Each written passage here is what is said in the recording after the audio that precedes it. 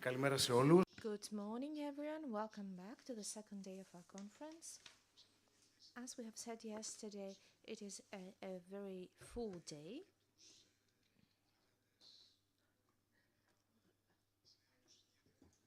Yesterday, we had a lot of people watching us online, almost 600 people from all around the world. I think this is a great figure and very encouraging for us. So today we will continue with a full agenda. It is a great honor to have here with us today a scientist, a neuroorthopedic, Professor Dreher from Switzerland, with his associate Dr. Christos Tsagaris. So we will start because we are a bit back in our schedule, and without further ado, I will give the floor. Zgadzus, just to say a few things about Professor Dreher and his short CV before his presentations. It is important to have with us Professor Thomas Dreher, who is a pediatric orthopedic surgery and traumatology and neuroorthopedics specialist, serving as chief physician at the University Children's Hospital Zurich and the Bulgarist University Hospital in Zurich, Switzerland. He specializes in pediatric hip surgery, deformities, neuroorthopedics, foot deformities, and limb lengthening. Professor Dreher completed his medical studies at the Ruprecht-Karls University, Heidelberg, Germany, where he earned his doctorate in 2007. He was trained in the Department of Orthopedics and Trauma Surgery at the Heidelberg University Hospital, where he rose to the positions of senior physician and later professor and head of the section for pediatric orthopedics, neuroorthopedics, and foot surgery. Since 2018, he has led the Department of Pediatric Orthopedics and Traumatology in Zurich. He has conducted significant research on gait disorders and deformities in children and has been a visiting scholar at prestigious institutions in the USA, including Gillette Children's Hospital, Sinners Hospital for Children, and Nemours Alfred DuPont Hospital for Children.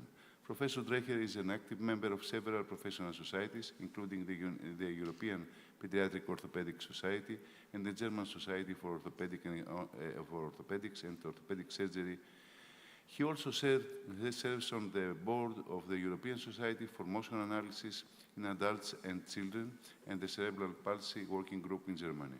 His scientific projects focus on the etiology and treatment of gait disorders, hip dysplasia, instrumental 3D gait analysis, and navigated surgical procedures.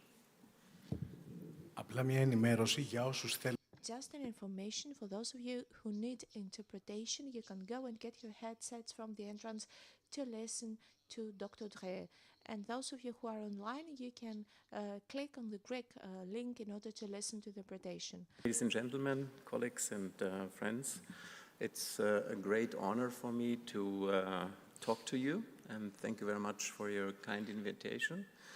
I'm trying to give some insights in the pediatric orthopedic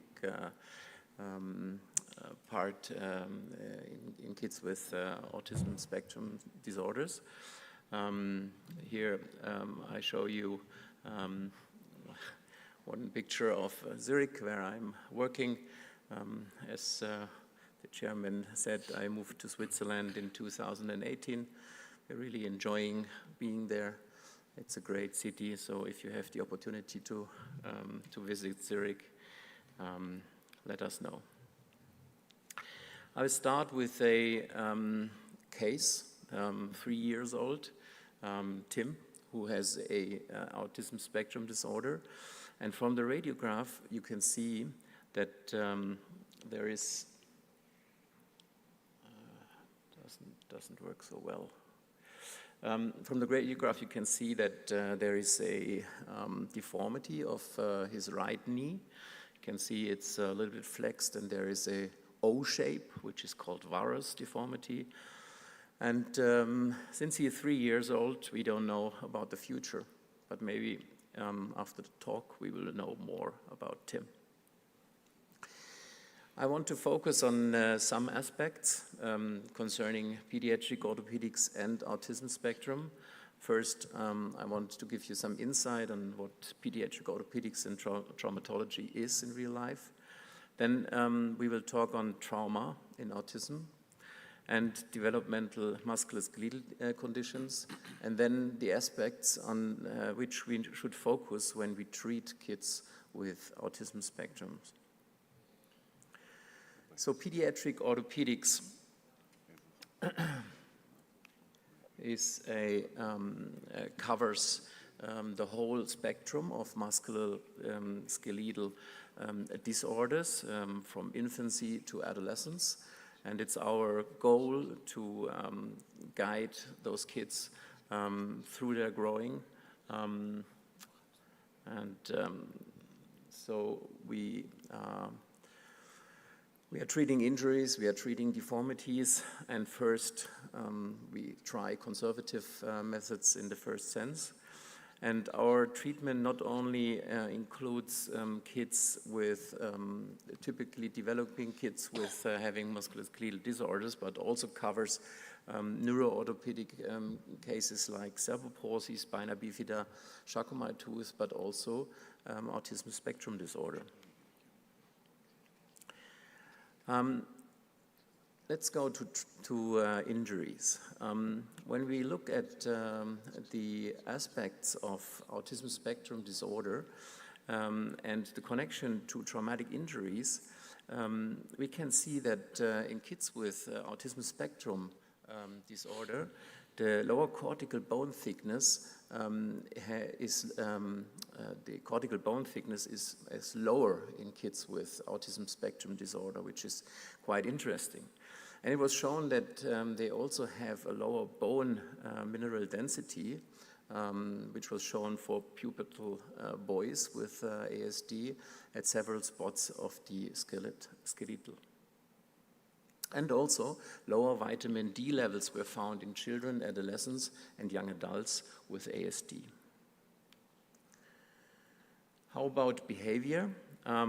We know that there are elevated risks of more frequent and severe injuries in kids with autism spectrum disorder. We have abnormal sensory processing and sameness, which can lead to self-injurious behaviors in children with ASD. And we know that the gluten and casein-free diets, which is recommended to many kids with ASD, can lead to a decreased bone metabolism.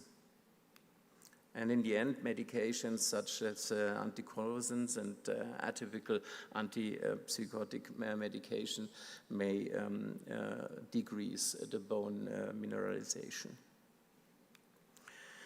There are some studies evaluating whether there is a higher risk for fractures in kids with autism spectrum disorder. However, some groups found even a lower fracture rate in individuals with ASD compared to typically developing children. However, if you look to larger studies, they could show that there is an 8 times higher risk for hip fractures among females in the age of 3 to 22 years old with ASD compared to typically developing children and young adults. And they could find a 2 times higher risk for hip fractures among males with ASD. So why is that so? I think that typically there is a high number of overseen fractures in kids with ASD, and they are typically the not so impacting fractures. So for this reason, it could be that hip fractures, which are have a major impact, are more recognized or regularly recognized, and this leads to these higher numbers reported in the literature. So how about developmental musculoskeletal conditions? There are 3 big topics where we have some evidence on. One is scoliosis, the curve change of the spine, toe walking, and irregular gait. So let's focus on scoliosis. There are not so many studies out, but there are some. And it has been shown that there is an increased rate of scoliosis in ASD kids compared to the general population. And that scoliosis can be associated with genetic variations associated with ASD. For example, 16p11.2 deletion. How about irregular gait? So many studies found changes in the gait pattern in kids with ASD, such as reduced stride length, increased step width, increased time in stance phase. You know, when we walk, we have a stance phase where the foot is on the ground, and we have a swing phase where the leg is swinging through. And you have some phases during gait where only one leg is on the ground, which is called single limb support. And single limb support needs a lot of stability. So if the stance phase time is reduced, then this also means that the single limb support time is reduced, which is a clear sign that gait stability is impaired in many kids with ASD.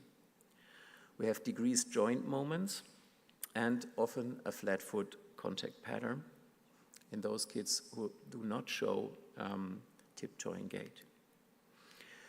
This is one of the most important slides of my talk. We know that there is a significantly higher rate of toe walking in children with ASD compared to typically developing children, with 8.4% of the children with ASD walking on tiptoeing, compared to 0.47% in typically developing children.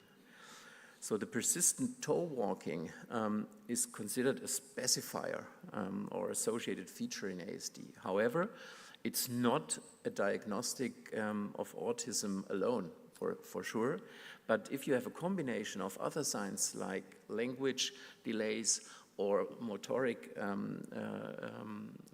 coordination problems in combination with the toe walking, one should think about ASD, and this is something for the pediatric orthopedic surgeons. Think about sending the child to a specialist to further evaluate whether there is an ASD or not. And for sure, we have to exclude differential diagnosis of, for example, minimal CP, who can also be present as just a little toe walking. Here's an example of an 11-year-old boy with an autism spectrum disorder showing these typical toe walking pattern. You can see there is no hind foot first contact, which is typically the case, that you start with your heel on the ground when you start your stance phase. So he is tiptoeing. He also has the so-called early heel rise sign, which means that during stance phase, where typically the foot is on the ground, the heel lifts much earlier before the push-off. So what are these kids doing when they're walking on tiptoes? So if you have a tiptoe gait, and you have, for example, a shortened calf muscle, which is the consequence of a longer tiptoeing gait, for balance you have a problem, because if you have a significant equinus, then you fall backwards. However, you can compensate this by doing a flexion in your hip, by hyperextending your knees, or increasing the lumbar lordosis to get a stability during standing and walking. And this is what we can see during walking. Typically, we use three-dimensional motion analysis, where the kids are applied, reflective markers are applied to specific anatomic landmarks on the kids, and they walk through the gait laboratory where infrared cameras are sending infrared light, the markers reflect, and then it's measured with the cameras, and afterwards we can calculate for each segment, for each joint, and for each lever the different angles we have in all the joints. And this is how it looks like. You have graphs for every joint. The first one, for example, shows the ankle joint, and you see in red, the red curve is the left side, the blue curve is the right side, and the gray band and the black line are the age-matched reference. On the x-axis you have the gait cycle, so the first 60% is when the foot is on the ground, and the next 40% are when the foot is swinging. On the y-axis you see foot lifting and negative foot down. So you see during the swing phase you need to lift your foot, and typically in the stance phase you have a dorsiflexion, a foot lift. However, in this kit you see a significant increase of plantar flexion position. And in the knee you see a rapid extension, and you see that the pelvis is dropping forward on the right side, which is a compensatory mechanism for this tiptoeing gait. This is a very important thing, which we use also to distinguish between tiptoeing in kids with autism or idiopathic cases, to compare those and distinguish from cerebral palsy. So we do dynamic EMG measurement during walking, and we check whether we have any spastic muscle patterns in the EMG.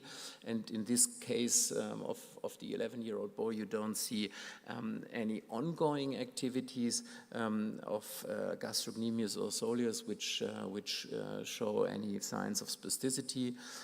We see a typical pattern for an idiopathic toe walking, which can be associated with ASD or not.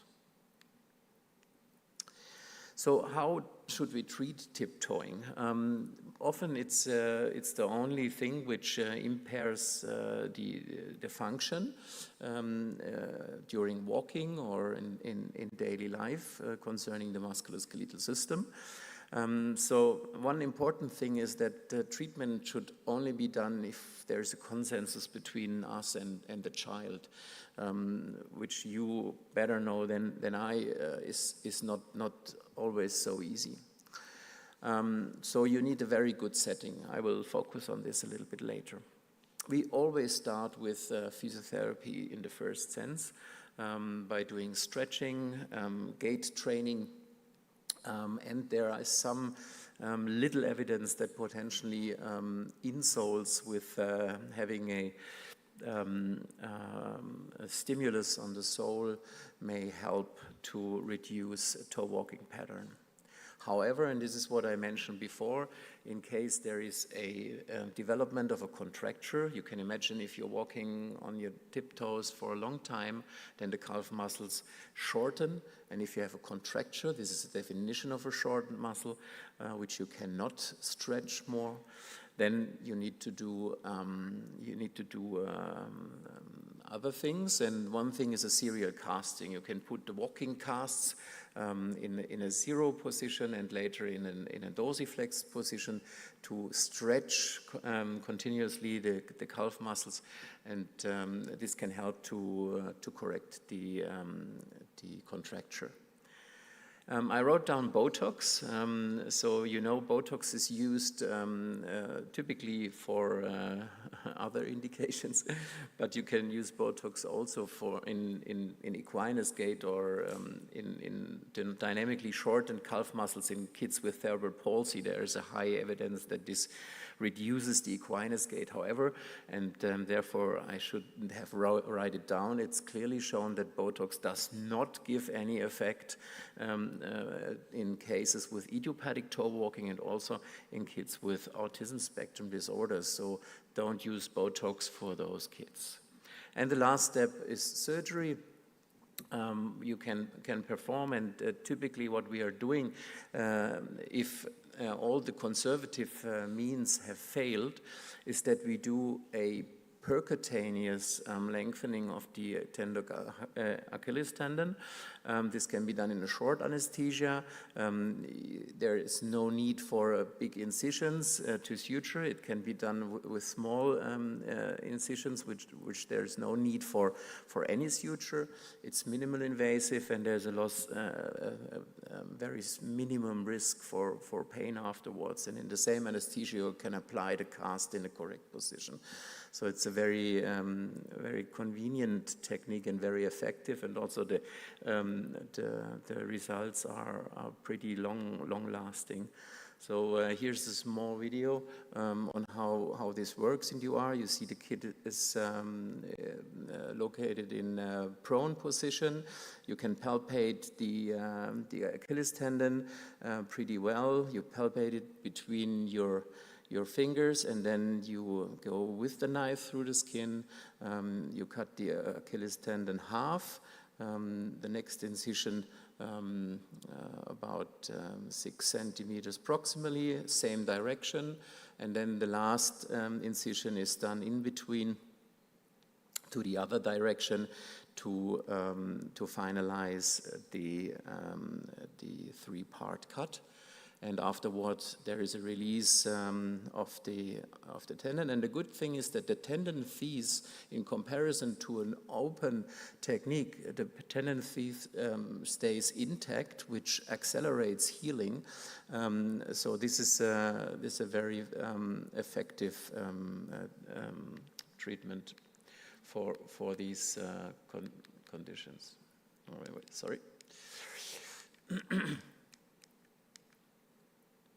Here again, the technique, just to understand, 2 cuts in one direction and the other in the middle in the other direction.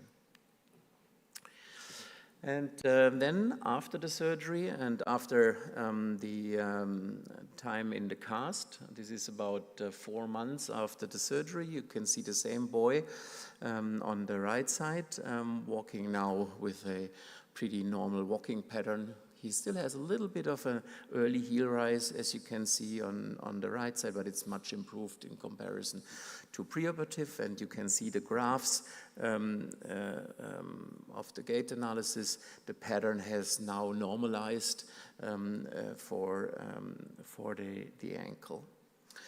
And in autism spectrum disorder, our observation is that it also can help to reduce this toe walking pattern to get identified so early by others. So it can also help the overall situation from a psychological point of view. However, to my best knowledge, there are no investigation or real investigation in this pattern, in this topic. This would be a very interesting research question on how this affects the overall situation.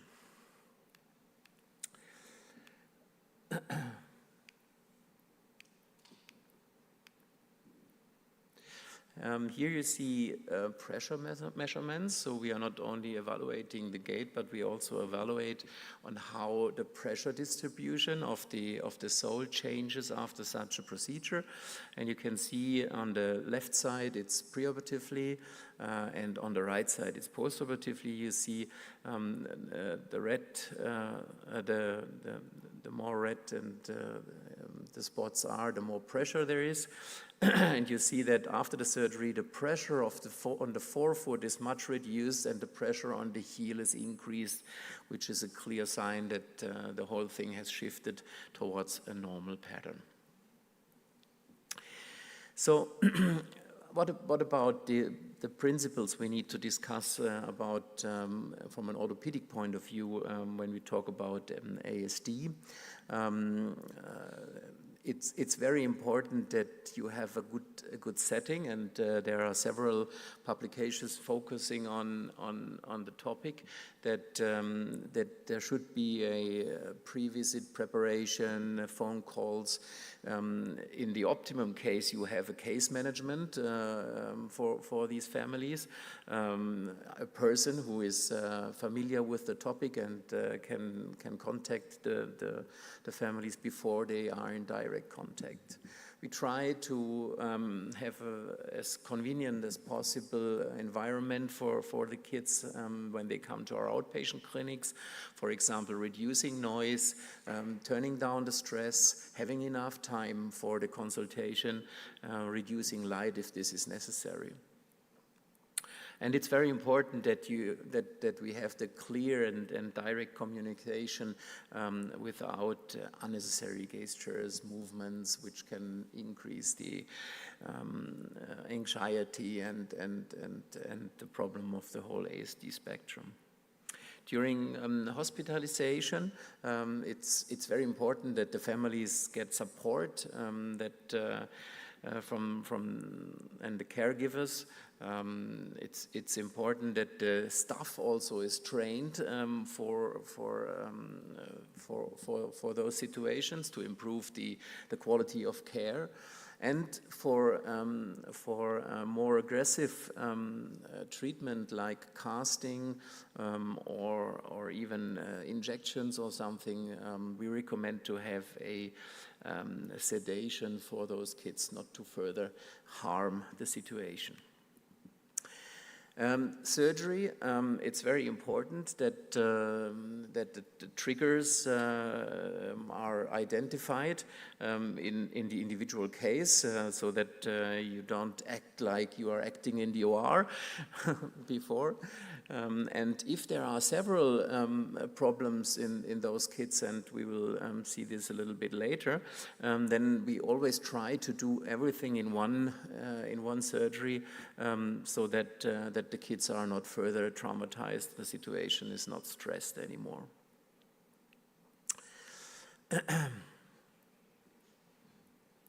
So let's get back to Tim. So he had this genovarum, and it was treated by a correction osteotomy. So the bone was cut, there was an external fixation applied. We can discuss later if this is a very good idea for a kid with ASD. And you see the length was restored on the right side, and the axis was also improved. However, 10 months after the surgery, you see that the leg is again deforming into the same problem. So it was decided to again do a correction, again with an external fixation, to straighten the knee. And you can see there is on the inside of the growth plate, you can see there is a block which is bone cement, and this means that he had a closure of the inside of his growth plate on the medial part of the femur, which explained why he is always coming back to his varus deformity. So you have a closure of the physis on the inside, the outside will grow, and then you get into further varus deformity. Then in the further course, he corrected his leg more and more. However, 5 months after the surgery, you again see that he's developing again a varus deformity. So it was decided to do some guided growth. And you see on the right side, there is a small plate put over the outside of the growth plate to stop the growth on the outside and have a little growth on the inside, and then it automatically should correct over the further course. And if you see those pictures, then you see that it worked out. So it corrected more and more. However, in the further course, after a little bit of overcorrection, 3.1 years after the surgery, there's a picture in the middle, you see on the right side that the varus deformity is coming back again.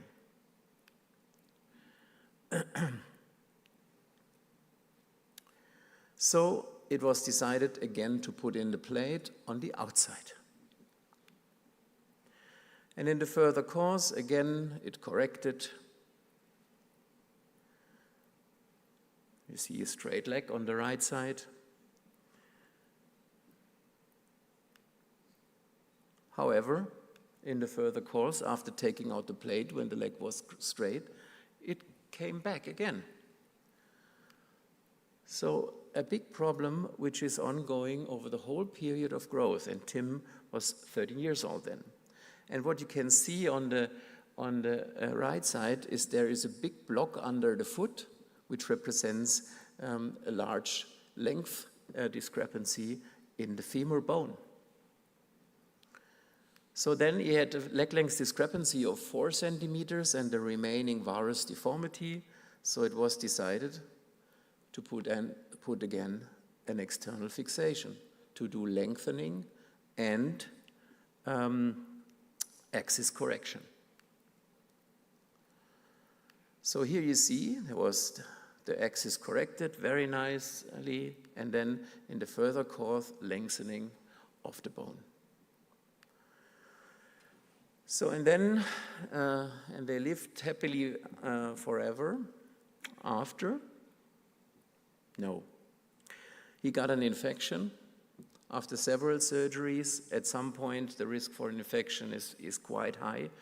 So he had this Staphylococcus epidermidis infection. And then we needed to explant the fixator, implant a spacer, again with bone cement, with antibiotics, put in a nail which was rigid, and accepting the leg length discrepancy. So then in the further course, everything healed, also the infection healed. However, he had the 6 centimeter leg length discrepancy. So this was in the age of 15. And then we decided that this is not a good situation for the boy, and did a lengthening with a newer implant, with a lengthening nail which is not connected to the outside. This is a big opportunity for kids with autism because the fixators are really a problem for those. Then in the further course, he developed a normal leg length. You can see the nail can be activated with a magnet from outside and can be distracted, so you can lengthen your bone very conveniently, so no need for fixator. And then in the end, you see the bone regeneration on the right side with an equal leg length, no pain, and free of range of motion. And then potentially we can say that he had a really struggling way through all this history from his age of 3 until the age of 16, with a lot of uncertainties and a lot of ups and downs. And you can imagine that all these things which were done are quite difficult in a kid with the underlying autism spectrum disorder. So this is something where we really need a specialized team and a lot of care for those kids. So in the end, then they lived happily ever after, but it was a long way. The final slides will a little bit focus on the approach, on how we should act when we have those musculoskeletal problems. And the absolute basis is we have to listen to the patient, we have to listen to the parents. We should seek interdisciplinary support, which is very important because at some points we are not trained enough as orthopedic surgeons for these very challenging situations, and we experience that interdisciplinary work with all the others disciplines make the whole treatment much easier and convenient for the patient, but also for us, because it's also for us a challenging situation. We should optimize the medical procedure documentation, have checklists in order to avoid problems. And we should create blueprints out of the patient care experience we had in the past. And we should look to other identities like cerebral palsy or other complex conditions where we already have very robust strategies, interdisciplinary settings and case management, and should use this as a basis for the treatment of these children. So the way forward is to act with the KAP model, which is knowledge, attitude, and practice, and adapt our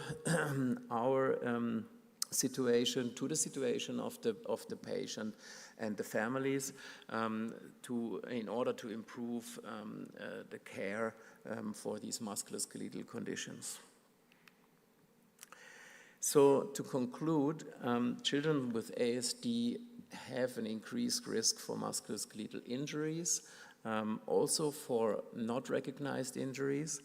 Developmental conditions can affect the skeletal growth of the children with ASD, and it's very important to have this interdisciplinary, personalized, and especially empathic treatment with patients as an essential factor for the satisfaction, efficient case flow, and a reduction of complication in those challenging situations. And it's very important to document the experience, share the good practices, and have multidisciplinary collaborations. I want to thank you, the audience, to listen to my talk. I'm very happy to discuss those things in a few seconds, but I want to take the situation to cordially thank Christos Zakaris, who is at that time a resident in my clinic. He is an amazing guy. I'm really happy to have you in my team. He will change to another institution because he needs to do his training in orthopedic surgery, but we have a lot of fun, and you're really a brilliant thinker. Thank you for your friendship and being at my institution. And I want to cordially thank you, Professor Alexiou, for organizing such a wonderful conference. I thank you all for your attention.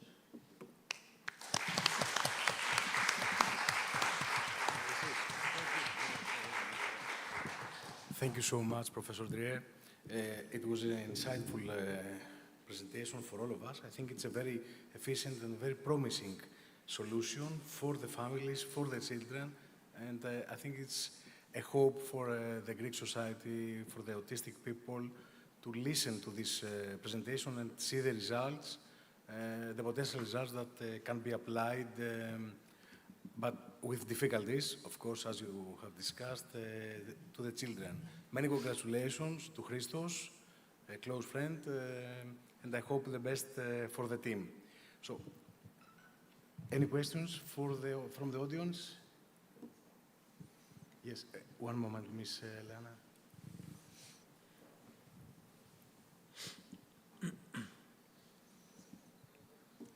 Hello, good morning. Thank you very much for your very fantastic presentation.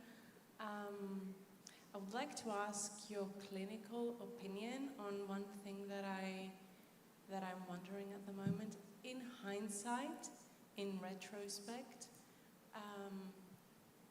taking into consideration the developmental trajectory of this specific patient and the various times you had to re-operate, so from 3 years to almost 16. natural, yes.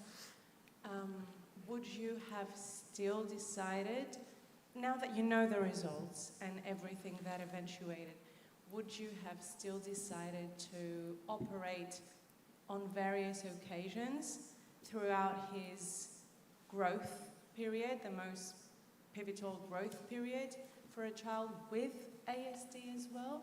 Or would you have waited for that growth sprout to just finish, complete, to a specific point, and then decide to operate?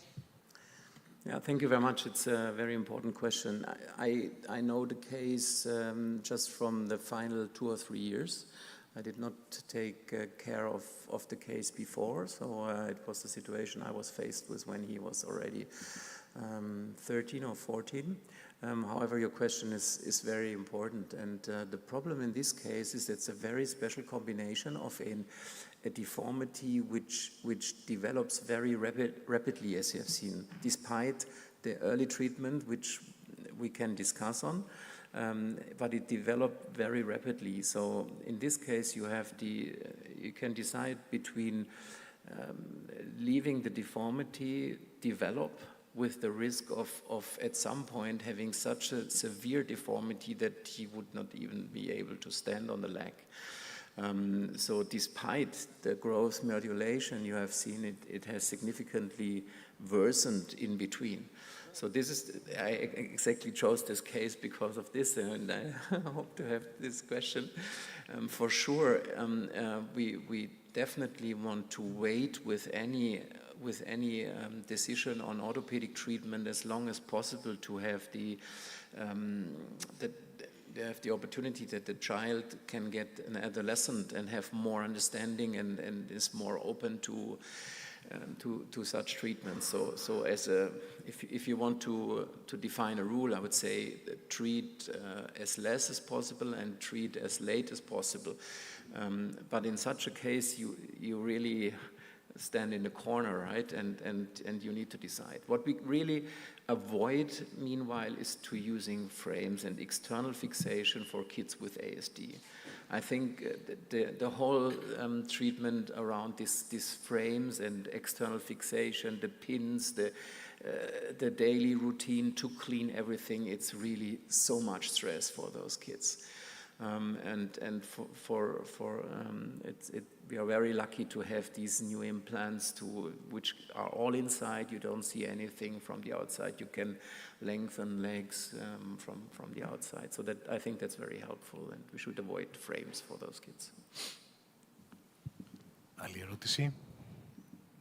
Any other question?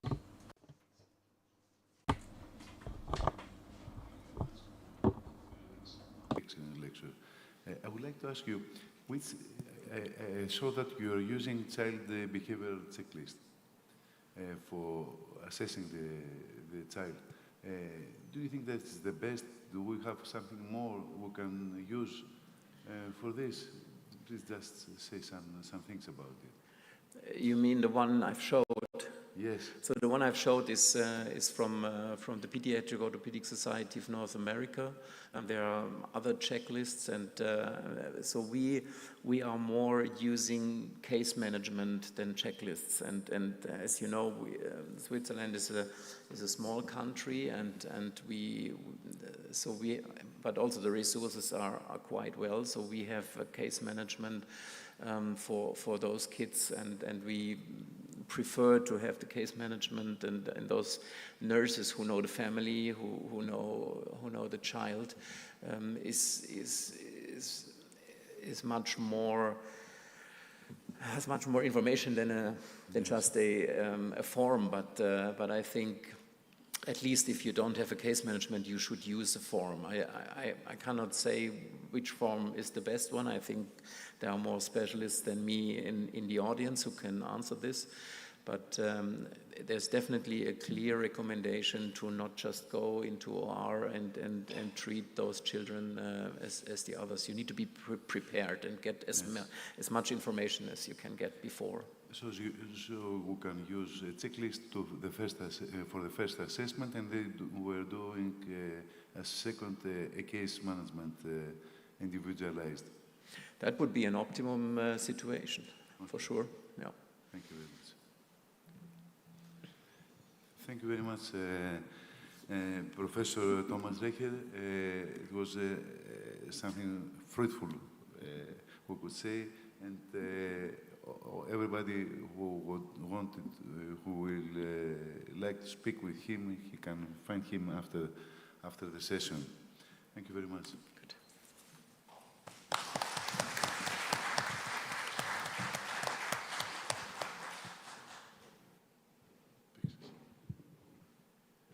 Θα προχωρήσουμε.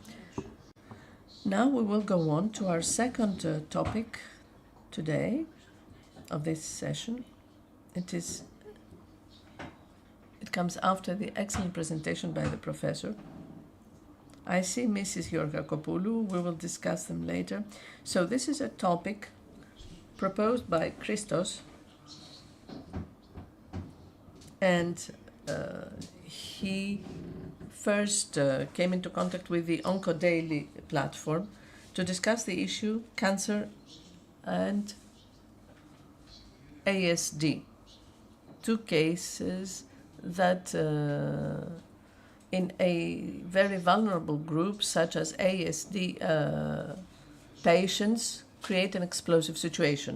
So let us call Andreas Koulouris, Professor Eleni Tolma from Cyprus, Dr. Yeva Margarian from the Institute of Cancer and Crisis, Organization for Cancer, Mr. George Kapetanakis. It's a great honor for us, Mr. President. Άρα για να...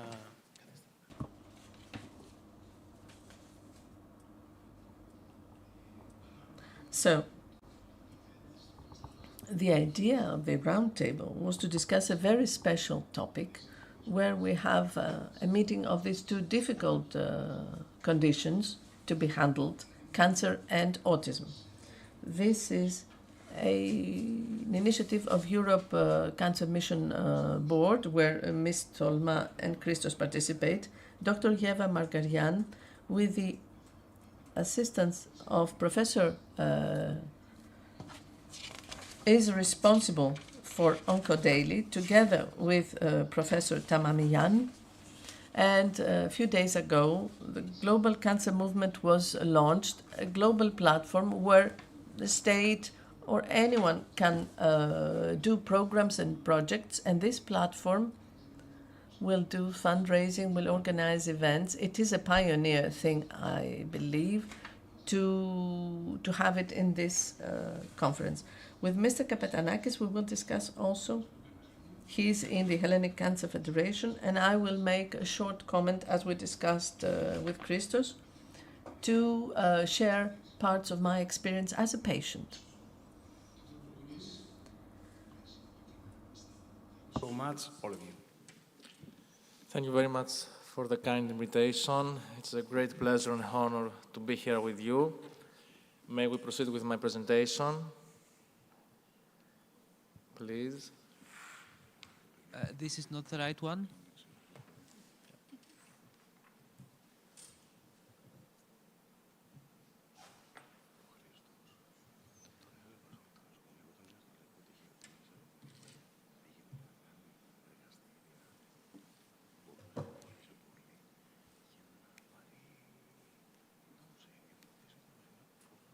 Perfect. So we may start. It's a great pleasure to discuss about all these missing pieces regarding our approach towards the cancer patient in the context of autism spectrum disorders. It's a challenging issue. And first of all, we have to talk about physicians before we proceed towards patients, to our patients. There are two categories of oncologists. The first one is a technical, data-driven, autistic oncologist, like this one, that focuses especially in the treatment without emotional engagement, and it's kind of first-line chemotherapy, second-line immunotherapy, third-line supportive care, fourth-line, next one, please. And we have the second category of oncologists, the empathetic, relational oncologists, that try to build a relationship with our patients. Because burnout is a very important issue in our specialty, it's important to distinguish these physicians, these categories of physicians, and we have to deal with it in daily clinical practice. And of course, this is a serious question here: which patient are you best equipped to manage? So there are physicians that may prefer to come across with patients in the autism spectrum disorders because it's much easier to deal with these patients without emotions. They feel that it's much easier to say that, okay, you have cancer and we may proceed to your treatment, but it's not like that, of course. But let's start from scratch. And first of all, communication. And I would like to start regarding communication in the general population, and thereafter we can proceed to autistic patients. Communications. There are some specific rules in oncology that may help us to deal with cancer patients. We have these rules. First of all, we try to have an ask-tell-ask approach towards our patients. So ask first. We try to listen to our patients, not only speak to them. It's not only about medical lectures. It's about to build a relationship and to listen to your patient and all the problems that he may have. Thereafter, tell me more. What is happening? Conversation. You try to evaluate your patient's emotions in a deeper level, at a deeper level, and you try to define what's happening, to identify what's happening. What does this mean to your patient? It's very important to the patient in the context of autism spectrum disorders, too. Following, we have to respond to these emotions. It's a difficult part of our specialty. We have to accept non-judgmentally. We have to acknowledge patients' personal views and feelings and validate the importance of the patient's contributions in a therapeutic relationship. We're not alone in the treatment strategy. It's a coordination with our patient. And of course, we have to assess the patient's coping style. There are patients and physicians that are blunters or monitors. So monitors are this kind of patient or physician that tries to control everything, every symptom, every single aspect of the disease. And blunters, oh, okay, it doesn't mean anything, okay, you have some pain, okay, we'll evaluate it later. Okay, I think that the best approach is in the middle, but we have these two categories too.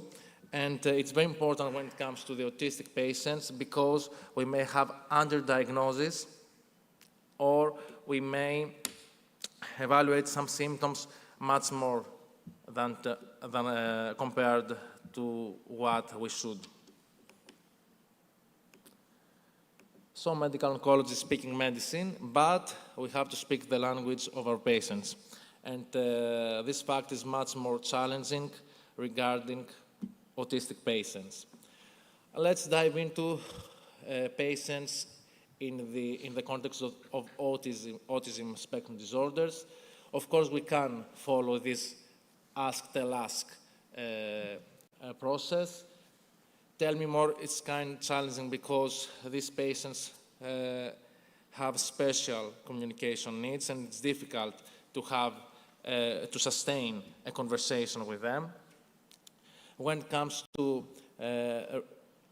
emotion acceptance, it's kind of problematic and challenging too, because it's difficult to build a strong relationship and dive into these patients' emotions and discuss about them. And of course, it's very important to understand if your patient is a monitor or a blunter patient, if there is a risk for underdiagnosis or overdiagnosis.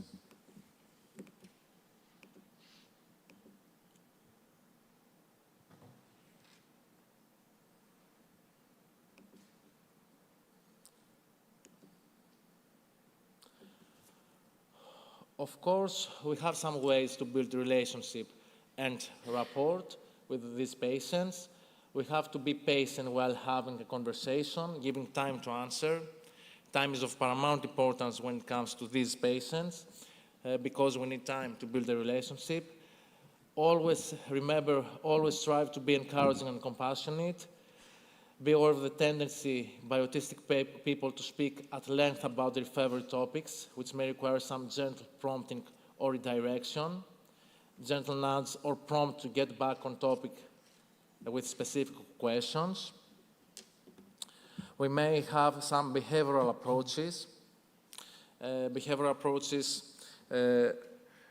are the most useful techniques to these patients. We may provide specific praise and or natural rather than clinic setting. Could you please change my presentation with the last one that I have provided to you, because it's the wrong presentation. I have provided to you with another presentation. Maybe as kind as. It's not my presentation, my final presentation. If there's a problem, I can proceed, but. Give us a moment.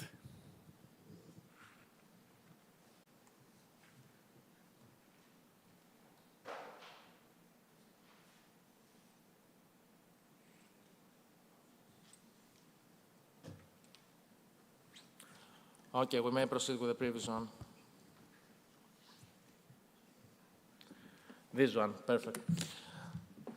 And of course, it's not feasible, it's not always feasible, but it would be better for these patients to have a discussion at a natural rather than a clinic setting.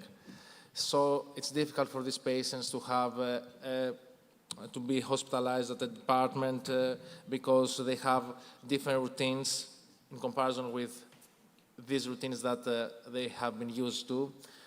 And it follows this behavioral approach, pivotal response training, according to pivotal response training approach. And we have some common challenges with these patients. So please don't be offended by lack of eye contact, motor tics, or a lack of understanding personal boundaries. It's common. And please understand that autistic people like routines and schedules. So you need to have a clarity and structure. You have a specific agenda that you follow. It's very important to have a strategy and an agenda, but keep in mind your patient's special needs. And don't forget that these patients tend to think literally, so it's best to avoid idioms and slang. And non-verbal approaches are useful, such as figures, pictures, tablets. You may use your tablet. It's a helpful tool when it comes to this patient. And of course, we have some tools that are very helpful, and some acronyms like NERS that can help us when it comes to dealing with our patients' emotions. NERS is the acronym of naming, understanding, respecting, supporting, exploring. All total, NERS. And if you name an emotion, it's much easier to understand it and to explore it. So we have some common barriers. We usually give pathophysiology lectures. We ignore the context of the communication encounter. It's difficult to find out the patient's information needs. And we may offer reassurance prematurely. We need time to discuss and to know our patients at a deeper level, especially when it comes to these patients. And of course, we have to delete must and find what our patients really want. Another challenging issue regarding the specialty of oncology is the announcement of bad news. And of course, it's a challenging issue in the context of autism. And here I would like to invite you and to answer to these multiple choice questions. It was a game, like a game that we had to, that took place at a conference, at the Universal Conference in USA in 1998. And we had a lot of physicians as attendants, and we asked them, which do you find the most difficult task when it comes to the announcement of bad news? But first of all, how many physicians do we have today here with us? Please raise your hands, physicians or medical students. Just few. Okay, but there's no problem with that. Let's think about it. Let's say that you were physicians, you were oncologists like me, and you have to announce some bad news to your patients. Which one would be the most difficult for you? Who believe that discussing about diagnosis, that do you know you have a cancer, is the most difficult part when it comes to the announcement of bad news to cancer patients? Please raise your hands. Second one, telling patient about recurrence. So a patient has a cancer, we have a surgery, and he's cancer-free for some years, and over the course of the disease, we have a recurrence with a metastatic site in the lungs, for example. Raise your hands, please. Would you find it difficult? 2 hands, I can see. Talking about end of active treatment and beginning palliative treatment. Please raise your hands. There you go. I think that I agree with you. And discussing end-of-life issues, do not resuscitate or something like that. Okay, 2 hands here. And the last one, involving family, friends of patients, and discussing about the poor prognosis. Very nice. So I think that the winner here is C, talking about end of active treatment. And my last question, what do you feel is the most difficult part of discussing bad news? A, being honest but not taking away hope. B, dealing with the patient's emotion, crying and anger.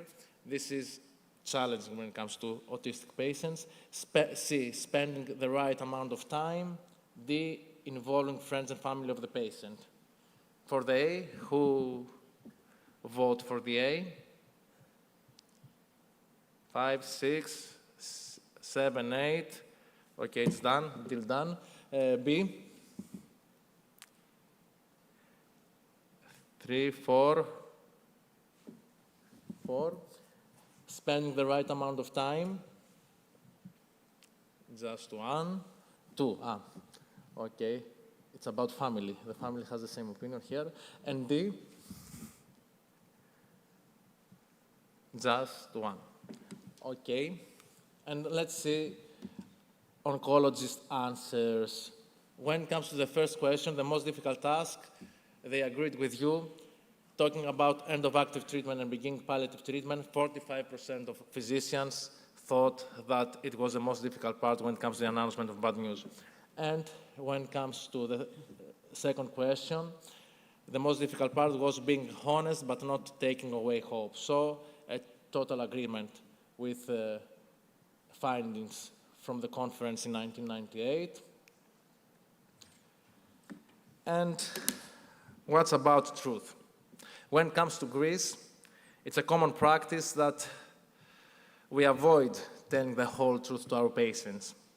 It's a whole different story compared to my experience at Karolinska University Hospital. It's much easier to talk about truth with these patients, and there is another mentality. Of course, I think that a patient has to know the truth about his prognosis and his treatment plan.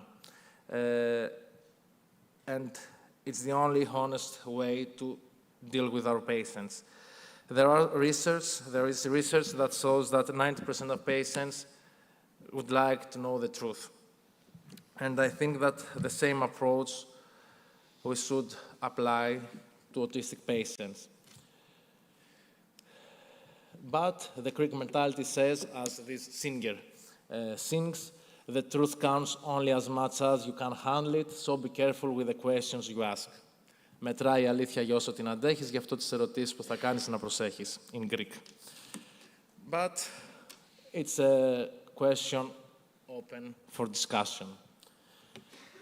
In any case, I have some tools here to help physicians when it comes to the management of autistic patients. 6 steps of spikes, another acronym, to help regarding announcement of bad news. These tools are helpful regarding patients in the context of autism spectrum disorders. First of all, S for setting up the interview. It's very important when it comes to these patients to have a nice environment, close to their routines, not a clinical setting, but a natural setting if it's possible and feasible. Arrange for some privacy, involve significant others, families or caregivers. Sit down, make connection with the patient. It's difficult to have eye-to-eye contact and eye contact, but it's much better to have a close contact with them, as close as it's possible. Of course, touch is difficult with patients, but you have to spend some time to build a relationship with them, and manage time constraints and interruptions. It's very important here. P for assessing the patient's perception. Before you tell, ask. Obtaining the patient's invitation, giving knowledge and information, and of course, there's no such phrase, there is nothing more we can do for you, it's wrong. Always, there are some things that you can offer to your patients, even if your patient is at the palliative setting. E for emotions, with empathetic responses. This is a difficult task for autistic patients, but you have to try, and time is the top secret here, in order to achieve a connected statement. And 6, S for strategy and summary. You have an agenda, and you repeat the main part of your information, and you have to have a specific strategy for these patients that they should understand and follow. And of course, knowledge speaks, but wisdom listens. Try to listen to these patients, even it's more difficult compared to other patients. But after all these helpful tools and assistance, our show must go on. We have some specific issues to discuss about these patients in oncology. And first of all, there are some studies with ambiguous results regarding the risk, the cancer risk in individuals in the context of autism spectrum disorders. Several studies, other studies showed an increased rate, other studies showed a decreased cancer rate for these patients, children and adolescents, studies that involved children and adolescents, but the most important study was this one in 2022 that was published in Annals of Oncology by ESMO, Cancer Risk in Individuals with Autism Spectrum Disorders. This study comprised over 2 million individuals, including more than 4,000 patients with autism spectrum disorders, and their 40,000 approximately autism spectrum disorders free full siblings, and this study showed an increased risk for cancer among individuals with autism spectrum disorders, up to age 30 years compared with individuals free of autism spectrum disorders. But the increased cancer risk was in relation to co-occurring birth defects or intellectual deficits in the context of autism spectrum disorder. So we have to distinguish, to separate these two categories. If we have patients just in the autism spectrum disorder, in the context of autism spectrum disorders, or we have patients with comorbidities, co-occurring birth deficits, or intellectual disabilities. It's very important because autism without comorbid intellectual disability or birth defects was not associated with an increased risk of cancer. And we have another study from Switzerland regarding cancer care of children, adolescents, and adults with autism spectrum disorders that shows that these patients have higher prevalence rates for almost all medical and psychiatric conditions, especially dyslipidemia, obesity, hypertension, gastrointestinal disorders, autoimmune conditions, allergies, infections, epilepsy, sleep disorders, depression. So how all these comorbidities influence the risk of developing cancer? It remains unknown. So there is ongoing research on this issue.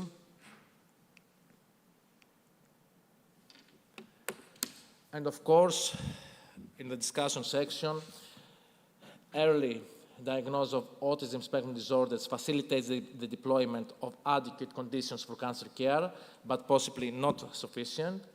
Oncology healthcare providers might lack a sufficient understanding of these neurodevelopmental conditions, and education and training and communication is of paramount importance here. And there are some national programs that enhance education and communication skills of providers, such as this program by NHS in the United Kingdom, Right to be Heard, that may be helpful, and other countries should follow this paradigm, this example. So I have some specific recommendations now that may be of assistance to our physicians that deal with these patients. First of all, our first goal is to build a team. We need a team, a multidisciplinary team to approach these patients, towards these patients. First of all, define leading medical and nursing staff members for the patient.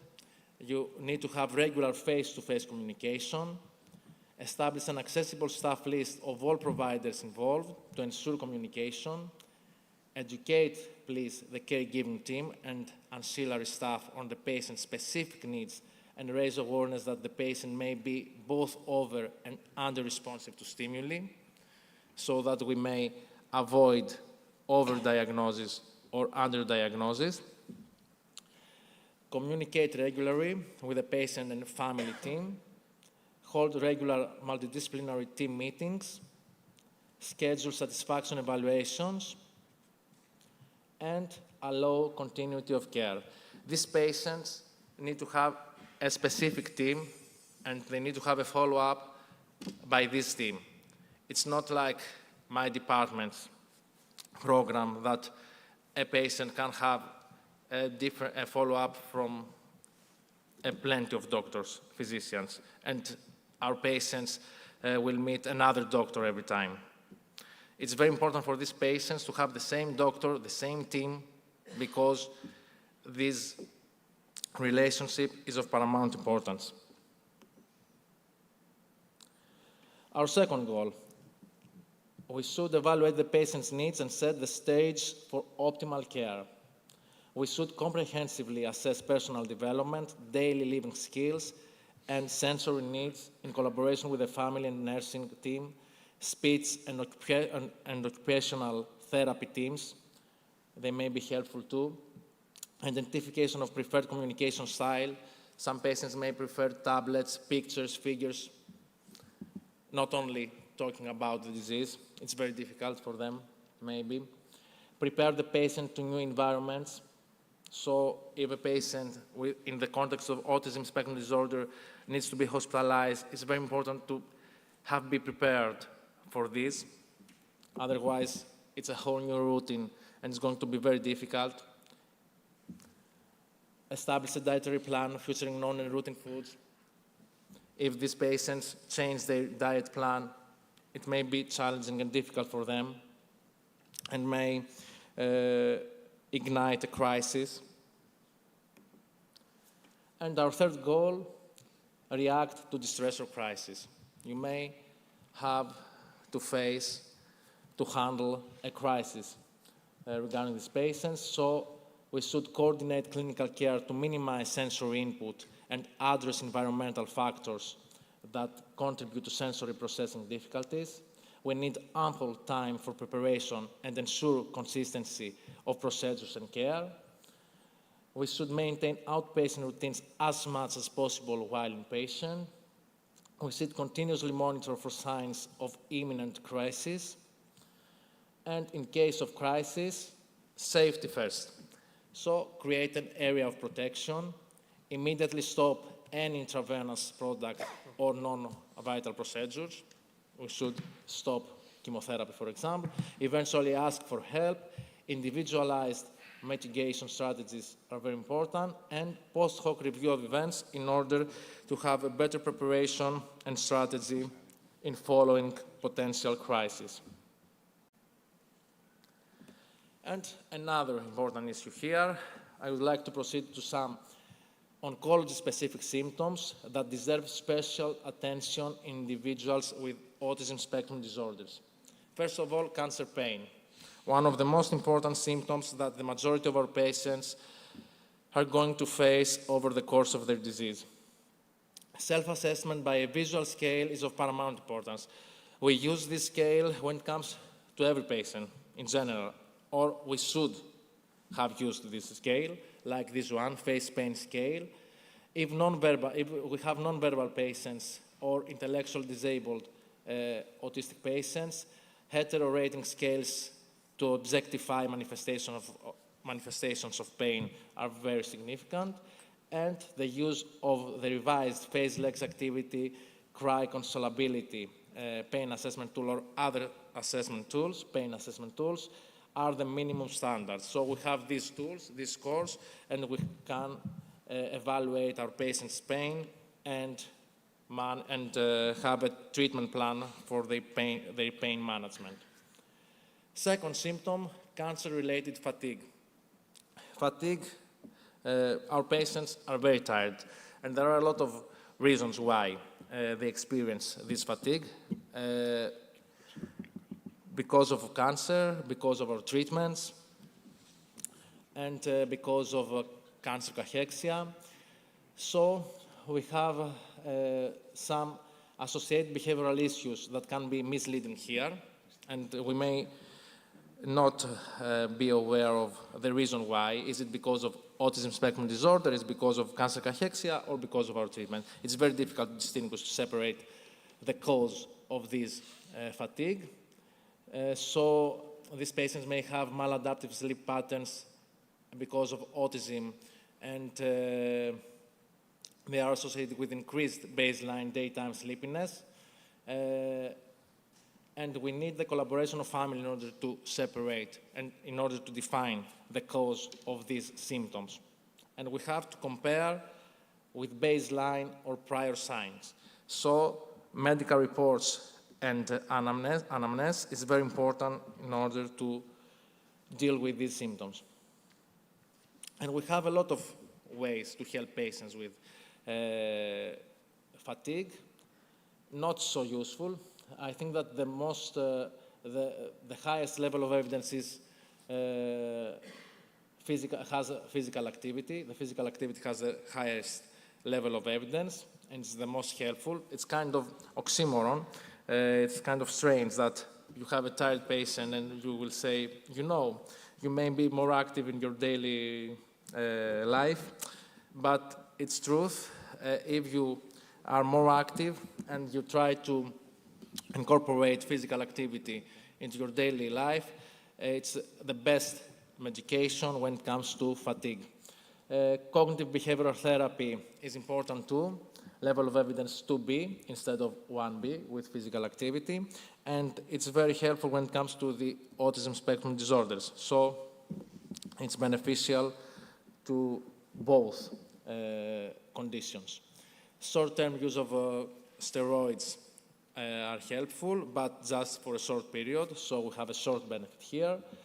And there are some alternative approaches, such as mindfulness-based stress reduction, yoga, acupuncture, but we do not have enough data to support these approaches. Neurotoxicity, another important symptom that is related with chemotherapy, and nowadays with the development of immunotherapy, novel and complex patterns such as polyneuropathy, demyelination arise. So we have to be aware of them, and there is a high risk for underdiagnosis when it comes to autistic patients. We apply similar approach to pain and fatigue for neurotoxicity, and if there is chemotherapy-induced neurotoxicity pain, if we have pain, not only numbness or neurological symptoms, we have some medications that are helpful. Otherwise, we do not have a specific medication that helps against neurotoxicity. If we have neuropathetic pain, duloxetine, because of chemotherapy, for example, duloxetine and antidepressant medication is effective and has the highest level of evidence. Fever, another symptom here that's of paramount importance and has a different pattern in these patients because unfortunately we have an altered manifestation of fever in the context of autism spectrum disorders, as children at least. Even an improvement of the behavioral phenotype during hyperthermia, and these behavioral state changes are associated with fever have been speculated to depend upon the selective normalization of key components of a functionally impaired locus coeruleus noradrenergic system. So it's very important to compare with the baseline status and contact and communicate with family or caregiver teams. And we have regular blood tests during chemotherapy courses, of course, in order to detect potential neutropenia early. So we have to be on alert when it comes to fever to these patients because we may have underdiagnosis. And our last symptom, gastrointestinal issues. You know that our patients, especially these patients that undergo active oncological treatments, face gastrointestinal problems. Given the communication difficulties in these patients, any atypical behavioral, such as sleep disorders, food intolerance, self-injurious behavior, or holding the abdomen or squeezing the legs together, should trigger an evaluation for constipation. For oncology, because we have medications such as ondansetron that are medications against vomiting that can cause constipation and grave, serious constipation. And another important issue here, challenging issue, for oncology providers, excessive nausea, vomiting to minimally or even non-emetogenic drugs could constitute a red flag for autism spectrum disorders in a patient with other suggestive signs. So we may diagnose a patient with autism because of this behavior. And the cornerstone of the modern oncology is this multidisciplinary team.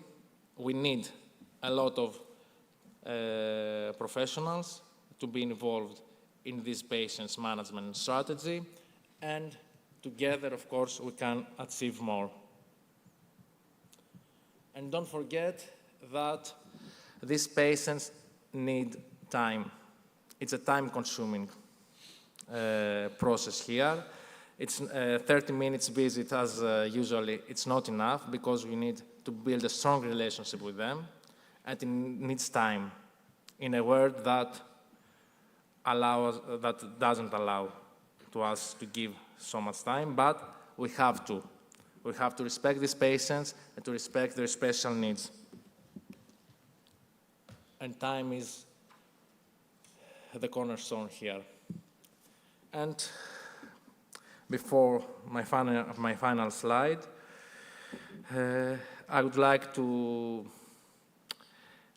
focus on this fact here that we had a pandemic previously, the COVID-19 outbreak, and I think that a lot of physicians became detached and they avoided personal contact, human touch, because they were fearful of all this stuff. And a lot of physicians continue the same pattern. They continue to be detached to our patients.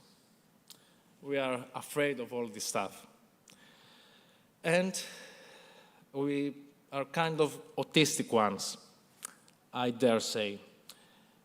And this thing is very challenging when it comes to autistic patients. It's difficult to have contact and touch. But there are a lot of cases that if you spend time with these patients, if you build a relationship, this stuff is visible. Do not forget it. And it's very important when it comes to the management of cancer. Because no matter how many tissues, organs, or cells a cancer can infiltrate, there is all this treasure that no malignancy can invade. And it's crucial regarding these patients. And I would like to thank you for your attention, and I am open for your questions.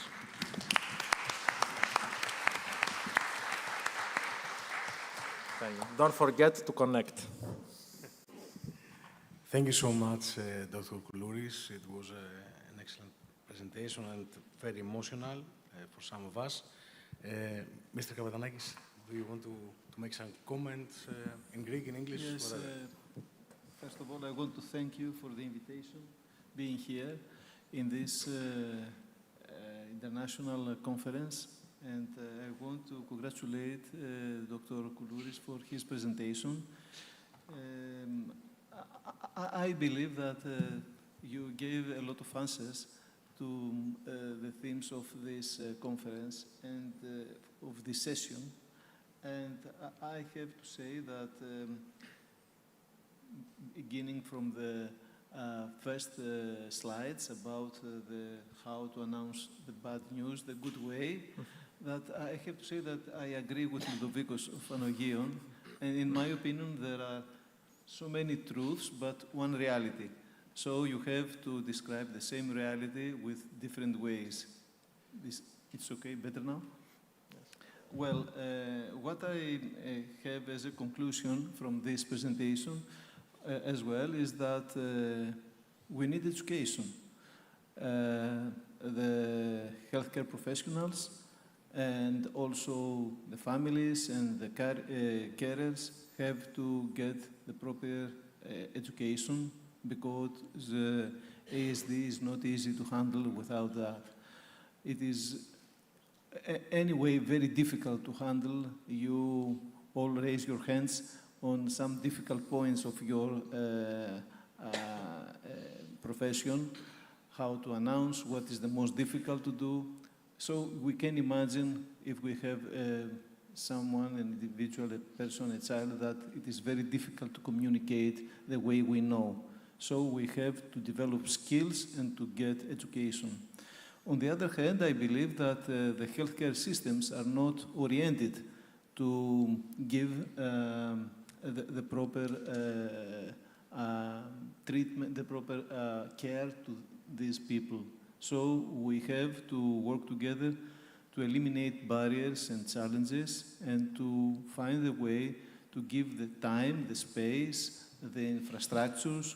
Earlier, the previous presentation, early in the morning, we saw so nice pictures of an MRI room. So we need to adapt several and make several changes that we can take care about this, the treatment for people who have cancer and ASD as well. And the third that I believe is the comorbidities, that this is very crucial, I believe, in treating people with cancer and ASD. Empathy was very important, and I believe that, you know, I believe that all the patients can receive what the doctor can give them. So empathy is very important. And one more that I would like to say, that all these recommendations or the suggestions you gave about the communication and about the way the healthcare professionals have to act, of course, as a team, are not provided by the universities for the time being. So we have doctors, we have new, very good doctors. I have to say that I'm impressed about the skills, scientific skills, but we do not invest in communication, in empathy, so we can cover this gap between this. And of course, time. I think I've said enough more. Thank you. Thank you very much. Thank you very much. Exactly, that's the bitter truth. There is no appropriate education when it comes to this stuff. And there was another question in this conference, at this conference in 1998. How many of you, of the physicians, had the proper education during their medical school years? And it was just 5%. But the question here is, it was 1998. Nowadays, do we have 50% of physicians that are educated when it comes to communication skills and when it comes to announcement of bad news? I was an oncologist resident, and I don't think that I had the proper education when it comes to the announcement of bad news. No, they don't. I think they don't. I think they don't. And I know because we are collaborating and working with students, with new doctors, and this is something that they need to have, and they ask for it. Exactly. Thank you so much, Mr. Kapetanakis. I totally agree about the time. On 2020, I was diagnosed with acute lymphoblastic leukemia. After 1 year, I had to make a bone transplantation. Okay. After some tests, I was in the doctor office, and we were at the COVID period. Okay, so the doctor gave me some information, and I was going to have the test, and she told, an excellent doctor, but the time is very limited. You know, we have a small rate of mortality, but okay, I will bring the test for the COVID. So I was left in the room. How much was the percentage? She told me about the percentage, and I was alone, and I couldn't do anything. Imagine that there was an autistic person, a person with ASD, alone in the room with a doctor that just told him that you have a small, I don't know, rate of, I know, a rate of mortality, but I will tell you later. I think that the Greek hospitals are not suitable for ASD. When the Greek Society for Autistic People discussed with me the idea of the conference,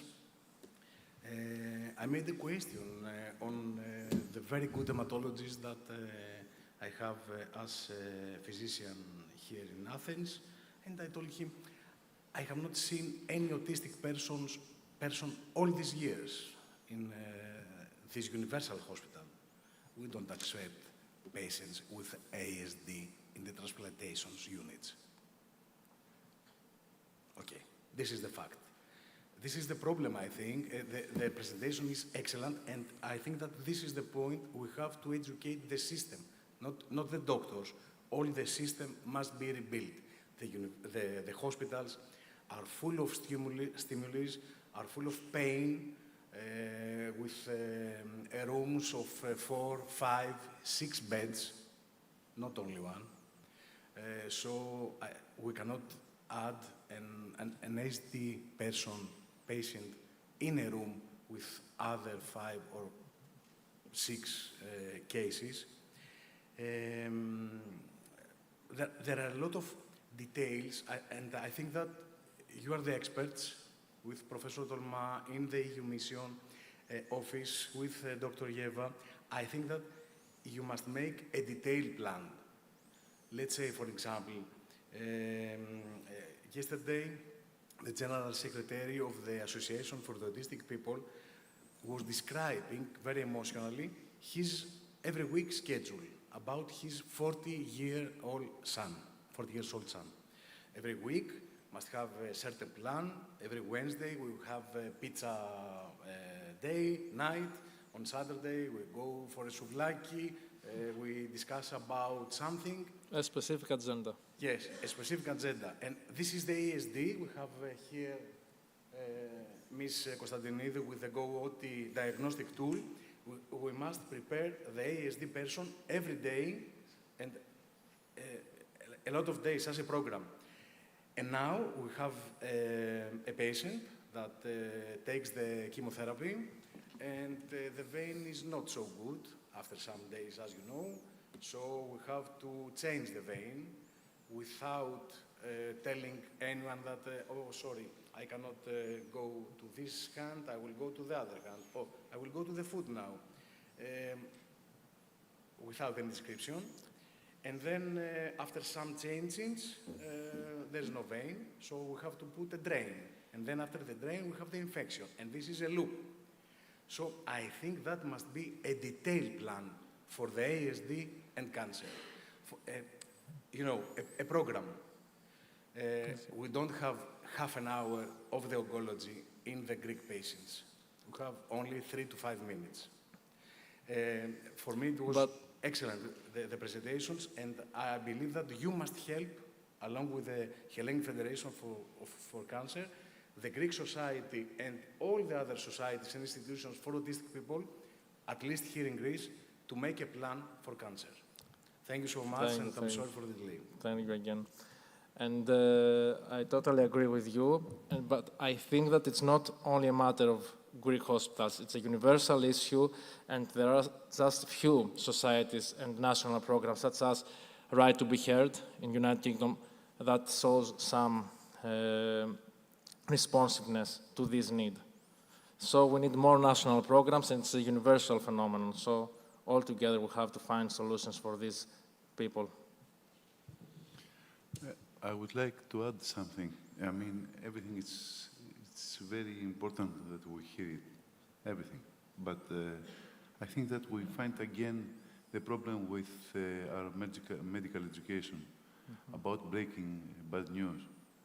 Nobody knows how to approach a patient. This is the problem. We have to understand it in the medical schools. This is very, very important because nobody says, and you have to learn by yourself. This is very, very difficult. You have, you know, even to say that your father had died, you have to know how to say it. And you have to lose a lot of patience or to say a lot of things, a lot of bad things to learn how to approach, how to find your approach. So I believe that it is a very nice session because we finding the things we have to add all the time. And thank you very much for this. Thank you. You're welcome. Thank you, Dr. Andrew. Thank you so much. Thank you very much.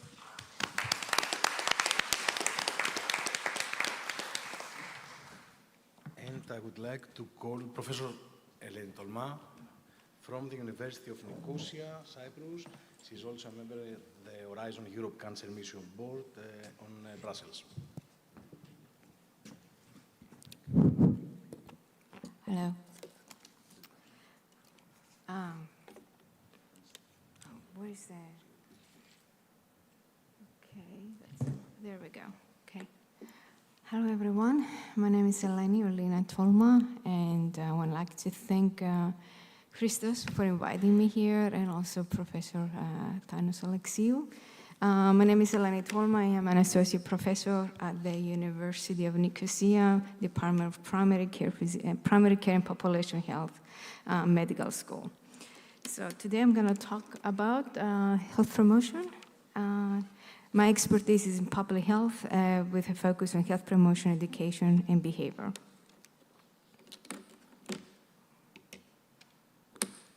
Okay.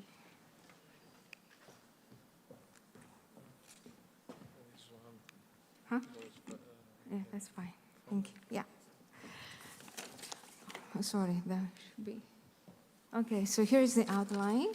So today I'm going to talk a little bit about this health promotion. Then I'm going to talk about neurodivergence. And then I'm going to talk about the intersection between neurodivergence, public health promotion, and cancer. And then I'm going to talk about, give some recommendations. So what is health promotion? According to WHO, health promotion is a process of enabling people and communities to increase control over and improve their lives. Also, health promotion is partly a science and also art. So science because it's based obviously on scientific findings, and art because there is a creativity part of it. As health educators, we're asked to develop, let's say, health education materials for social marketing campaigns. So it's a very interesting discipline. Back in the 80s, for many years back in the 80s, emphasis of health promotion was based on the individual, and it was the individual's responsibility to be healthy. But with time, we've learned that focusing on the individual and providing skills and knowledge cannot really bring a sustainable behavioral change. So that's when the socio-ecological approach to health or model was born.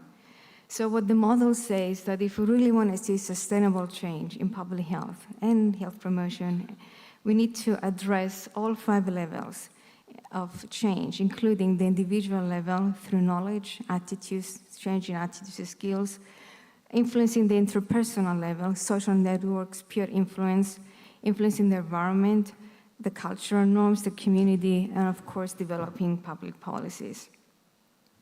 And the reason I say that because there is a misconception in health promotion, it's mostly health education, mostly increasing awareness. But we know that doesn't work. It has to be approached in all levels and provide synergies. Also, 20 years ago, we also found out that we need to, in order to change and promote health, we need to focus what is called social determinants of health. So what are the social determinants of health? These are circumstances in which people are born, grow up, live, work, and age. These include factors like socioeconomic status, education, neighborhood and physical environment, employment, social network support, and access to healthcare. So as you can see from this figure here, these factors affect directly our health outcomes, including mortality and morbidity.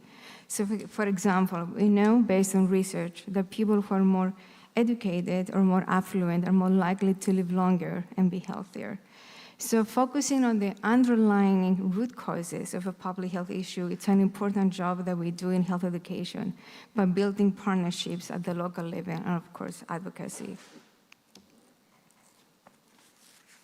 And here are some aspects of health promotion. Obviously, we work on disease prevention either through the general population or at-risk detection of at-risk groups, and also work promoting health at the primary, secondary, and tertiary level. And of course, we do a lot of health education through campaigns, awareness campaigns, and of course, we try to promote the well-being of the whole population through focusing on social determinants of health, promoting healthy lifestyle changes, supporting behavioral change, and of course, policy development. So let's shift gears now and talk a little bit about neurodivergence. Neurodivergence means having a mind that functions in ways which diverges significantly from the dominant societal standards of what is called normal. Autism or autism spectrum disorders, I should say, dyslexia are some examples of innate forms of neurodivergence However, neurodivergence can also be produced by experience such as trauma or heavy use of psychedelic drugs. From a neurodiversity perspective, neurodivergence itself does not result in disability, but rather a poor person-environment fit. So if we really want to improve the quality of life of neurodivergent individual, we need to focus on the social and the physical environment where he or she lives and try to accommodate, do changes in the environment to accommodate the individual.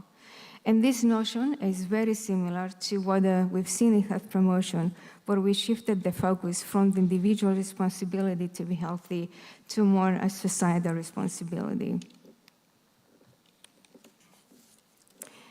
At the population level, there is evidence that suggests that neurodivergent individuals face poorer outcomes compared to neurotypical individuals across a range of domains.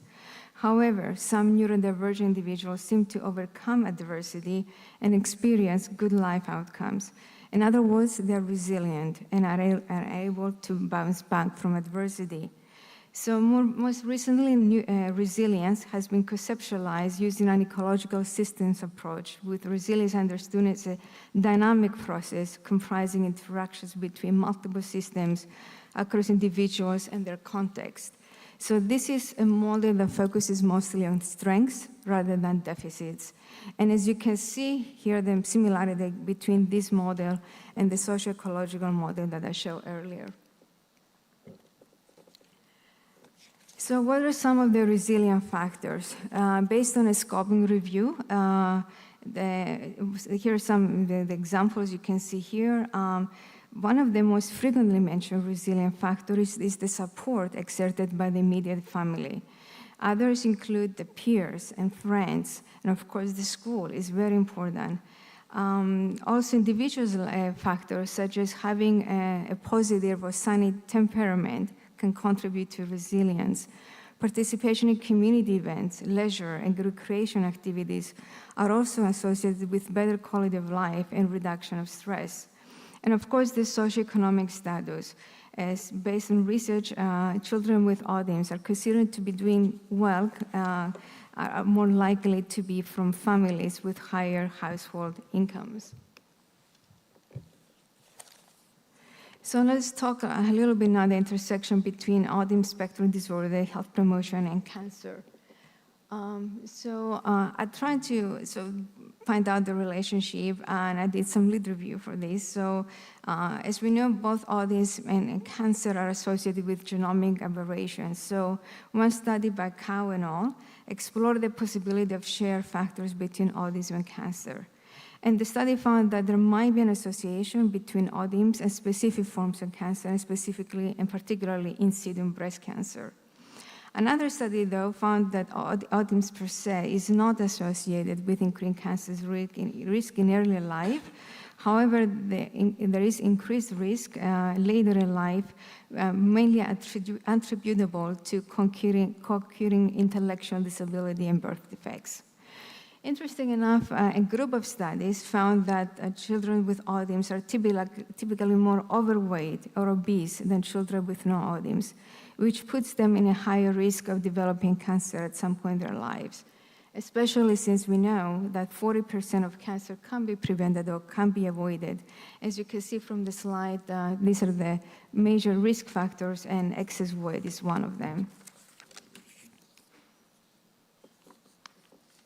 And then I went to the European Cancer Inequalities Registry to see if there's anything mentioned about neurodivergence, and I didn't find anything. And then I contacted the International Agency of Research of Cancer and asked them about that and whether current cancer registries collect any data on neurodivergence, and the answer is no. I put not sure, but that's the answer I actually got.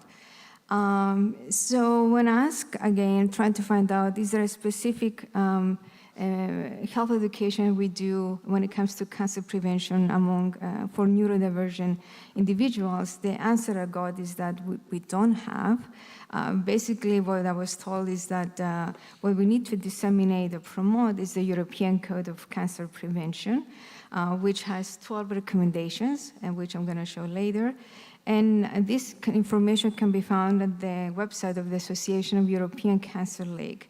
So if you go to their website, there is a lot of material on the European Code for Cancer Prevention. And then it's up to the cancer associations in the member states to use the material and tailor them to populations with special needs.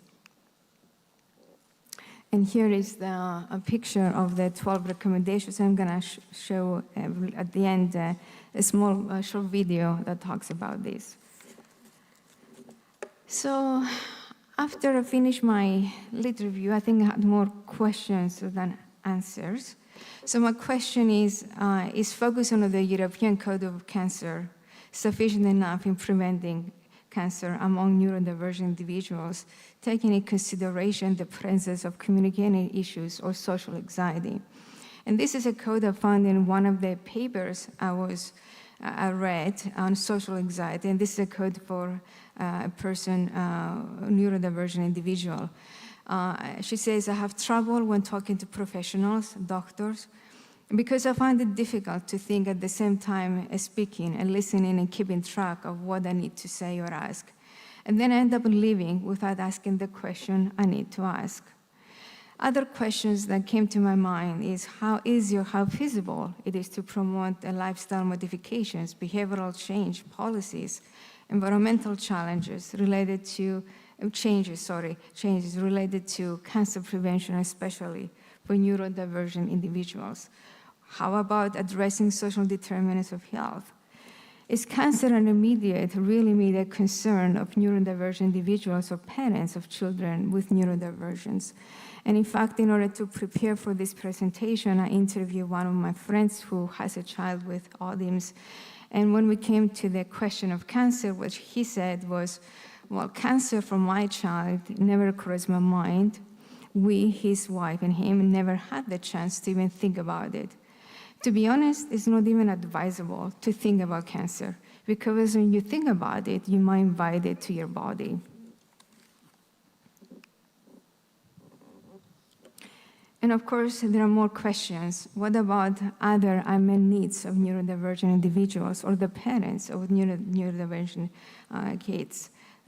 Is the current, and of course another big question, how ready is the current health system or healthcare system, going all the way from prevention to palliative care, ready to serve the neurodivergent individuals when already we have issues with the current system in the general population?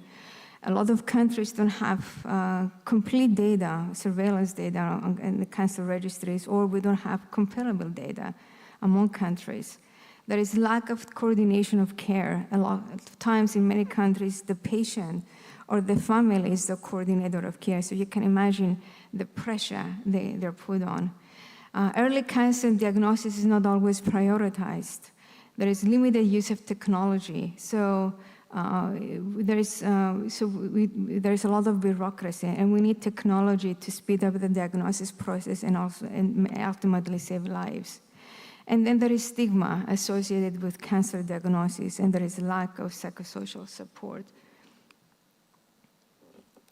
So here are some of my recommendations based on an article I read on COVID,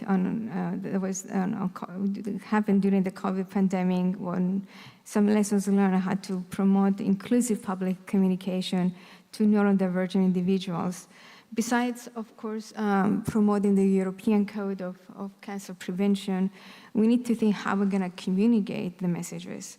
So some of the lessons or recommendations based on that article that I took is to build trust between the neurodivergent population and the healthcare institutions.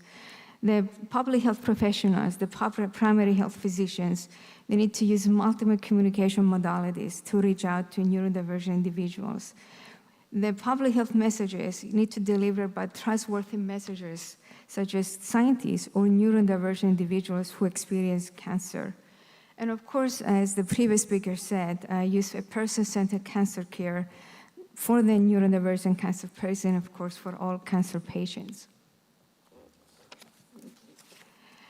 We also have to take a holistic approach to cancer prevention, where we combine both the socio-ecological model as well as the resilient model. So for example, we need to promote physical activity. This can be done in special schools for children with neurodivergence, or the families can do weekly family excursions or even walking in a community park. We also have to promote social support or peer influence that also can help with cancer screening. We need to address the social determinants of health, develop anti-discrimination policies, workplace accommodations, inclusive social services and housing, and independent support housing, independent living for neurodivergent individuals. We also need to build surveillance systems so we can detect any cancer disparities among neurodivergent individuals.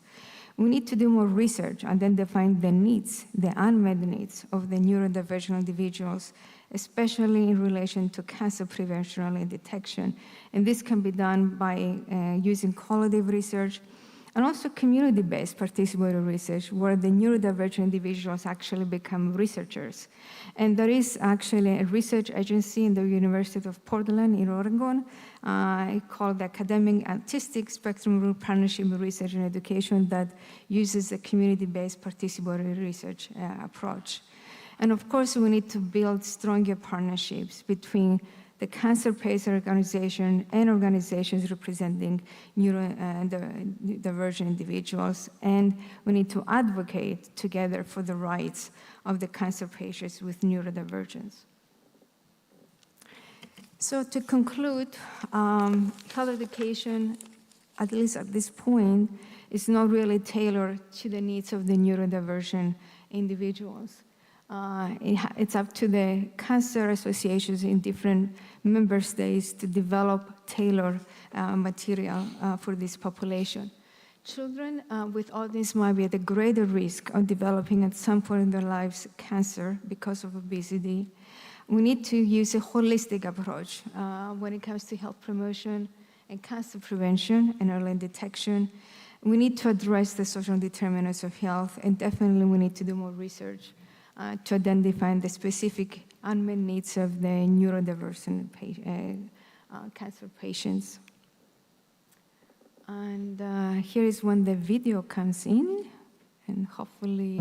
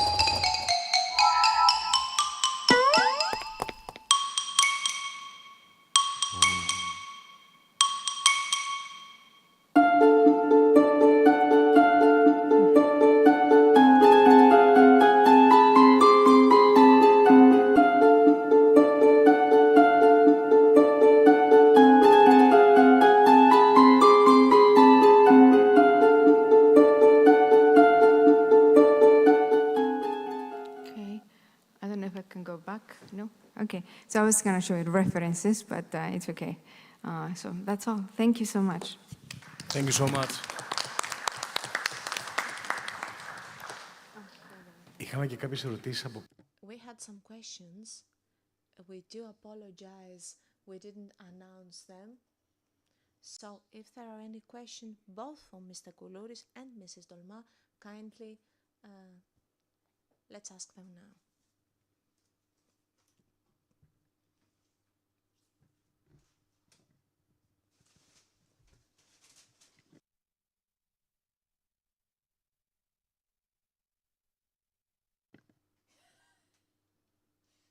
Ερώτηση για τον προηγούμενο μιλητή. Μιλήσατε για κάτι πολύ ευαίσθητο και μας άρεσε πάρα πολύ η ομιλία σας, πολύ πλούσια σε πληροφορίες. Σκεφτόμουν γιατί μιλήσατε αρκετά για το πώς μπορούμε να αναγγείλουμε τα κακά νέα, τις κακές ειδήσεις σε ένα τόσο ευαίσθητο ζήτημα, σε ένα τόσο ευαίσθητο πληθυσμό. Όταν οι νευροτυπικοί άνθρωποι πάνε σε εσάς και είναι κυρίως μια θετική εμπειρία στο γιατρό. Όπως στο πανεπιστήμιο έχουμε μια ημέρα προσανατολισμού.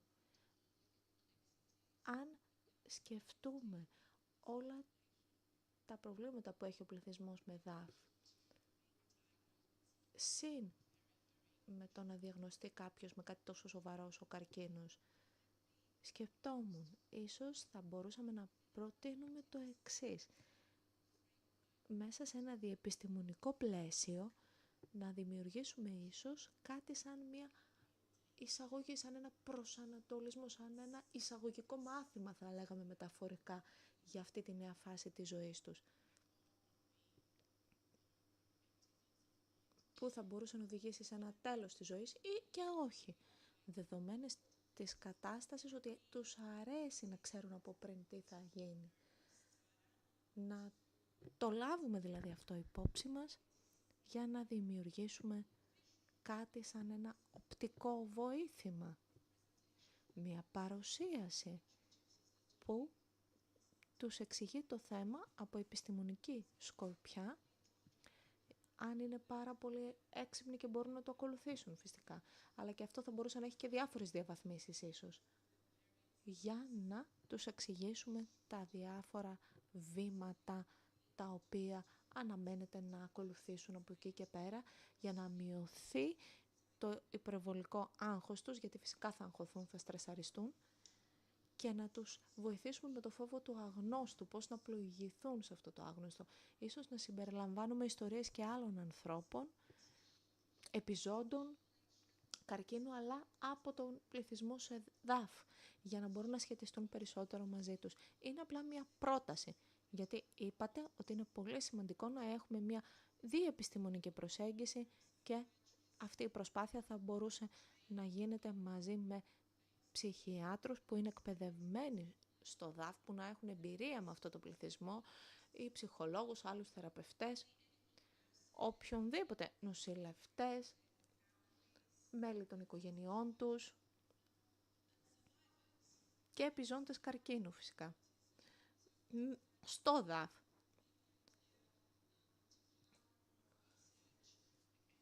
Ίσως να γίνει περισσότερη τεκμηριωμένη πληροφορία μετά από έρευνα για να δώσουμε στους ανθρώπους αυτούς και να περιορίσουμε το χρόνο που εσείς θα πρέπει να περάσετε με τον πληθυσμό αυτό, καθώς δεν έχετε το χρόνο, έχετε 30 λεπτά και δεν μπορείτε να καλύψετε όλο αυτό το εύρος των πληροφοριών. Ίσως κάτι τέτοιο να ήταν μια καλή πρόταση. Τι πιστεύετε? Να ερευνηθεί καταρχάς. Σας ευχαριστώ για τα καλά σας λόγια. Νομίζω ότι δώσατε και μόνοι σας κάποιες απαντήσεις στην ερώτησή σας. Φυσικά είναι μια διεπιστημονική προσέγγιση και δεν σημαίνει ότι θα εμπλέξουμε μόνο επαγγελματίες, αλλά και την οικογένεια, τους γονείς, τους φροντιστές. Όλοι μαζί πρέπει να ενεργήσουμε. Όπως έχω ήδη πει, θα πρέπει να έχουμε τη σύγκριση με το ποιο είναι το φυσιολογικό για αυτούς τους ανθρώπους, για να μπορέσουμε να συγκρίνουμε τα συμπτώματα και το πόσο θα εμφανιστούν. Όσον αφορά στους επιζώντες, νομίζω ότι θα είναι πιο εύκολο να έχουμε επιζώντες παρά ασθενείς που βρίσκονται σε θεραπεία, γιατί υπάρχει κάποια ρουτίνα στο follow-up. Έχεις, για παράδειγμα, ένα CT scan κάθε 2 μήνες. Είναι πολύ πιο εύκολο για ένα ασθενή στο ΔΑΦ να έχει αυτά τους τακτικούς ελέγχους. Κάθε 6 μήνες, λοιπόν, πάω για αιματολογικό έλεγχο, για CT, υπάρχει ένα πρόγραμμα. Είναι ίσως πιο εύκολο να ακολουθηθεί. Τώρα, όσον αφορά με τα βήματα, έχω αναφέρει κάποια εργαλεία στην παρουσίασή μου που μπορεί να βοηθήσουν στη διαχείριση των συναισθημάτων, όπως φόβος, θυμός. Ο κανόνας του Spikes που είπαμε, θα πρέπει να δούμε τα συναισθήματα, τη στρατηγική, την αντίληψη του ασθενή, το perception και το NERS, το ακριτικό λεκτό NERS. Τα συναισθήματα που δεν μπορούμε να εξηγήσουμε και να διευκρινίσουμε. Ίσως να χρησιμοποιήσουμε αυτό το NERS, δηλαδή να ονοματίσουμε το συναίσθημα, naming στα αγγλικά, να αποδεχτούμε, accept, να διερευνήσουμε το συναίσθημα αυτό, explore. Υπάρχουν λοιπόν κάποια εργαλεία που μπορεί να είναι βοηθητικά και φυσικά με τη διεπιστημονική προσέγγιση που θα συμπεριλαμβάνει την οικογένεια και τους φροντιστές. Γιατί όλοι οι άνθρωποι που έχουν κάποιο είδους σχέση με αυτόν τον ασθενή, κύριε, δεν ξέρω αν καταλάβατε αυτό που είπα. Μίλησα για ένα βίντεο, εισαγωγικό βίντεο για παράδειγμα, που θα δείχνετε στους ασθενείς πριν τους εξηγήσετε τι τους συμβαίνει. Σαν μια προετοιμασία για να καταλάβουν τι τους περιμένει. Η ίδια στρατηγική λοιπόν που χρησιμοποιούμε με τους φοιτητές. Έχουμε μια παρουσίαση για αυτούς, μια εισαγωγή με βίντεο, παρουσιάσεις κτλ. Κάτι τέτοιο θα μπορούσε να είναι βοηθητικό γιατί χρειάζονται μια προετοιμασία όχι μόνο για το περιβάλλον αλλά και για το πώς θα μπορέσουν να αποδεχθούν τα συναισθήματά τους. Ναι, λοιπόν, ένα βίντεο, ένα εισαγωγικό βίντεο ή μια παρουσίαση με slide θα ήταν πολύ σημαντική. Έχουμε εμείς τώρα νοσηλευτές που επικοινωνούν με τους ασθενείς που δεν είναι στο φάσμα και τους A visit now during next week, and you're going to discuss the answer of your commute tomography, for example.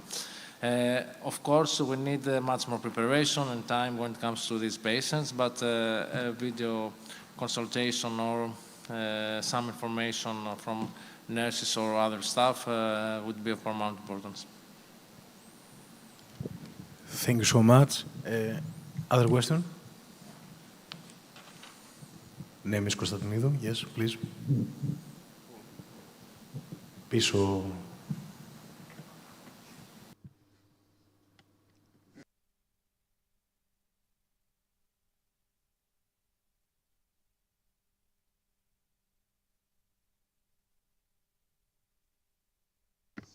So good morning.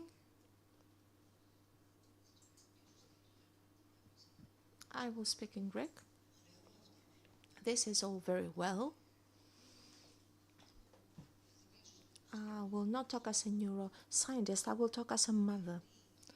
Apart from the fact that we need to train scientists more in order to break in the news in the best possible way, we need also to understand something more. We need to train them on autism, meaning that each time we have to do an individual assessment for each person with ASD. We discussed sensory issues, how we are going to approach and how we are going to reduce stimuli. I will mention a case, a 5-year-old child on ASD and cancer at the same time. You imagine that this medication is not suitable for children, much more for ASD children. This child has also oral sensory issues. They could not take the medicine.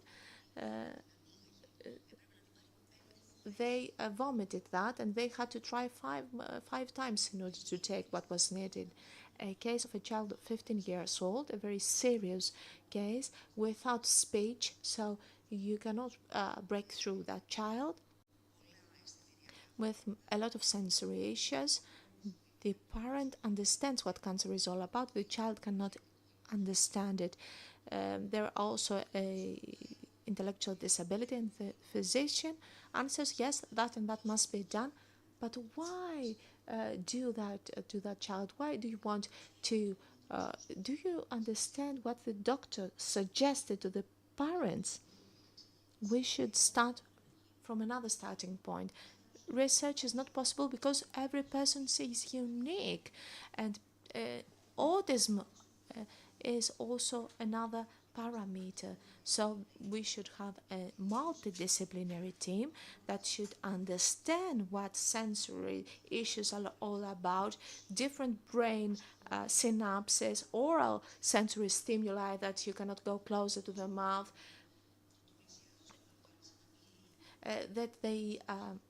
a child that you cannot go near, that you cannot touch them, how you are going to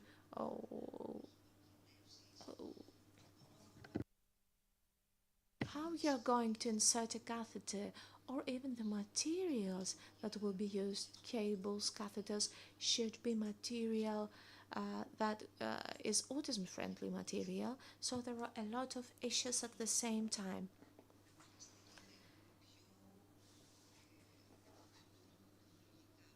So we need a more sensory, more neurological approach, if I may say so. The parent of a child on ASD does not think about cancer or flu, a common flu, because they want to make their children more functional, or how to get through the day, the routine, the strict schedule. Cancer does not enter our minds, not even as a joke.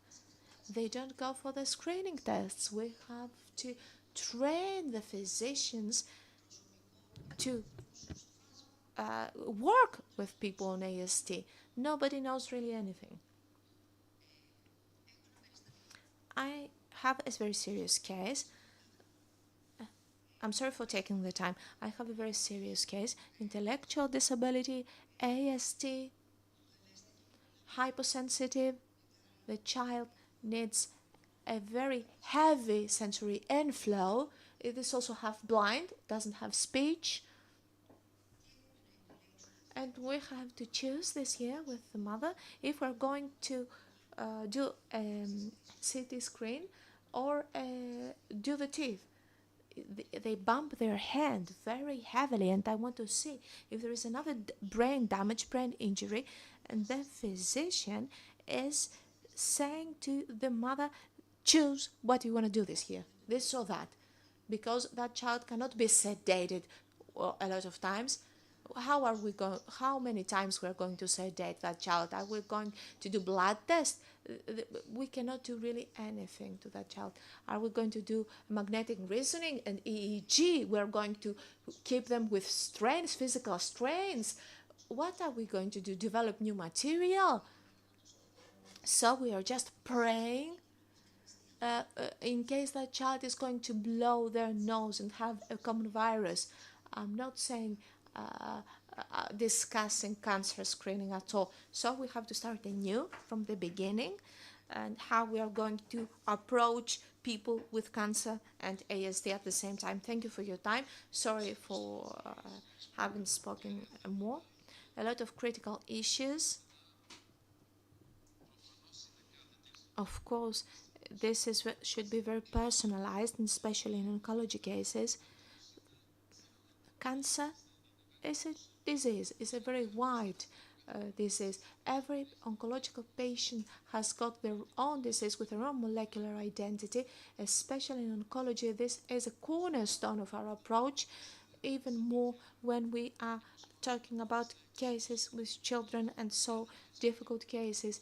It is personalized. Every patient has got their special needs, especially when it comes to ASD patients, especially in oncology, where every patient will get their own plan, their own medication based on their own needs, and children even more. The oral sensory issues and the fact that they cannot take the medicine is something that really scares me in patients even without ASD, elderly patients, or patients that they don't have compliance with the medication. This is even scary to those patients. That one way or another I will try, and a lot of times I will not succeed. But with ASD patients, this is even more difficult. The only approach, and this is not a solution, of course, would be through the caregivers, through the family and the environment that have spent time with that child, know the child, to take advantage of that connection in order to be able to achieve that intervention. As an oncologist, I won't be able to make the connection or the rapport as the parent. So you will be my Trojan horse that would allow me to give that child the medication or collaborate. My training, of course, I would love to have an oncologist that had a special training in neurodevelopmental disorder that would be able to give those people the time they need. Thank you very much. Mrs. Georgakopoulou, if I got that right, is the psychologist, the scientific responsible for the daycare center of Eleni Gira in Ioannina in Zitsa. Kindly take the microphone, please. Speakers off the mic. So I will not take a lot of time, just a short comment, because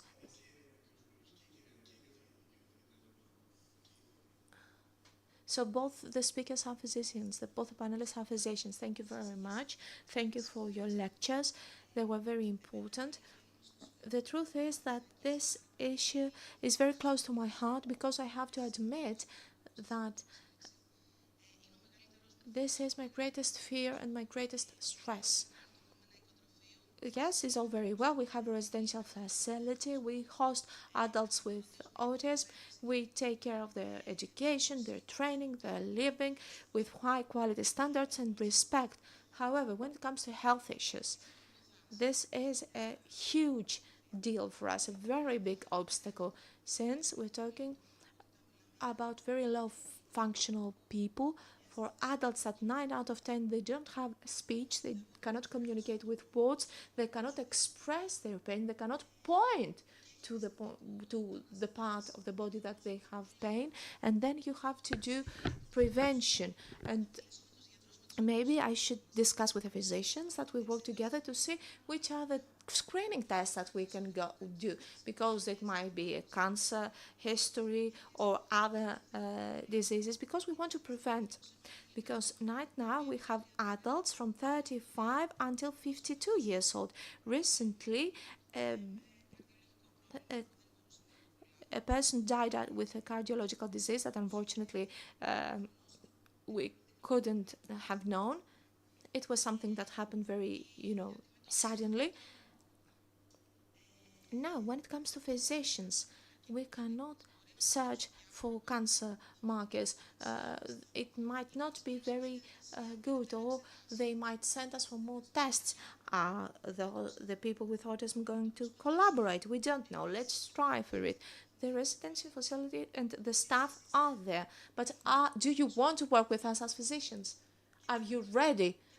And then, which is the next step? This is the first approach. The second approach would be that we cannot do screening forever and living with a fear that there might be something there. So we condemn those people, actually. This is my view. And when we go at the hospital, I know that the staff is always there for us and they try to work with us, but they find it difficult. When they see that we come from the residential facility, they always sigh. There is a sigh. I don't want to be strict with people, but this has happened a lot of times. Then we try to give information for each beneficiary separately, because we believe that we can help physicians by describing their behavior and how our beneficiaries may react to the hospital. And 7 out of 10 times the response is, yeah, I know, and they raise their hands to keep us at bay. And I explain to them that I do that for you. I know that person. I live with them for 20 years. Let me help you help yourself. However, my conclusion is the following. No matter how many times we have tried to meet with physicians, prepare them beforehand, they are very reluctant. They don't want to spend time. I respect that they have a lot of workload.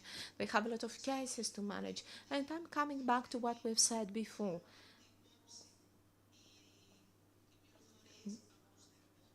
The information that we give to the treating physicians should be taken into considerations.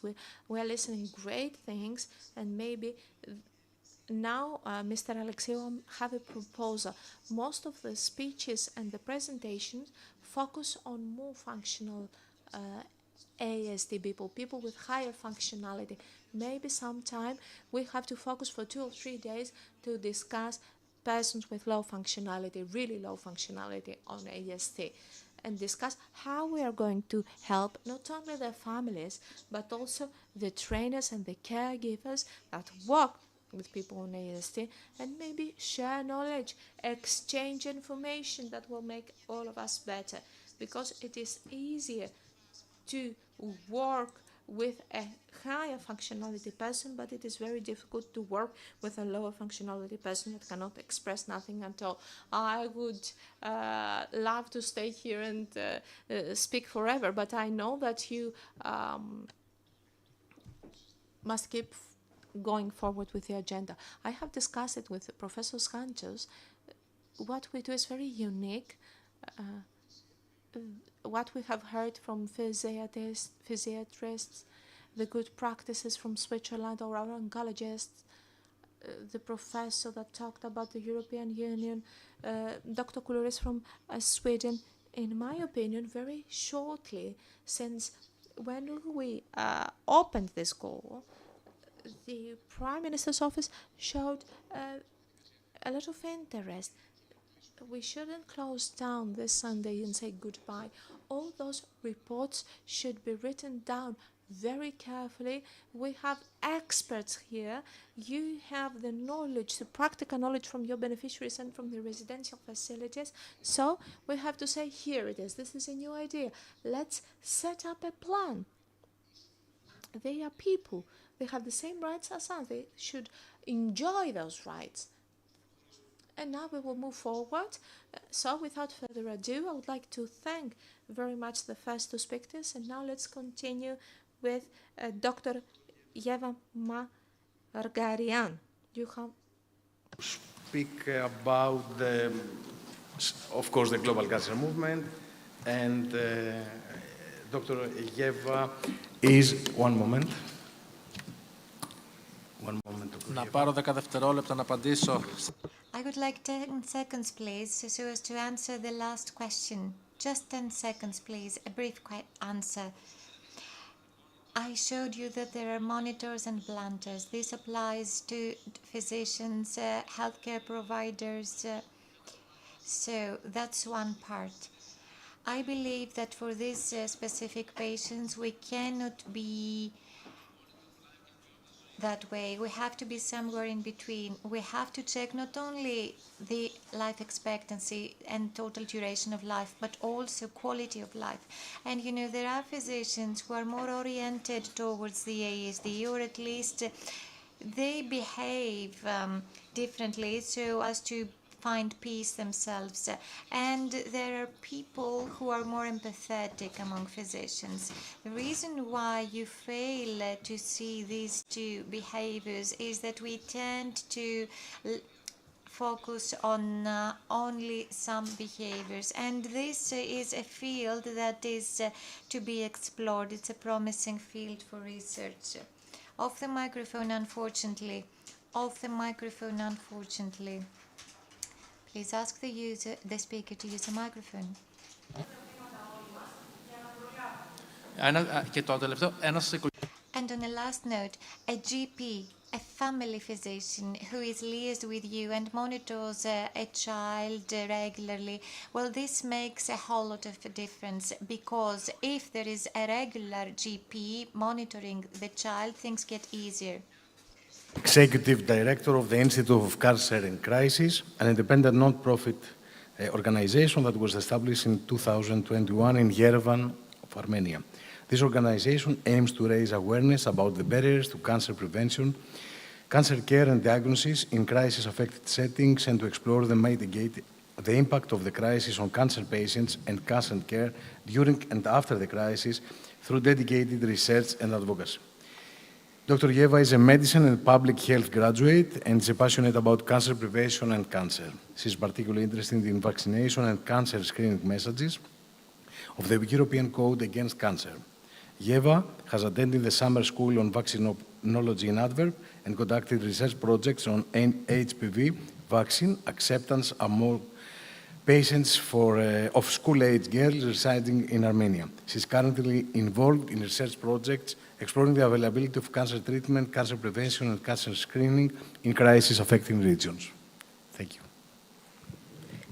Thank you, Dr. Alexou, for the introduction and for invitation, and also to Dr. Christos Zakaris for invitation to take part in this event. I'm also thankful to Professor Tolma and Dr. Koulouris for their amazing presentations.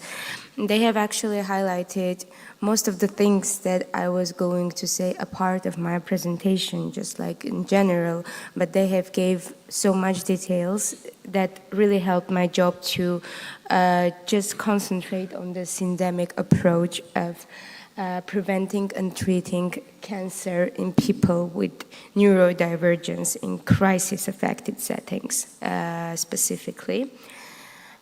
So let's move forward. First of all, let's understand what is syndemic approach. So it's the accumulation of two or more epidemics or factors or conditions that significantly worsens the situation.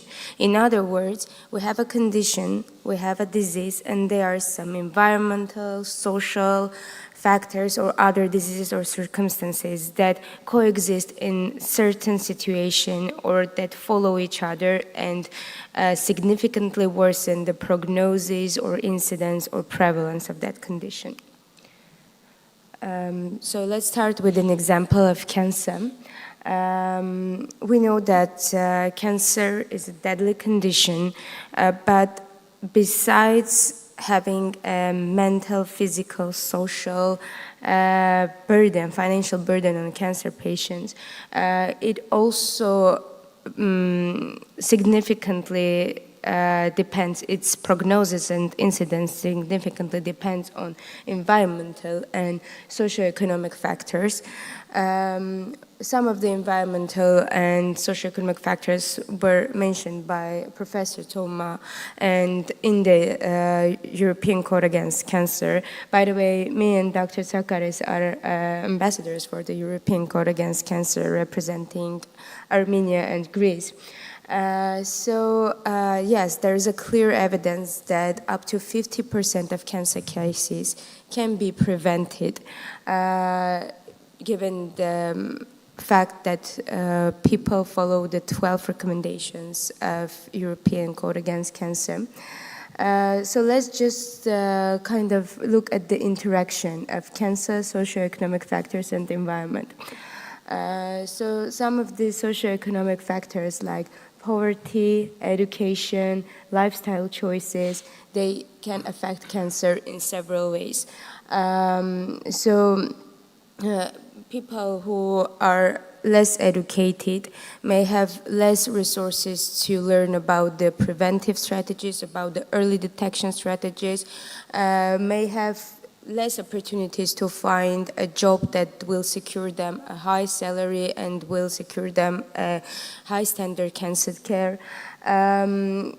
Also, people who make poor lifestyle choices, they're addicted to smoking, alcohol consumption, and they're maintaining a sedentary lifestyle and consuming a poor diet.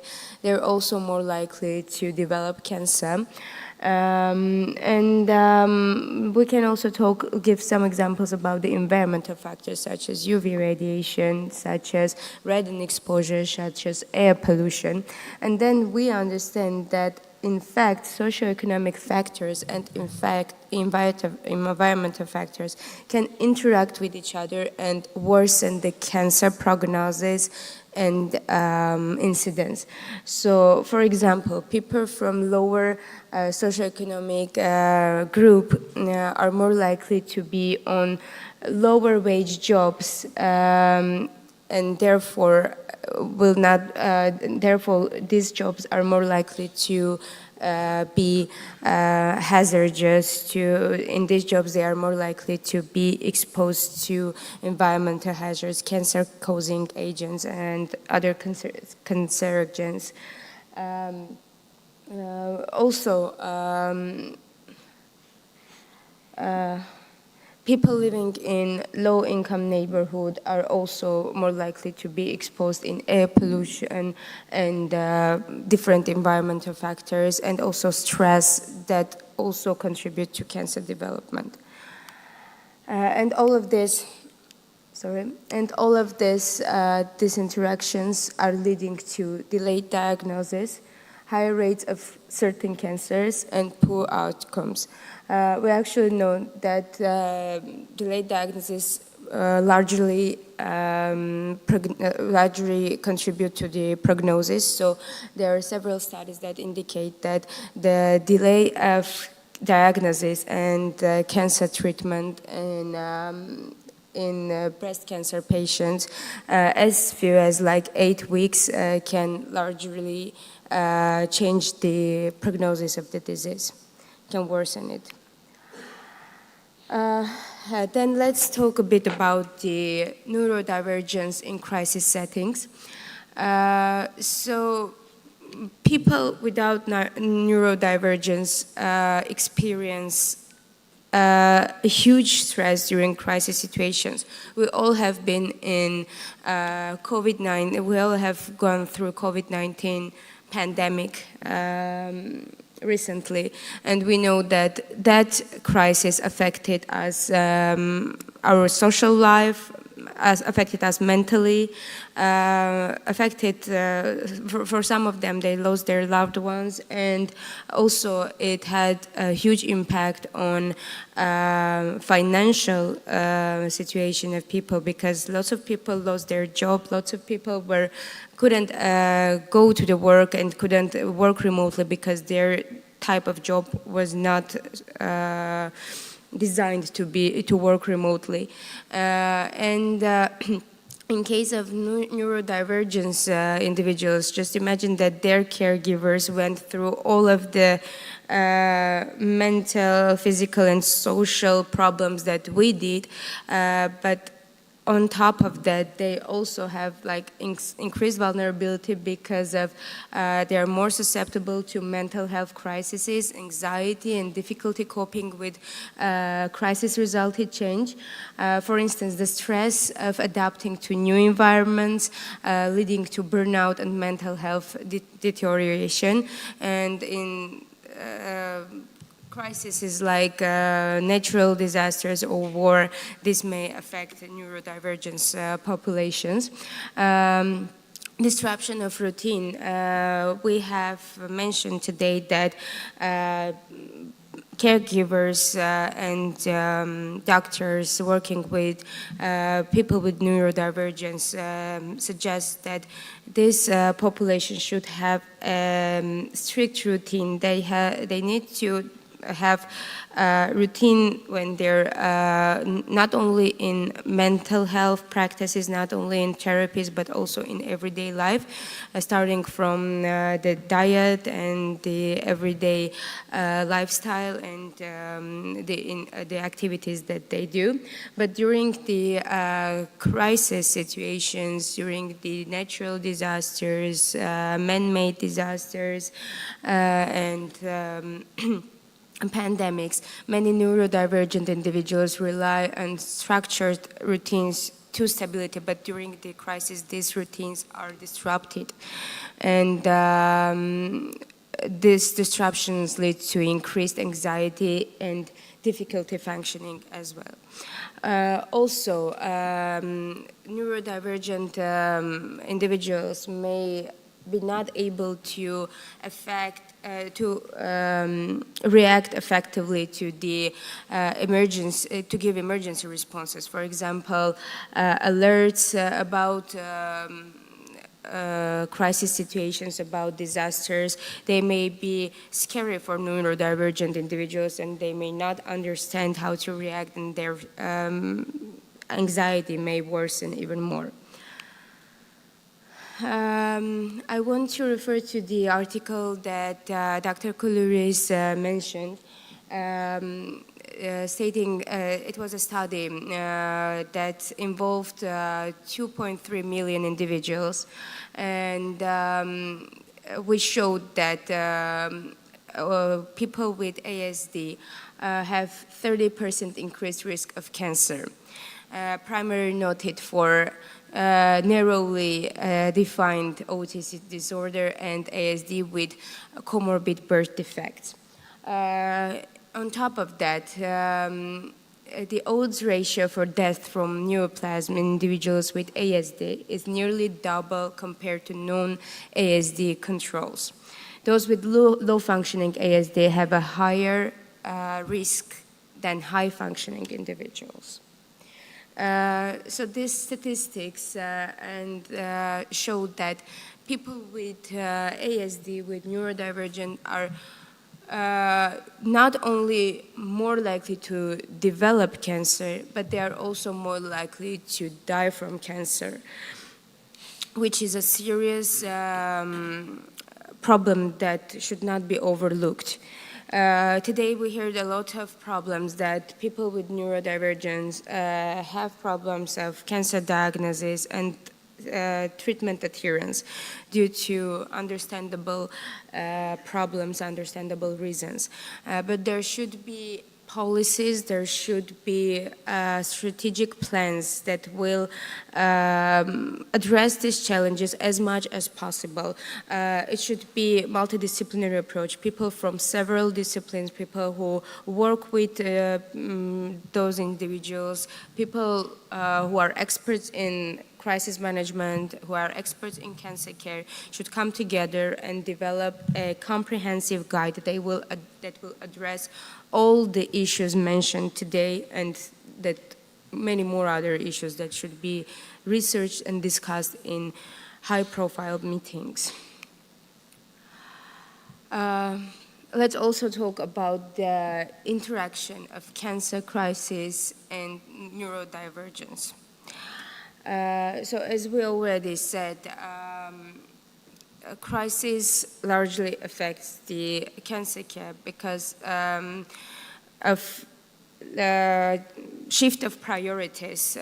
So we all saw how during the COVID-19 pandemic, shift of resources, shift of human financial resources, and the attention of people. So lots of people, even if they would have had some symptoms, they would postpone the visit to healthcare facilities. Some of them couldn't even go to their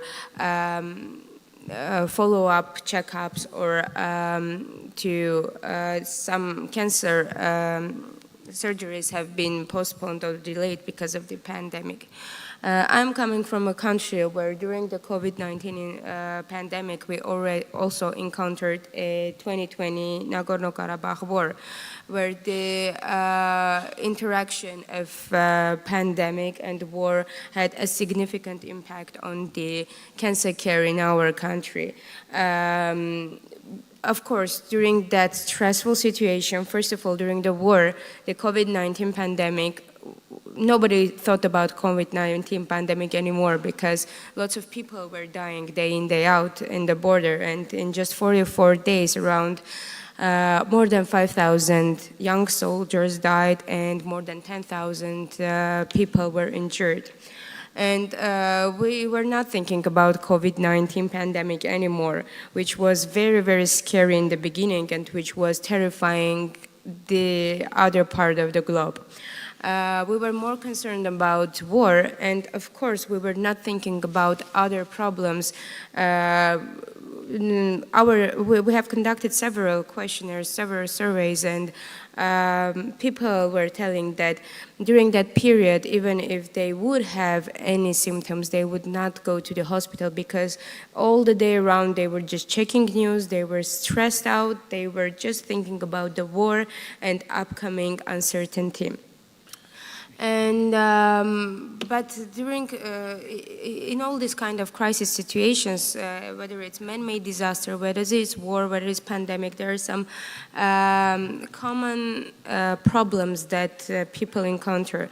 And those are shift of priorities, as I already said. Those are transportation issues. Those are stress, financial problems, and all of this may affect the accessibility of cancer care, early diagnosis, and as a result, the cancer outcome. As I already said, in crisis situations, neurodivergent individuals may response to the crisis-related issues and alerts differently, which will also affect to the accessibility of cancer care and timely diagnosis. And as a result, we have worsening of existing disparities. We have disruption of support services. We have poorer disease outcomes and worsening mental health outcomes. On top of all the problems that were mentioned during these 2 days, just imagine the neurodivergent person on top of the problem that was mentioned during this session, that we have one big group of challenges, and then we add another challenge, which is a life-threatening condition, and then there is a third one, which is crisis.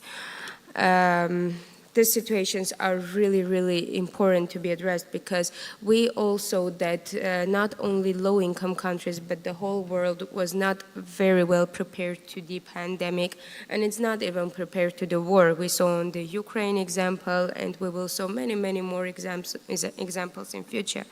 And this should be addressed as soon as possible.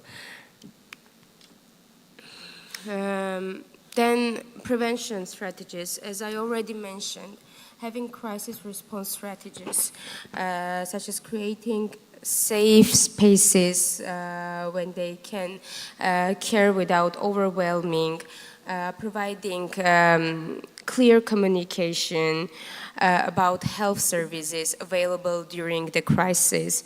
This should be done for every. I saw that Professor Dolma mentioned that they asked the patient, a caregiver of autistic patient about cancer, and they do not even think about the cancer prevention strategies.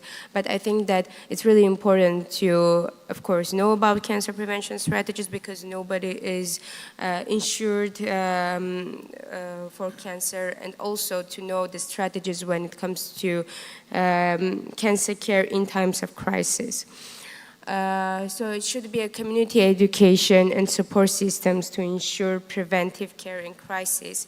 And we also should train healthcare professionals to understand the specific needs of neurodivergent patients. This includes developing tailored communication strategies. Of course, it should be a multidisciplinary approach, as I mentioned, and creating a supportive environment that minimizes sensory overhead during screenings and diagnosis procedures. Treatment approaches. Communication strategies using clear and direct language is crucial.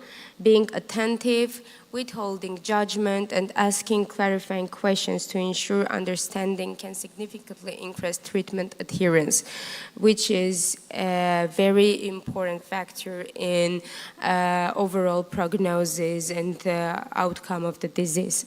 Sensory accommodations, as I already mentioned, adjusting the clinical environment to minimize sensory overload, such as reducing noise levels, using soft lighting, or providing quiet spaces, will also create a safe environment for neurodivergent patients and their caregivers, as well as creating routine to reduce anxiety is also very important in the treatment approach of this population.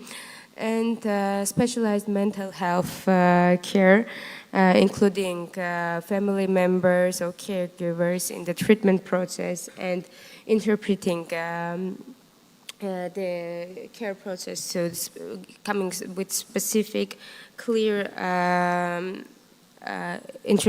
clear introduction of the disease and providing clear understanding to the caregivers of the situation, and trying to cooperate as much as possible with caregivers and patients would also be an important approach in treatment.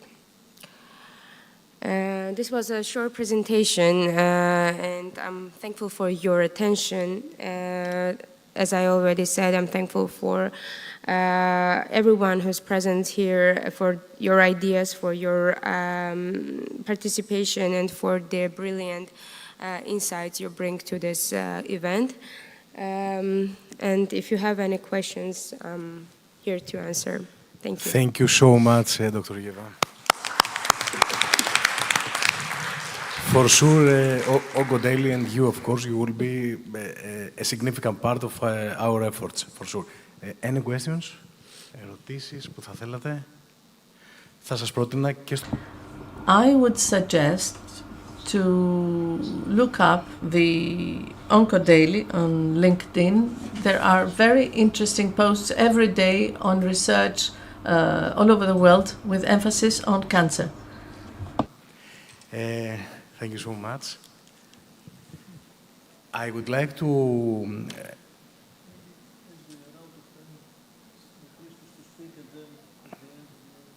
Και εσείς θα κλείσετε. Οκ. Έχουμε την τιμή, το λέω στα ελληνικά, να έχουμε μαζί μας... Well, we have the honor to have with us the president of the Hellenic Cancer Federation, who represents all the organizations from Greece. So, Dr. Christos Tsagaris.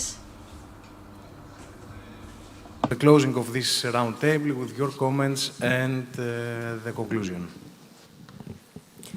Thank you very much. First of all, for holding this event, bringing together this community, this indeed diverse community of people, to discuss about neurodivergence and its nexus with different and difficult public and individual health issues. I will have the opportunity to deliver the last presentation, which, being mindful of the time, I will keep short, and which, on the other hand, will also put everything into a framework. You know, the last presentation, we could also show the slides. It's about health policy. It's the health policy viewpoint. We had already the clinical viewpoint with Dr. Koulouris, the public health and epidemiology viewpoint with Professor Tolma, and we went beyond the normal situation to an unfortunate new normal of crisis with Dr. Margarian. So we are in Athens. You will excuse some philosophical thought, but policy and politics is the art of what is achievable and the art of achieving with the means that we have or the means that we don't have. So without further ado, we are going forward to talk about the current research and implementation framework of cancer in the European Union, which is the European Mission on Cancer by the European Commission, and how can it be approached in order to provide better care to people with autism and cancer. I will just have to disclose that both I and Professor Tolma are members of this group, which is an expert advisory group to the European Commission with regard to the implementation of the European Union's cancer strategy. What we present here is factual and comes from the European Commission, but we do not represent with our opinions the European Commission. And you know, Athens is an intellectually demanding place. It used to be a dangerous place because you would have Socrates roaming around and asking you, where are you, who are you, and so on. We are still asking this question, but we are not demanding an answer right now. Rather than that, we are trying to reach the answer together. So where are we, who are we, and who are our surroundings? We are all of us people. Good news is that many of us are not physicians. We will discuss at the end why. Most of us subscribe to a kind of an organization, a medical union, a patients union, a patients representation union, and many more. Some of us work in research and academia, trying to set the stage for addressing problems, and other of us are mainly oriented into practice, with the means that we have or the means that we do not have. And we are all in a building on the stage of a theater in Athens, which is a capital of member state of the European Union at the south and east of Europe. So we are also part of the European Union that provides in the last years a strategic framework to address these problems together. And with problems we mean chronic challenges, cancer, autism, they exist for all the time, but also emerging challenges from COVID to war. And we should not forget that we are also on planet Earth on a global scene where we have the risk of becoming increasingly irrelevant and with that losing resources, focus and momentum to address our problems in the way that we want. So the European Union, most of you know that it's a long-term project, but health came at a later stage.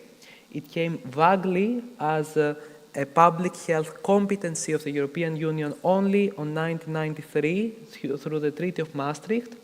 And then we have some progress over the coming decades which mainly focus on cancer and to an extent also encompass cardiovascular care, mental health, but not autism explicitly. We can also see a parallel trajectory of research that moved from defense or energy at the very beginning of the European Union as a coal and trade union towards some more robust initiatives, some framework plans from research every 4 and then every 7 years. And since 2013, we have the European Research Council and the Horizon programs that come up every 7 years, providing about 100 billion of funding for health. Now we also have an explicitly related research strategy through the EU Health Program, but this came only, as you can see, 1 year after the onset of COVID-19 pandemic, where the relevance of health, not only as an affair of its city, of its state, of its country, but of the Union in general, became relevant. And what do we have about autism? Because this is the main topic of this conference. Unfortunately, not much. We have the European Parliament endorsing a declaration back in 2015, 9 years from now, where it called for anti-discrimination against people, for people with autism. And on this momentum, we have some activities from Autism Europe, so the patient representative organization for this, where they got some funding in order to provide recommendations to the European Commission, so let's say the ministry authority of the European Union for an EU autism health strategy, which is yet to be published and actualized. How do we work in Europe? A short reminder, we have the European Commission that if we conceive the European Union as a federation or as a state, is the government, is like the ministries. So it's the representation of the common interest, which is actually a synopsis of many different interests across different countries. We have the European Parliament, the voice of the elected representatives of the people, and we also have the European Council and Council of the European Union, two different institutions that bring together government and ministers representatives from every country. So we have a lot to put together in order to find the nexus. Despite this, in 2021, we have two different authorities, let's say ministries of health on one side and of research and innovation on the other side of the European Union, putting together two complementary political research and practice initiatives, which are on one hand the European Beating Cancer Plan, and on the other hand the European Mission Against Cancer, which is a new approach that acknowledges that we cannot solve cancer alone as physicians, as patients, as industry, or as researchers, so we need to come together in order to find and effectuate solutions. And because the European Commission is the one that is proposing actually laws, and the European Parliament is the one that has to endorse them and put them in action, we also have a relevant committee that supports this initiative in the European Parliament, taking into account that we here are interested in cancer, autism, and so on, but if we go one building or one step further, there are many more people who are interested in energy, in security, in defense, in agriculture, and many other issues that might not be so relevant on this stage. So what do we have? We have in the European Mission Against Cancer 4 key pillars. One of them is prevention of cancer. the least people that get cancer, the more resources and time we have in order to treat the ones that get cancer. Early detection, if we detect it early, we can treat it with the best outcomes. Diagnosis and treatment, this is what we are mainly doing, and we cannot stop with that. And something new that has not been so far emphasized in the political scene is quality of life for patients, survivors, and caregivers. And this is where there is space for people with autism, for people with neurodivergence, because this is where we understand that cancer is not only a tumor, an epitope, an antibody, and so on. It's not only a video with preventive guidelines, it's a disease with which we live. It's a condition, it's a lived experience. And this is what we can already try to improve.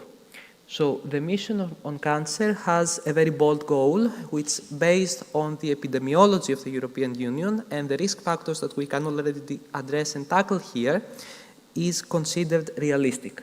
This is not anything more than improving the lives of more than 3 million people by 2013. And all this by preventing, early diagnosing, appropriately treating, and taking initiatives to improve the quality of life of people in any stage of this trajectory. We have several pillars and several flagship initiatives. A lot of them come to a nexus with autism, for instance, having an EU data platform for cancer, where we can try to start to put together also more data about people who have comorbid cancer and autism.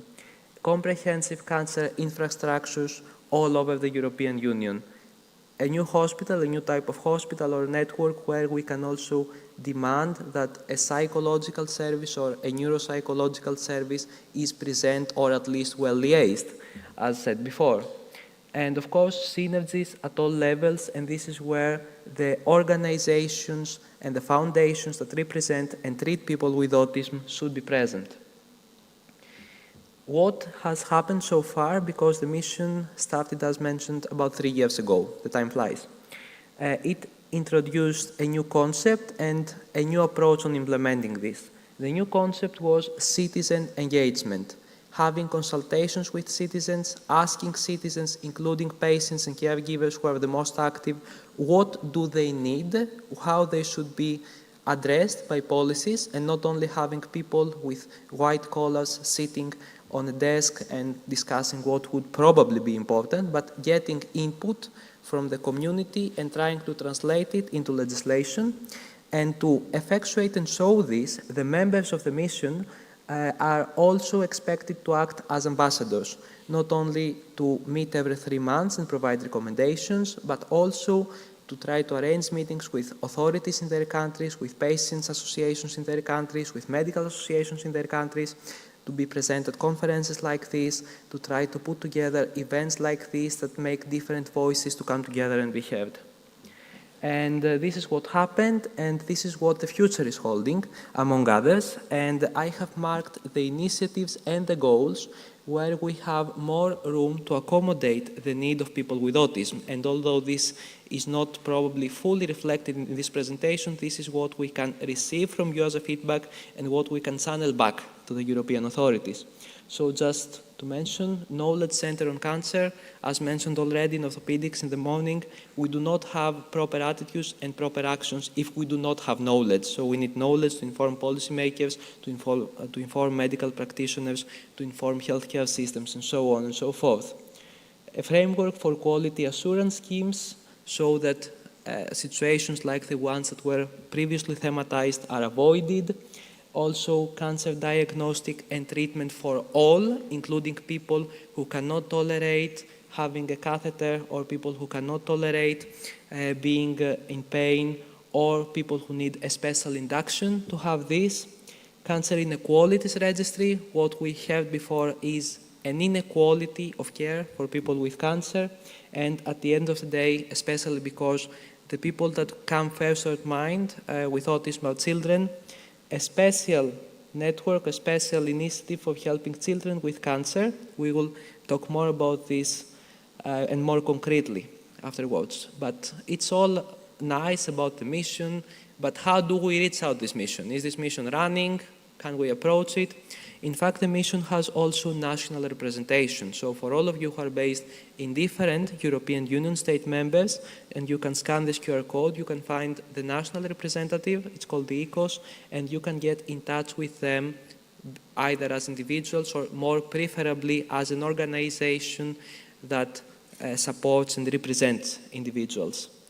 And something more important is to have, while joining or trying to join hands and efforts with this kind of local representations, of course we all have expectations, we all have needs, but we need to focus on what is feasible. So please keep in mind the existing agenda, try to fit your points into this, and only if it's not possible, then try to change the agenda. And a lot of nice talk about agenda and initiatives, but in this world, time is money, and unfortunately also work and efforts is money. So there is already ongoing funding for research that will create knowledge and will enable its translation into practice from calls that have been released from the European Mission Against Cancer. These are the two latest. The call for funding closed, I believe, yesterday or the day before yesterday. You see that the second one has a clear focus and space on our demographic, quality of life for adolescents and young adults, cancer patients and survivors. So not only how do they experience cancer as people with autism, but how do they also live after cancer. And we also have, as I mentioned, the EU for Health program that focuses on after pandemic response, and there we also have some encouragement given that there is also a very bold, let's say, statement about developing social services for psychosocial support and rehabilitation for children and their families in pediatric oncology. If we include people with autism in this, we now have a framework to ask founding research and create knowledge on how to provide better psychosocial care and also how to even conduct orthopedic surgery and recommend rehabilitation, physiotherapy, occupational therapy in this population. So at least at the level of creating knowledge, this is coming closer. This call is still open and you may have a look through the QR code. And something that comes from 2022, but it was in the very beginning and it's important for the next. The mission concerns everyone. It concerns academics, physicians, researchers, even the industry to an extent that an ethical collaboration can be achieved, but it mainly concerns the ones that have been unrepresented so far and therefore their needs have been unmet, so citizens. So there is a whole pathway for citizens' engagement, and this is the good reason why there are not probably so many physicians in the audience, because this is a message for you. It is citizens who need to take action through their communities, through their profession, through their expertise, but also through their lived experience in order to deliver and effectuate these messages. And before we close, again, a close reminder of where we are. We try to identify ourselves politically and geographically. Let's identify our presence in terms of health. We are talking about improving health. Essentially, it's prevention. We either prevent a disease from happening to us, or we diagnose it early and prevent it from getting worse, or even if we get diagnosed with this, we prevent it from taking our life or from relapsing. So these are the three different levels of prevention where we can focus. And this is when it comes to individuals like you and me, to a discussion between a patient and Dr. Koulouris, or to a member from the public and Dr. Koulouris, asking them what kind of test they should have in order to assess their cancer risk and so on. Something that we usually tend to forget is primordial prevention. So this is what not I, as a physician or Dr. Koulouris or Professor Dreher can recommend. It is what we want to make sure that this place here, this neighborhood, this city, and this country is a health-enabling environment.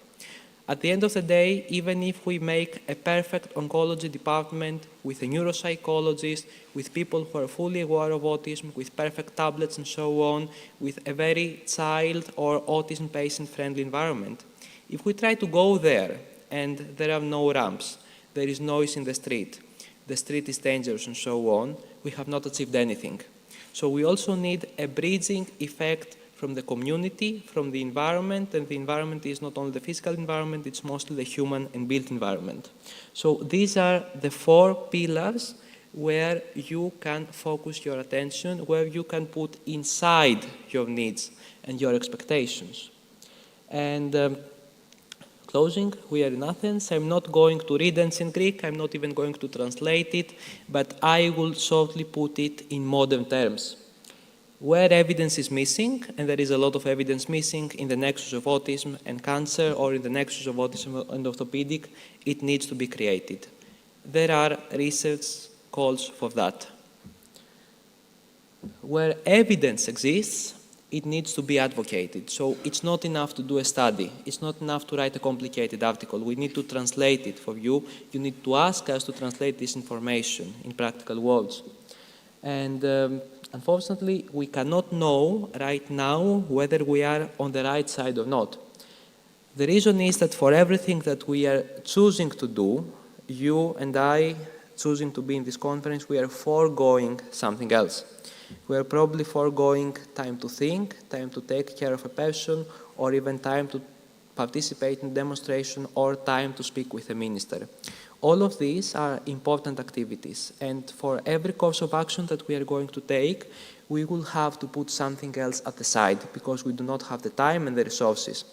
So this is the main reason why we need to be determined and bold about our goals, and also be comprehensive, have a plan from A to Z with flexibility, but also keeping in mind that we sacrifice other diseases, other focus areas, other knowledge, other skills in order to achieve what we want.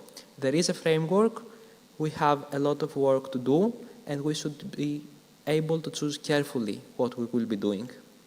Thank you very much for your attention and your time.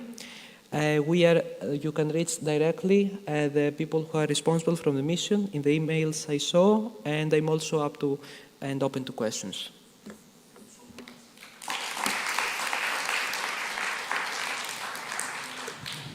Dr. Tsagaris, we are grateful for you, Professor Tolma, Dr. Andrew Goulouris, Dr. Yeva Margarian, all the team.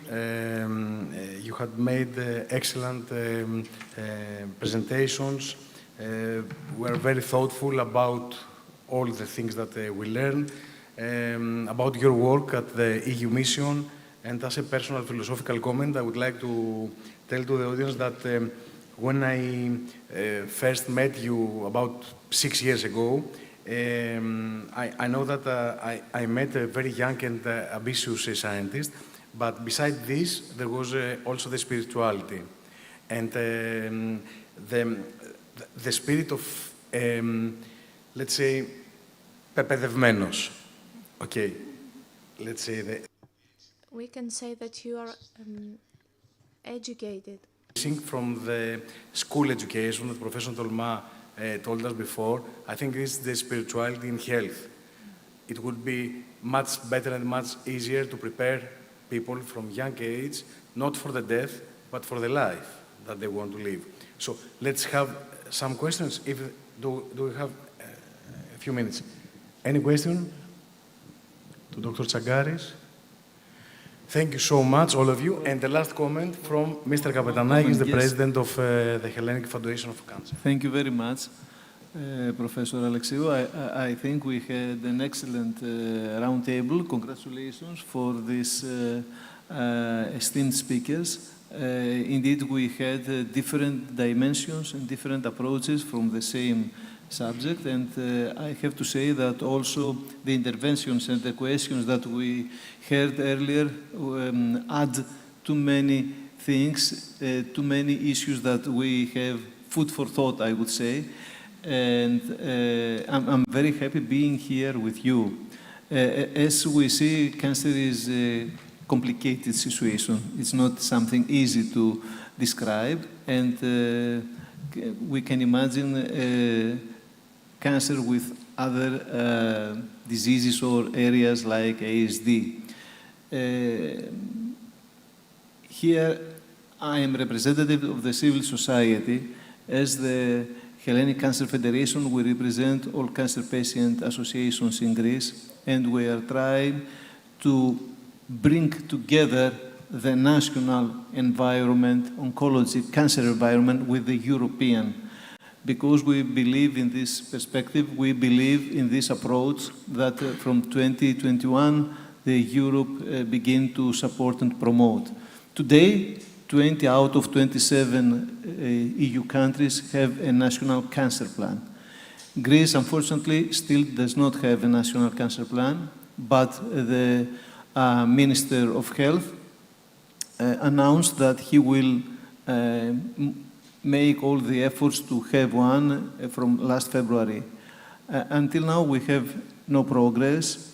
But, you know, one cancer plan is nothing because it will be a very nice paper in a library. We have to support it, to have supportive implementation tools. And we see that in Europe, we have EBCP, European Beatings Cancer Plan, and also Cancer Mission, a research program that initiative, you find a better word, that has as a mission to support the implementation of all these actions that we had heard earlier from our esteemed speakers. That's what we want to do also here. That's what we want to do. And you know, in this effort, we have to focus on the people with special needs and special efforts.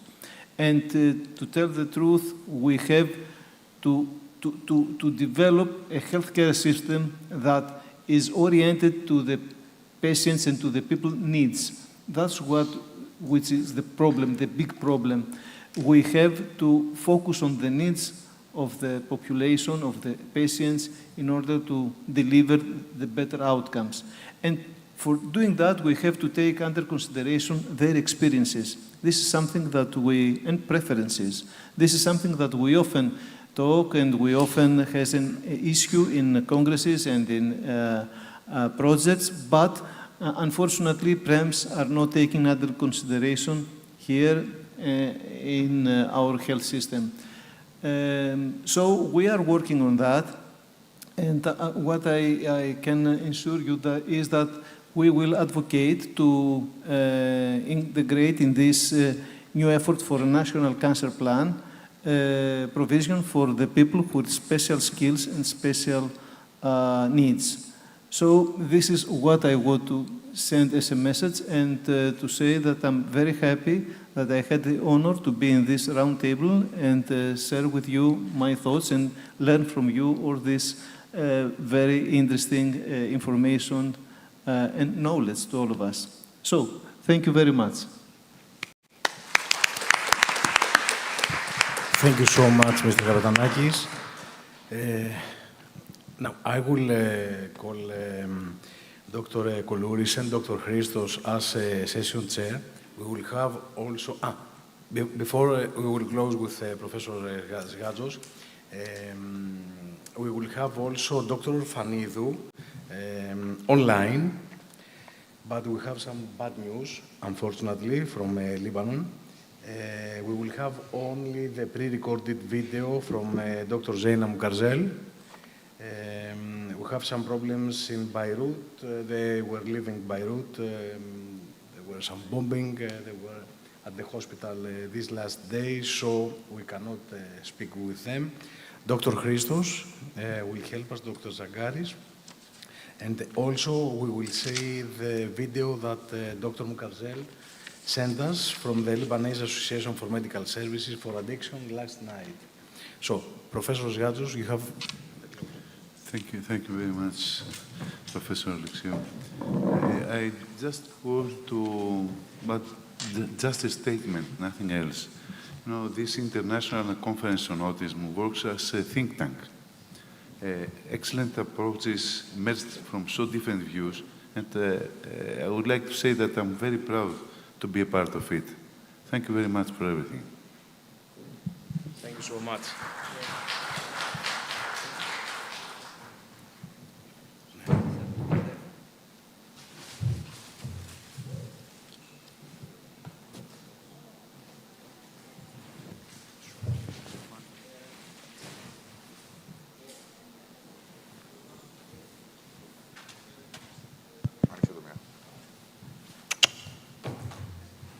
Θα μπορούσαμε να σας κάνουμε μια ερώτηση πριν τελειώσει. Could we ask a question before you will close this panel?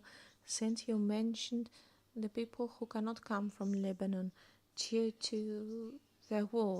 So working in the Middle East and especially in Iran, I would like to ask our guests, our speakers,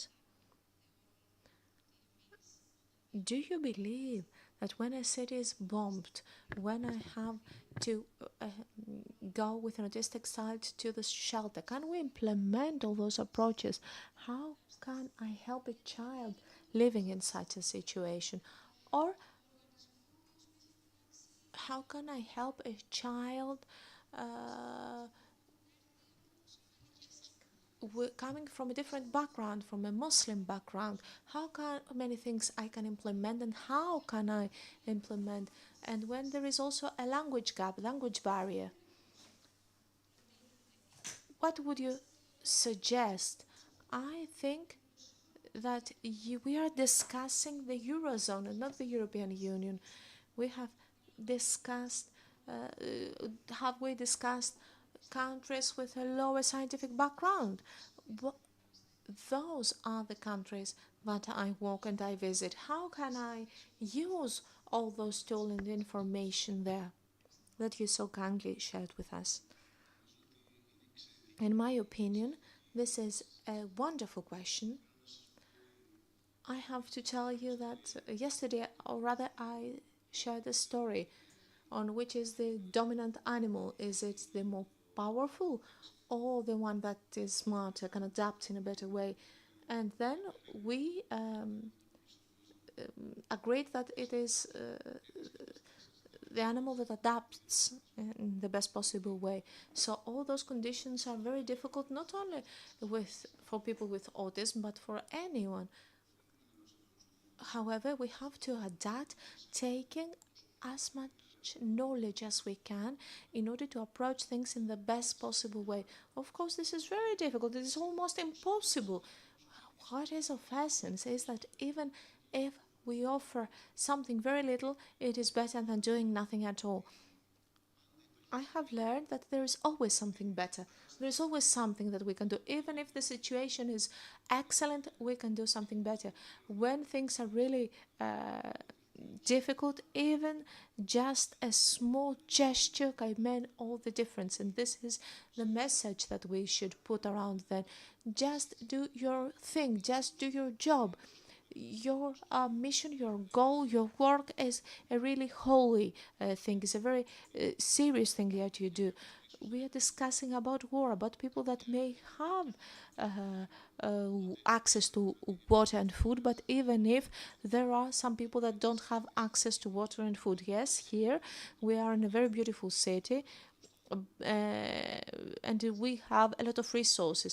I know that we have to discuss the best possible situation and then go and adapt to its personal situation, to its house, to its home, to its family. The professor said earlier that it's very easy to do questionnaires and to try and understand what is going on. This is a big generalization, but if we will not going to personalize, to understand the history and the social environment of that specific family, that specific person, we cannot help them. Thank you very much for your comment. It was valuable.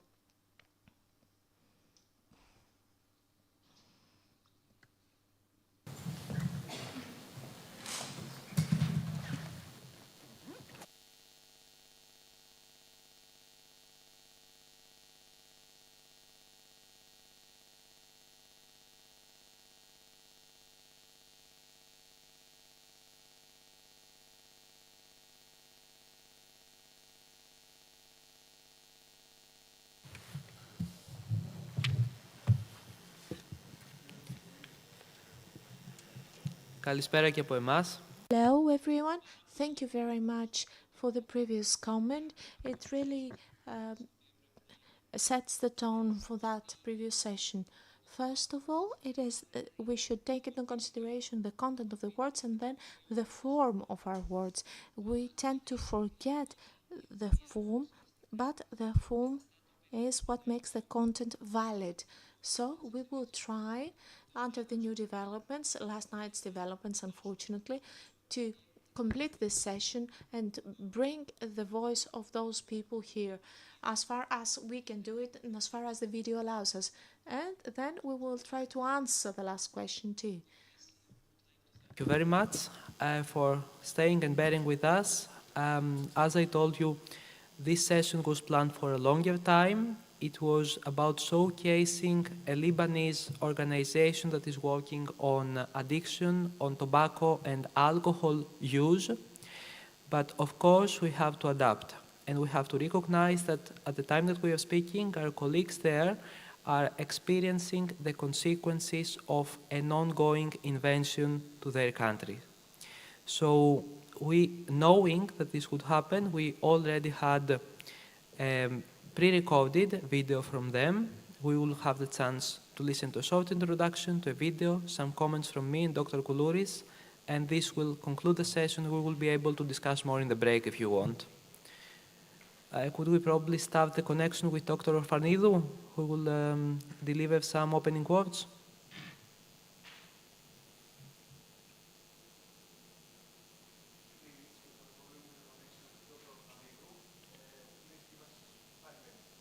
Probably we could already show the video of Dr. Moukavzel.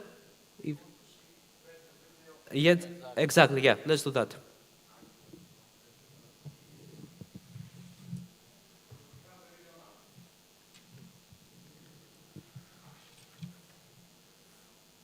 Physician from Beirut, Lebanon, and the founder of LAMSA. Unfortunately, I couldn't be there in person today. However, I am grateful for the opportunity to share with you through this recording my thoughts about public health NGOs challenges in Lebanon. Thank you.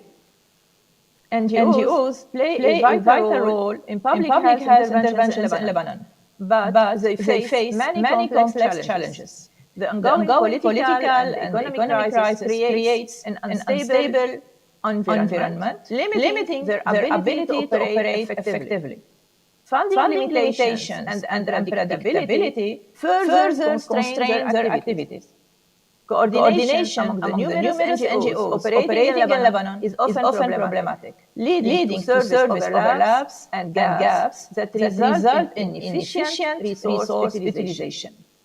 The country's cultural diversity necessitates tailored, culturally appropriate interventions, which can be challenging to design and implement.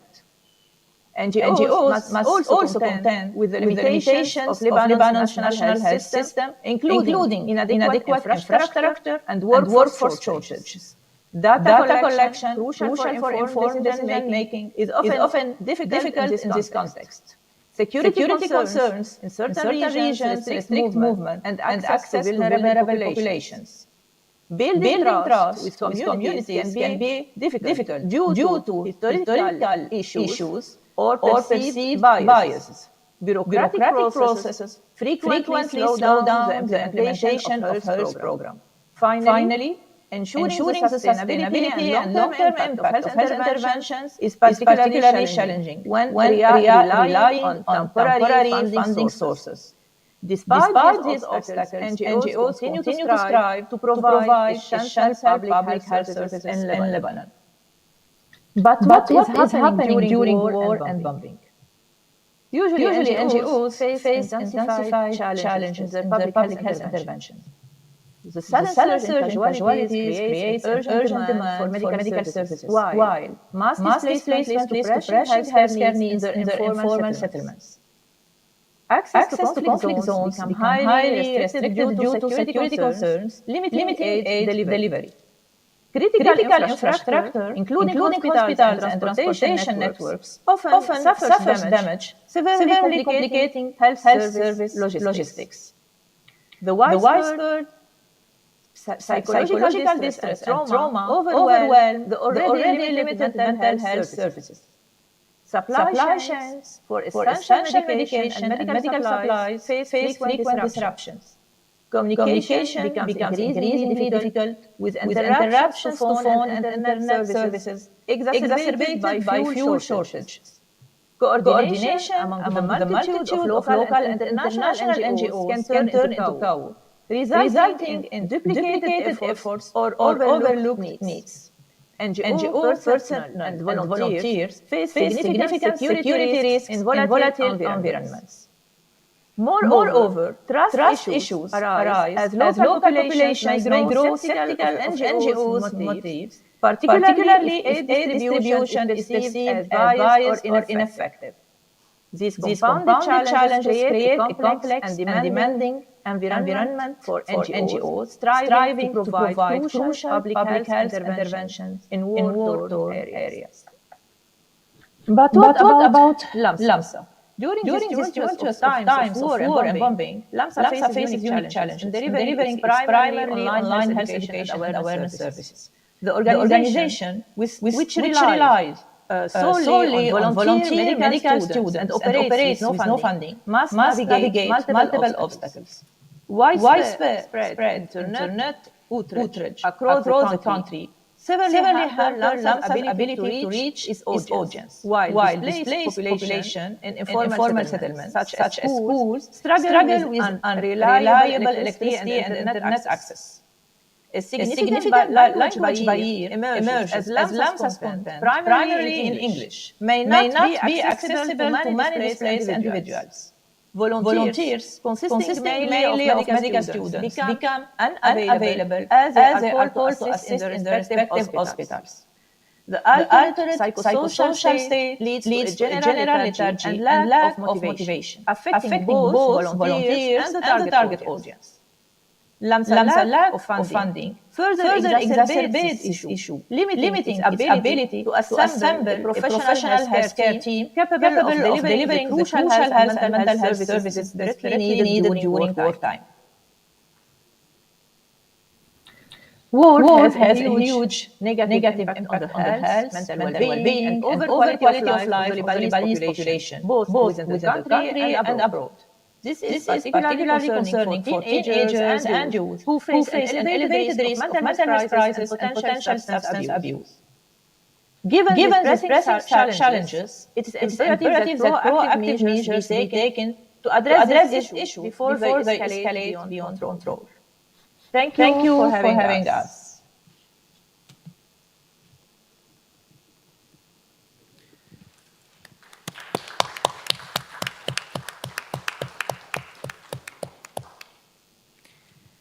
We would like to thank Dr. Zaina Mukavzel, who sent us this video yesterday. Currently, she is fleeing from Beirut together with Dr. Muriel Dib, who would also be present. I believe that we can now pass the floor to Dr. Orfanidou, who will deliver some words on the occasion. Is this possible technically?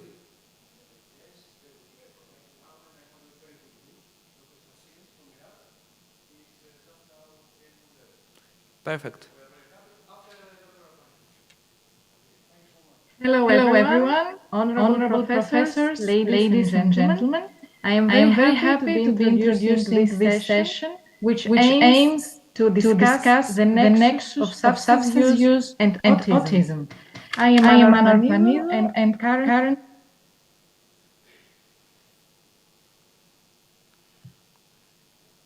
to address the challenges in documenting and preventing substance use among individuals with autism in Lebanon. Focusing on the lack of data, limited awareness among caregivers, and the absence of effective communication channels between institutions and civil society. Speakers were set to discuss the systemic barriers preventing the collection of reliable data, such as the lack of coordination between NGOs, the difficulty of fundraising, and the lack of technical knowledge among volunteers. The session was also going to explore the potential role of the Mental Health 2030 strategy and existing WHO frameworks in filling these gaps between focusing on the role that civil society organizations can play towards this end. Given the recent escalation of the conflict in Lebanon, as you have already seen in the video, the session's focus and delivery needed to be adapted to crisis settings. The new structure will emphasize adapting awareness and intervention efforts to conflict-affected areas where substance use is increasingly a coping mechanism for people with neurodivergent conditions. So I would like to introduce the people that designed today's session, even though two of them could not join us today. First of all, Dr. Zaina Mukarzel is a retired anesthesiologist, critical care physician, and a former chief of ICU and Burn Center. She holds as well a master in healthcare management, a master in public health, and a diploma in addiction medicine. She is the founder and president of the Lebanese Association for Medical Services for Addiction, LAMSA, and the WHO Fittest Global Healthcare Influencer. Secondly, Dr. Muriel Tib, a doctor of dentistry, currently pursuing a medical degree and medical illustrator with long-term involvement in LAMSA's advocacy against substance use. And last but not least, Christos Tsangaris, medical doctor, orthopedic surgery resident with postgraduate qualifications in public and healthcare administration and long-time involvement in public health advocacy. So let's start the session, and Christos, you may proceed. Anna, thank you very much for the nice introduction. And now we're ready to hear to Christos Tsangaris a comment regarding all the situation, and the stage is yours. Thank you very much, Andreas. As you understood, the setting of the session has changed. Before, we had as the main focus the nexus between autism and substance use. With substance, we mean alcohol and tobacco mainly, and also drugs. People with autism have also a greater risk, a greater vulnerability of using these substances, becoming addicted and experiencing all the adverse health complications that come from this. When we are talking about inclusive societies, we cannot forget that these societies should be also ready to accommodate people whose special needs do not allow them to understand how harmful the use of these substances is. So for this reason, we have a convergence of efforts to control tobacco and alcohol. These efforts include changing the mentality of normalizing this use as a way to party or as a way to cope with adverse conditions like living with autism, living with comorbid autism and cancer, and so on.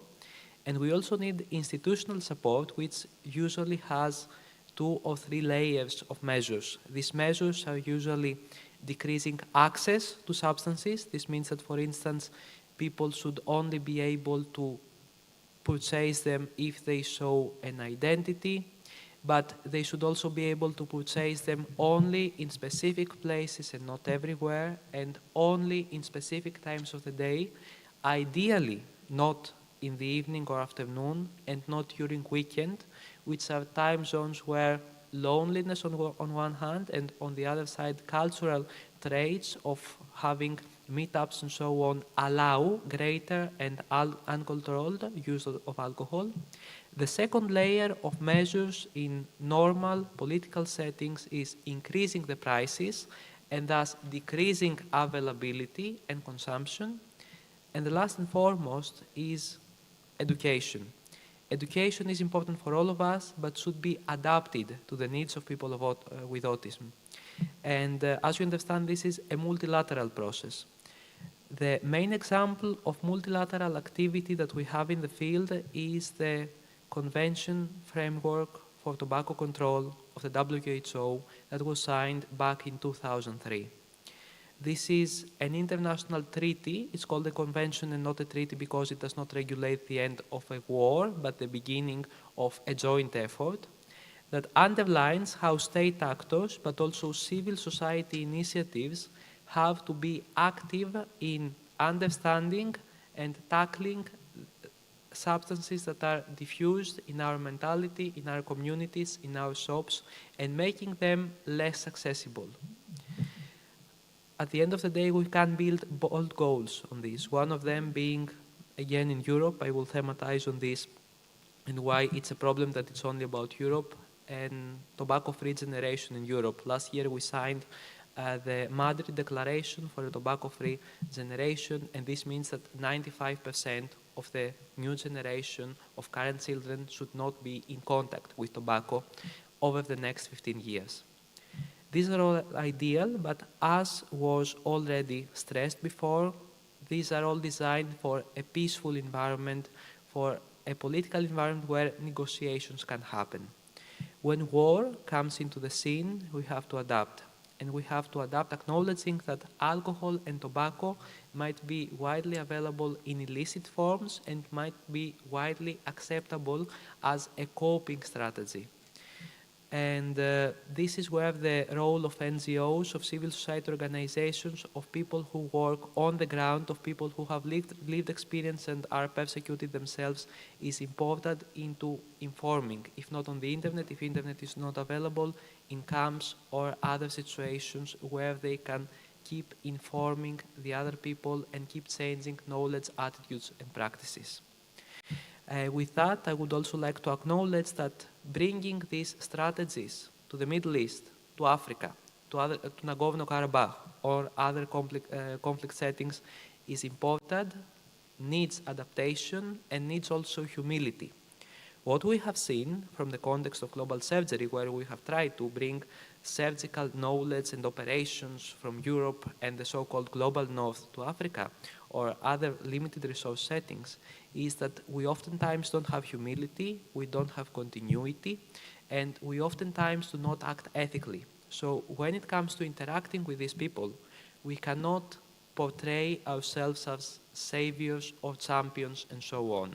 We are just lucky that we are not the ones experiencing what they experience.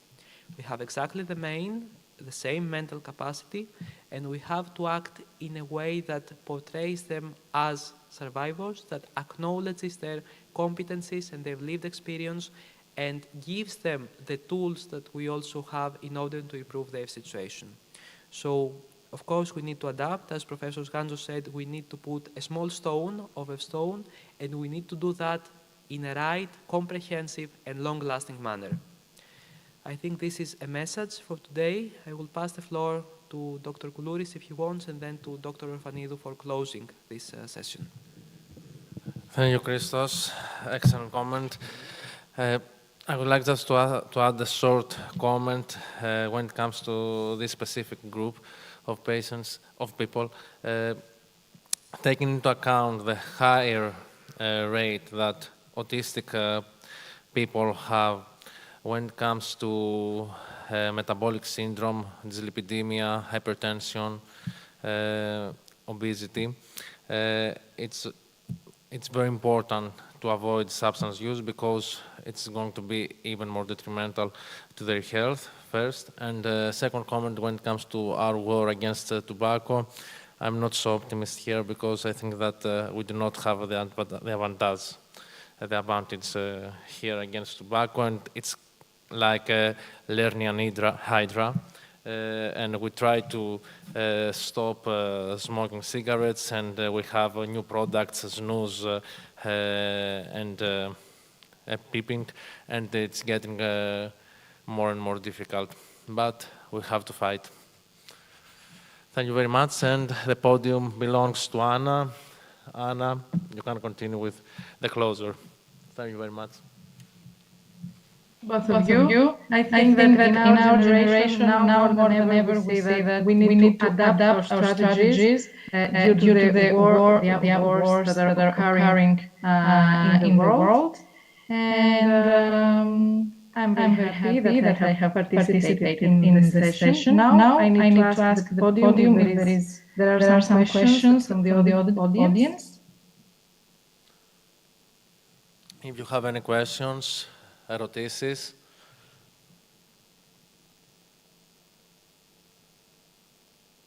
No?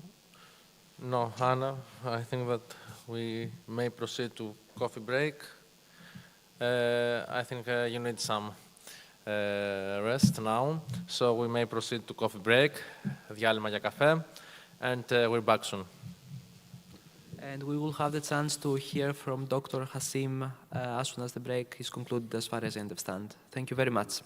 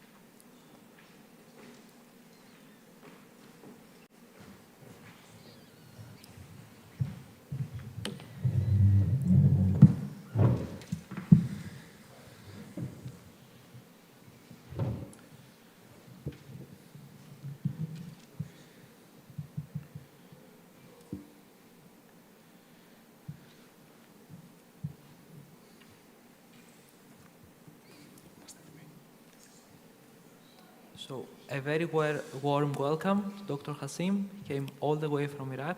He's a long-term friend and collaborator, a young doctor that has been active in clinical practice, but also in research, coordinating a lot of international teams and initiatives. It's a great pleasure to have him in Greece, and as said before, it's not only the content, but it's also the form of delivering a session. And a person taking great strains to come here has certainly a special message to confer. So we are very glad to hear from you. Thank you very much for the introduction. Good afternoon, everyone. I'm Dr. Hashim from Iraq. I'm here to talk about the autism spectrum disorder in the Arabic world and the effects of culture and religion on its diagnosis and management. I want to thank Professor Alexiou for inviting me to this prestigious event.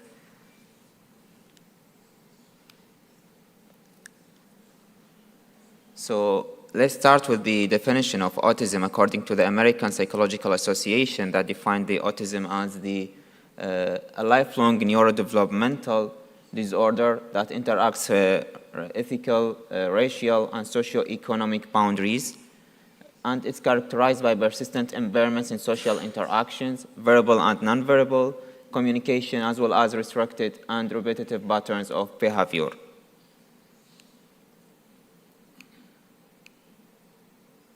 So the autism spectrum in the Arabic countries, in developing countries, and especially in the Arab countries, the child psychiatry is very primitive, not well developed. So as autism is related to the child psychiatry, it is very like in early stages in the Arabic countries. So we have to raise the awareness about this very important issue in our countries, especially that it's increasing in percentage among the children in our cities and our regions, especially these countries that very close on themselves, and because of wars, because of the political issues that affect our people.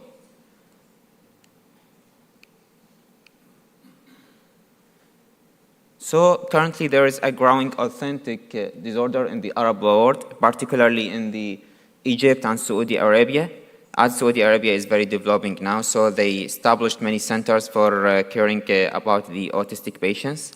Also in Egypt as well. In Iraq as well, we established a center called the German Center of Autism Patients 2 months ago. Although it's a private center, but it can help. So many families can bring their children to help them according to this. Of course, the rich families, not the poor, so poverty is one of the risk factors that make the children don't get the enough care for their autistic disorder. Regarding the research about autism in the Arab countries, research in general in the Arab countries not well developed. So what about the autism? About the autism in the Arab countries is still in infancy, like it's very primitive and not well developed. But there are percentages about the prevalence and the incidence of this disorder among our children, among our people. So we are calculating that the percentage is increasing over years. And there's not enough care, special health care, or enough specialists to care for these patients. The organization for autism, there's in the Saudi Arabia, the organization that's called the ART, the Autism Research and Treat Center at the King Saudi University in Saudi Arabia. It's a very developed center that works on research papers to establish like very detailed information about this disorder among the Arabic children. And also in the Egypt, there's Egyptian autistic organization that cares for these patients as well. And in Iraq, as I told you, there is a center just established in Baghdad. It's called the German Center of Autism. It's a collaboration between Iraq and a German autistic organization. I didn't know the name of this organization. About the religious influence, as the Islam is the main religion of Arabic countries, and there are countries that have only Muslims, such as the Arabian Gulf countries, so Islam can help people. It's not like a closed religion on the people. It can help people, it can help families, educate the families about the issues, and making them to accept these issues as it's the God's will.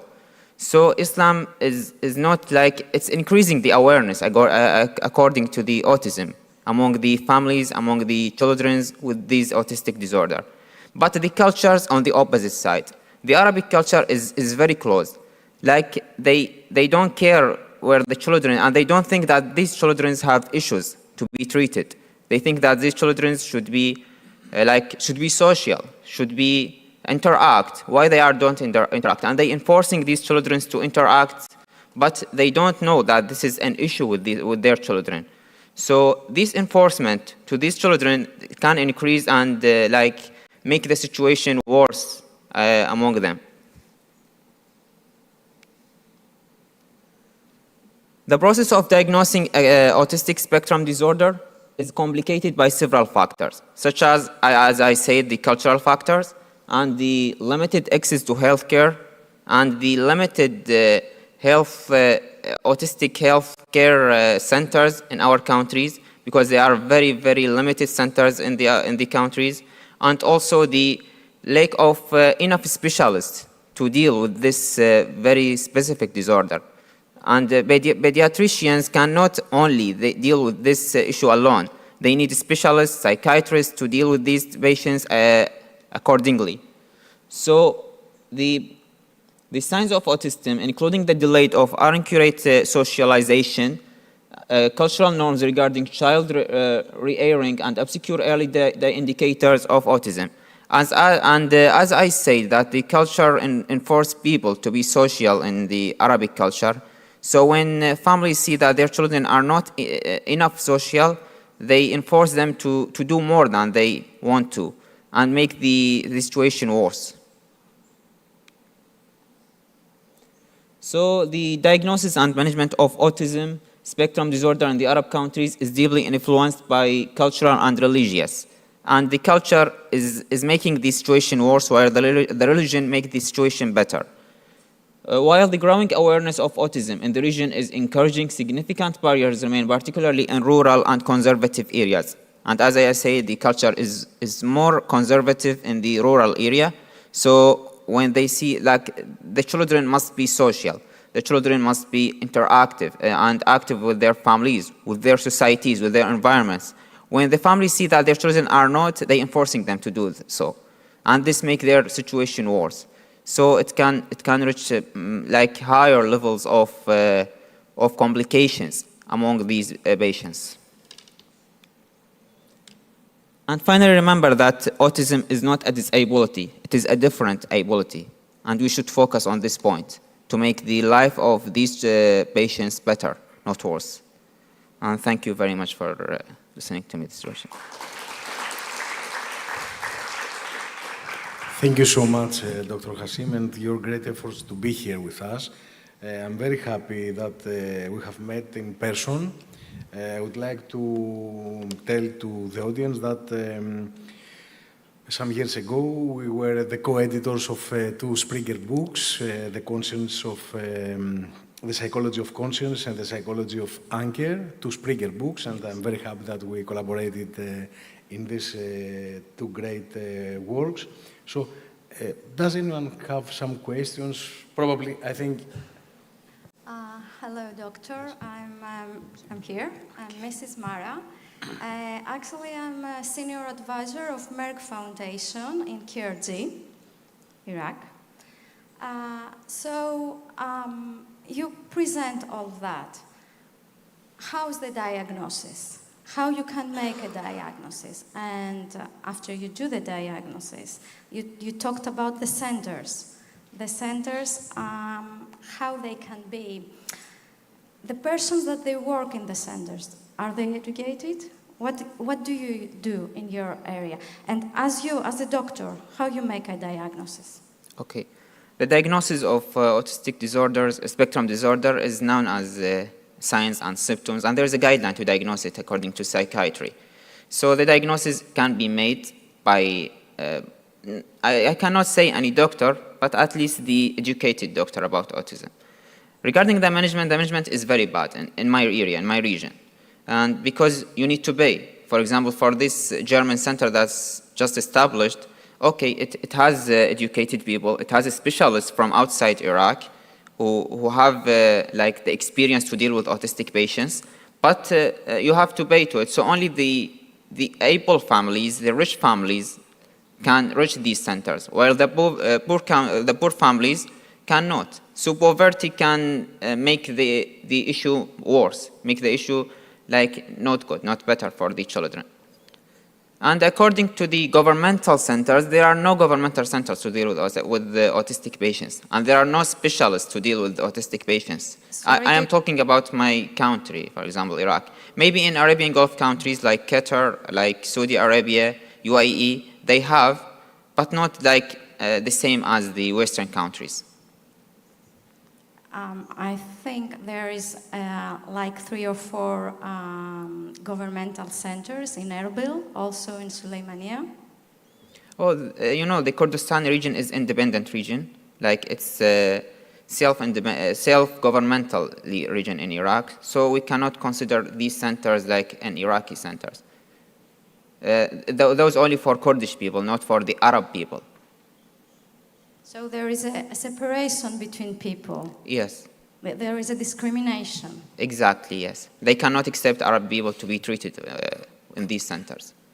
Okay.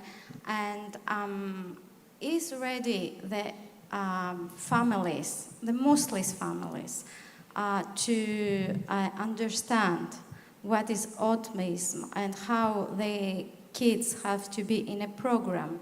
For example, as you said, they say it's a God will. God will or mother's fault? God will. They accept it because Islam said like, there is something in Quran said, La haraj ala al-marid. La haraj means there's no punishment for the patient, regardless what is the disease that the patient has. So as autism is a disease, and when the doctor told the family that your children has a disease called autism, we called it in Arabic at-tawahud. So when they say there's autism, okay, we have something with our child, we have to help him, because God said this, said we have to help them. So, but if they, they went into culture more than the religion, they said, no, our children should be social, should be active, so we have to enforce him. This is the difference between the families. The rural area focus on culture more than the religion, not like the urban area. I totally agree with you, but when you say socialized, where they can be socialized? Excuse me? Out of the house, where these kids can go. Okay. If we think the area of Iraq as a country, yes, where these kids can go. In the rural area, there is they have environment, like many families, relative families, living in the same area, like in villages or something like this, countryside. So their children should go outside every day, interact with the other children of the other families or of the other relatives, in weddings, for example, and in every ceremony that occur in this village.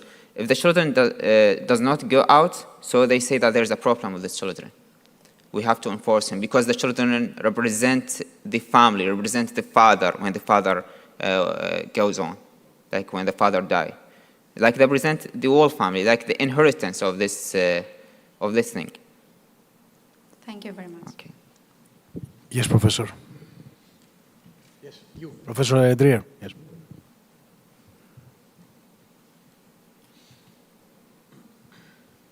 It's Thomas Dreher from Zurich in Switzerland. I'm a pediatric orthopedic surgeon. It's a very interesting discussion here. Thank you for bringing this topic. I think to get a diagnosis for a child is one thing. The other thing is, are the families ready to accept the diagnosis? Because from my experience with similar cases, not autism, with orthopedic, it's very important for the families that they are not recognized as having a diagnosis, especially girls, because they have less chance to find a husband, for example, in the future. Is that kind of an issue for your mission to get more acceptance for the diagnosis of autism? Okay, this is the problem, accepting the diagnosis by the families. So it depends on the education of this family. As I said, the rural families are less educated than the urban families because they dependent on the culture and what culture wants them to do. Regarding the urban region, they dependent on religion more than culture, so they can accept it more than these people. Accepting the diagnosis, regarding the rural area, as I said, when the doctor told them, for example, your child have autism, they said, what is this autism? We don't used to have autism in our families. He said like a bullshit. I'm sorry for this, just like this. But the urban families, they can search for it, do a study on this disease, and they can accept it, and they try to help their children to improve more. Do you have any plans for a better information and to reach a better acceptance of having something? Yes. Is there any strategies? Educating people by the Ministry of Health in all the Arab countries, by giving for example, short notes to the families, and in the schools also, in the monthly meetings of families in the schools, they can educate the families about the autism. Telling them what is autism, how we can deal with it, because it's a chronic disease. It can last for lifelong. So they have to accept it. They have to know more about it, especially the families that they don't have education about the disease. Thank you very much. Thank you.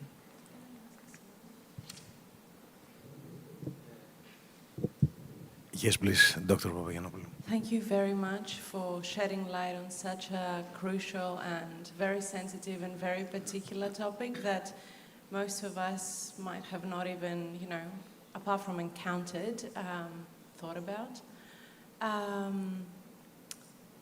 understand the cultural and religious context and difficulties that this brings into your daily practice and research, if that is, something that is doable, or to the extent that is doable. If I may extrapolate, because you're talking about Iraq, and now very recently I started working with a family in Dubai, which is the far end, the complete end, completely different from what you're describing. However, there is a common denominator. There are some cultural and religious connotations to how you can deal with autism. Dubai is very expat-oriented, and one would think very internationally minded and more open-minded. However, at the same time, what the parents of the children I'm working with autism, have shared with me is that there's also difficulty within the schooling system, because I work with some kindergarten students. There's difficulty from the part of the teacher to touch the student anyway, let alone if they have ASD. So I think there's other things that we might have not encountered or thought about, and how we proceed with these, with students and children with ASD or patients with ASD. And something else that I know that it completely doesn't apply to Iraq, because it's a very complex situation at the moment that you're living. However, in Dubai, when we're talking about an expat community and lots of money and, you know, no problem with funding, it was brought to my attention that it's not funded by, it's not covered at all by insurance companies, and everything, I was told that everything is covered by, you know, all the Medicare is covered by their insurance. However, that is not even, it's not covered, not acknowledged at all. So I found that very interesting, because I work also with European families and Australia, and they have so much coverage. So I know that probably doesn't, this is ridiculous that I'm bringing this up when it comes to Iraq, but within that context, it's actually, you know, confronting that insurance companies in an area that, you know, is much more affluent and doesn't have these problems and complexities, it's not even a thing. You know, only 10% of the UAE populations are Arab. The others are outside UAE, living there. So you cannot judge on this, because also the UAE peoples, the Emirati peoples are very rich. So once they noticed any problem with their children, they tried every way to help them. Not like Iraq, for example. Iraq is 40 million people who live under poverty, under wars, under political issues. So there is a very different between Arab countries. But the culture and religion is the same in both of them, in all the Arab countries. Professor Tolma, yes. Thank you for your wonderful presentation, and welcome to Greece.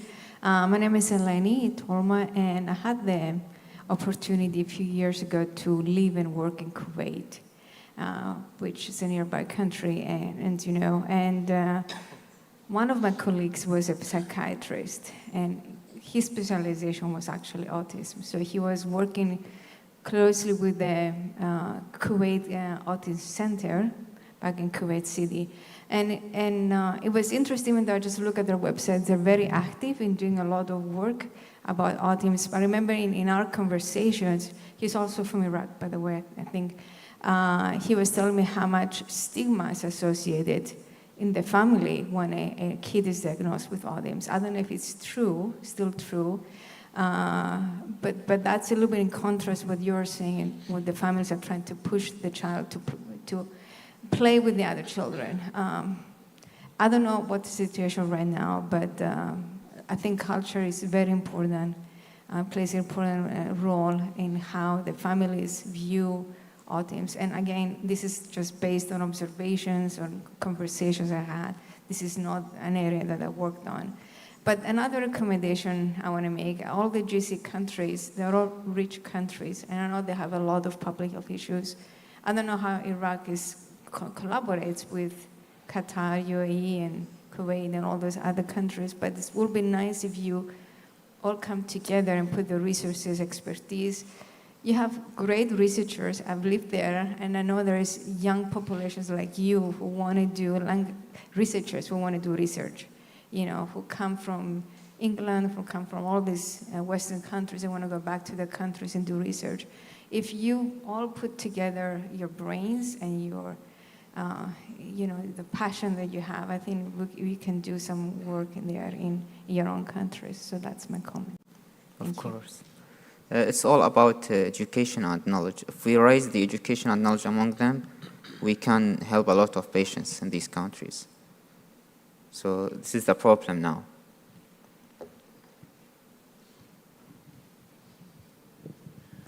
Thank you so much, Dr. Hassim, for being here, first of all. I would like to mention that at the beginning, the first keynote speaker was Professor Lefakis, and the topic was the bioethics of autism.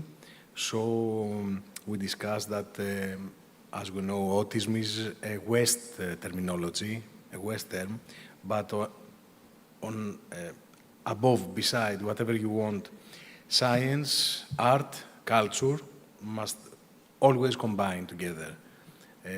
In this century and in the third decade of 2000, I believe that we have all to collaborate. You know that I also, Christos, you have collaborators from all over the world. I collaborate with Saudi Arabia, with a lot of people, with Egypt, Iraq, and I think that they know about science, they know the rules, they know the methods, the protocols. So I think that Professor Tolma and Dr. Papagiannopoulou are right. You have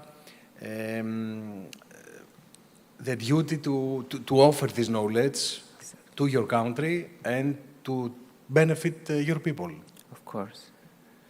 Thank you so much for being here. I'm very happy that I met you, and you are safe, of course, after many hours of flights. And I hope that you will stay with us for the rest of the conference to hear about all these presentations. Of course. Thank you very so much. Thank you very much. Σας ευχαριστώ όλους. We can have a small break now. Thank you very much. We will now have a short coffee break for 1 hour and update you about the program. On 3:30, about an hour, we will have as session chairs Professor Tolma and Dr. Tsagaris, and we will start a new session with the professors and the researchers from the Department of Public and One Health from the University of Thessaly. And we will start with the keynote lectures of Professor Eleni Lachana. It's a great honor of us. So in 1 hour from now, we will talk about.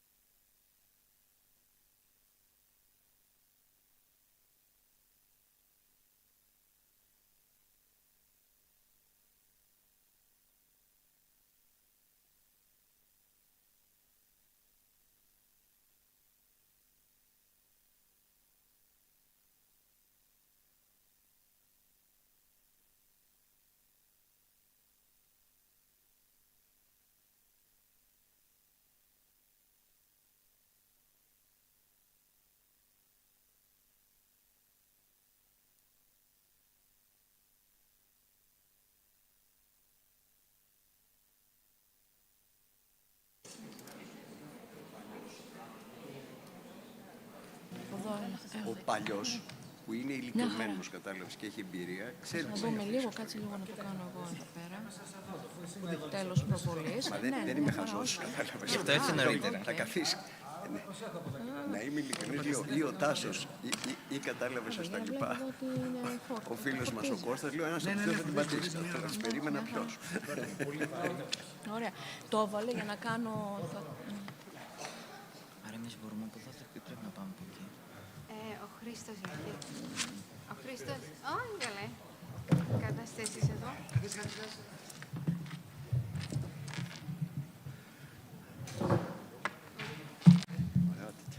Άρα εμείς είμαστε ανεξάρτητοι από εδώ, μόλις είμαστε. Είχα ένα νερό, αυτό είναι το δικό μου. Το πιάνει όλο. Ναι, οκ, δικό μου, γιατί το έβαλα πριν. Ευχαριστώ πολύ. Αυτό το έχω ανοίξει και έχω λίγο πιει. Πάρτε καλύτερα το άλλο. Βλέπετε αυτό. Όχι, αφήστε το. Εγώ νόμιζα ότι επικαραδρομείς κάπου. Αφήστε το, τι. Ναι, ναι. Τι κάνει. Προσπαθώ να φτάσω, πρέπει να βγάλω ένα Όχι, όχι, το αποκριδιόν τώρα. Είμαι θερμός χαρακτήρας, οπότε αφήστε με το θέμα. Πειράζει.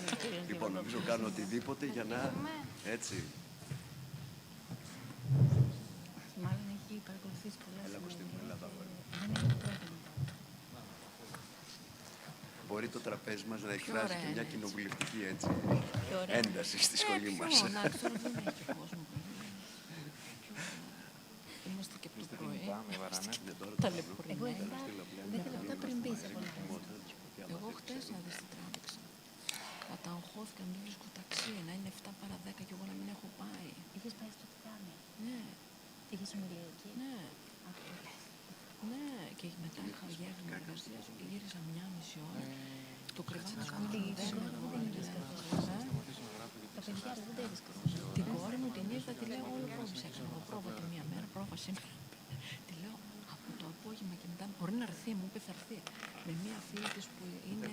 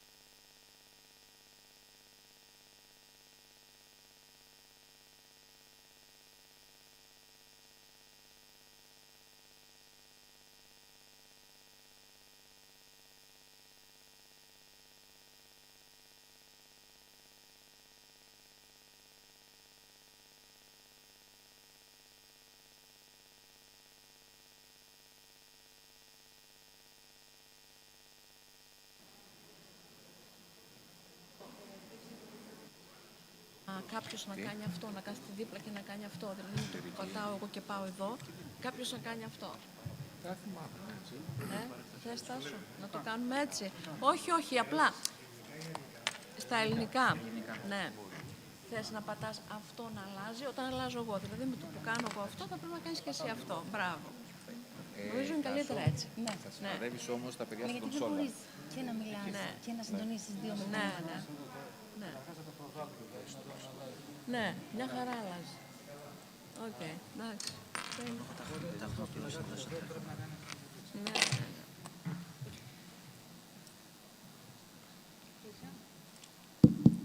Hello, hello. Okay. Καλώς ορίσατε πίσω. So welcome back to our conference. I hope that you had a nice break. You nibbled on something. And we will continue with the next session called Public Health and Social Challenges.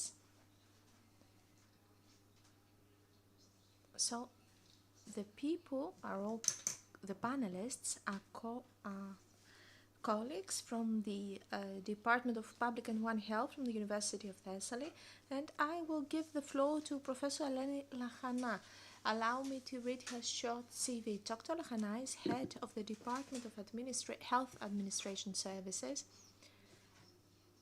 at the Public and One Health Department. She is an assistant professor. She received her PhD diploma in 2011, and her research interests focus on the wider health administration management, health economy, health systems, public health, health policies, sociology of health, as well as of the evidence-based practice of the quality of life, health promotion, community health, and training. She has received a lot of awards, and she is a member of a lot of associations and societies. She has been a president of the nursing department, as well as member of the Integration Council of the Department of Thessaly. Now she is president of the Department of Public and One Health, and she has more than 200 administrative positions at the University of Thessaly and at the Hellenic Open University, not only on a graduate but also undergraduate level. She has a very important research and writing interest, and her research interests are focusing on health economy, public health, health promotion, health society, and evidence-based practice in health policies. The results of her research activity have been published in Greek and international journals, more than 65, and also in the minutes of international conferences. Hello everyone. I don't know if you can hear me. Should I be closer to the microphone? Okay. Hello everyone. Dear Chairman, dear attendees, it is a great pleasure and honor to participate, and I'm talking on behalf of my department to the first international conference on autism. I would like to congratulate the scientific and the organizing committee of this conference for such an important initiative in order to discuss at length issues related to autism. My lecture is titled Strategic Planning and Action for Individuals with Autism, and it seeks to open a dialogue and to give fruitful thought that would reinforce the dialogue along the round table of our department that will follow, and is titled Autism, Public Health and Social Challenges. Always at my lectures, at my speeches, I try to to give you the agenda and the structure, and since I'm going to discuss about strategic planning and actions, the administration has got specific stages, specific phases, and therefore this is why I want to analyze them in my lecture. We are going to discuss the existing situation analysis when it comes to actions for autism. We would like to determine the needs and the goals. We are going to discuss how we can develop a strategic action plan, and of course I will propose an action plan from Greece, and last but not least I will discuss the implementation of the strategic plan and what we should do during the implementation phase. Starting, I will say some words about the conceptual determination and definition of autism. It is a neurodevelopmental disorder that affects a lot of important aspects of a person's functionality. Those disorders have various degrees compared to communication, social interaction, behavior. Now, when it comes to the world spectrum, it denotes that there are different forms with various levels of seriousness, including cognitive impairments, behavioral challenges, including the self-harming, in high intelligence but with low social skills, and difficulties in their everyday lives, difficulties in keeping eye contact, and others. Therefore, those persons have a lot of skills and challenges, and some of them have very high skills in music, art, maths, etc. If we want to take a look at the history, autism was always part of human race, even if it was not recognized until the mid of the 20th century. There were references for people with characteristics and with traits that we would have included them in the spectrum. Even before the 18th century, Breuer in 1911 used the term autism in order to characterize some people with schizophrenia that have lost contact with reality, and therefore research and scientific papers started in 1930 at the same time, more or less, by two psychiatrists, Dr. Kana, who was mentioned about the early childhood autism, and Asperger, who talked about the Asperger syndrome that is related to high functional persons with autism. So the three disorders in the diagnosis was described for the first time in 1979 from Laura Wink in Great Britain, and related to the social interaction, the social communication, and the repetitive stereotype behavior. Now, ASD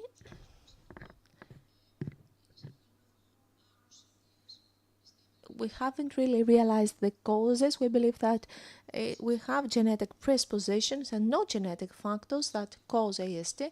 So in the various degrees of autism, there is an overlap between repetitive, stereotypic and not stereotypic autism in adults, mainly that have common behaviors such as low motor skills, repetitive behaviors, impediments in speech, very narrow special interests, and difficulties in social interactions. So those symptoms appears in 2 of the 3 first years of a person's life, and the early diagnosis is of course the key to have better results. Now, when it comes to the disparities, the inequalities, if you wish, the ASD can not allow persons to participate in the society on the same level. It can be found in any social strata. It can be found in any social background, any language, any gender. The diagnosis is more often to men than to women. In every age group, however, there is inequality when it comes to the diagnosis and the management compared to the social economic characteristics of the persons or their families. There are geographical disparities. For example, Caucasian children are diagnosed more with ASD than the Latinos and the Spanish-speaking. There is a lack of access to healthcare services and inequalities based on the geographical region or the country. Autism is part of disabilities according to the UN Convention for the Rights of Disabled People, and it is a cause for disability to children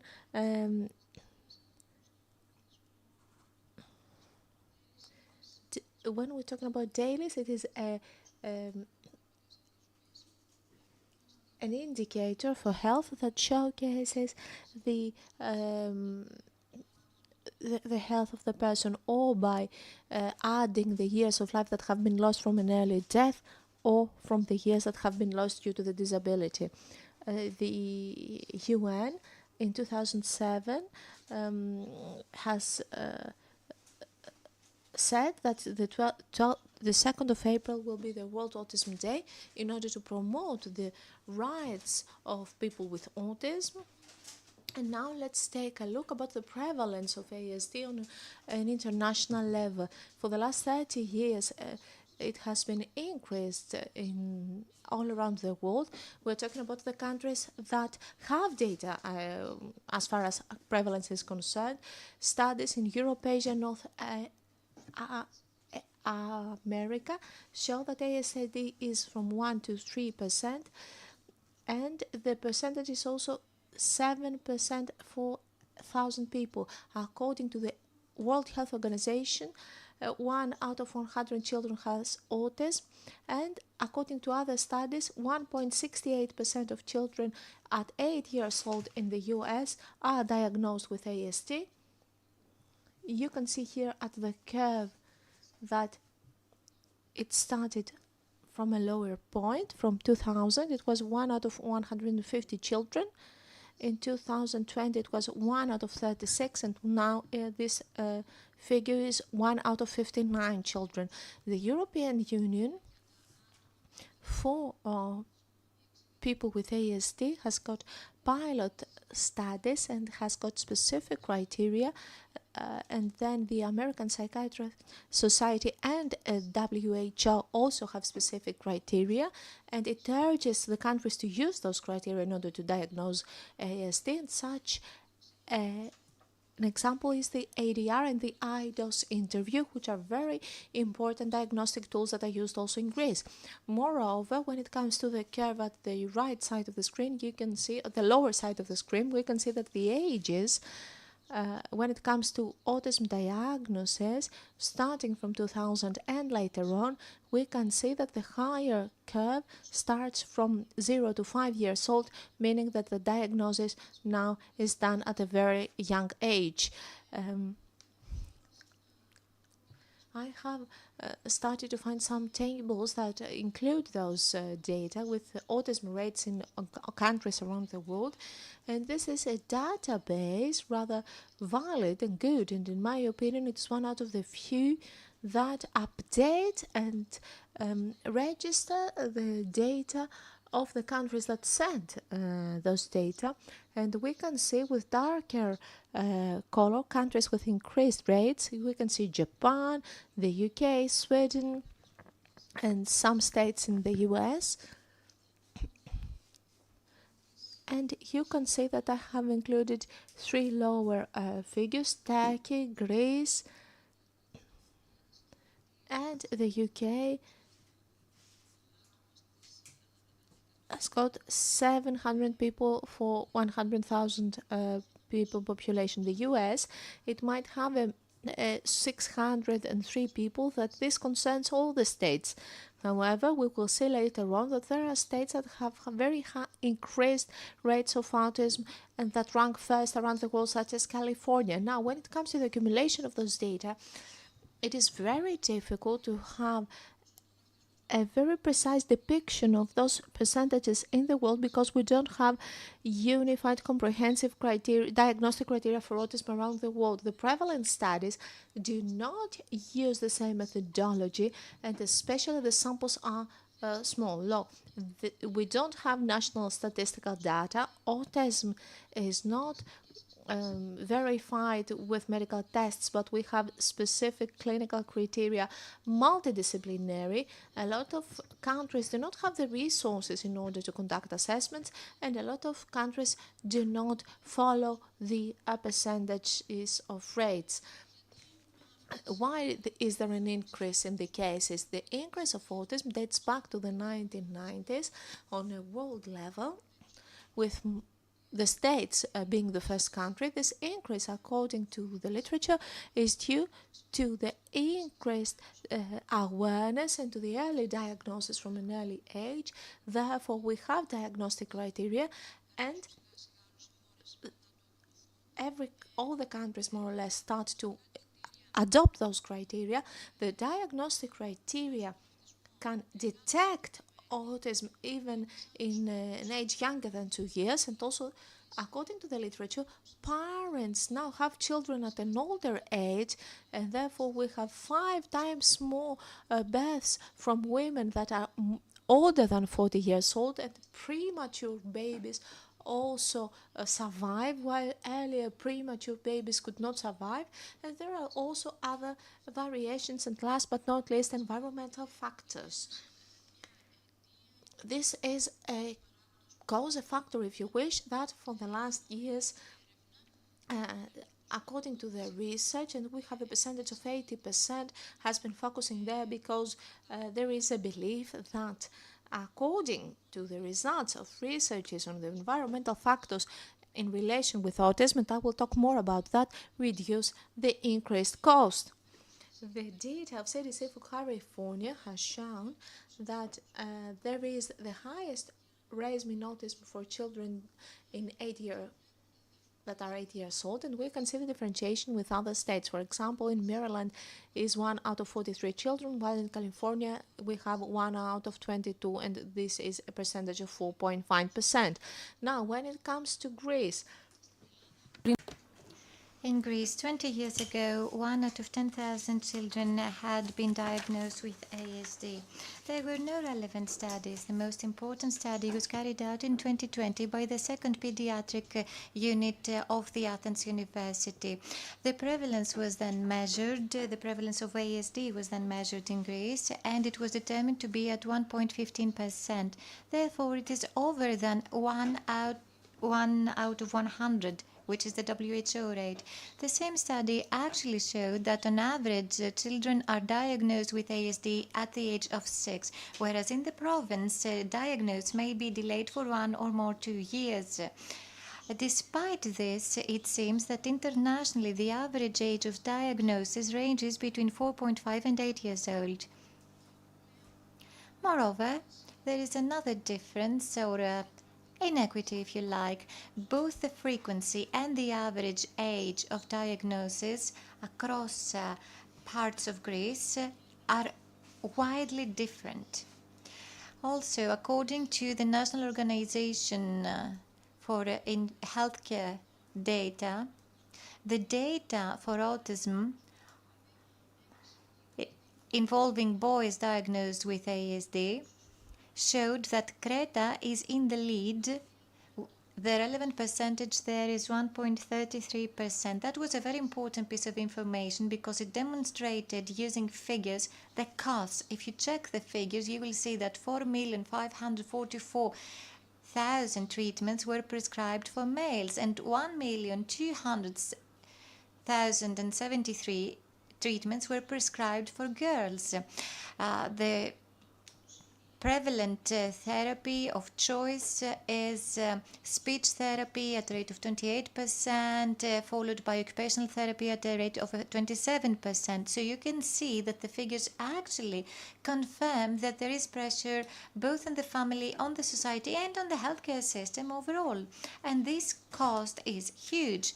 And also this study showed that only 0.11% was referred for counseling, psychotherapy, and that is very important. This is something that families miss. So 0.11%. How about accessibility in Greece? People diagnosed with autism in Greece, can they access services? Well, accessibility is a dual concept. On the one hand, we need to have services and healthcare professionals that are available near the place of residence of patients, and on the other hand, these services must be accessible to all without any discrimination. This includes socioeconomic, cultural, geographical, social security, and educational limitations, because literature shows that there are many cases where people do not know where to turn to once diagnosed. The very first web portal on autism in Greece was created at the initiative of the Center for Children and Adolescents. It is an NGO that is active in Greece. It was launched in 2023, excuse me.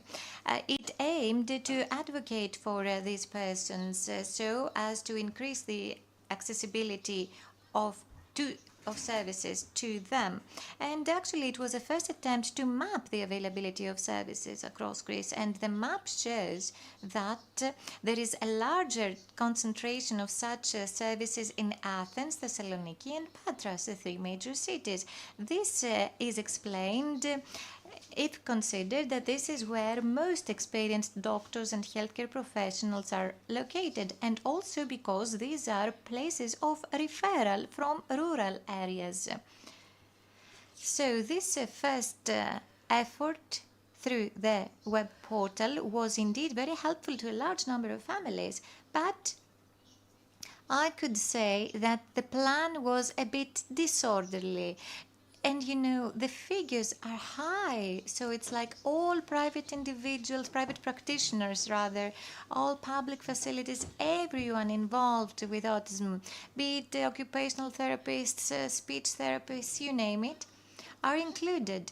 So the first register indicated an imbalance of services available across Greece, and also this applies to both facilities and services provided. So there is a lack of strategic planning, there are no clear objectives set, there is no continuity of care ensured. And on top of that, it has become evident that there is a lack of specific types of facilities and services, for example, daycare-centered, residential facilities, specialist hospitalization facilities, supported employment services, respite centers, crisis management centers. All of these things are missing. But we do recognize this as a first step. Now, as to introducing autism in the legal framework, again, we were lagging behind. So it was the law on mental health that was passed only in 1999.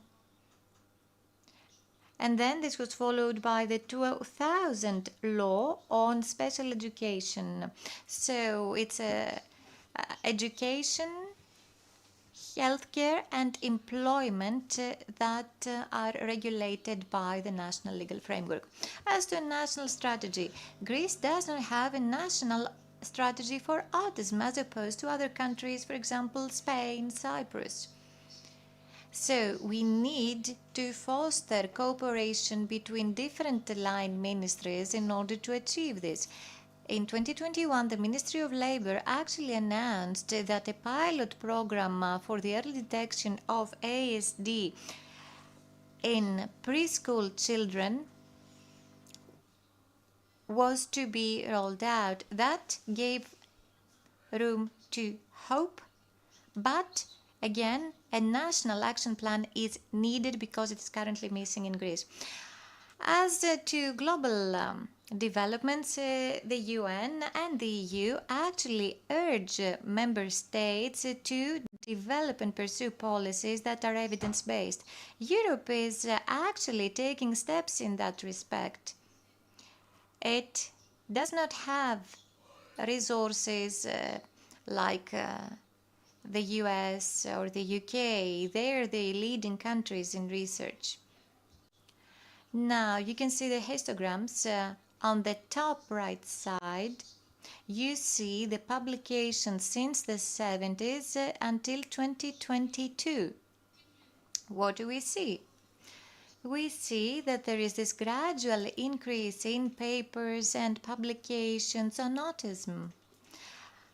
One could say that after 2020 there's been a boost in publications, but again there is this difficulty faced by scientists in research, because although there is a remarkable research on autism, the databases may be psychiatric, the databases may be environmental, and there are also data in databases that are not medical. So given that the approach is multidisciplinary, this gives rise to yet another difficulty. How can one classify these papers? So just think of this. Since 2020, there's been a skyrocketing number of relevant papers. So we should be able to search easily for such papers. Also, the lower histogram shows clinical trials, both animal trials and human trials. So in 2023, there was this Swiss-based research team that thought of the following. Perhaps we should create a web-based tool that will organize all of these data following a specific methodology. So we should create a dedicated database, and thus AARM was created. So, given the large number of studies about environmental factors, lifestyle, social factors, medical conditions, maternal medical conditions that relate to autism, this database was created in order to accommodate all of the papers. There is a specific methodology that is in place so as to allow for the proper mapping of papers. And this will give rise to a systematic evidence-based map. Therefore, any researcher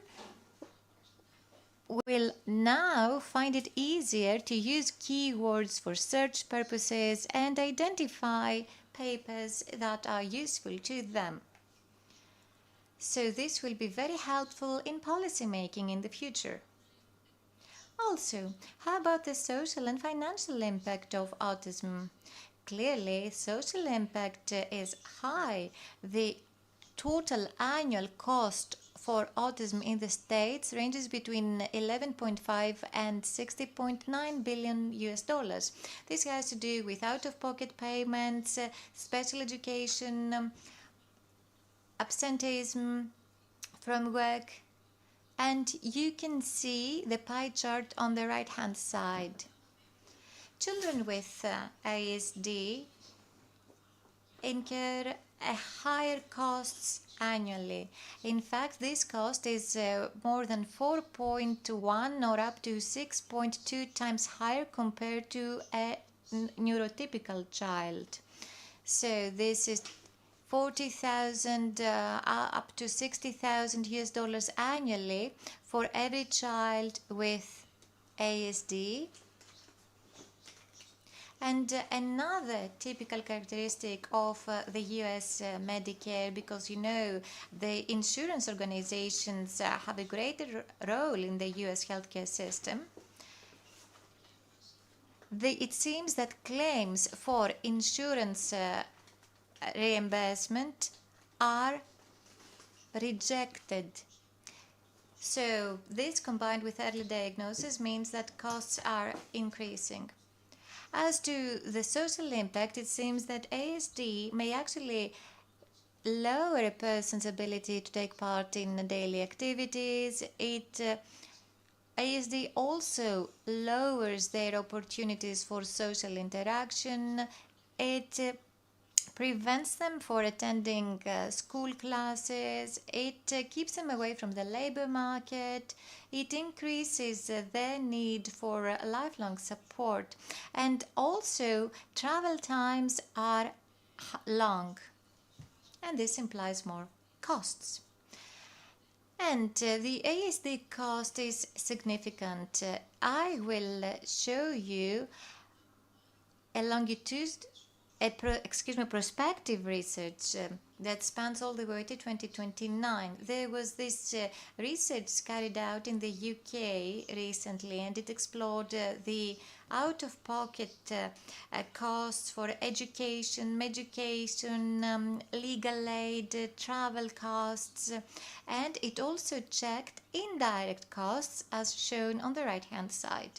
And the indirect costs are costs due to work absenteeism among mothers, and mothers are usually unemployed because they are unable to work. And also these costs are attributable to the low productivity of persons affected by ASD. So all of these data together should be taken into account in policy making strategy preparing. Also, in the States, there is this autism tsunami, as dubbed. There is this looming prediction for the future. So the study referred to the 1990-2019 time period, during which there were 2 million new diagnoses and the cost was 7 trillion US dollars.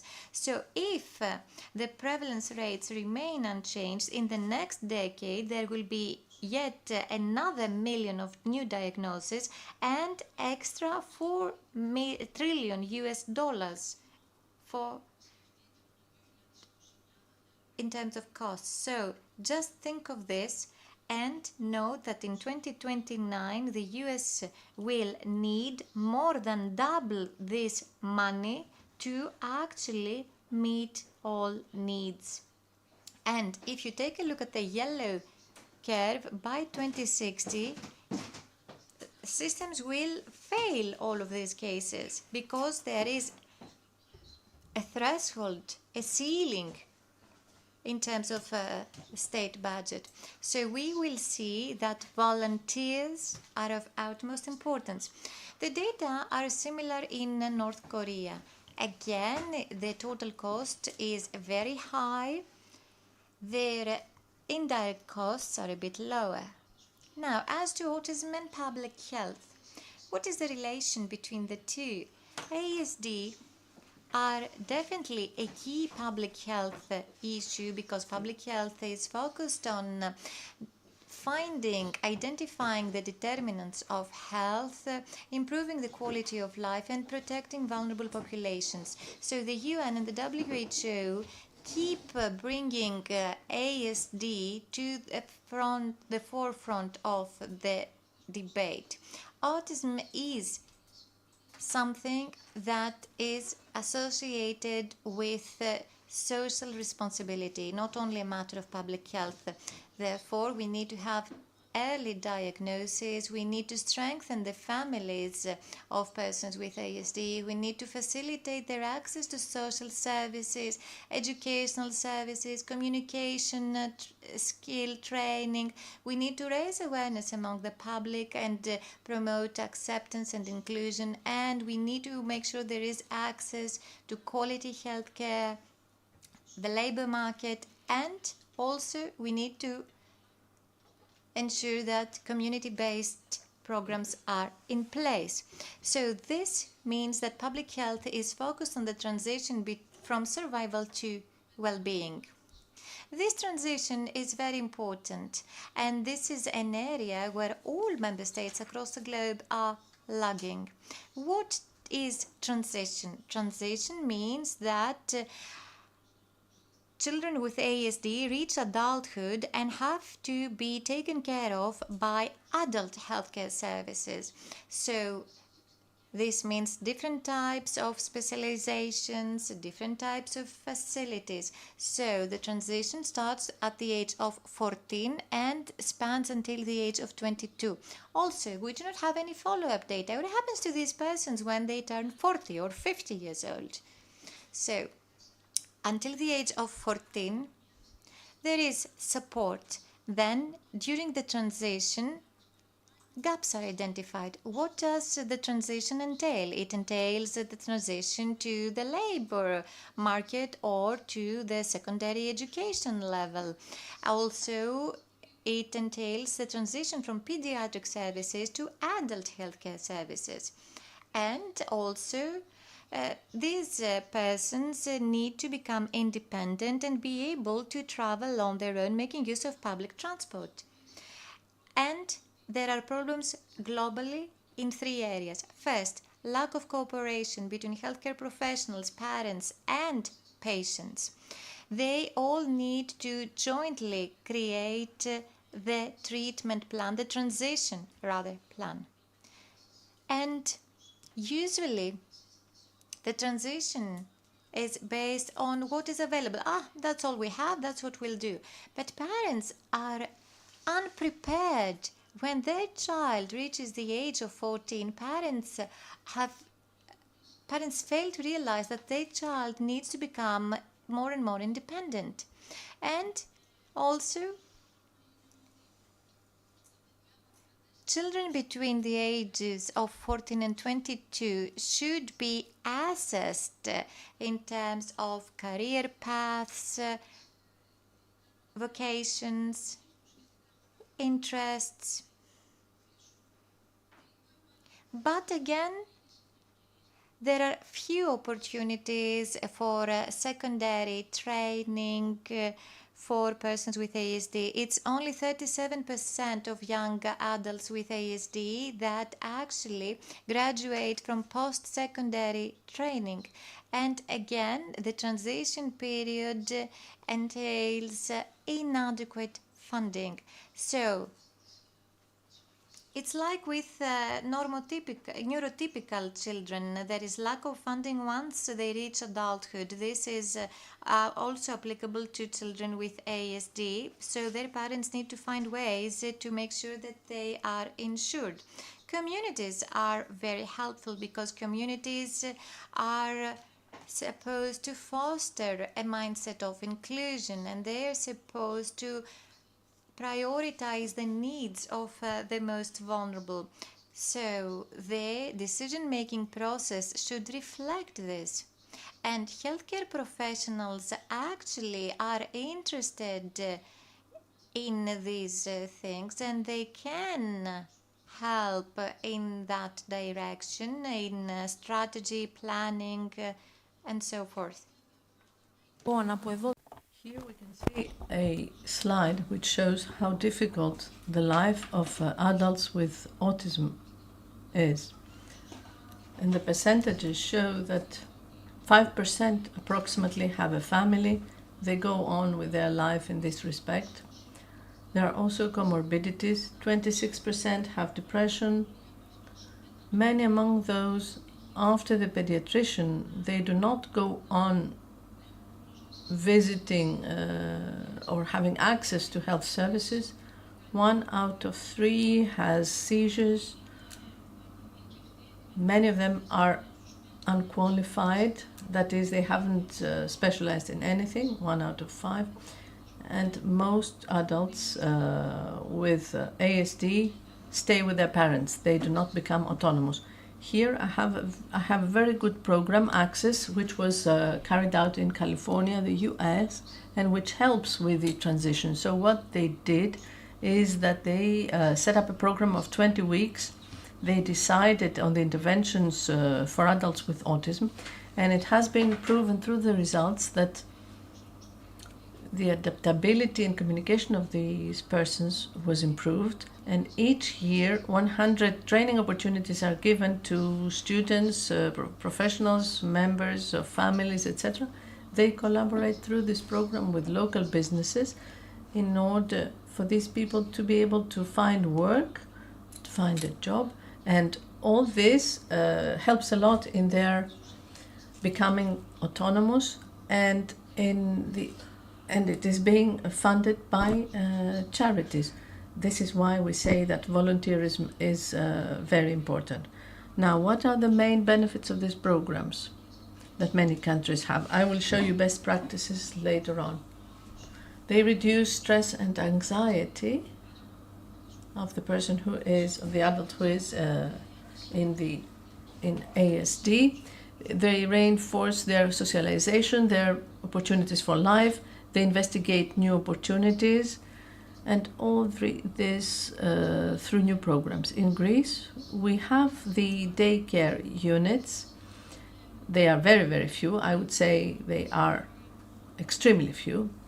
And these were established by NGOs such as PLOES.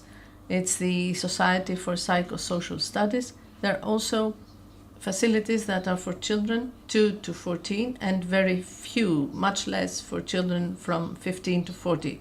The daycare centers, among the first ones, were created in Western Greece, and the 2 that are under construction, there is still a lot of work to be done in order to have them scattered all around the country. The objective is to prevent isolation and marginalization of these people and increase their skills and capacities so that they can be more easily and faster integrated in the society, included in the society. So how do we deal with needs? Because before having an action plan, we have to prioritize their needs. How we are going to learn about that? We will learn about that by asking through them, their families, their carers. So since an important percentage of adults experiences social isolation, social exclusion, and the carers tend to disregard this, training is very important, and literature states that what the parents and the people themselves in ASD ask, they ask for a transformation in education with additional learning needs, support for employment, and health and social welfare. On the right-hand side, I have some data from the parents who ask they have drafted an open letter to the Prime Minister of Greece, and they asked various things. It's not just Greece. Other countries also, which have integrated action plans, ask for facilities in the countryside, specialized personnel. They want to participate in the establishment and support of shelters, to have supervision by the state, not to have such a bureaucratic system for compensation for the treatments. They ask for services to be provided in public hospitals, to provide care for mothers who are mostly deprived and excluded from work, to increase the jobs for people with disabilities, to inform, to update the legislation as regards their rights, and many more. I will not mention everything. Just let me tell you that Wales, which was among the first countries that had a national action plan, even there were a lot of complaints and grievances from the parents and the carers that the system is not user-friendly, that it is very bureaucratic, that it is expensive, and they have revised certain things. So here we see that although it was among the first countries in 2008, UK, that had a national action plan, they received this feedback from the carers, the agencies, the parents, the patients themselves, and they established a new action plan in 2023. And from what we have seen, there has been improvement in many sectors. And the new action plan focused on what they have done so far, what they were told to do, and which among those things will be implemented, so as to go further down the road. Here I have a draft plan, an autism plan for Georgia. In the national action plans, the first to be drafted, there were 4 pillars, but the trend in the new ones and the revised ones is to have 7 to 8 to 10 pillars. Since the spectrum is very broad, they find that there is a need to work more on other sectors as well. This is the national strategic plan for Cyprus, for autism. You know that strategic planning pertains to 5 years, 2024-2028. We have the first steps that they took. First, the ministerial decision was made for the preparation of the strategic planning. Then a national committee on autism was established, and there was a collaboration and a very good cooperation among very many ministries, health, education, finance, etc. Someone undertook the coordination of the team. A methodology was followed to have this this strategic plan. The Cypriots have put 8 pillars for children and adults: information, identification, etc., etc.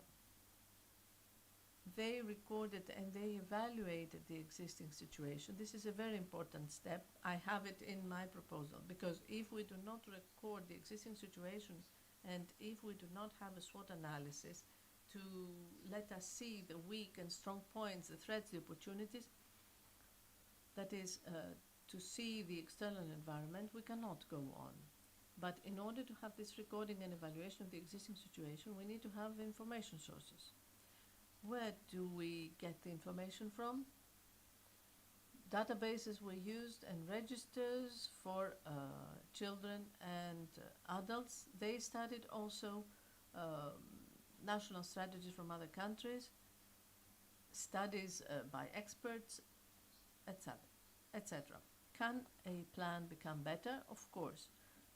In collaboration with people with autism, with families, with bodies, identify the gaps.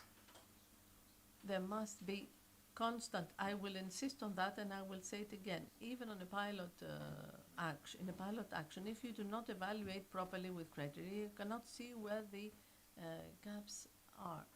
there must be an interface between services.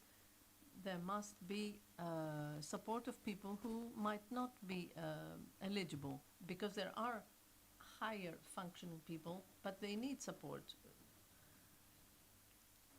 There must be structures to be monitored, which are accountable. We need to have new legislation, regulations, provisions, and health policies for the way that all this is planned and the health services are provided.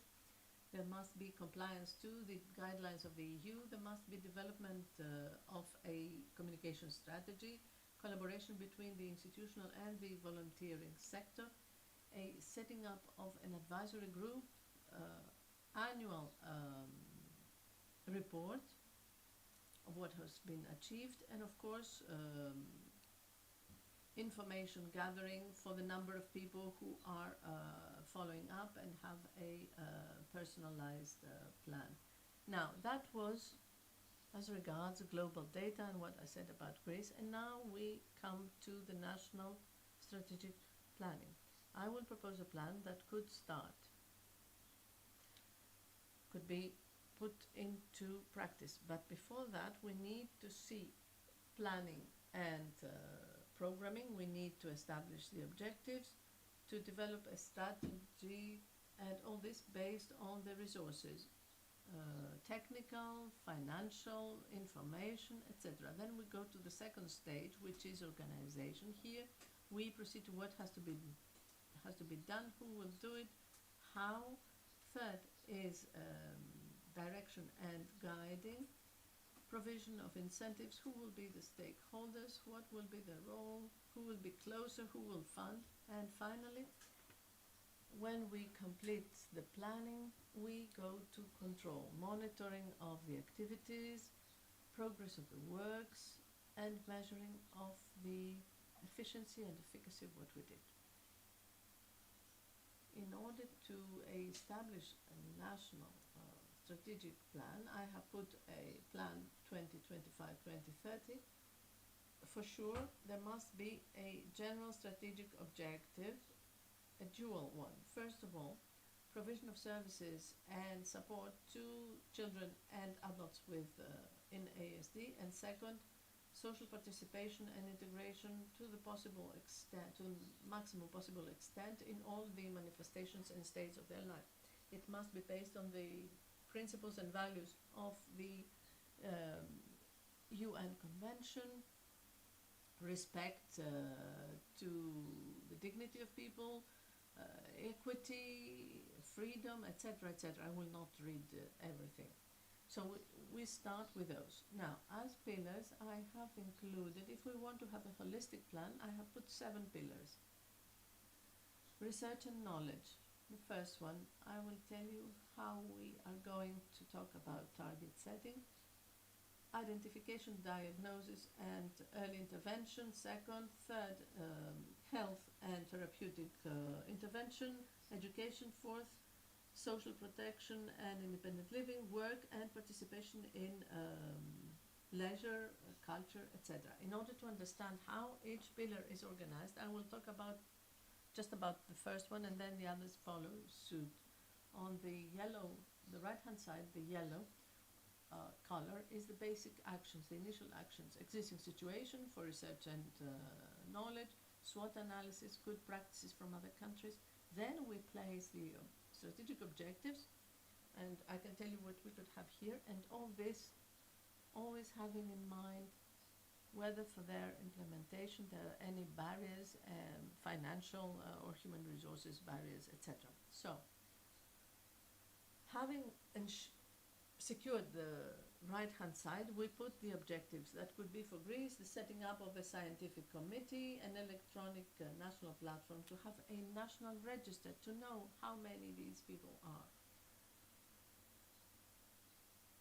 Encouragement of research activities, conferences, and this is a good practice that starts with you, the organization of this conference, training programs.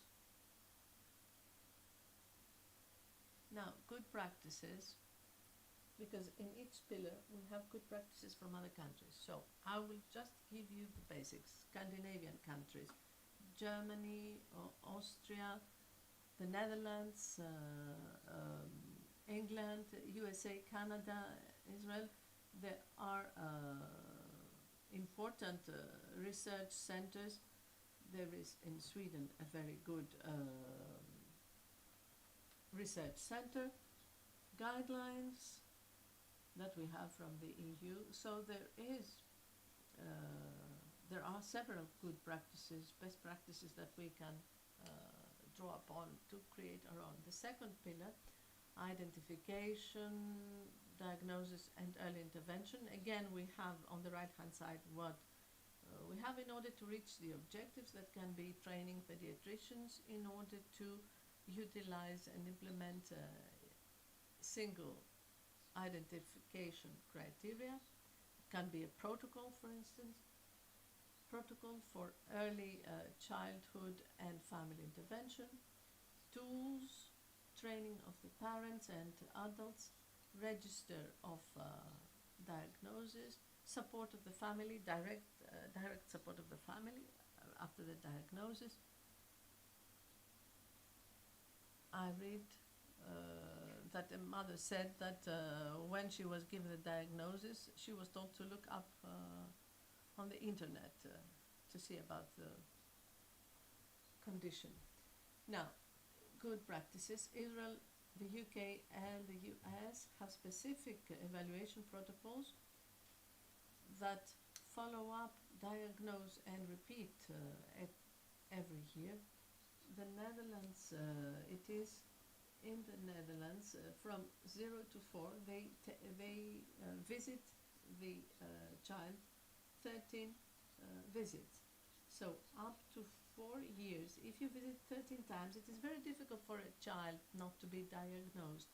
Even in New Zealand, there is an interdisciplinary group composed by health professionals, clinicians, psychologists, speech therapists, etc. The third pillar, and I will conclude in a short while, is healthcare and therapeutic approach. And here we have the right-hand side to reach the strategic objectives that can be increased of the availability of specialties, more people specialized. An important thing that I found in many countries in good practices is the certification of professionals. They are certified through specific examinations in order for them to be able to work in these structures. Again, here we have the creation of a register, specialized care plan and cost of this care plan.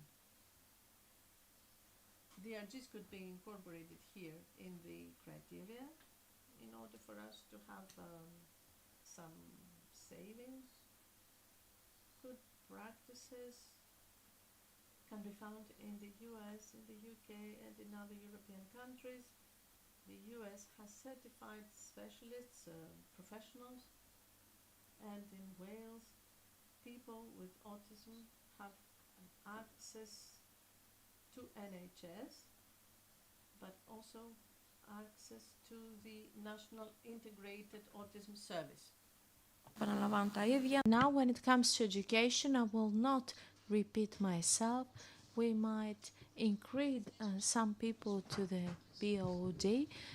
Greece has done steps forward to have specific regional councils in order to help the local administration to train the trainers, to update and upskill and reskill them, and also certify them, or also update their certification to complete the legislation in every level, personalized plans, good practices. Greece has got a curriculum, and a very detailed curriculum, special schools and middle schools for that population.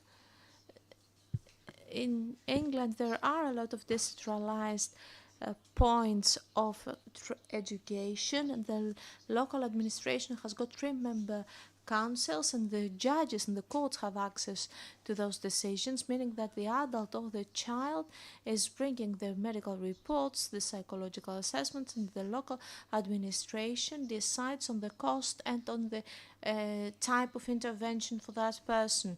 Also in the UK, we have also tools to register the behaviors in order to train the educators to understand when a crisis is happening. Independent living and social protection, there are also the steps and the mapping of adults. There is a big gap here. What is happening after the 22 years old? There is a support of the independent living, professional trainings, a lot of daycare centers. There is a gap also in Greece. We don't have enough daycare centers to facilitate and help the families and the parents, support the residents, and seminars to labs or seminars to businesses that would employ those skilled, specialized adults. Good practices from other countries.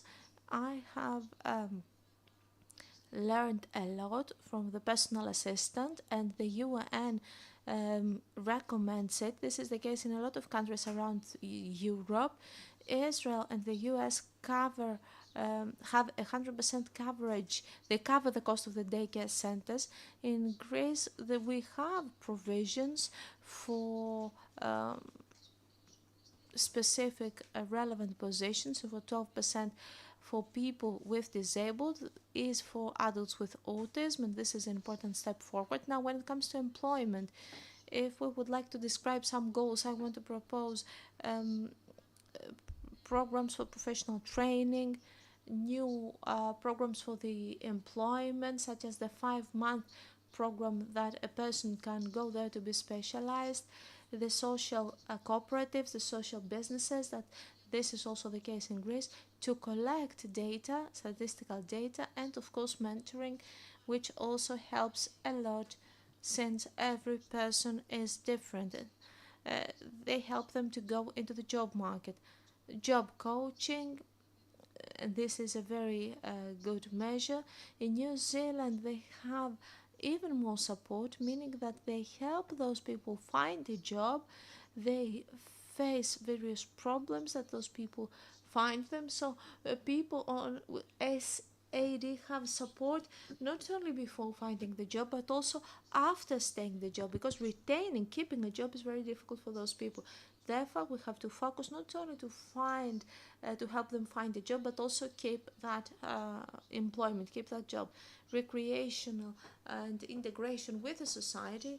Maybe we have to create another subcommittee that could work together with all the necessary departments that are related to sports, recreation, and culture, that could support ASD persons and their families, but also with other private stakeholders, in order to allow those people to integrate in the society. The daycare centers are doing an excellent job towards this direction. Israel, England, France, and the Scandi countries have got also good practices.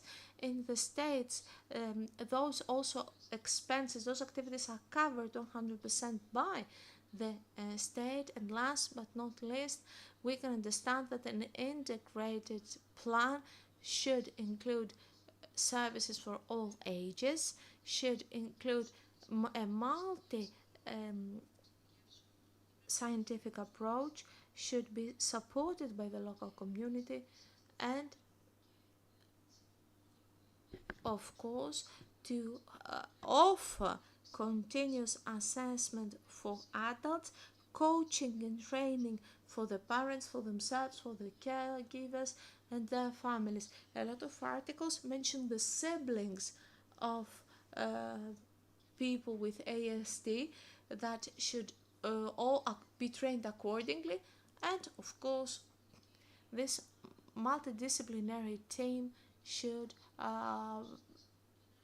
update their knowledge and also receive support themselves. Now, when it comes to the action plan, an assessment, either internal on the facility or by external assessors, is very important. To have specific indexes to see if the staff is good enough to assess the results. And another tool, very important for administration, is to measure the satisfaction of the beneficiaries, of the users, of the families, and of all stakeholders. A quality index, the experience is a quality index, and this is also the right to answer or to have a forum to express their concerns or ask for something that they want to be improved. Therefore, in conclusion, Greece, when it comes to its percentages, it follows the percentages of the World Health Organization, 1 out of 100 people. Today, we understand that AST is wide, as a complex condition. Research has done a lot of steps forward. Now the support and the detection are better, but we are now in the middle of the autistic awakening, so to say, since there is a lost generation of autistic adults are roaming around undiagnosed. So there are gaps when it comes to knowledge, awareness raising, the diagnostic methodology that should be comprehensive.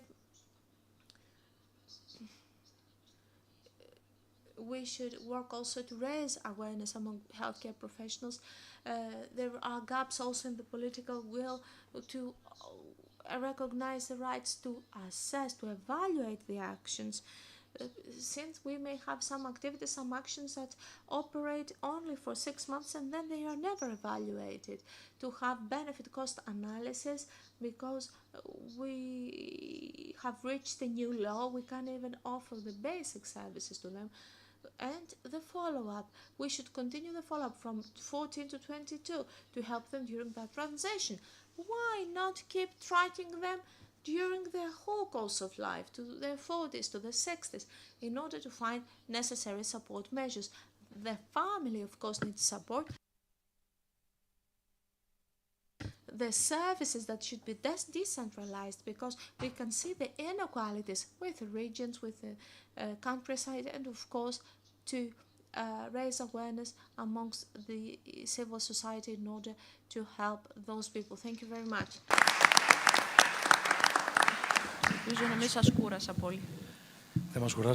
No, you haven't bored us. We are impressed. Your lecture was wonderful, and the action plan, in my opinion, is very important. Now, before giving the floor to the next speaker, I want to ask you a question.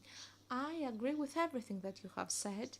My question is a problem of calculation, if you wish. How can we should rather find a way to collect real-time data, not only the hospitals, but also the hospices, the residential facilities. We keep losing all those data, so we cannot predict, and this is an important cost. I have one more question before giving the floor to my colleagues, because we have also questions online. You have mentioned this new tsunami of autism, and so we have new tools, so the percentage of costs increases. You have mentioned 15 trillions of euros. Do you believe that this might be a problem and the cost will not allow us to continue with that progress, to stop, to slow it down, since all this is a very costly process? Or do you believe that the action plan should be flexible but attractive for the investors, among them the states, because we are in a danger of losing everything by wanting more? So our first goal is to keep the cost or decrease the cost, or the percentage rather of people. So prevention is a key. What should we do in order to have lower percentages of autism? First of all, would be to diagnose people younger than 2 years old, early detection, to have a comprehensive unified diagnostic tools, certification we can also certify the healthcare professionals. It is easy and it is also cost effective. It is not expensive. There are also the unexpected factors, the surprises, the fact that environmental factors are considered to be at fault, to be the underlying cause for autism, that could be proven only by databases and by research. Nevertheless, even in the states when the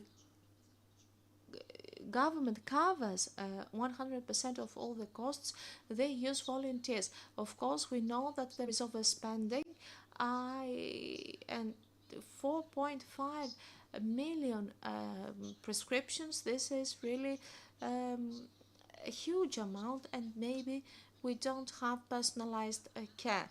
This is why we overspend. Maybe some of those drugs were unnecessary.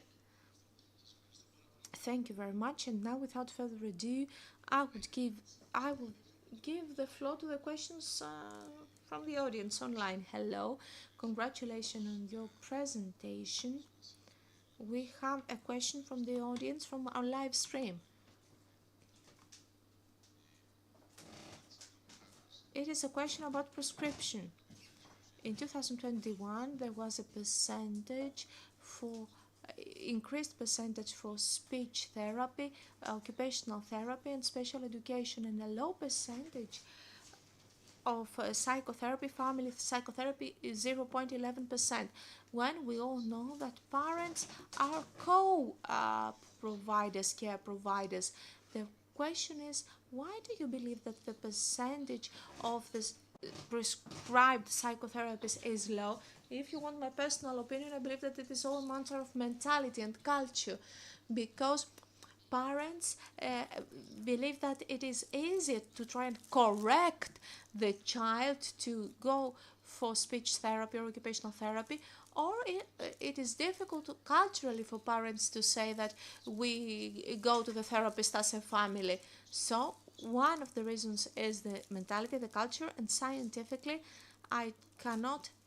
I believe that there is not right information, right awareness raising in order to allow families to understand how important family therapy is, psychotherapy, and they believe that speech and occupational therapy is more important. However, in my opinion, we should focus on family psychotherapy first. In Sweden, the people and families prefer to go for family psychotherapy than speech and occupational. First of all, it's all about the culture of the family, that they have not included that in our mentality, in our practice, and of course we haven't done the right campaigns, awareness raising campaigns and promotions in order to make families understand how important and how crucial psychotherapy is for the function and the operation of the family as a whole. Siblings were also mentioned, and because they are learning about tools that will help them manage the crisis of kids. Is there any other question? Thank you very much. Hello, my name is Konstantinidou Anna. I have spoken yesterday. I have developed a protocol myself, a parent training protocol. In my opinion, since you've mentioned family culture in Greece, wouldn't it be more cost effective to promote such a culture? It would cost less, in my opinion, if we could foster that family culture in Greece, that all together we can do it. And protocols like my protocol, I don't want to bless my work, but there are a lot of parent training protocols abroad. Those protocols should be included in order to help ASD children and move towards that direction. Since there is overprescription, there is also overdiagnosis.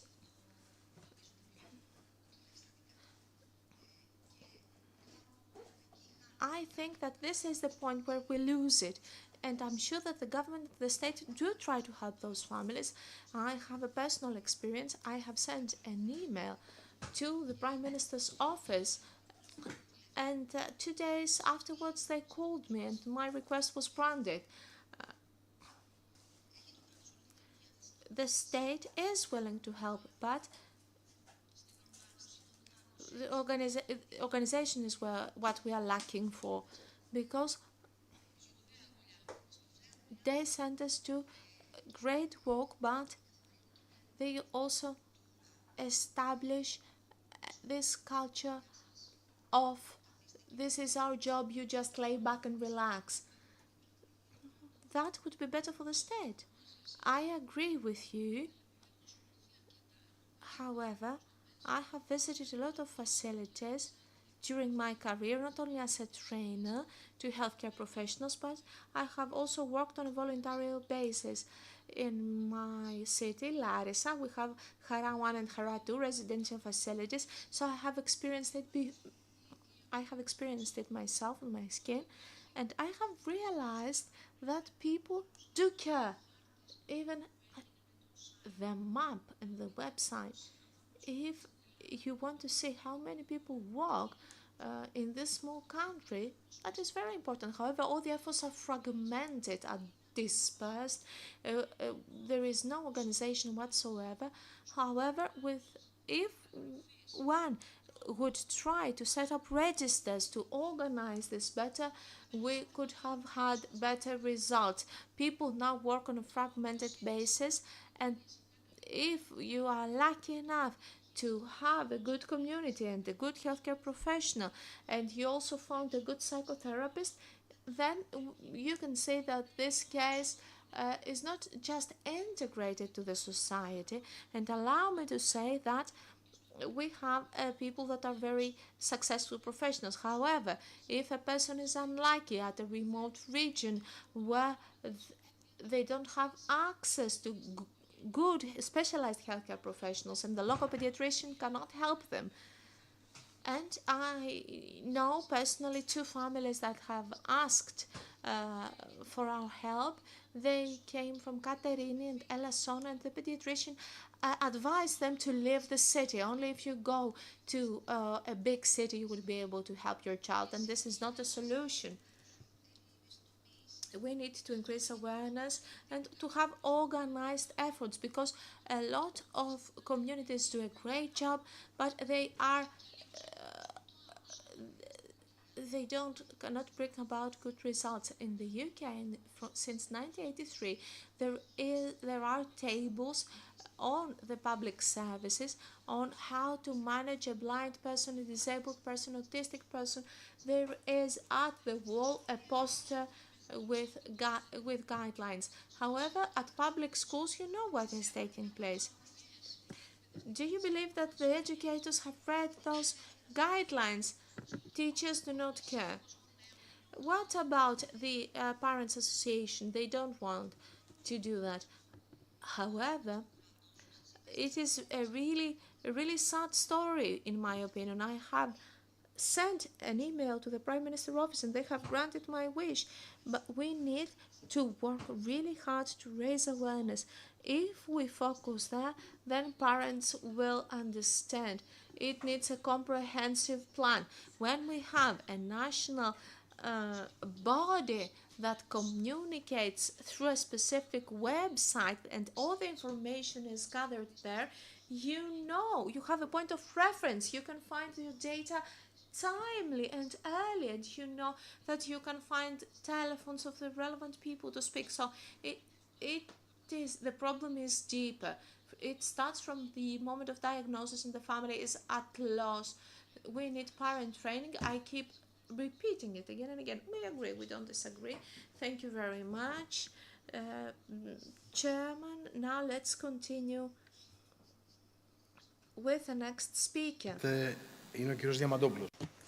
So our next speaker is Mr. Diamandopoulos. Would you like to remain seated, or would you like to go to the podium?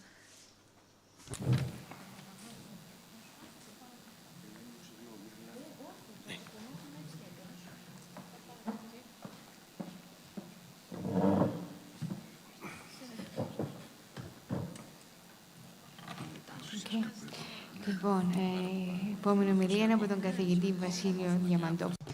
So our next speaker is Professor Diamandopoulos. Professor Diamandopoulos is an expert in social policy and public health. His work is focused on establishing and implementing social policies to support persons with ASD through the promotion of inclusion and social interaction.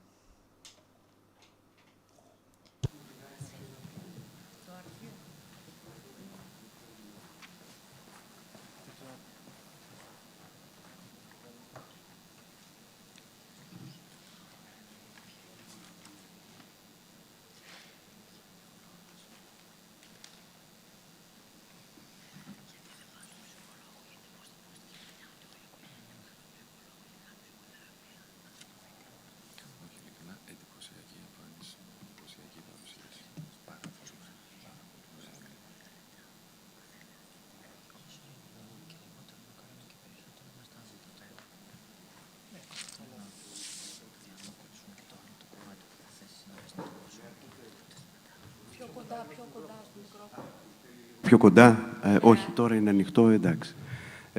Αρχικά θέλω να ευχαριστήσω...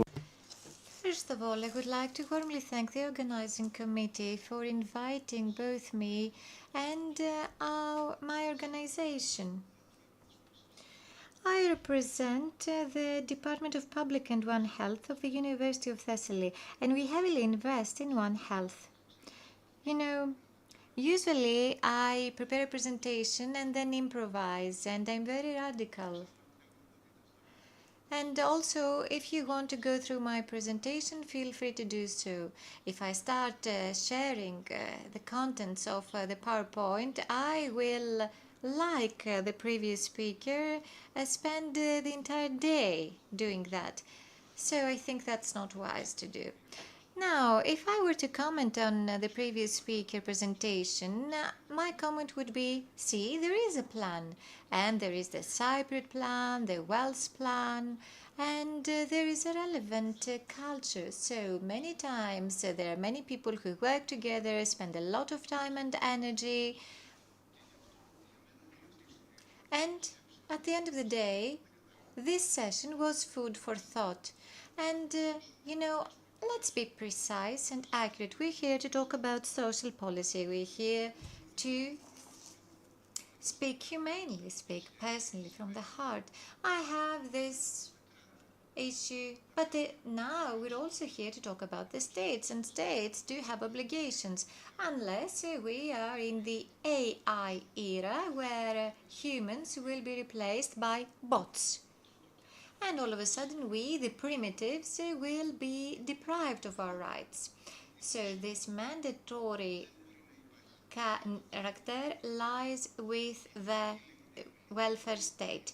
Private initiatives are labeled as solidarity, inclusion, empathy, or respect.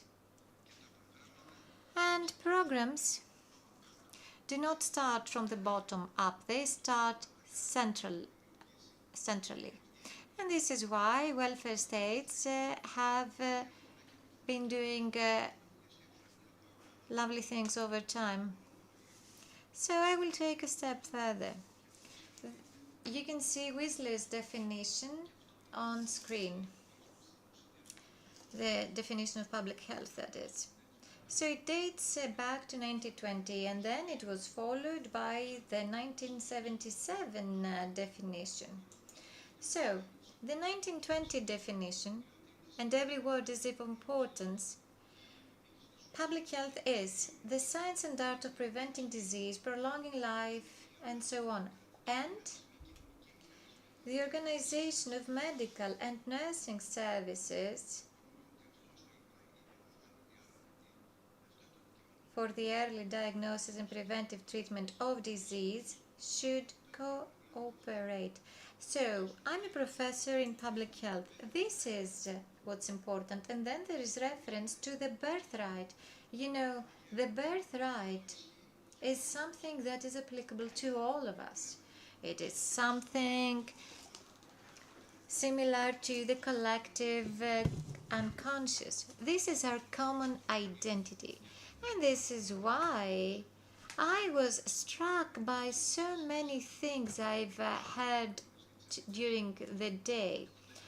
So, Ms. Lahana talked about the legal framework, the educational framework, the labor framework, but you know what? The Children's Hospital of Athens and Pantheon University carried out research in 2021. It was published in 2022. It was the first large-scale study in its kind. And it highlighted that there are inequalities across Greece in terms of the availability of diagnostic services, the use of diagnostic tools, and the availability of experienced diagnosing doctors. How come? Did doctors vanish into thin air? Or is it perhaps that we're lacking doctors in Greece? No, we're lacking nurses in Greece. Although we do facilitate or rather push our doctors abroad. So the barriers are social, financial, cultural, geographical, and insurance. That's the truth. As simple as that. That's realpolitik. We cannot be in our bubble and not have a reality check. And this is where experts are needed. And evidence is needed. Effectiveness is needed. Ms. Lahana was very eloquent, so I will not add to this. But this is a study worth reading. And in fact, they say that services delivered could improve. And they make suggestions in that respect. So, equipment, human and material resources, clinical protocols, procedures, and better outcomes. And also, the satisfaction among mental health service users has also been measured. So on this occasion, given that Mr. Bollas and Ms. Mavroidi were interviewed, I would like to thank them for their insight. So, national strategy, Ms. Lahana again talked about this. So why not talk about the social welfare state in the EU? Fair opportunities, equal opportunities, all of these things sound lovely, but you know what? It's only on paper. There is no such thing as equal opportunities in the EU, let alone in Greece. We want to talk numbers. Because, okay, we talked about the health systems and there was this excellent question about costs. But what is cost? Can someone explain to me what cost is? The cost on our families, if someone has a child, is to make sure they're well educated. And the cost for ourselves is, for example, if we have an elderly father, mother, or relative, to be there to support them. So what is the cost on the welfare state? There is cost for us, but there is no cost for the state. So what is cost after all? The state may spend 100 trillion euros or US dollars. But what about the added value that will result therefrom? How about longer life expectancies, better quality of daily life? Has this cost been measured? And to build on this, what is going on in other countries? Well, it's not like that in other countries because it's us that do not have this social welfare mentality. And the states, the other states, actually became independent and sovereign earlier than ourselves. So, let's talk numbers. You know, a while ago I was thinking, what will I be saying today? You know, Greece in 2009, 6.6% of the GDP was healthcare spending. That was 1.2% less than the EU average. About public health and prevention, less than 10% thereof. And we want to know what goes on in other European countries. You will see that health spending amounts to 20% or more than of the GDP. In 2021, because you know there are no data available since, the EU average is 8 or 9%, and we dropped to 5.7%, and households have actually lost 20% of their income. So is this what public health is all about? What are we to return to the citizens? And in my mind, this is the prevailing question. So we need to have public health systems available to persons who invest in society and who can actually have a return on investment. So it's not about disease, it's not about color, gender, nationality, ethnicity, sexual orientation. This is the reality. I found that very helpful. And you know, Ms. Lahana, I will pick up on what you said. No discrimination. You know, you talked about the 5%. You know what the relevant percentage is in Greece. There's been a slight increase lately, but still we're only taking baby steps. And it's less than 1%. So all organizations complain. What about the line ministries? Where are they? Oh, and you know what? The key word is line ministries. Because, okay, the UN declaration lays down that. Okay, so nice. But the truth of the matter is that although I was excited to listen to Miss Lahana, I could spend days listening to her. The truth of the matter is that if we exit this building, what about accessibility? Is the street outside accessible to the disabled, to the elderly? How about the air pollution? How about public means of transport? How about the public means of transport costs? Because, you know, life is not about the hospital. I had this amazing teacher, Mr. Dimoliatis. He was a professor with the Ioannina University. And he used to say one thing: the Ministry of Health in Greece should not be titled Ministry of Health, but Ministry of Disease. Why? Because what are the policies that are in place? So, I will be rather fast. You know, we talk about equality, equity, equal opportunities. What about the strategy 2021-2030? It's the most recent one. There is reference to equitable participation. But what about the international databases? What do they show? We need to take advantage of them to the fullest extent. It's a gift to us, but we need rules. We need this noble character. Because, you know, we need to act together. So again, our health spending is the lowest, but our out-of-pocket payments are the highest. And the households have lost their purchasing power. So, and I don't want to sound like a partisan because, okay, I need to be political, but I do not want to sound like a partisan. This responsibility lies with everyone. Who is responsible for health, education, safety? Is it about a single political party? In my view,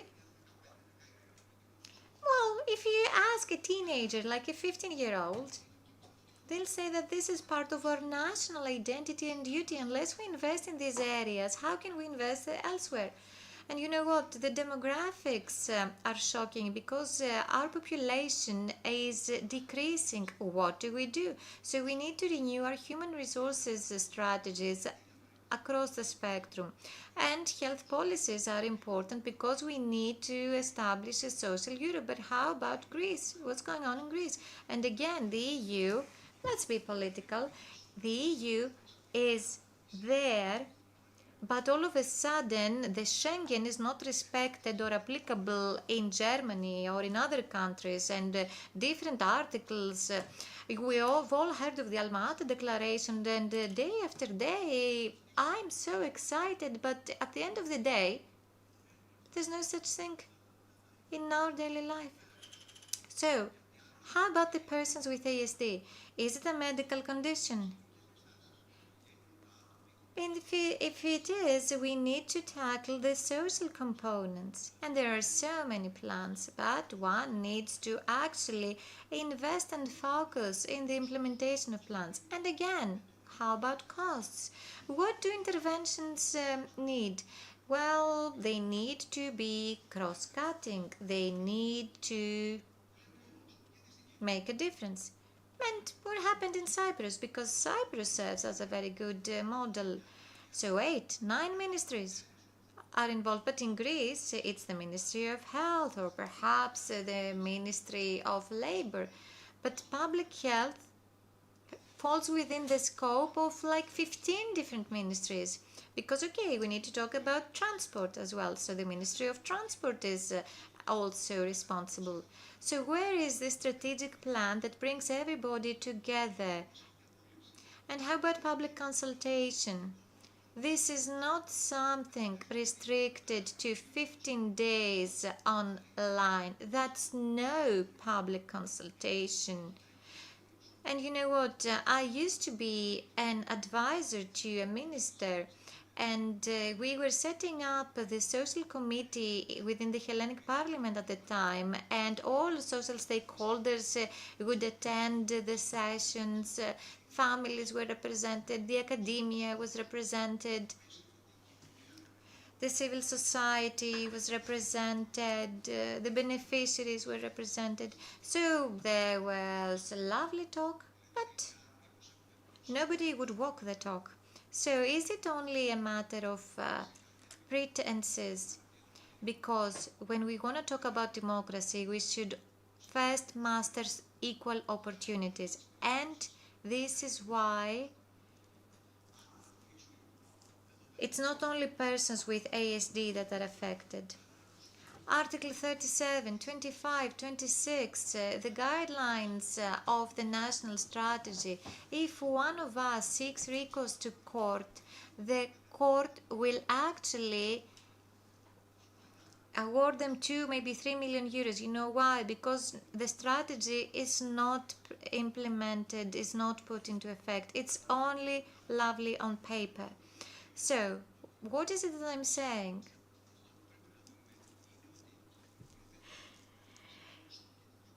It seems like the provision is person-centered care. But where is this person? Where is the investment on the person?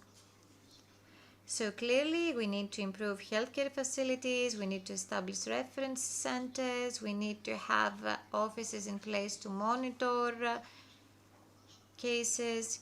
And also, how about prescription? Do you think that prescription is an easy task? I know for a fact that there are so many obstacles.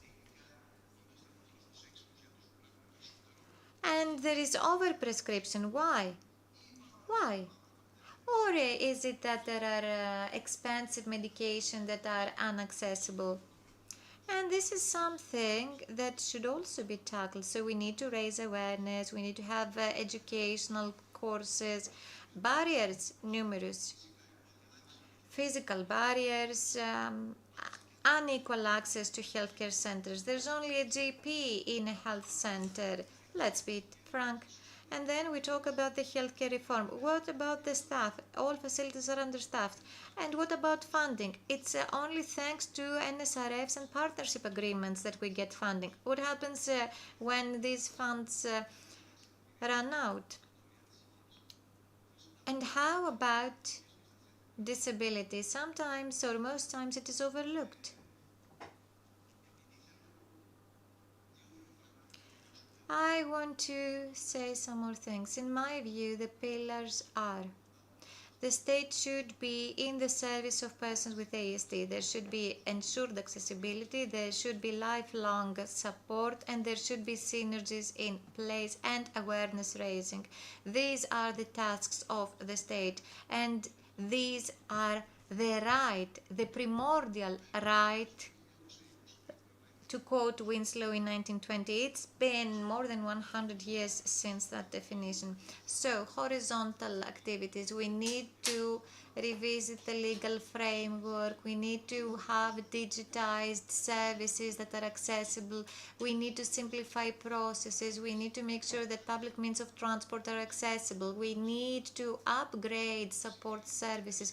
We need to have inclusive education, labor market inclusion, independent living support, and social interaction support. These are rights. And of course, we need to develop more services, more websites. We need to have accessible buildings. We need to have proper interfaces between different digital services. And above all, we need to have the social welfare state put into effect. Because the ECJ rule of law provides for everyone, even the poorer countries of the South. And where does that bring us? We miss out on the multifaceted approach because we consider that disability is the result of unequal social conditions. This is more than true for ASD, but this is why we need to provide for inclusion within society. In closing, I would like to quote persons with autism. What is it that they say? They say that, well, you know, we are to listen to them. We are just practitioners. And you know what? Do you actually believe that a physician can actually cure a person without their medical tools? Perhaps this is true, but in wartime or in war zones. So, what is it that persons with autism say? They say that autism is the detachment from the external reality.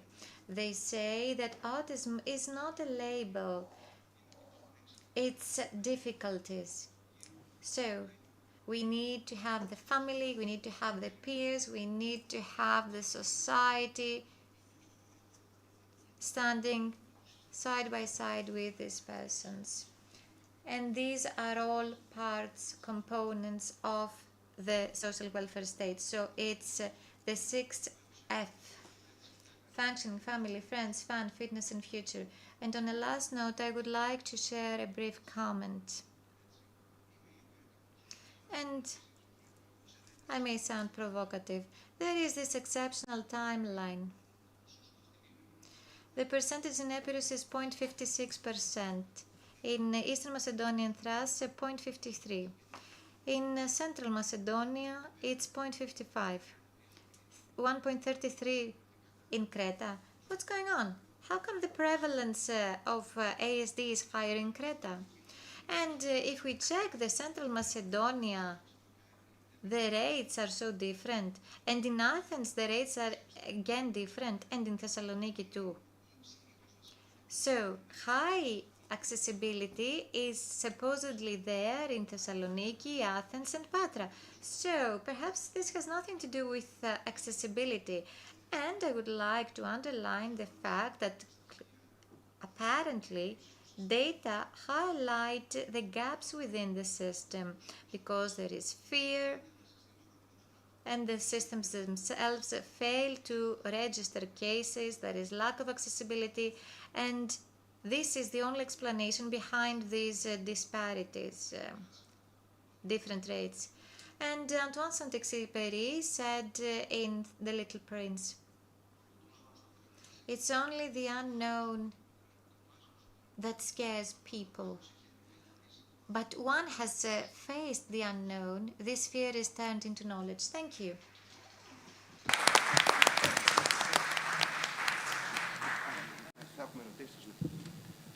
Ναι, μη φύγετε. Please do not leave. We are speechless. Other questions for Professor Diamandopoulos? Just wait for the microphone, please.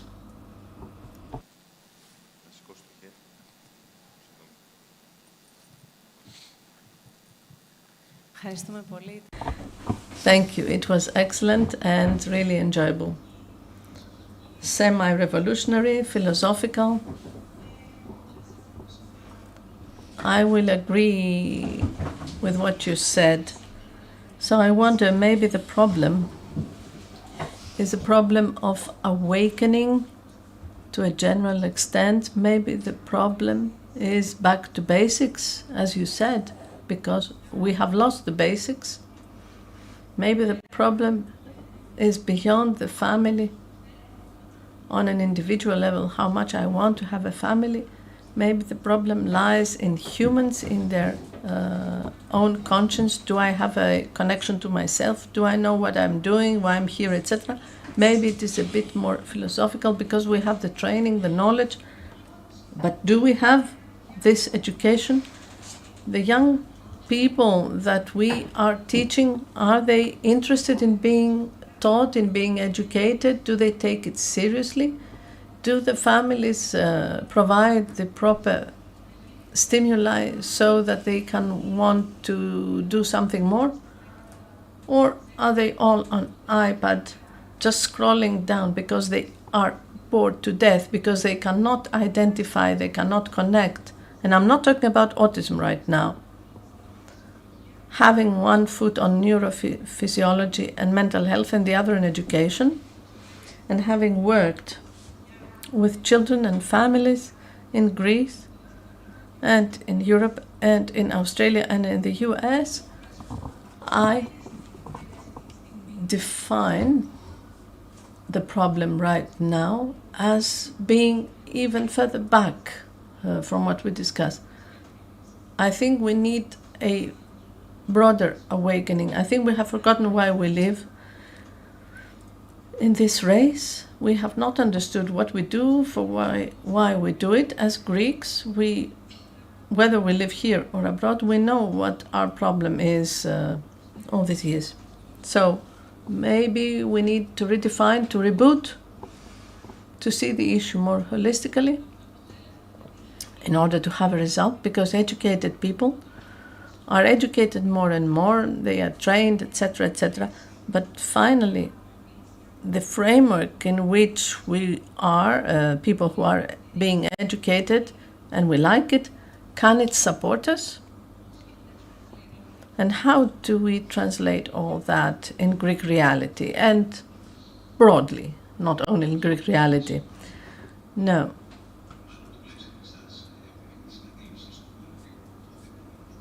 I think we are on the same wavelength, but I hope that we are more on this wavelength.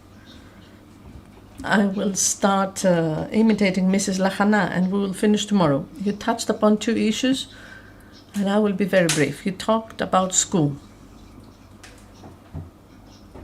Of course, we have issues with ASD. The genesis, the birth of everything is the birth of our hard social core. If we don't understand it and if we don't change it, we will have these policies. I insist on that, and I will say just two things. School in Greece is a hard school. We copy the Finnish model only as regards evaluation. We hear about the Finnish school, etc., etc. The Finnish school has no professors. A child can go everywhere, it can watch the wall. It does not shatter children to make them lose their adolescence, which makes them being scared. It's not the computers that children are bored about, it's us and what we prepare for them. And sometimes we say that we are dumb, but maybe they are having a revolution. Kyriopoulos, this iconic dean on public health, had said that all this is fine. Public health, everything is fine, but at the end of the road, the implementation is a matter of political choice. I think I answer with that in part of your question. Thank you very much, Professor. I would like to say a lot, but I want to call upon Miss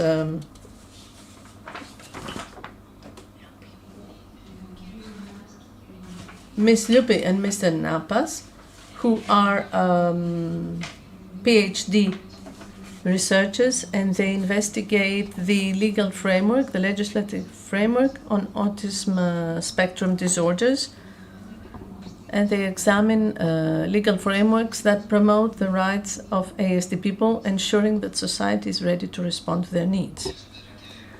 Good afternoon. The truth is that with Miss Lupi, we were somehow at a quandary as to how we will approach the legal framework, because we were not in contact with Mr. Diamantopoulos, and many of the things he said covered some points. We decided not to present a series of legislative acts. We opted for seeing some specific aspects of laws pertaining to people with disabilities, including people on the spectrum, and to mention an additional tool that can help and support the rights, especially the right of access to health and better information. Something that was said in another discussion, I think Mr. Koulouris mentioned that, gave me the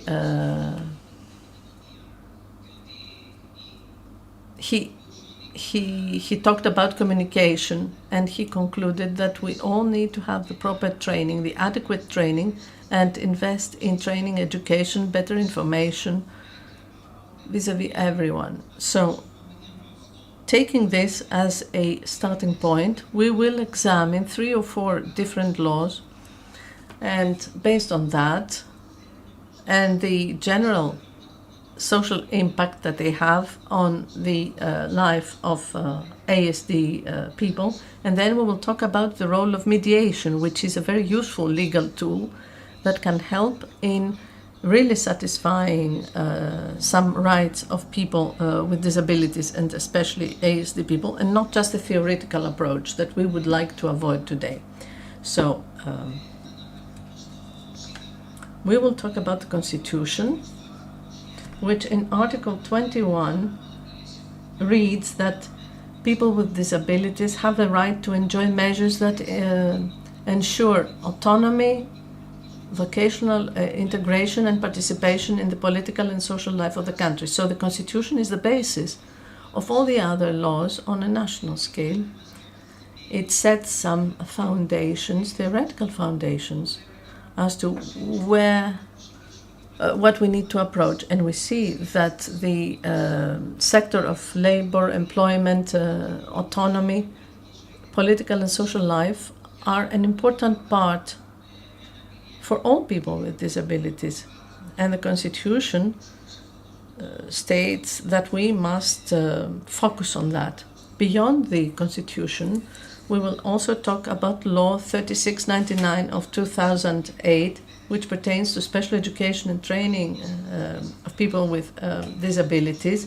This is a law that highlights some directions regarding the educational programs and some adjustments that need to be made in the sector of education.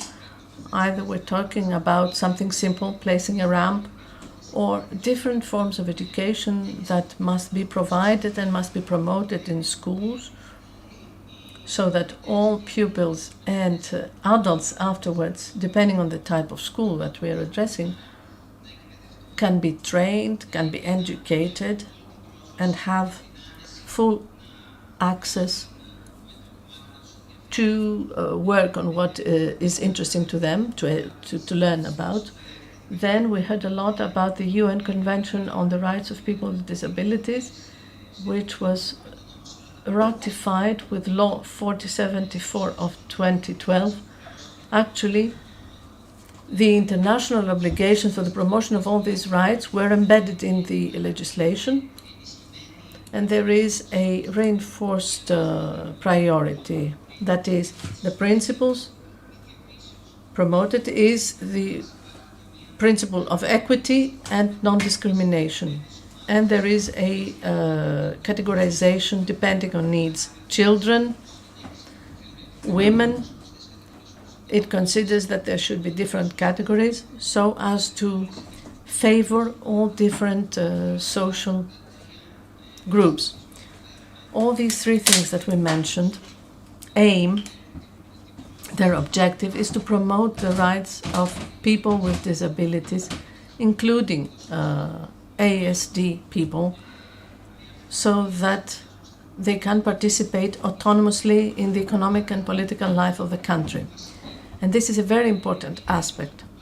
This is an aspect that exists in all pieces of the legislation, and we can see it also in irrelevant provisions irrelevant to the rights of people with disabilities. But starting there, we should not remain on the theoretical level as to how we will approach the rights, these rights, and how we will lead to the full satisfaction of these rights.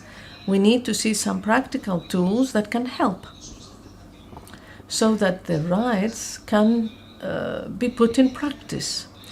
One tool that is necessary to reinforce the right to health is this tool of mediation. This tool can help, as a tool, it can help not just information, announcement of bad news, as we said before in a previous discussion, but it can also help throughout the stages of the information process of these people. So this is a part where Mrs. Ljupi will help us and will take the floor. Good afternoon. Mr. Napas talked about the very strict face of the law. We are here to talk about a more friendly approach in dispute resolution. My object is medical intervention or mediation. Mediation is what? Mediation is a modern legal instrument which promotes a change of culture, a change of mindset in human society, which embraces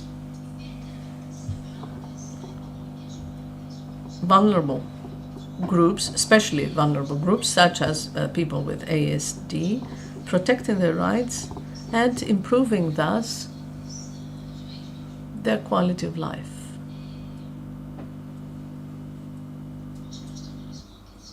Regarding the definition and the importance of medical mediation is a process that allows dispute resolution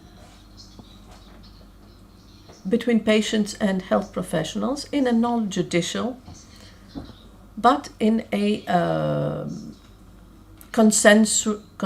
based on consensus, and in the sector of autism, mediation has a special importance because autistic people face major challenges in the access and the access to various medical services, and these people may have difficulties in expressing their needs or even understanding the guidelines, the instructions of health professionals. And this could lead to misunderstandings, poor communication, even errors in the treatment.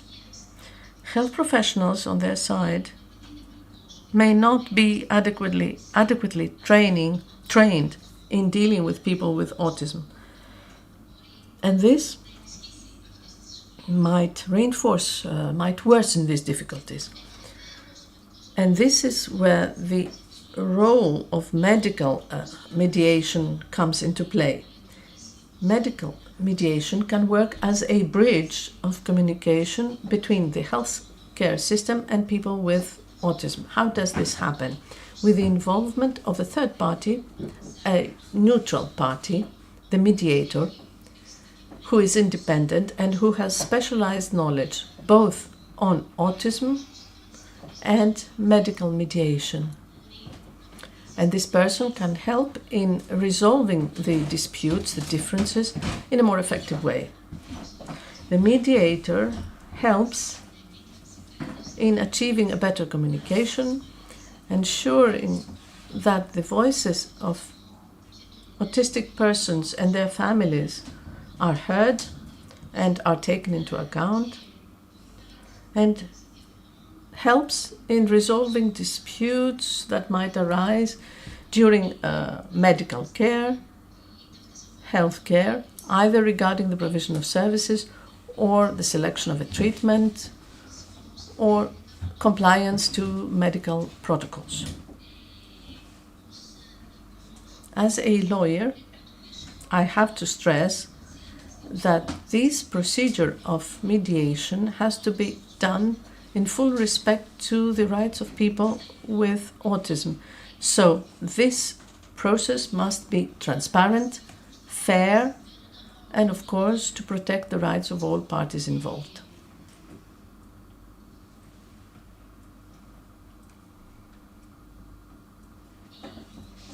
The legislation that protects the rights of people with disabilities, such as the UN Convention for the Protection of Rights of People with Disabilities, in fact,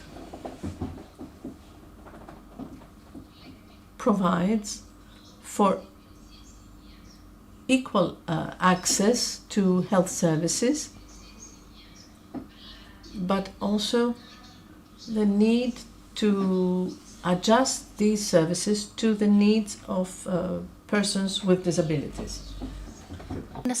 So medical mediation may help us implement those rights in action, in practice, in real life. Now, which are the practical benefits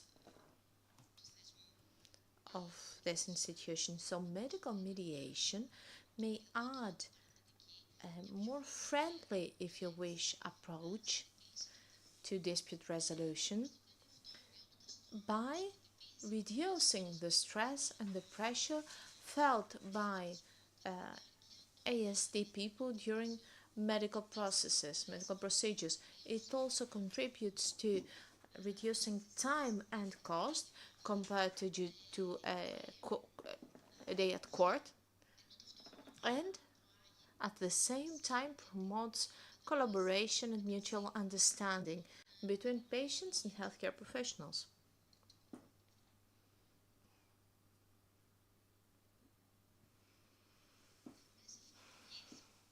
Now, where it can be applied, medical mediation can be implemented in various settings: hospitals, rehabilitation centers, medical and health clinics, where it can contribute into supporting a more inclusive medical care.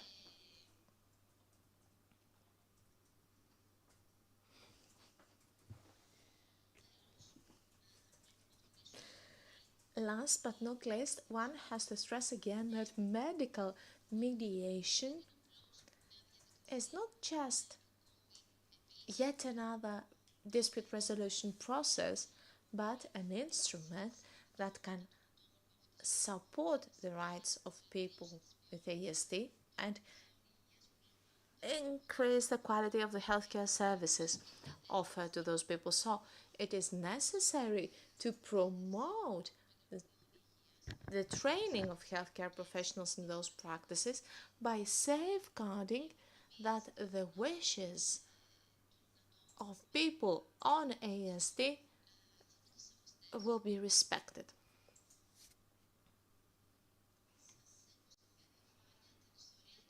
I want to share with you the story of Anna in order to understand in action how we can implement mediation step by step. You will allow me to read this out. Anna uses alternative communication systems. Anna doesn't have speech, so she uses alternative communication systems, and she had to undergo an operation for a serious medical condition. However, each time that she visited the hospital for a screening, her stress was increasing incrementally due to the intense atmosphere, the noises, and how quickly everything went by. The situation reached a crisis when physicians and nurses had difficulties to communicate effectively with Anna, leading thus to a misunderstanding when it comes to her needs and wishes. The efforts to continue the treatment without adjustments are not fruitful, creating the stress for Anna and her family. Anna's family decided to seek help through medical mediation.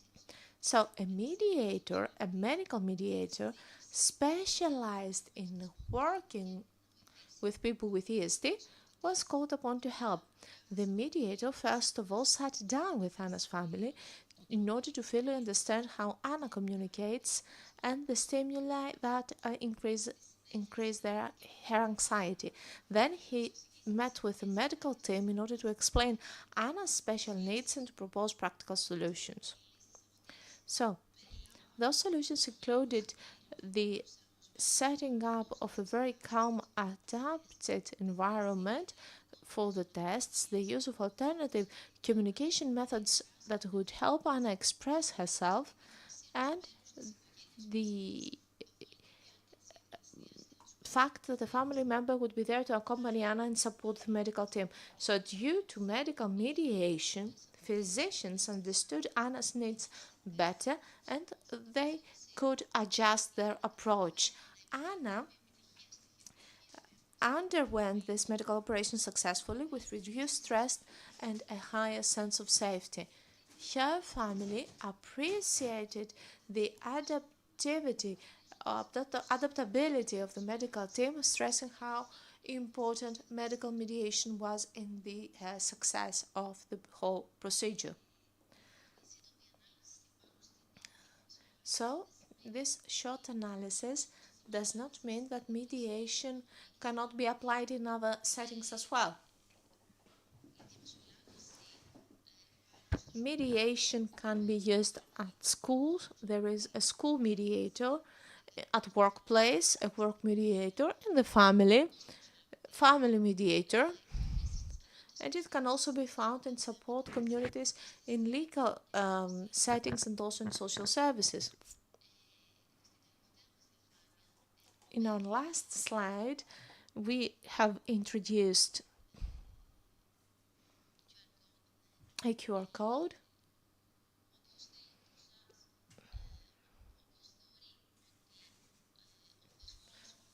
If you believe that this might be something that is of interest for you or that it might be useful, you can take the questionnaire, answer the question, how can mediation help people with ASD? Scan the QR code and answer to this question. Thank you very much. Congratulations. With your permission, we will upload the QR in our webpage and promote it accordingly. Do you have any questions for Mrs. Liup and Mr. Napas? I have a question. Yes, Mr. Diamandopoulos. I would like to ask the following. Thank you to the colleagues. I believe that all together we try to find the best possible solutions. In hospitals, in psychiatric clinics, in the prevention centers, how many public mediators are there? Are there any mediators as public servants, as employees? Is this cost covered? Is this enough? And are there any policies to promote this measure? We have the so-called community centers that are trying to work towards this direction with various groups, social workers, psychologists, but we know what is going on in education. for a school community, there are the so-called kedi, staffed by just 2 people. Do you believe that this need is sufficiently covered? No, this need is not covered. And medical mediator is a very different job from school mediator. Mediators have the role of the in between, in the intermediary. We believe that in medical mediation they are very important, and especially for socially vulnerable groups. And this is why, because both parties feel less stressed, there is no frustration, and a mediator that understands the issue at hand is better equipped to explain to the patient and the family, and then the patient will feel safe enough in order to consent to the medical test. We believe that in school mediators are very important.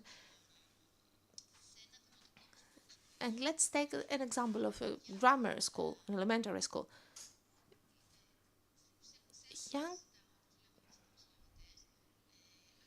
Young children know how to discuss, but they don't know how to quarrel.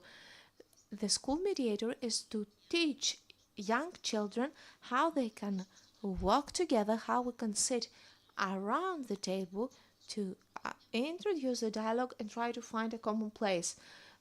This is the role of the mediator. Mediation is a supported negotiation, and the mediator has the role of the catalyst. The environment, the dispute, or rather the difference with a courtroom is that there is a better, first we try to calm down things, and then we try to introduce a solution or a common ground. If we believe that if we teach young children the way to collaborate, if we teach them to listen to each other and not quarrel, then I believe that we will have less bullying cases in elementary schools and high schools, middle high schools. This is not what I have asked, with all due respect. Vasily, and I have shown in one of my your slides, you have mentioned that in the UK, legal services are covered, the cost of legal services are covered. So in the community facilities, they can appoint mediators, but this is something for the future when it comes to Greece. But this is a practice. I wanted to stress the importance of the public intervention. What about the public sector? This is a wonderful tool, and this tool, instead of being compensated and train more scientists and even introduce it in the curricula, we just stick to the scientific theory and don't try to implement it in action. Thank you very much. Now I would like to give the floor to the next speaker, Professor Anastasios Kotrochios. Professor Kotrochios is specialized in quality of life and autism. His research focuses on improving the quality of life of people with ASD by targeted health policies and social interventions that can contribute to the establishment of supportive environment for those persons. Hello. We have heard wonderful things so far, and we can understand how difficult it is for the parents to find those pathways in order to help the children. It's something that came unexpected. They have been waiting for their children to live the dream, and they end up with an autistic child. We have discussed a lot of things to introduce early diagnosis under 2 years old. In ASD, there is also the pervasive development of disorders. There is a huge umbrella that includes a lot of things, and there are misunderstandings and difficulties when it comes to the exact diagnosis, since we have some diagnoses which are not fixed, are undifferentiated, if I may say so. And I'm sure that there are mistakes when it comes to treatments and when it comes to overprescription, but we try always to help the families. Parents in Greece, we are not trained to face such a situation, and especially fathers that are a little bit more selfish, if you wish, can accept that their child is autistic. They do not seek any help, and therefore the problem starts from the family. And one of the parents may not accept the issue, and that child is left really without any help whatsoever. So the first stage is the quality of life and the training of the parents.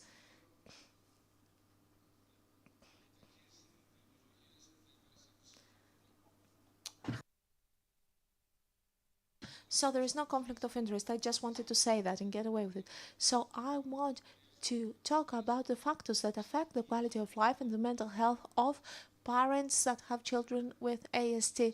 We should not be ashamed to say that word. We were ashamed to utter the word cancer, and we mentioned the word neoplasm. Now we have to accept it and just say the word, because those angels are the children that give joy to their families, and they have a lot to bring to the table. So the autism is a complex neurodevelopmental disorder that affects the social communication. It has epidemiological characteristics of prevalence is 1.5% of the population. In a recent study in Greece showcased that ASD equals to 1.15% for 10 to 15 years old children. Thank God we at the University of Thessaly, we have a lot of data, and we have master programs on special education, so I was able to find data because I wanted to give you data from Greece.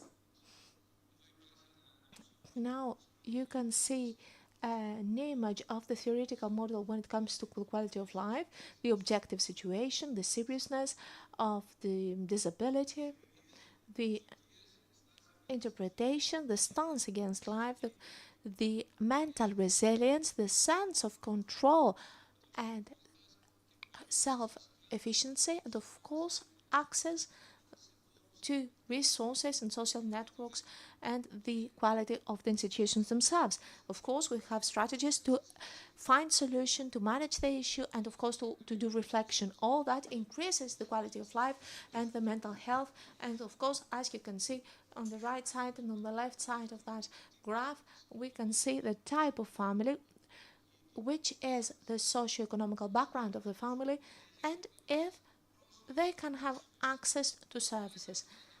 All this is very well, but if we don't have access to services, then now let's see again the factors that affect the quality of life, and I will start to analyze those factors, the so-called quality factors: socioeconomical background, the form of family, the seriousness of ASD, the access to therapeutic services, socio-psychological processes, the interpretation of ASD, mental resilience, the attitude of life against disability, the quality of the relationships of the family, support by family and friends, access to healthcare services and training and education services for the family as a whole, social acceptance and integration. If we are ready in Greece to integrate those persons, those families. There are challenges, a lot of challenges that the parents face. Very powerful emotions, new demands. Their roles should be restructured. Very suddenly, they have to restructure their personal and social relationship. Their daily life changes.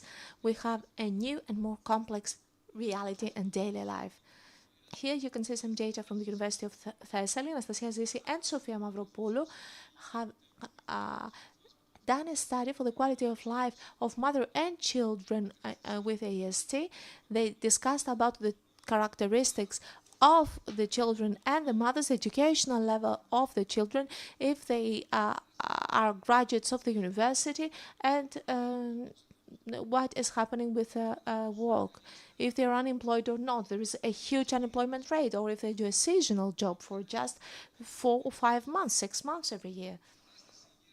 The health situation of the parents, since they have to take care of their children themselves, bodily health, if they have various health issues. 40% of the parents mentioned that they have health issues because they manifest, all those stress manifests as health issues. Fibromyalgia, for example, something is happening to me and I cannot do any more stress. This is all about stress. We understand that those people have low energy levels, especially due to the constant taking care of their children, especially when we have medium or low functionality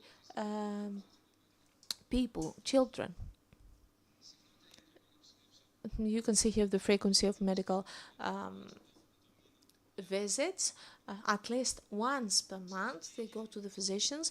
Mental health, the stress level and depression level. 50% of the parents say that they are really stressed due to the high demands of their care, and especially when it comes to the uncertainty for the children's future. Is my child going to be cured? Is my child going to be like every other child? Will they be able to go to school? Will they be able to walk? Some of those persons do not walk, or they do walk on their toes. Some of those children do not have speech. They are 5 years old and they cannot speak. They just speak with gestures. And therefore, when when they are at the preschool stage, they go to the kindergarten, they understand the uncertainty for those children. Are there special schools? Are there special groups?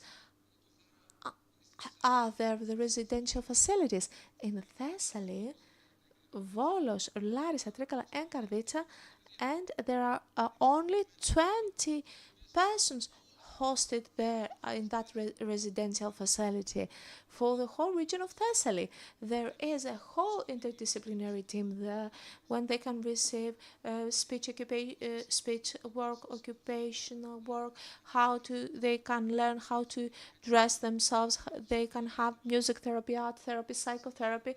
You understand that the whole Thessaly has capacity to host only 25 children with ASD. 30% of parents say that they have depression and they have no resilience. We understand that 70% of the parents have resilience, meaning that they can recover from the difficulties and to adapt to new situations. How about the lived experience? Daily activities. Satisfaction with ordinary daily activities. 50% of parents say they're moderately satisfied with their ability to manage their daily obligations and duties. And they find it difficult to organize and manage their time. 65% of parents report significant difficulties in organizing their time, particularly due to the highly demanding care their child needs. What does that mean? A family does not only have one child, one autistic child. They may have more children that are in need of care, or they may have twins and only one twin is neurodivergent. How about social support? Support by peers and the family. Thankfully, in Greece, this institution, the family institution, remains strong. Therefore, 40% of parents state they're satisfied with the support from their peers, whereas the remaining 60% is in need of more support. How about social networks and interaction? Only 30% of parents are active in social networks of support, such as networks for parents of children with ASD. Still, there are people in Greece who are illiterate, unfortunately, although the internet is almost present everywhere. As to life satisfaction, sleep satisfaction, huge issue. Unless you get a good night's sleep, you are unable to function and perform the next day. And it's like the so-called chronic fatigue syndrome that occurs among these parents. So 45% are satisfied with sleep. 35% of parents report they're satisfied with their personal life and activity. How about the remaining 65%? And emotional support. 50% of parents state that at home they feel their emotions are respected. And 60% of parents report frequent positive emotions. 40% of parents report frequent negative emotions. Now, my last slides for today discuss the strategies to improve the quality of life of parents and the family overall. Improving the quality of life for the parents of children with ASD may be achieved through different strategies and interventions. Social support. Parents are able to share emotions and get support from different groups and networks. Also, we need to provide for training and information campaigns. We need to have educational courses, we need to have one-day events, workshops, so as to raise awareness and train parents on ASD and management strategies. And we need to make sure that we provide valid information, because there is an overwhelming amount of information that is not accurate. So there must be a dedicated, validated source of information available to parents. And sometimes people are negligent. They share their own personal experience online, and this may lead to erroneous conclusions, unfortunately. So we need to improve access to healthcare services. We need to make sure that treatment services are available for children with ASD. For example, speech therapy, occupational therapy, psychotherapy, aquatherapy, musical therapy, physiotherapy, and so on. But all of these things, all of these therapies must be provided within dedicated settings. Parents should not try to navigate through the system in a disorganized way, in a disorderly way. Also, mental health support.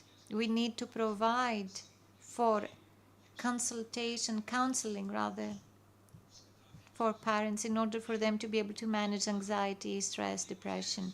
And last but not least, financial aid. Money, in my view, the money given by the state as financial aid is not enough for parents to be able to provide for their children, is not enough to ensure the quality of life needed for these children. It's not enough to make sure that these children are not kept indoors, out of sight. And what does this mean? It means that we need to have parallel support teams in place.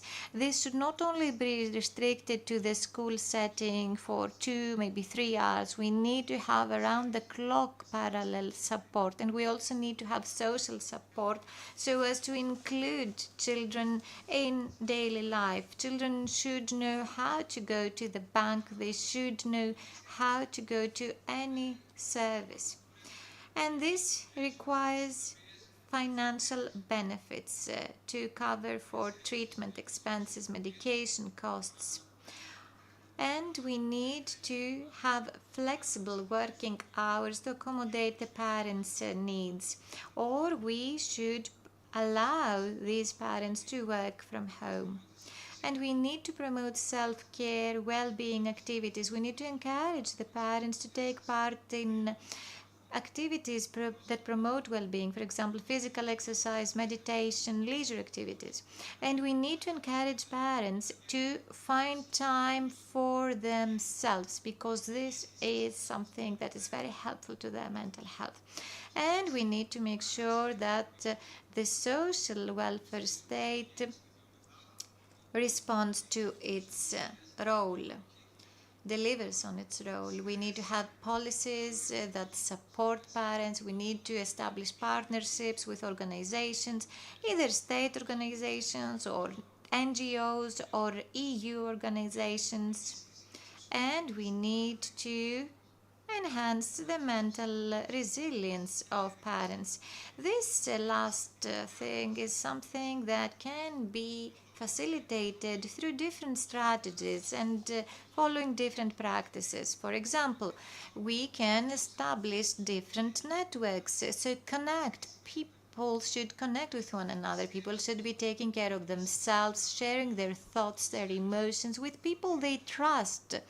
And they should be taking care of themselves. They should also make sure to engage in physical activity, because this is something that actually promotes health. And parents need to be encouraged to spend time on different leisure activities. They need to be encouraged to think positively, make happy thoughts, and be optimistic. Try to view challenges as opportunities. It's an opportunity for learning. And also embrace change. We all need to embrace the changes that are necessary. We all know that change is an essential part of life. So adapt to new conditions, new situations while being flexible. Also, we need to upskill and reskill parents so that they address problems. We need to help them develop problem-solving skills. And we need to help them set realistic, achievable goals. Small, achievable targets should be set. This is very helpful because once these goals are achieved, parents feel better. Also, you need to explore mindfulness, because this is something that mitigates stress and enhances confidence. Also, embrace your feelings. Don't be judgmental. Develop your confidence, self-confidence. Acknowledge your success. Learn from your failures. And also,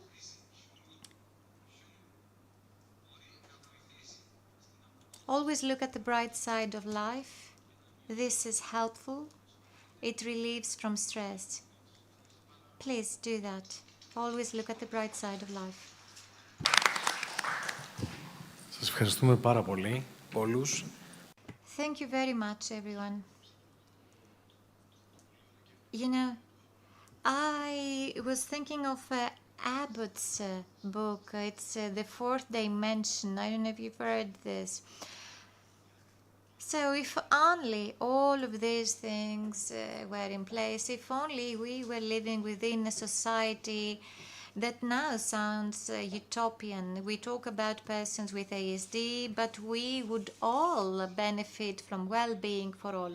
You know, the persons with ASD is a lovely social group, yes, of course. And they only give you love. They give you hope.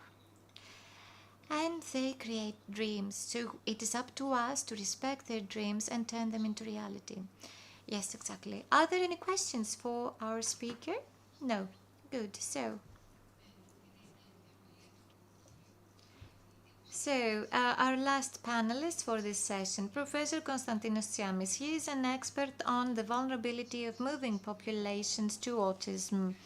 His research interests are the medical profile of vulnerable and moving populations, health crisis management, health diplomacy, and global medicine challenges and diplomacy and epidemiology.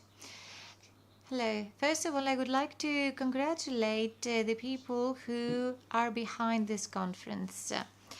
Congratulations are in order. Thank you very much. Thank you for hosting this round table and inviting me here. I'm here to share some data with you as one more representative of the Thessaly University.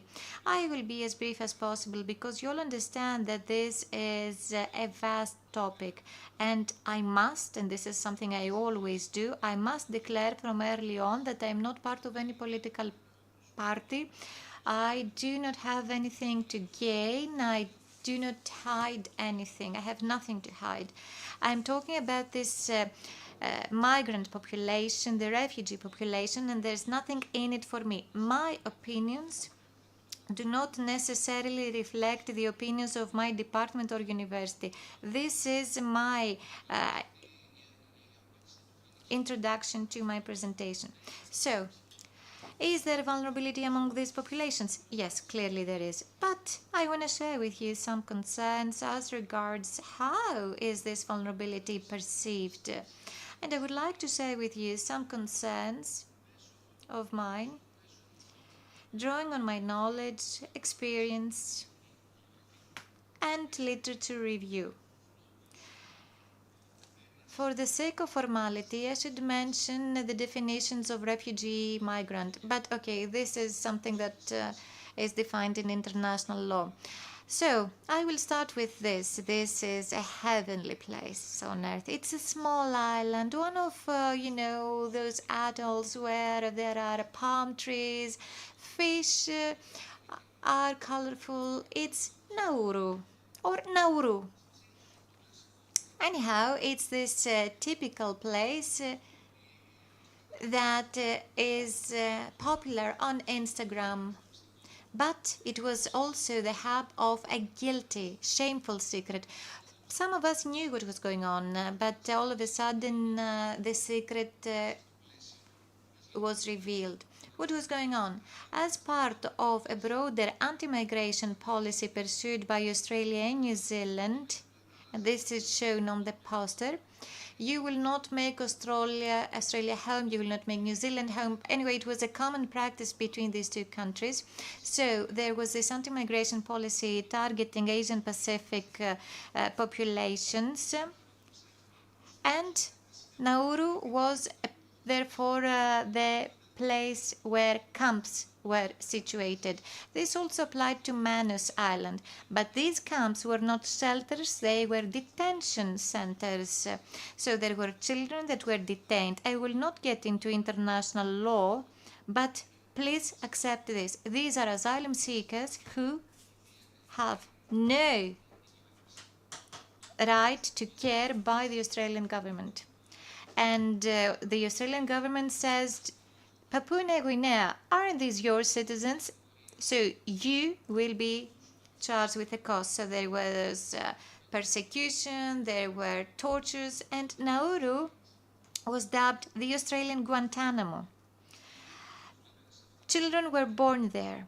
Or, as shown in this picture, there's this young lad who was sent there at the age of 15 and was still there when he reached the age of 22.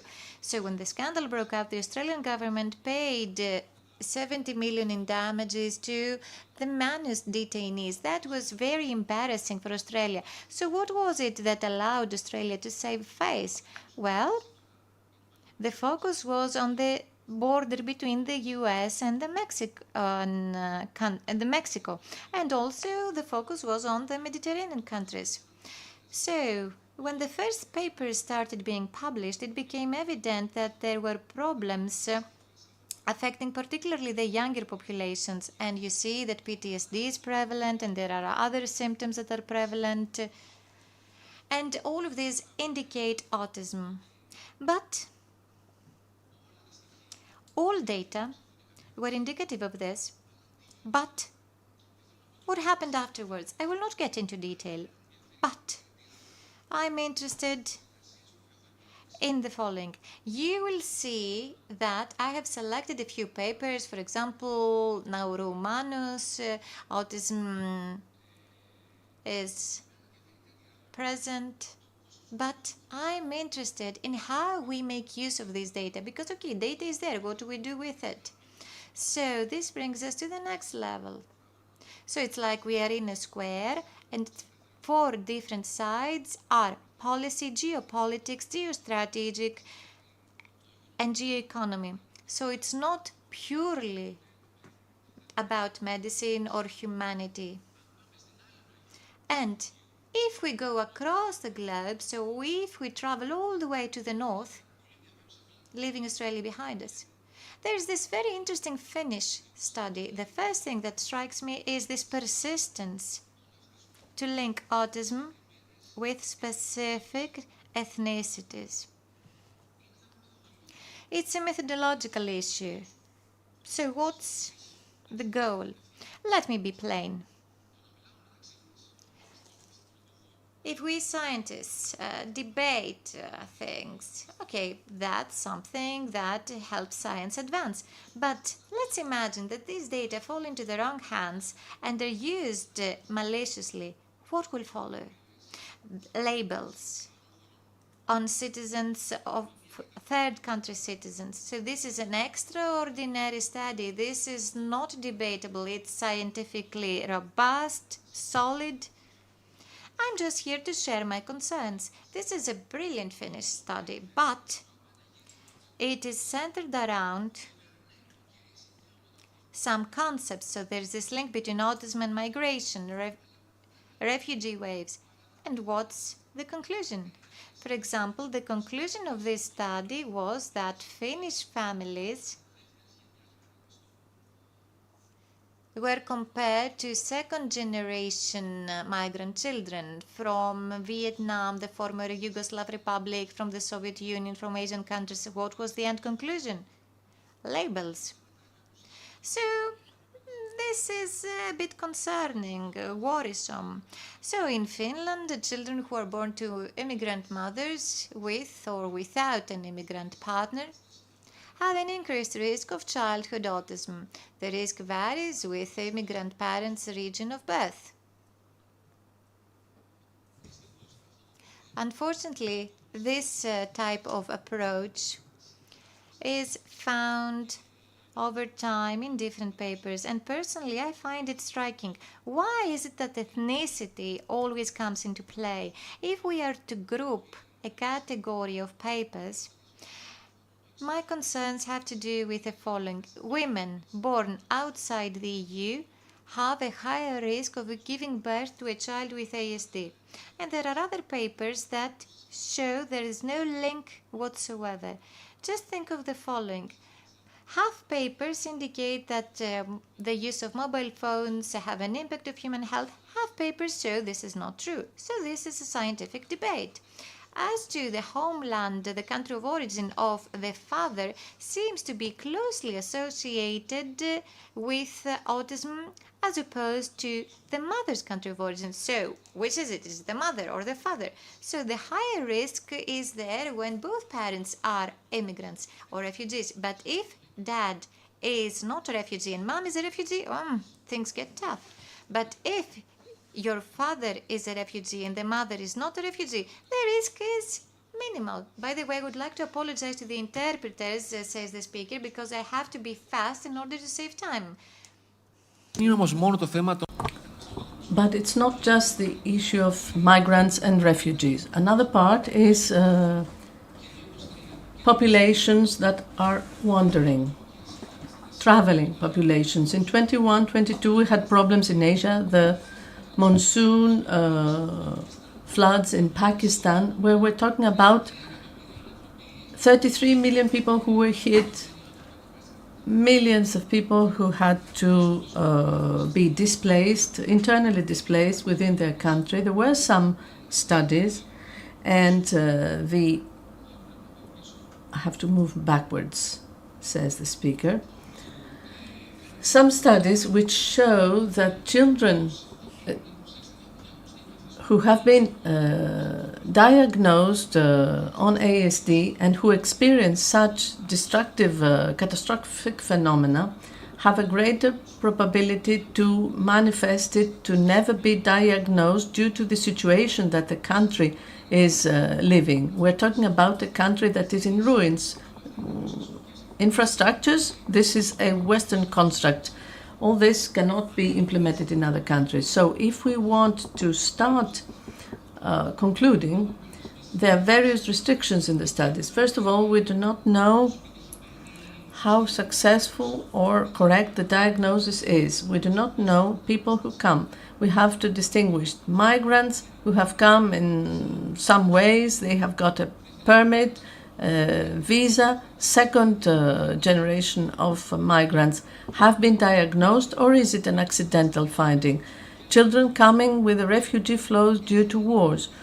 Is there any diagnosis in the country, or is it here that we discover it? In studies, we don't place a lot of importance to the pre-migration profile of the parents or the pre-refugee style. What was their socioeconomic status? What was their health status? What were their daily habits? There is a very narrow framework of risk factors that is being studied. For instance, smoking. Are they smokers or not? Epigenetic factors and everything affecting the prenatal life during pregnancy. I don't mean to say that this is not important. All these factors are important, but the risk, and this is what worries me, is how can all this be used in the future? Children that are undiagnosed when they arrive to a reception country. What is happening to children who are born in the reception countries? And what do you do afterwards? What is happening with the children that are diagnosed? You are going to go to an asylum service and you're going to say that I seek asylum. Your child is diagnosed with autism, and you wait for the service to tell you tomorrow you will be deported to Afghanistan now that you have been diagnosed with breast cancer. It is a matter of political management. The PTSD has been deleted. You don't need to mention it to the asylum service. Will autism be taken into account? Major factors that deteriorate the situation is what you are going to do in your life. Do we want you? Do we not want you? Will you be integrated? Will you be deported? Will you leave a country and go to another? I'm referring to reunification of the families that are in Germany. The mother is in Greece or in Portugal or whatever. The issue of informing the refugees once the children are diagnosed with autism, one needs to explain some things. In this nice Finnish study, after being informed, they answered some questions at a secondary stage. The refugee parents answer that it's the genetic factors that determine the problem. Some mention consanguineous marriage. Very few refugees in this cohort in Finland talk about malnutrition. Most of them are not aware, so they need to understand what their child is suffering from. And the major problem is I don't know what I will do because I don't know where I am to find myself tomorrow. Unfortunately, the problem is perpetuated, and unfortunately, we see in newer studies that the new risk factors for children with autism is sexual abuse in the camps during the travels. They're traveling. Quite often they are prone. Quite often they have they don't understand their acts.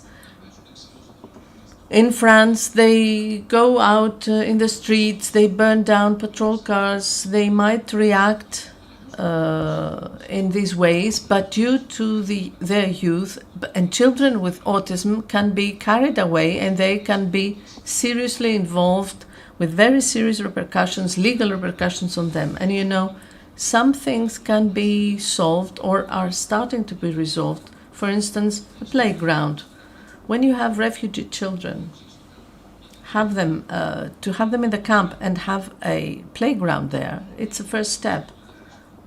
Either on the brink of autism or PTSD or anything else, a playground, as studies show by UNICEF or others, changes their psychology. And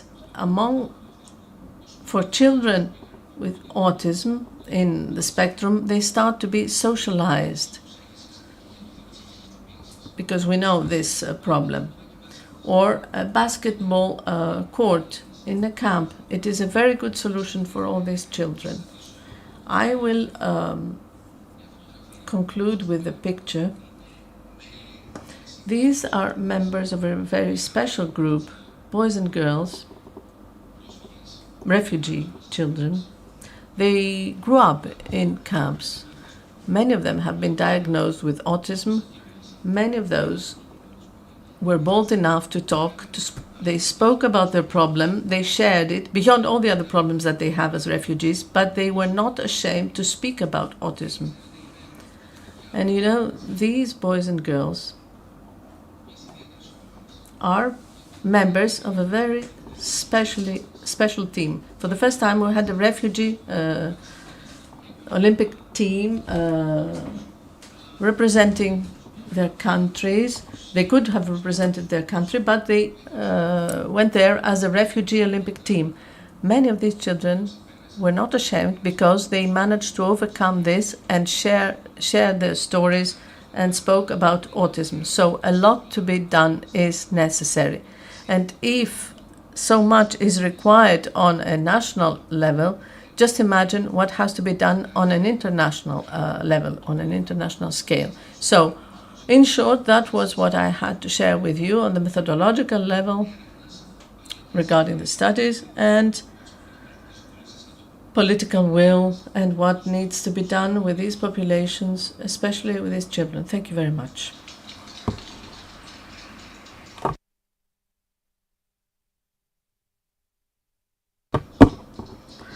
Well, your paper was really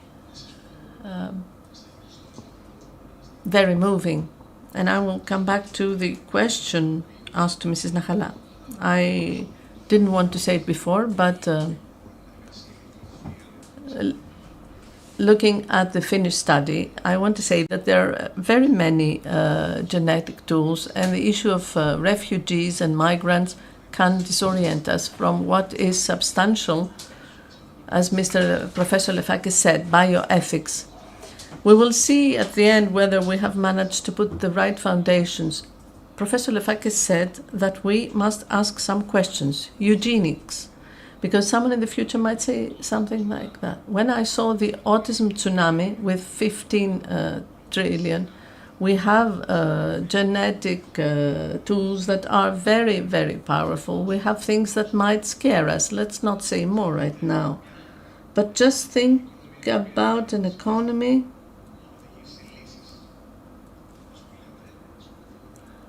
about something that can lead to solutions as the ones you said. So we must be very conscious, very careful about what is happening around us. All papers were excellent, were very, very interesting. We are impressed by what you have shared with us, because you have presented the issue very holistically. And I think, well, we can take questions if there are any questions, yes? No, there is no question. We thank you for the invitation, says Mrs. Lachana. We tried to share some things, and I hope that this was just the beginning, the first effort. It is very useful, I think. Whether we will have a national plan, we have to take this on. We have to continue this. I have taken note of all the directives on bioethics, the shelters, the diagnostic tools.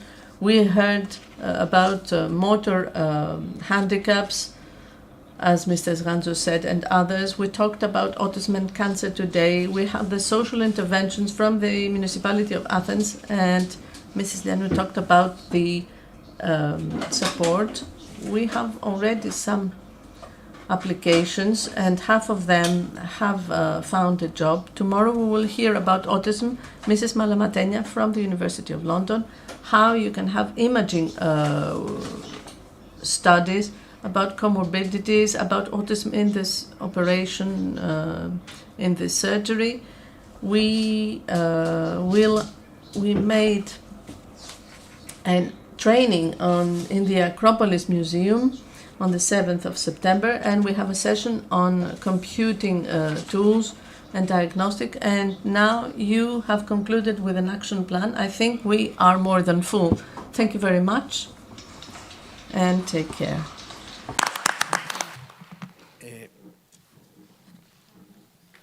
Εμείς θα προχωρήσουμε στο επόμενο. We will go on with our next session,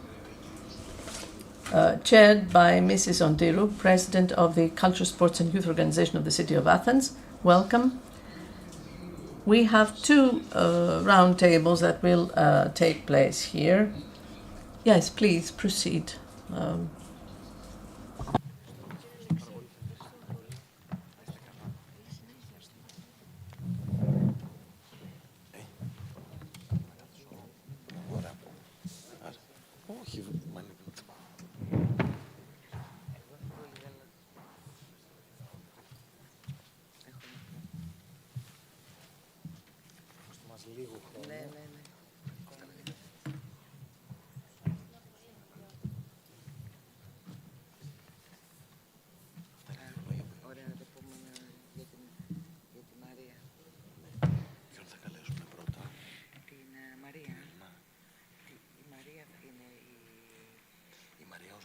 Και θα ανέβει η Έλενα. Ναι, βέβαια. Είναι εδώ.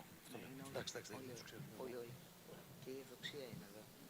Άρα να πάρω το υπολογιστή με ένα λεπτό και τους καλώ. Ναι.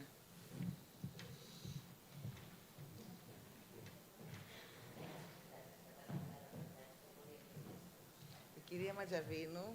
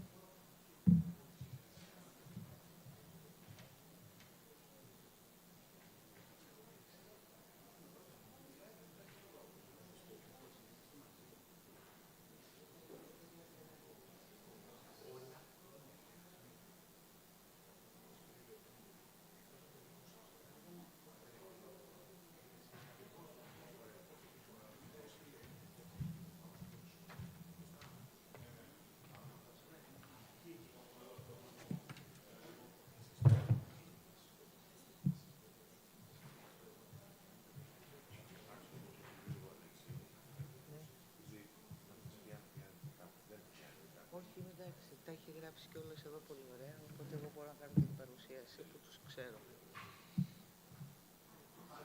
Τα ξέρω πολύ καλά. Ξεκουραστεί.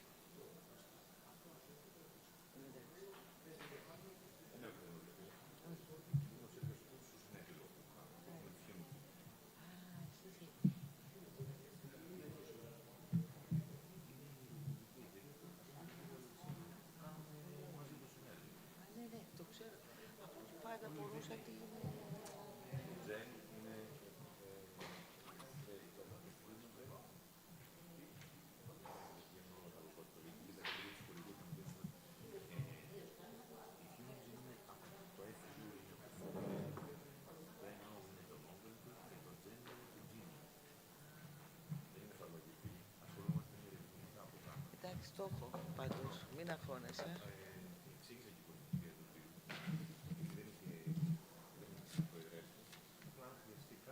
Θα είναι εδώ πριν, δεν φεύγω. Εγώ πάντως είμαι εντάξει και τους ξέρω όλους, οπότε θα τους πω και καλά λόγια. Μην ανησυχείς καθόλου.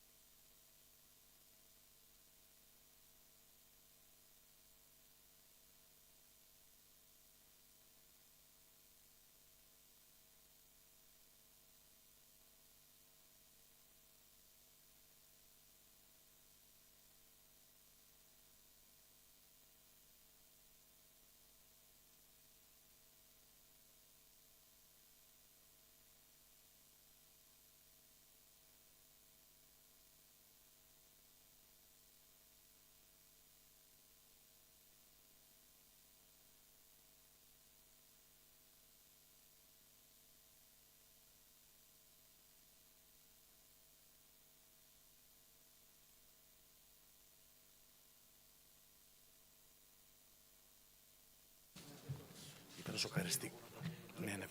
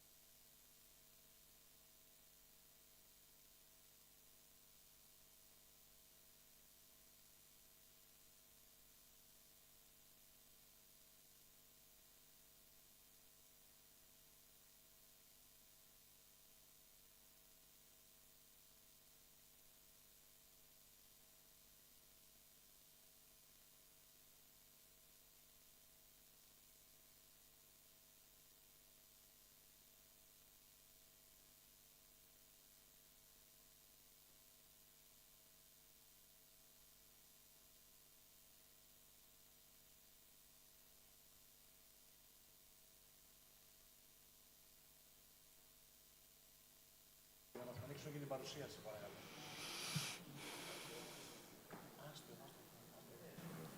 Ναι.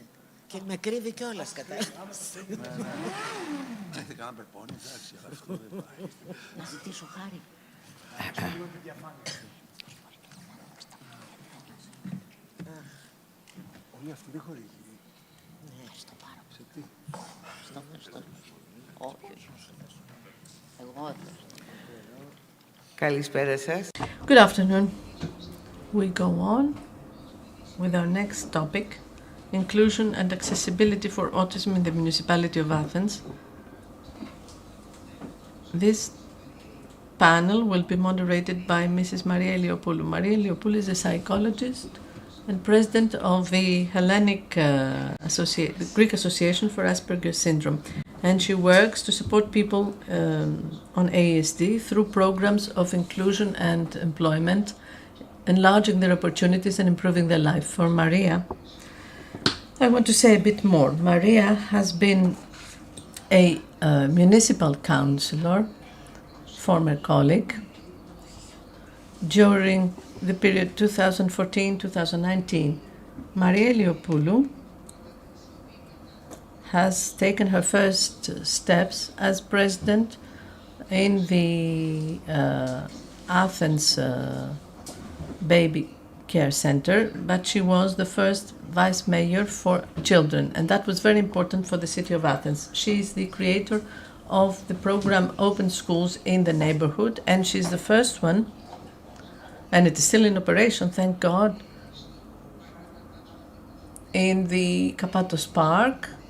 She gave the idea, and a space was created that was given to a cooperative where people with autism work there.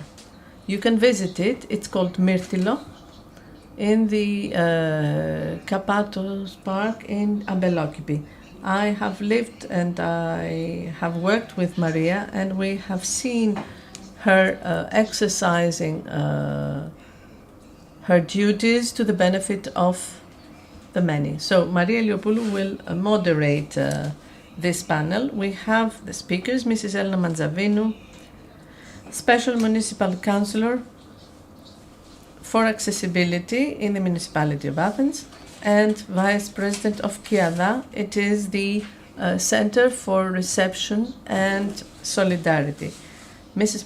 Manzavinu works works with people, including people with ASD. Her work is crucial for the promotion of equal opportunities.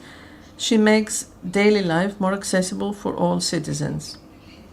With Elena Manzavinu, we are in the same group together with Haris Doukas, under Haris Doukas. She is a counselor for accessibility, and it is to her work that we owe the fact that she paved the way, together with the Organization for Culture, Sports and Youth. In the Athens Gallery, we start to have guiding tours for people who cannot hear well and who cannot see well. And since the beginning of our term, Mrs. Manzavinu works on this project, and now we are doing guided tours to these exhibitions. And in the days of cultural heritage, we will have another center added. In Greece of 2024, we are still looking for something that should be granted.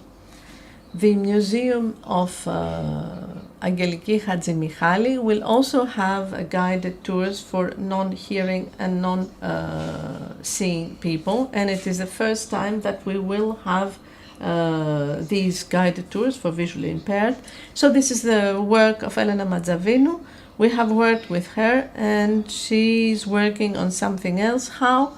On signs in playgrounds, apart from writing what are the ages permitted to enter, to have it written in Braille so that parents with visual problems can see. So the second panelist is Ms. Evdoxia Ioannidou, the head of Department of Planning and Organization, E-Governance at the Municipality of Athens, of the Directorate of Social Solidarity. Mrs. Ioannidou works for the development of policies that increase accessibility through digital technology. Her work is necessary for the creation of a more accessible and smart urban environment by reinforcing accessibility for people with autism and other disabilities through innovative solutions. When it comes to Mrs. Evdoxia Ioannidou, I just want to say that I have met her as the employee of the organization, and we must be proud that we have such employees in the municipality, such public servants with willingness to help, and they try to promote with every mean their goal and their mission. And it is our honor that she is part of our staff. Mrs. Eliopoulou, you have the floor. Hello, can you hear me? Mrs. Odiri, you have said everything. Now I have nothing to say. There's nothing left. However, I like to speak also, so I want to thank on my behalf for inviting me to be here. I find myself with people that I know. I just want to say 2 words for the panelists. Just 2 words, because Elena has said almost everything. When it comes to Elena Manzavinu, that I have known her for a lot of years, and we have worked together for 10 years in the municipality of Athens. She is a person with experiential knowledge of the challenges that citizens face due to the deficits in accessibility in our city. And therefore, she is the right person, the best possible person to help make the city accessible for everyone, even for those who are invisible. As you have mentioned a lot of times until now,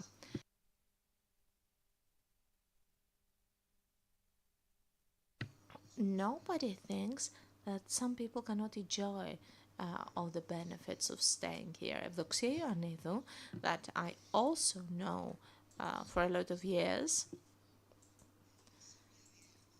she works right now at the Directorate of Social Solidarity. She has been working there for the last 10 years. So her experiential knowledge for the issues and the goals of accessibility and inclusion is valuable. And if I might say, she wears two hats, the hat of the administrator. She knows the deficits, the difficulties, the impediments, the red tape impediments, and I hope that she will mention them all. And also, she wears the hat of the user, and therefore I think that it is very important to listen to her. Mrs. Mangiavino, you have the floor.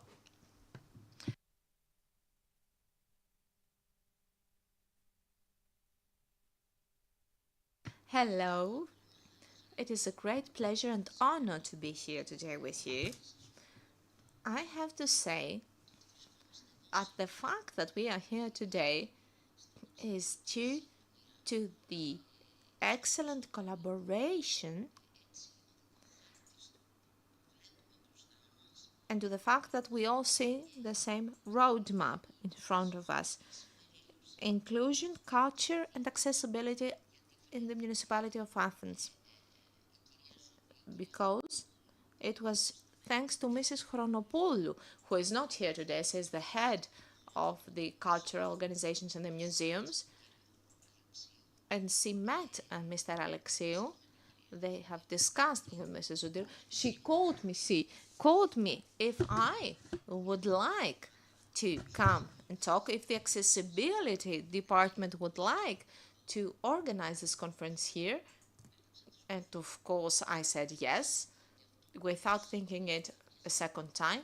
And I have to say that our common element, our common ground is that not only Maria Iliopoulou, Evdoxia Ioannidou, and Mrs. Eleni Chronopoulou, who is not here today, all of us are members for the Group for Inclusion and Accessibility that was established in the municipality with the mayor's order in order to work on those issues. It is a wonderful group. We have a lot of new material in each meeting, and what I'm going to share with you here today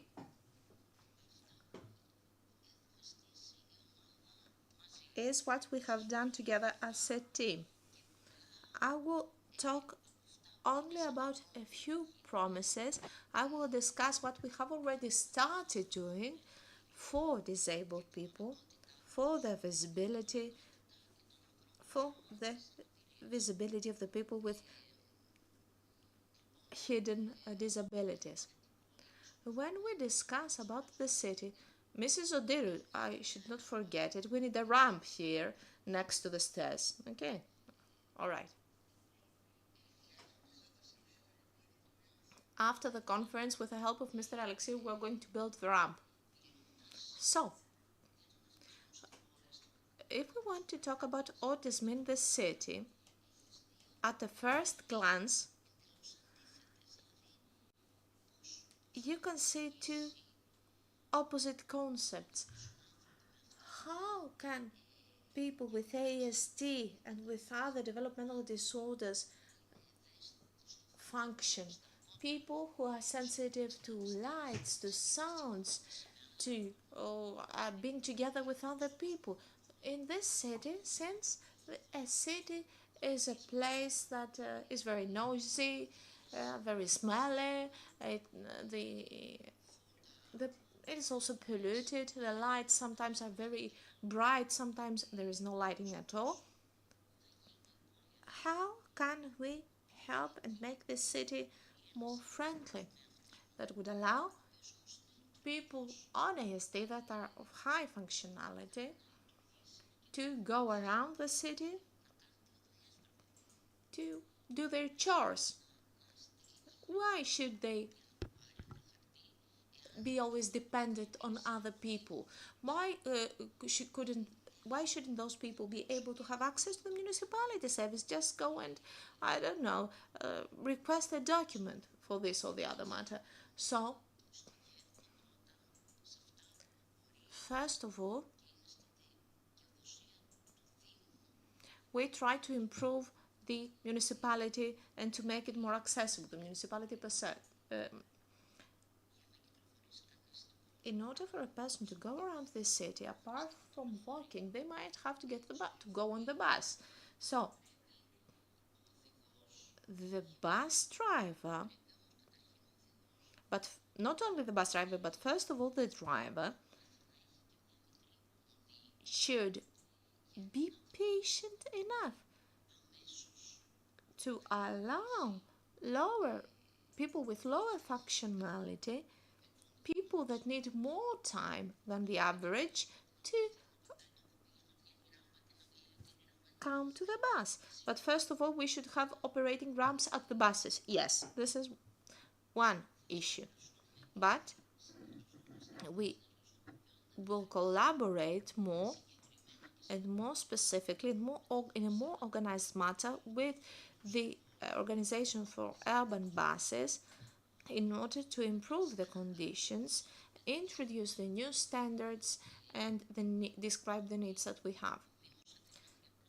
For the first time, the municipality of Athens has created the job of a municipal council for accessibility. This is a sign that says that we want to change things, and therefore if we are willing to change things, we have to work all together, all of us, all the citizens.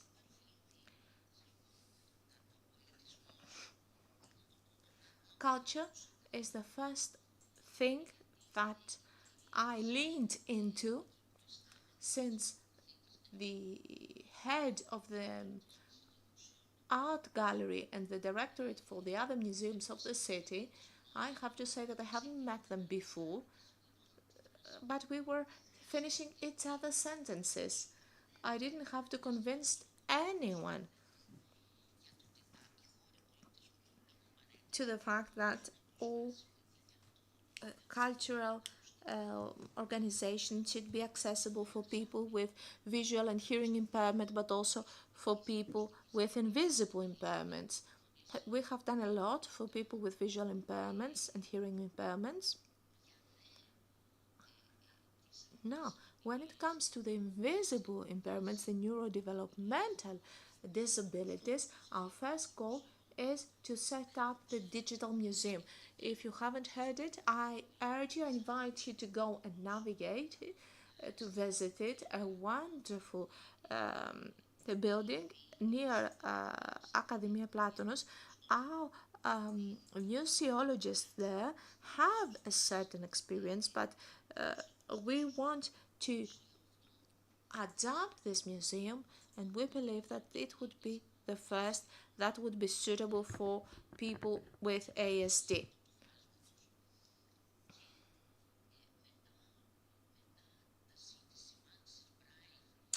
After the braille signals signage in the playgrounds,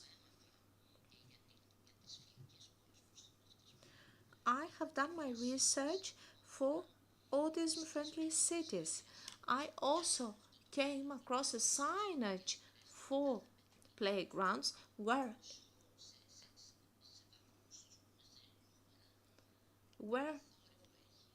it has got a scale about the noise, on a scale from 1 to 7.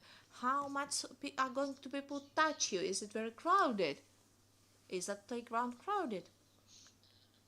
If memory serves me right, noise was the first, lighting was the second, and despite the fact that we talk about a playground might be open also during the late afternoon, so that signage gives information about those kinds of parameters, so parents know how to prepare their children if they want to go and play in that specific playground.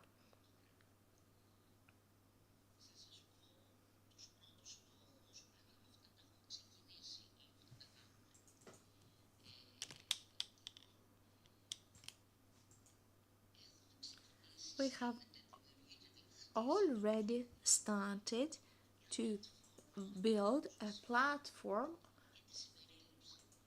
related to accessibility and inclusion. This started after the request of paraplegic people to be able to navigate through the city, to have signage for the accessible sidewalks and the existing ramps.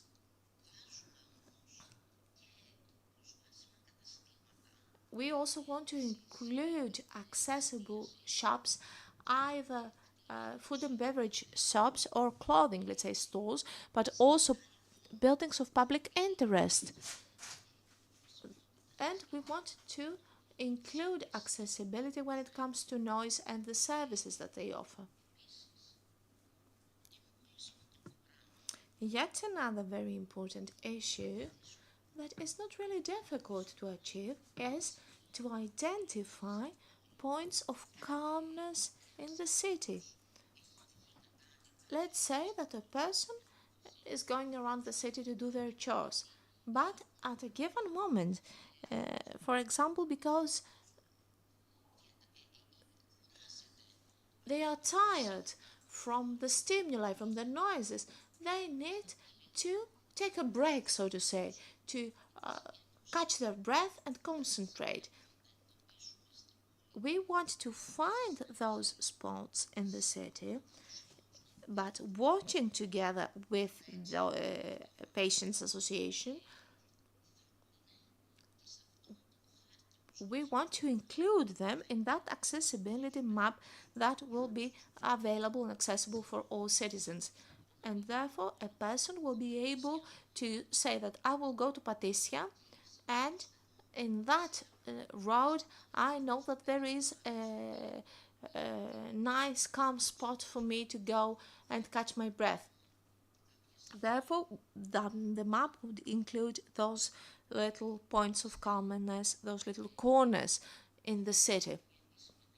Of course, we will make an official announcement, but we want to introduce recreational arts and crafts centers, creative spaces for people with disabilities, the so-called GDAP in Greece. I am very proud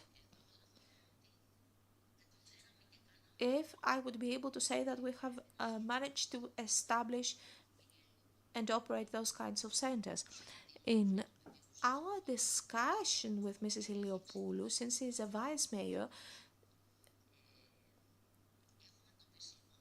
we have identified some schools. We wanted to start with 2 schools, 2 out of the 9 special education schools. We wanted to start to take 2 of those schools as case studies. So I went to the first day of school, to the blessing, to the New Year's blessing, in the second special education school in Pagrati. And I had some time. I got to meet the director, the school director, and we discussed. It was the first time that I met that lady, and we said that we are thinking of establishing creative centers for people with disabilities, and we are allowed to do that in schools. And she told me, oh my dear, this is so important for us and for the parents. This is something invaluable. So now we have included the 3rd school, the 2nd special education primary school will be among the pilot schools, among the first primary schools that we want to use in order to establish and those creative spaces for disabled people. I have discussed about the accessibility map, about accessible museums and art spaces in the city of Athens. I have discussed with Mr. Christo Giannopoulos for this room, for this theatre, because we want to adapt shows and to make them accessible for kids with ASD or other neurodevelopmental disorders. We haven't really discussed which those shows will be, we will allow children to roam around freely,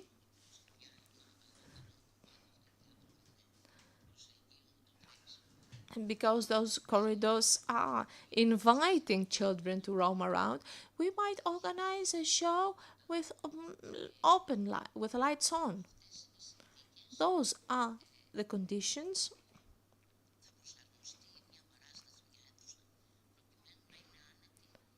that we want to adapt in order to make it comfortable for people with ASD. We have, or rather we know that Stavros Niarchos Foundation offers similar shows and they are sold out, meaning that there is a great need in the families and for children and adults with ASD to have those kinds of shows. When it comes to sports, and maybe Mrs. Zodir is better equipped to discuss this as president,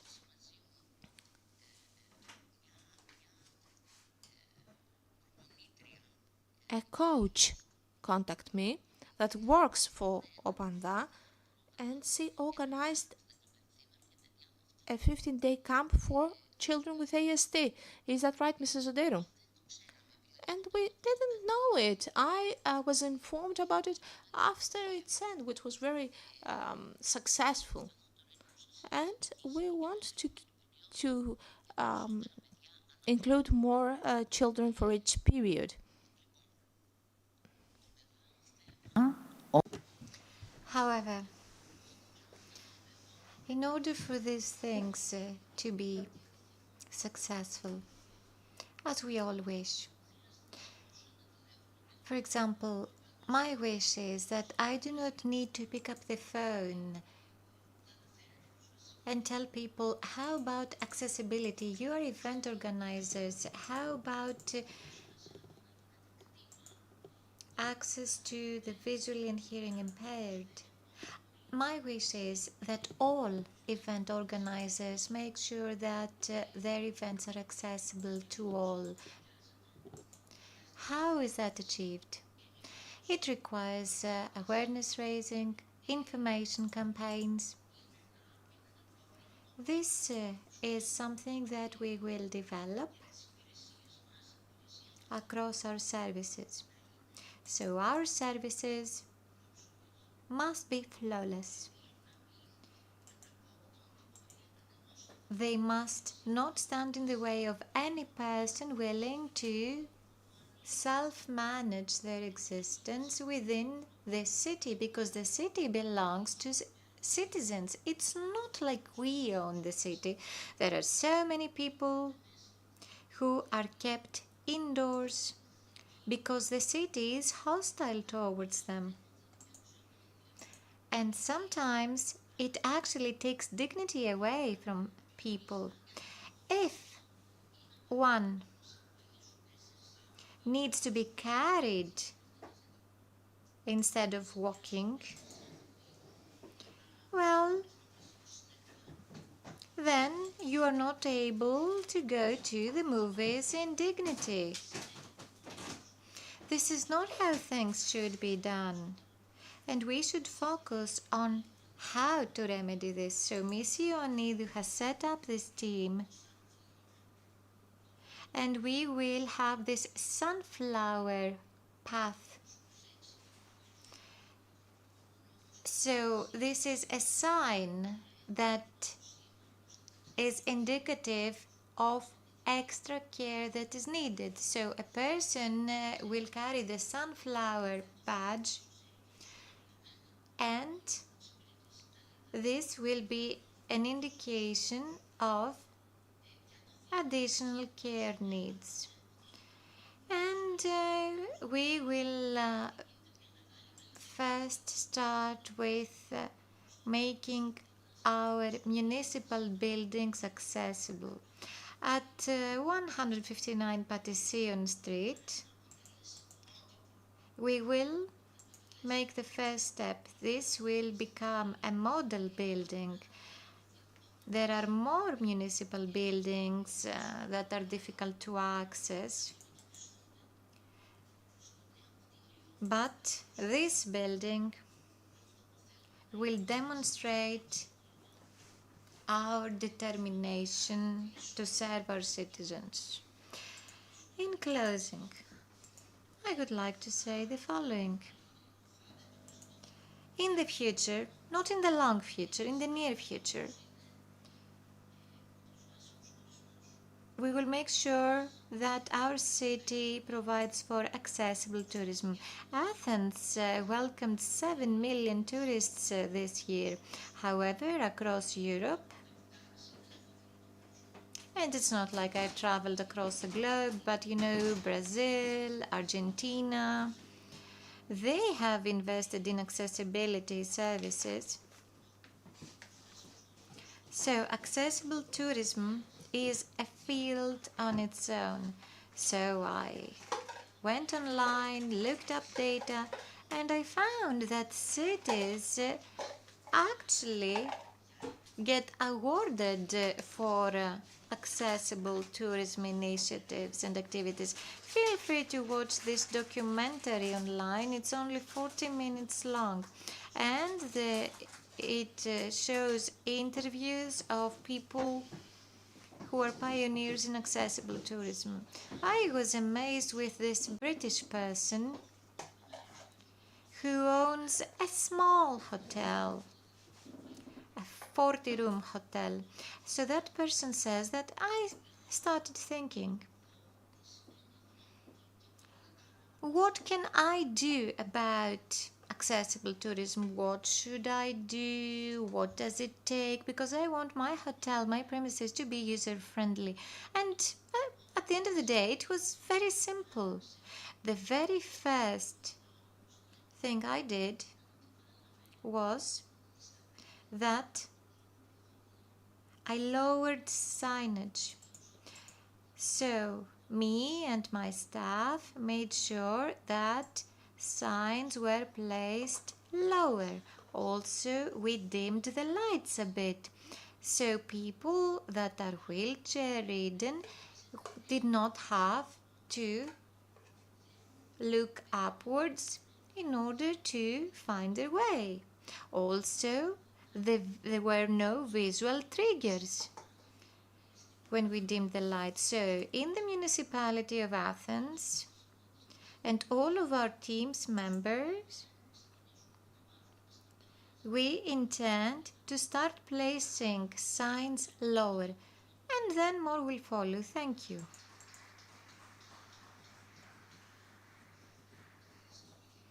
Thank you, Ms. Mazzavino.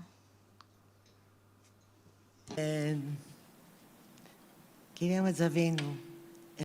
Ms. Mazzavino, we wish and we honestly hope, as municipal citizens of Athens,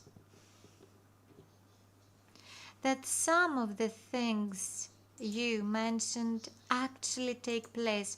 And I'm saying this because this may be wishful thinking. We sometimes bump into obstacles along the way, and these bumps are not always tackled. So I take stock of the fact that actions have been planned, that a sensory map is underway targeting persons with autism. I also take stock of the Arts and Crafts Center for the Disabled that is to be established. You know, it brings to mind several past failures. But I will say something in a humorous mood. In 2017, 2016, perhaps, we first started establishing arts and crafts centers, and we were thinking of having one for the disabled. And yes, eventually we started getting arts and crafts centers licensed within school premises. They would be operating in the evenings. So the Ministry of Education licensed the operation of these activities. However, the specifications for these centers for the disabled were that strict that Maria would go to the special school, special education school in the morning, but in the evening she is not able to return there because the arts and crafts centers accommodated in school premises does not meet the requirements for the disabled.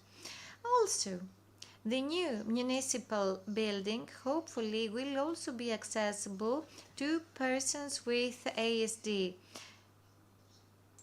And we need first to train staff. Unless the staff is trained, unless the staff is aware of what they need to do in order to be friendly to people with autism, well, then buildings are just not enough. And I want to emphasize this. Comments off the microphone. No, you were very right to describe these issues. Also, it is very important to have this badge that indicate that the bearer of badges needs care, and it is very important to have a badge that indicates that people who bear these badges have been properly trained to be friendly to persons with ASD. And I trust that you will deliver. Thank you. Hello, thank you very much. I would like to thank the deputy mayors for their kind words. As you can see on my first screen, the title is promising. My title, I am the head of the Department of Planning, Organization and E-Governance. I'm a biologist by education and I've pursued postgraduate courses in healthcare management.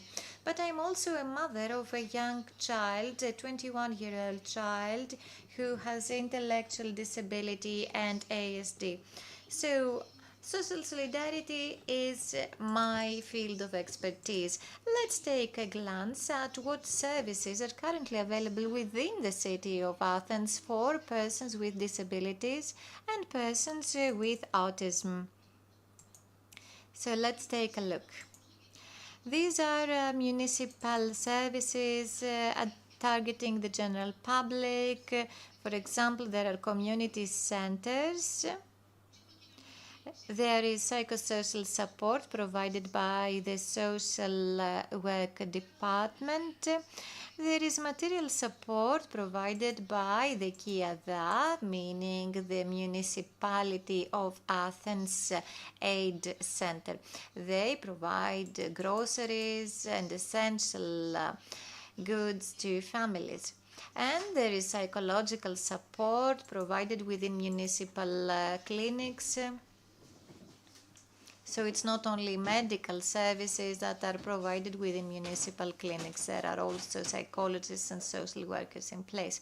And there are awareness raising activities that are run by the Equality Policy Department. And also the Office for the Disabled reports to this department. So, OPANDA, the City of Athens Cultural, Sports and Youth Organization. There are swimming courses for children and adults with disabilities. There are the municipal swimming pools in Goudi, Serafio, Kolokinthou, Grava. So, these are accessible to persons with disabilities. The subscription costs are only €5. The ages of swimmers range between 5 and 65 years old, and people with intellectual disability or neuromuscular disorders may take part in swimming. Also, we have different cultural programs in place. For example, we want to increase the accessibility of our museums to persons with disabilities and ASD. So we have guided tours for associations or special education schools and persons with intellectual disability. Now, like Ms. Marzavinou said, I've also spent 10 years working on these issues. These are the few services available within the municipality, but essentially the contribution is huge. So the social services of the municipality had a catchment population of 660,000. So you understand that social services strive to respond to the needs and requests of all potential beneficiaries, eligible beneficiaries rather. So we are making efforts to have accessibility maps indicating points of relaxation for people with ASD. And I would be greatly honored, and indeed it is my great honor to be part of this inclusion team. And I will make sure to secure funding, I will make sure to establish partnerships so that we will walk the talk. Now, points of relaxation. Our department, our directorate was the first one to relocate to the new building. This new building is actually accessible to the visually impaired. There are braille language signs, and it would be good to see that the ground floor actually accommodates persons with autism. We will make sure to have a calming, a resting place there for these persons. As to the sunflower lanyard, we will have this for the beneficiaries and for our staff alike. So we will make sure that people are welcomed. And there was the Hephaestus program run by the municipal leadership. We had people from our directorate, we had a social worker who were trained on how to serve persons with disabilities, and these persons were trained to serve persons with different types of disabilities. Also, we've all experienced red tape, and we've all been referred from one office to the other. So this is why we want to make sure that all services are properly interacting, and this is why the representatives of different municipal departments were brought into contact, and we cooperate with all directorates, with museums, with the National Gallery, and rest assured there are many municipal employees who take a personal interest in these initiatives. So we are eager to create something. As to awareness raising campaigns, like Ms. Manzavinu said, this is very important. And now I will put my parent hat on. It is important to listen to Mr. Kotrotsios talk about parents, because you know, when parents have to deal with this problem, they need to find ways to keep going. And this is why municipal services are very useful. So like Ms. Manzavinu said, and like Ms. Iliopoulou said, it is important to have an arts and crafts center for the disabled. You know, I am a parent of a child with intellectual disability and autism. So when I say that I work for the social service of the municipality of Athens, people turn against me. Why? Because they feel that the municipality of Athens, being the capital, should provide for more services and should be standing shoulder to shoulder with the disabled, particularly those whose disabilities are invisible. So this new Arts and Crafts Center will mark a huge step forward. All other municipalities, neighboring municipalities have a similar center. However, this has been missing in our municipality, the largest municipality of Greece.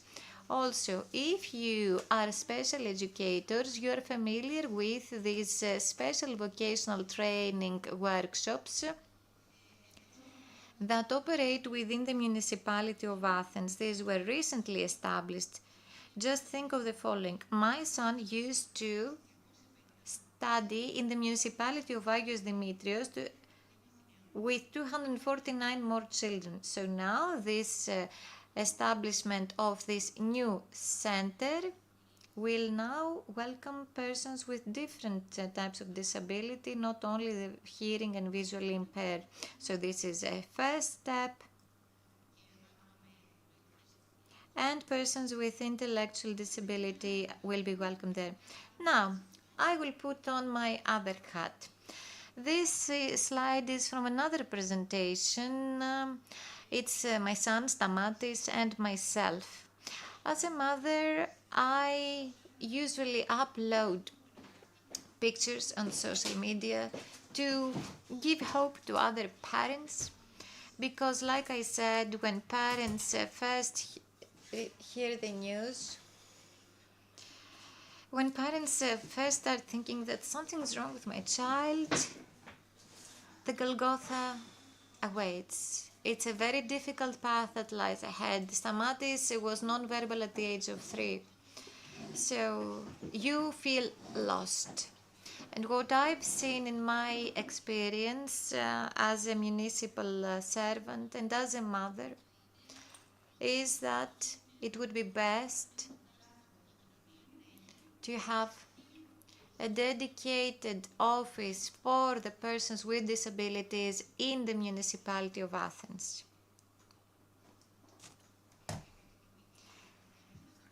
And thus, it would be wise to amend the organizational regulation of the municipality of Athens to allow for this office to be established. This office will be staffed with social workers who will be training parents. When parents first hear the news, either the news of the diagnosis of motor disabilities or autism, they're left helpless. They do not know what to do. Should they turn to the state? Should they go to disability certification committees?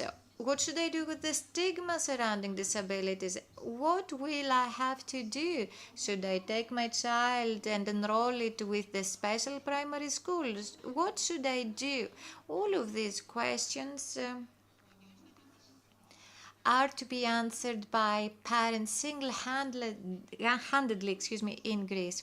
So this is why we need to have dedicated social workers to monitor cases, monitor families. And there was talk about psychotherapy for families and siblings. You know, my daughter is 26 years old, so we've been going through family counseling for many years. And my daughter also has counseling services, because this is something that is needed within our family context. Stamatis is functional. He is a member of the basketball team representing Greece in the Special Olympics. So he is on the path to independence. But what we want above all is for these persons that may be highly functional, thanks to speech therapy, occupational therapy. So we want to make sure that these persons have options, because Stamatis is functional, but can he work? Are there job opportunities for Stamatis and similar persons? So I would like to congratulate Sofia Marinaki, because she is an expert in disabilities. She has been very helpful to many families. And now I will pass the floor to Ms. Maria Eliopoulou, who will talk about employment for individuals on the autism spectrum, because the goal is independence. We do not want these people to be kept indoors. So the municipal services and other tools will provide for this. Thank you.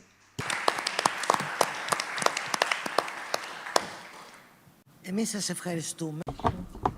Thank you, Mrs. Ioannidou.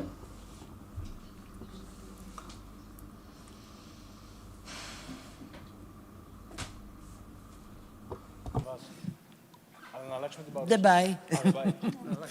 Γι' αυτό προσπαθώ. Well, I just wanted to say κύματα είναι πάρα πολύ σημαντικό. the fact that you are participating is very important. Maybe people who do not know the internal affairs of a municipality are not aware, but I heard with great joy that the community centers are operational and that they are addressed to people with autism. The IFESTUS program that is hopeful that there will be some education that will be broadened, because if it stops at IFESTUS, it's not enough. And about the EC that you talked about, which is an effort going back for a long time. Thank you very much. So now we change positions. Από εκεί, απλά πάρ' το, θες να έρθεις εδώ, έλα. Εμείς θα γυρίσουμε, θέλετε να έρθουμε από εκεί. Είστε. Καλά είμαστε, μια χαρά. Αλλάζετε ρόλους. No, we're fine. It's the same. Just let me present the second topic. Is the presentation of JobsLink program by the Greek Association for Asperger's Syndrome. Elena Matsavinou will moderate this, the Special Municipal Councillor for Accessibility. I talked about Elena before. So we have Mrs. Maria Eliopoulou, who is the head of this effort by the Greek Association for Asperger's Syndrome. The JobsLink program is a program of crucial importance for finding a job and presenting and preserving a job. Mrs. Ioannidou spoke a bit about this, the independence of people with autism and the preservation of jobs for people in the autism spectrum, providing support. And then the second person is Mr. Georgios Nathanael, business consultant, member of the scientific committee of ELSA. Mr. Nathanael is contributing to the shaping of business practices, and his work is very important to create an inclusive environment for neurodivergent people, where people with Asperger can prosper vocationally wise. So you have the floor. Δώσε μας το λόγο. Λοιπόν, μετά την... Following the very good presentation made by Ms. Zodiru about the two speakers, Ms. Eliopoulou and Georgios Nathanael, Maria will start. Maria Eliopoulou, on a very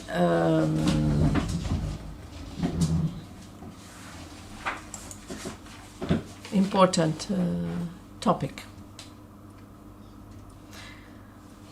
Well, before starting talking to you about the program JobsLink, allow me to say a few words about the Greek Association for Asperger's Syndrome, ELSA, in order to have a short title.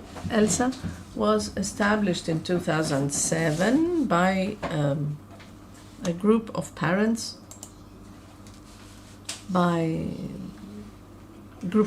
friends, and specialists at a time when Asperger was called Asperger.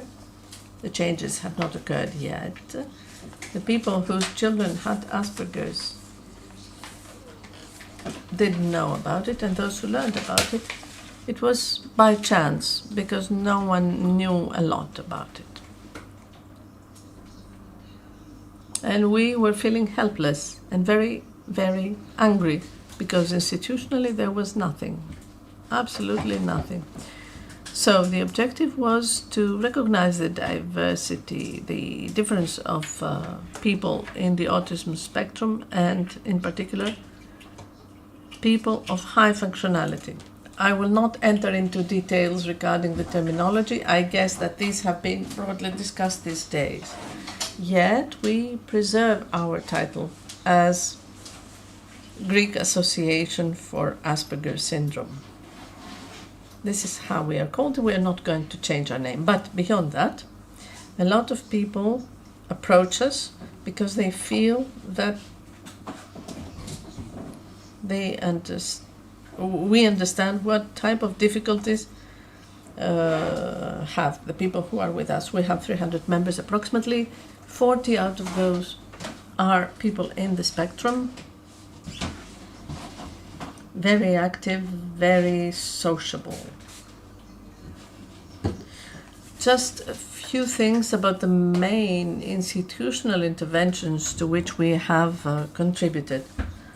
First was the famous law on special education of 2008, where we had for the first time an article on autism.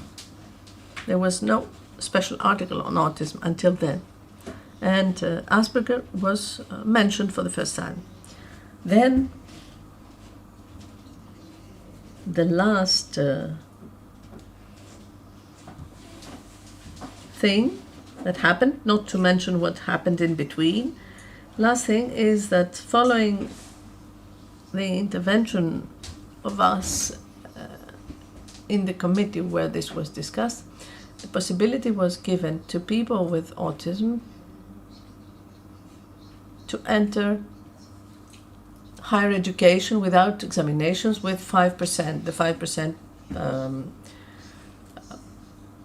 portion. And this gave possibility to people who, although have very high IQ, very high intelligence and special capacities, skills in certain sectors, find it very difficult to live away from home at the age of 18. And mainly, if they don't study a specific object, we know the educational system in Greece, you might want to become a biologist and become something different.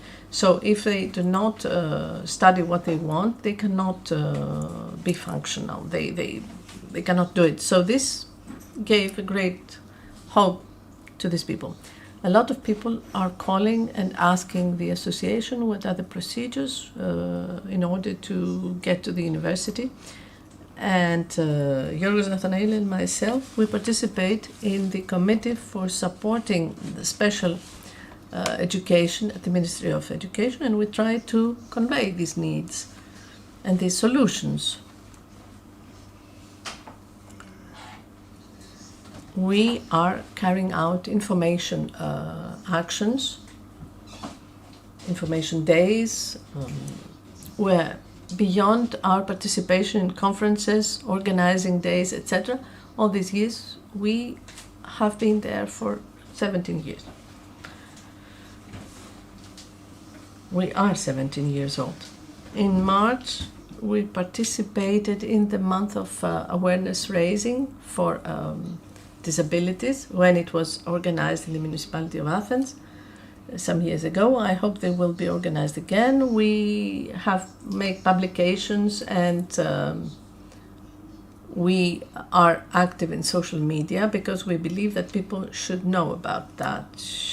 People must learn about what autism is, about how a person with autism is, how a person with high functionality autism is, which means that quite often their disability is invisible, and what it means for them to live in the environment,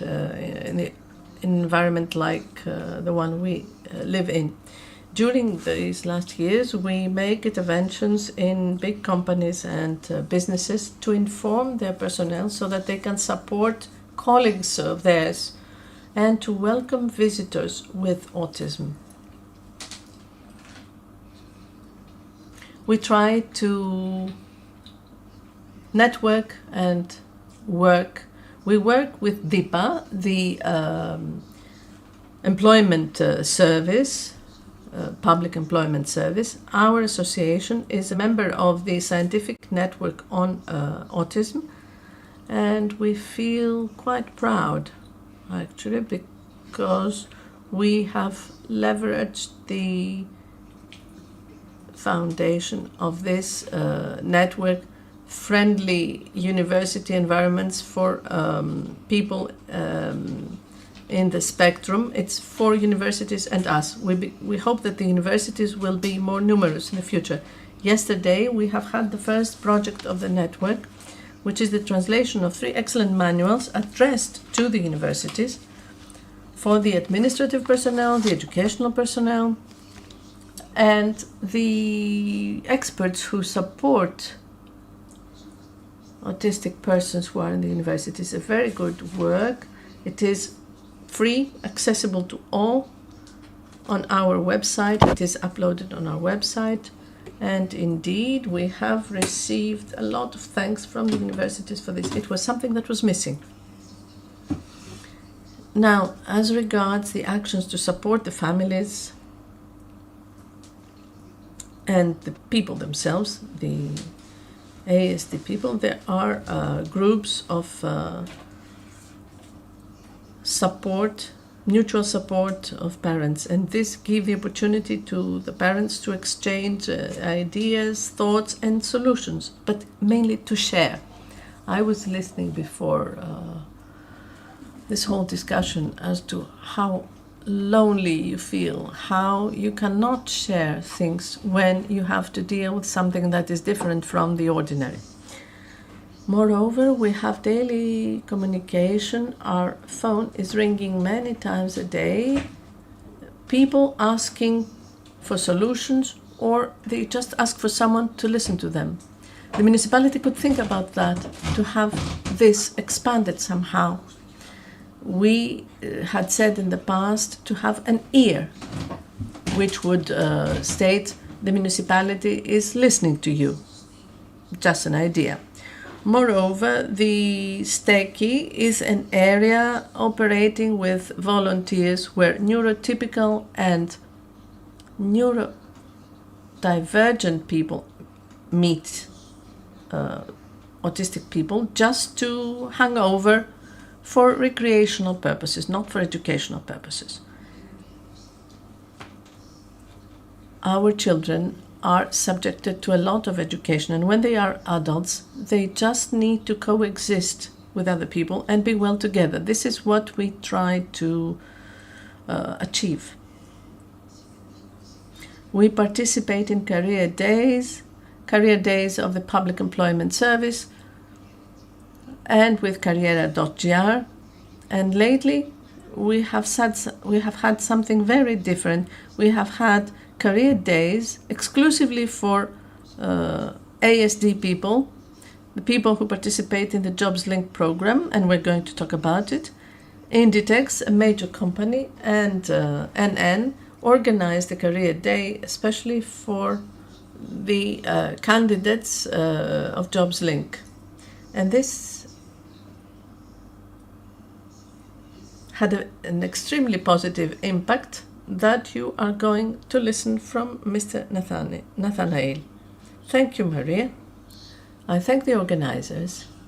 You heard from previous speakers the problems that ASD people have. Unemployment is huge. It's at least double the percentage of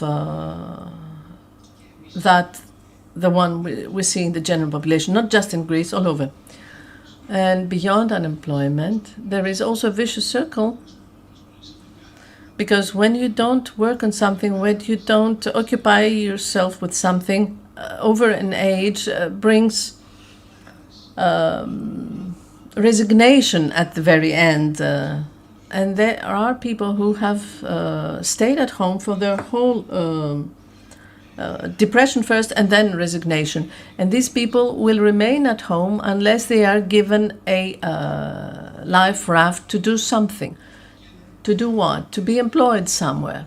One of the best ways to break this vicious circle is to be able to employ them, not in the formal way we have about employment, but to give them the opportunity to do something about which they will feel that they are useful and which will make them feel proud to go on the next steps of their life. So we tried to see and build an environment. And when I say environment, you can call it a project, a program, whatever. An environment is maybe an easy term to understand it, because programs are, the one that we have from the EU, the NSRF, in order to employ people with autism. How did it start? It started with a donation from Greece 2021.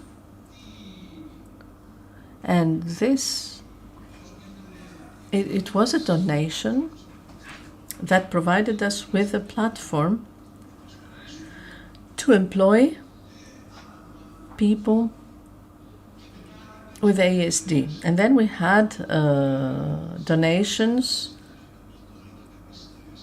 from various Greek foundations. And what started as a platform was developed into a program, into an environment. But we want to promote the social life through work for people with autism. Of course, you might ask, we have a vision. Indeed, we want them to be included, to be incorporated, and quite often we achieve that. We have an objective that is to measure the results, to reinforce employment and to measure the result, not just wishes and wishful thinking. And our objective, starting from the vision to the objective, is to be able to link the labor market with the people who are looking for a job, or people that we encourage to find a job and who are on the verge of resignation. And we try to provide them support so that this process is as efficient as possible and as less painful as possible. Of course, you will tell me there are a lot of platforms in Greece and abroad. What would be the role of an additional platform? There are at least 3 reasons for that, where a platform, a common platform, cannot meet the needs of those people, and we will analyze them even further. First of all, those platforms are not adapted to the special needs of people with ASD or the businesses that might seek such people. There is no, let's say, active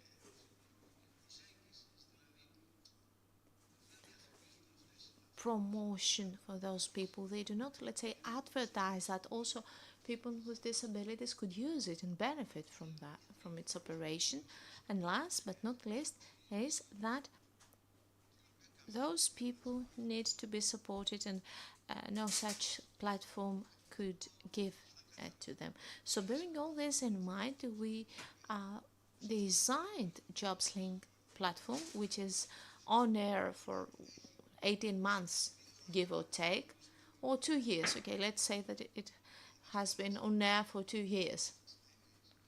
And now, after adapting it, now let's say that we are ready, more or less. And our next step would be to grow it and to allow it to speed up. Of course, such an endeavor has got a lot of difficulties. It is like a startup, going through the valley of death, and now we want to do the next step. So, JobsLink, this program, has got 3 pillars. The candidates who want to work and they upload their petition to the platform. We have the businesses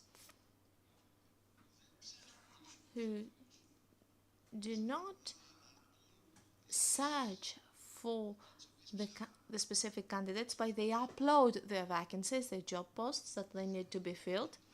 And we also have mentors, mediators, coach, who is going to help the candidate throughout the stages of this process.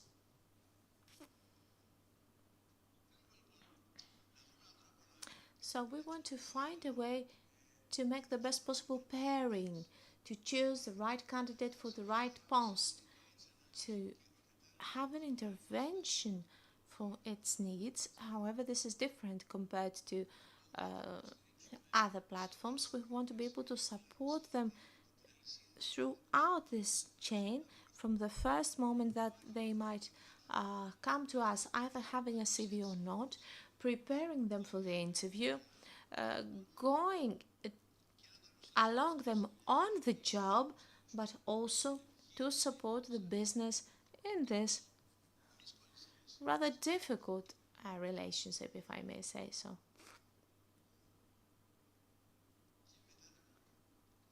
So, we want to keep supporting them after the placement, after hiring the Asperger. So, the mentor has a very important role. He is also, let's say, a consultant for those people, because those people might have never been employed. That thought might have never crossed their minds. So, most of those people have played that difficult role very well, and due to them, this program is very successful. And of course, let us not forget the cost, because it is not an automated platform, as it is a warm body system. So people work in that chain of operation. So this platform has got 3 different areas, one for the candidates, one for the mentors, and one for the businesses. I don't want to bore you with details about the platform right now. You can imagine more or less how it works, but I just want to mention the unique characteristics. The candidate does not upload just a profile, a standard profile, but they describe in a standardized, structured questionnaire their peculiar traits, their abilities, such as I cannot bear being in a very closed space, or I cannot stand very loud noises. So imagine that if there is a person that has a trigger with smells, to a factory with a lot of odors, strong odors. And the business is also filling in a questionnaire about their position, and the questions are similar to the ones that we have asked to the candidate, and there is an algorithm that matches the open position, the job, with the candidates, and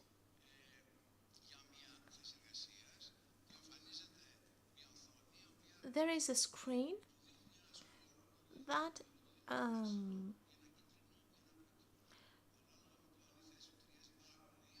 let's say that the candidate wants to go to a specific job. Then if they press on that job, then there is a color, a visual aid, and according to that visual aid, according to that color, the candidate can understand if that job is suitable for them or not. So, there is also the mentor, who is the link between a very important link in that chain. And now we'll give the floor to Mrs. Iliopoulou. A few things about how we did during those 2.5 years. When we have been preparing this presentation, we didn't have real world data, figures, information, because we just wanted to get it done. We wanted to get the job done, and we haven't really thought about what is going to happen afterwards. Right now, we found out some figures that are very useful. 70 people found job through the JobsLink platform for the last 2 years. 413 registrations, 413 profiles have been uploaded, and 23 we had 208 registrations, and in 2004 now we have more than 200 new people. So there is a steady inflow of new candidates in the platform. Now when it comes to businesses, 47 businesses have set up their profile and they have uploaded 20 openings. There are businesses that have offered more jobs, or rather they have just uploaded one job advertisement offering more than one jobs, having more than one opening. However, there are other openings, there are other companies that hired people from the job without setting up their own profile. What is of great importance and what was difficult for us is the reluctancy of those companies to participate in this procedure.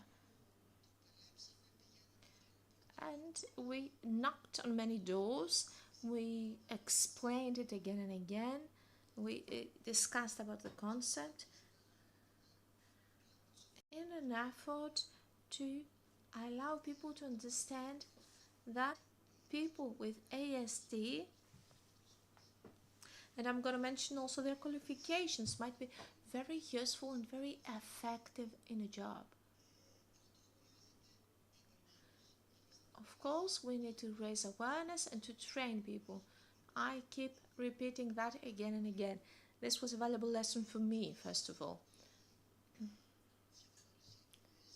Almost all advertisements are about entry-level job openings, such as assistants, customer services, in various stores, in F&B shops. Businesses are reluctant to upload openings that need experience, work experience, need scientific qualifications, and not just entry-level positions. And I'm saying that because the qualifications and the diplomas of our candidate is very interesting.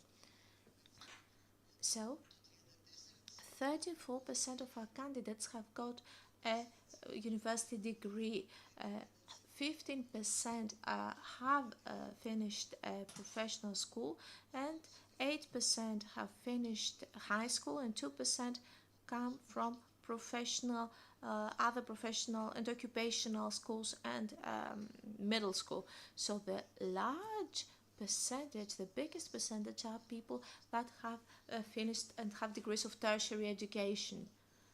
And after the first step, hiring them, now we have to do the second step. On the one hand, to retain them, to keep them at job. We want those people to retain their jobs. And on the other hand, to give them the opportunity to go higher, to grow, to develop. Of course, we know that people that have never worked before, it is very difficult for them for the first time in 35 years old to work in a position relevant to their qualifications. On the other hand, why shouldn't we give them the opportunity to do a bit better?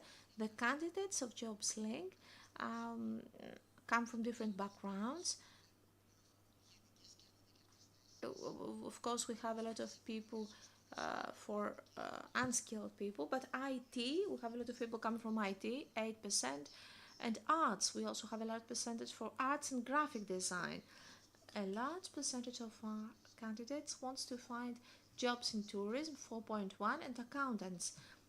And more experiential, I might say that last year, or this last summer, we had people working in hotels and other tourist businesses. And what is really important is the fact that we have the best reviews from the employers, because they recognize the focus of those people, their observation skills, and their memory that helps a lot into being very good at what they do. But also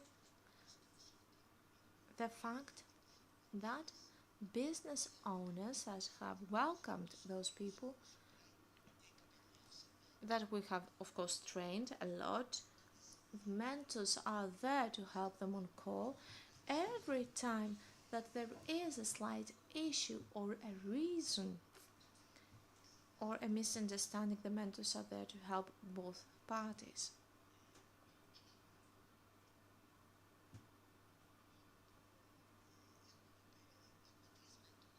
We have 3 mentors who are psychologists, all 3 of them. They have supported 150 people so far in order to set up their CV and prepare them for interviews. 450 online meetings have taken place between candidates and mentors. I'm mentioning the figures because they are important, because this is an action that should have been provided by the state. All right, we are doing this with the support, and I want to thank them very much, to the Lattice Foundation, since they support us for the last 2 years, and other sponsors we have. But imagine how terrible it is to depend such a great effort from our sponsors. That should be a standard service provided by the state for its citizens. Now, when it comes to businesses, I just wanted to add that apart from businesses that have already hired, there are businesses right now that come to us and ask for information in order to to think over this possibility. This market is now more open, in my opinion, since I am an optimist myself. We have mentioned a lot of figures. I want to show 2 more figures. If there was an advertisement in the radio by a Greek bank that said that they have helped for the last 2 years 16 supported or assisted IVF cases. However, our own 45 businesses coming to the jobs link, this was a much more difficult pregnancy than the IVF pregnancies. So it was very difficult to convince businesses, first of all, to leave behind their goals, to stop thinking about ESG criteria and focus on the essence, meaning that they have to work in order. They had all the good intentions, I cannot doubt that, but they had to work really hard in order to really offer such a placement. Now that businesses come to us, it is not just the fact that they know us, they have heard of us, they have understood better through our own actions. And since we have tried to raise a bit the awareness that what we do is useful and effective, and it is not yet another vague action that will not have measurable results, since this program has got measurable results, and for its short period of operation, I think that they are more than satisfactory. I don't want to focus on the benefits. You understand the benefits. Workers, the employees have an identity and they have social insurance. They can be like a normal citizen. They can pay their taxes, they can spend, they have spending power, and they are as much as independent as they can. They believe and they feel that they can live independently, or if they live in a group, they can contribute part of those expenses. However, there are also benefits for the businesses too, for the employers, such as the uplifting of the public image. There are also other benefits, since those people are really gifted, and this can be understood by international IT companies such as Microsoft, IBM. They have special programs for people with ASD, and if you go and read their policies, they say that without those persons we could have never achieved some of our greatest innovations during the last years. And of course, this different point of view can bring about other unexpected benefits. For example, people with autism, since that work on cybersecurity, since they have another different point of view, can allow companies, cybersecurity companies, to become more secure compared to other similar businesses. And of course, let's say that if a person works in a company that is really inclusive, the employees feel that they work for a better employer, and that of course allows the morale to be uplifted. And of course there is the satisfaction of the employees. And let us not forget that since we are a company, that a country, I do apologize, that works only with benefits and grants, let me remind you that those businesses also receive grants and benefits. The challenges are written with very small letters because they tend to be invisible, especially in a area such as autism. I don't like the word challenges, but I don't know now to discuss linguistic matters. It is something that we want to, the problems. There are problems and impediments, not challenges. There are problems, yes, of course. Those people have difficulties in understanding social norms. The population, of course, cannot understand them very well, the general population. They need adaptation in their workplace, not great adaptation, or to dim the lights, or to very simple things that can really be arranged.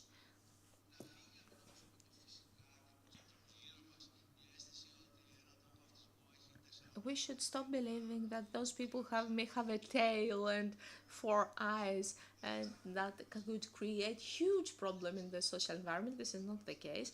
There might be moments with meltdowns, some crisis, so to say, but they are also humans, and they do not want to harm other people, unless there is a less percentage of harming compared to the general population. However, when such a case is happening, because there are cases, as in every group of population,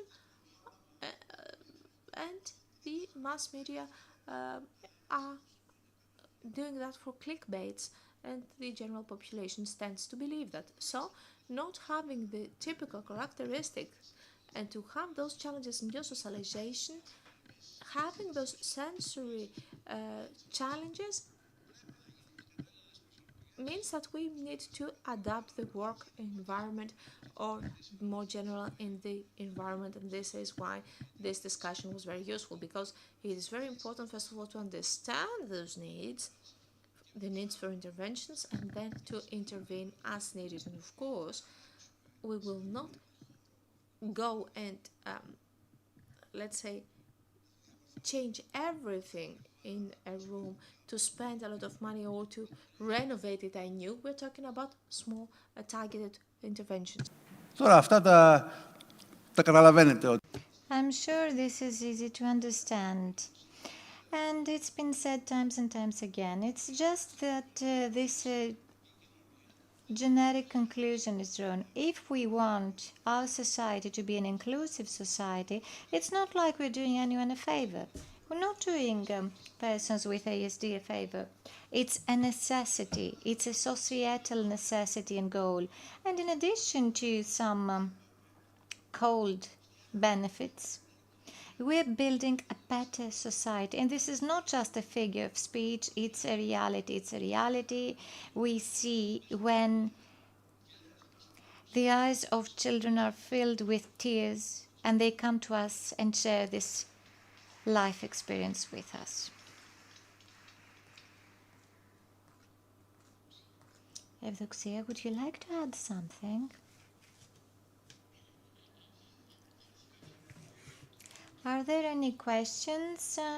We would like to thank you very much. I wanted to, well, I've taken stock of a couple of things. Is that okay with you if I share? Well, we are running out of time, but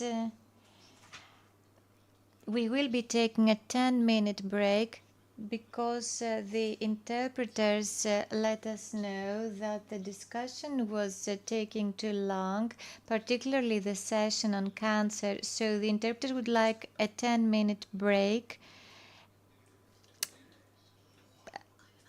The interpreters would like to thank you. Okay, so it's not like we don't have time. There is time. Okay, good. Thank you.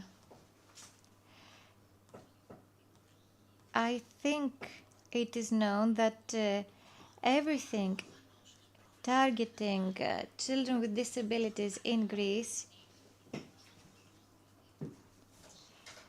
is attributable to parents and their associations. So all associations have been established by groups of parents who were unable to find their way through the system, navigate the system. They were unable to help their children. So it's the first time I heard of the fact that ELSA, the Greek Association for Asperger's Syndrome, actually contributed in the law making process. Yeah, they contributed to legislation. And they did that in such a way so that multiple benefits arose. And I haven't heard of that before. This is why I wanted to highlight this. One thing is for certain, what you said. A modern city is a city that is accessible, that is non-negotiable. And a company that is inclusive, well, that's good for everyone. For everyone. Because this is a company that is taking an interest in the well-being of everybody. So these issues are not debatable. Also important, there needs to be ongoing support for persons who try to get a job. It's not as simple as thank you next. So these are the points I wanted to bring to your attention and highlight. So I have a question, if I may. That's the last question. The table you showed us indicated that the applications were mostly in artistic fields. For example, there were some tourism applications as well, but in reality, it seems that most applications were in the arts field. So perhaps our society is a bit prejudiced, a bit biased, because the entry level is in the food and beverage field. You know, I don't want to work from morning to night. It's exhausting. So I think that perhaps you should target companies Definitely, meaning letting them know that a graphic designer may be a person with ASD and they may be excelling at their tasks. So this is something that means that you cannot employ these persons in canteens, for example. So their mind is very sharp, their potential is limitless. That is just my comment. This is what we're trying to do, actually. Good, thank you very much. Be safe, thank you. A brief break, thank you.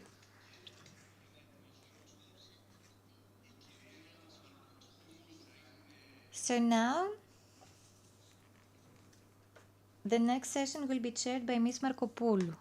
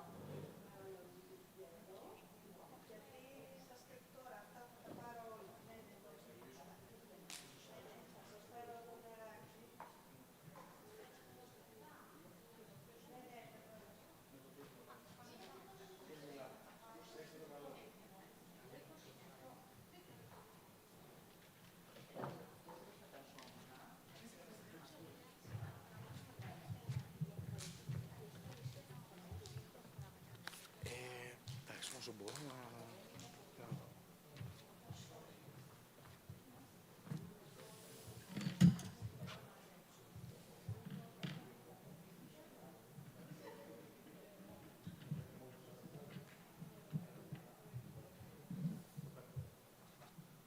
Θα κόψουμε μετά το βίντεο. Το κάνει αλλιώς, θα κόψουμε. Τώρα το θέλουμε κανονικά. Κάτσα, είναι και κανένας. Γιατί, σου λέω τι. Στείλω το πρόγραμμα, να το.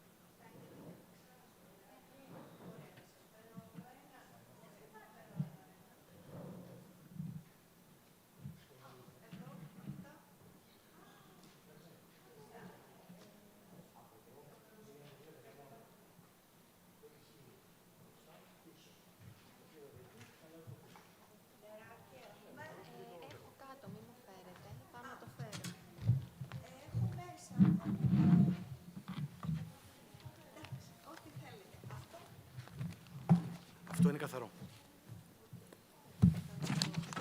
Ναι, ναι.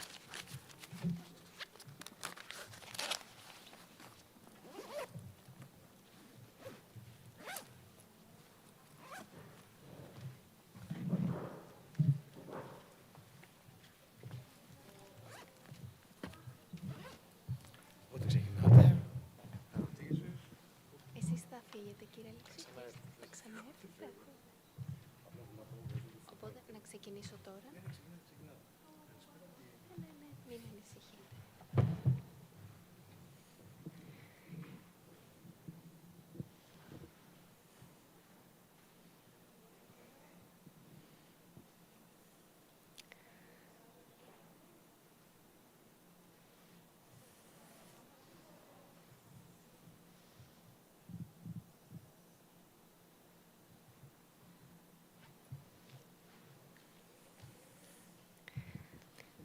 Καλησπέρα σε όλους. Hello everyone.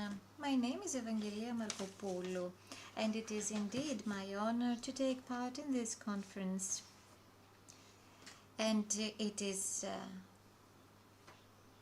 also an honor for me to moderate this panel.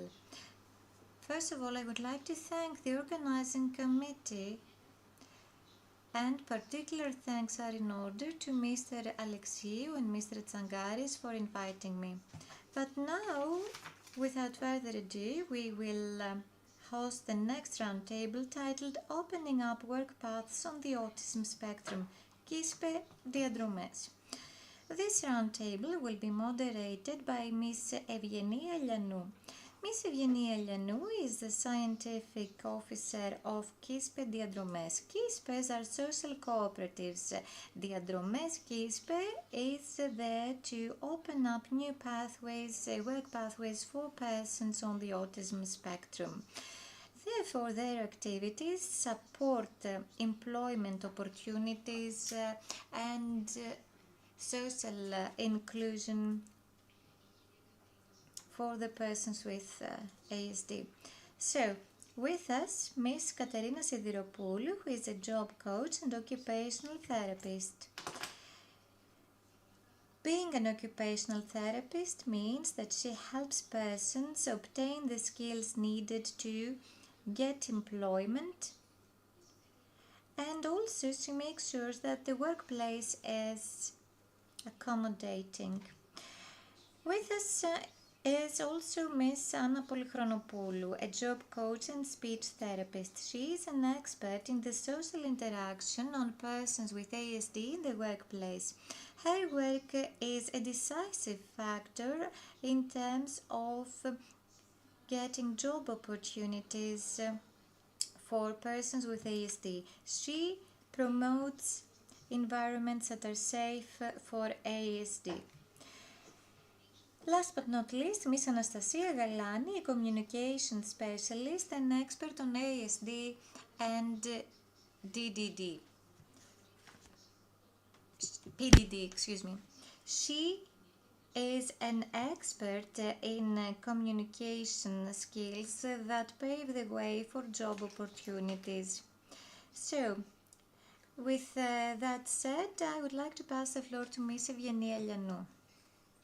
Good. First of all, I would like to thank you all. It is very important to us the fact that we are here. It is both a privilege and our pleasure.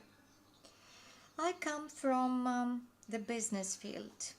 I've been working for more than 20 years as an HR manager within multinational companies. And then came a day when I woke up and took a life-changing decision and said that I will look for a job that is meaningful. So I decided to look for such a job, and thus I took over as the scientific officer within KISPE Diadromes. I would like to ask my colleague, Miss Anastasia Galani, to describe to us what we do, our mandate, our vision, and the challenges, the key challenges we need to address.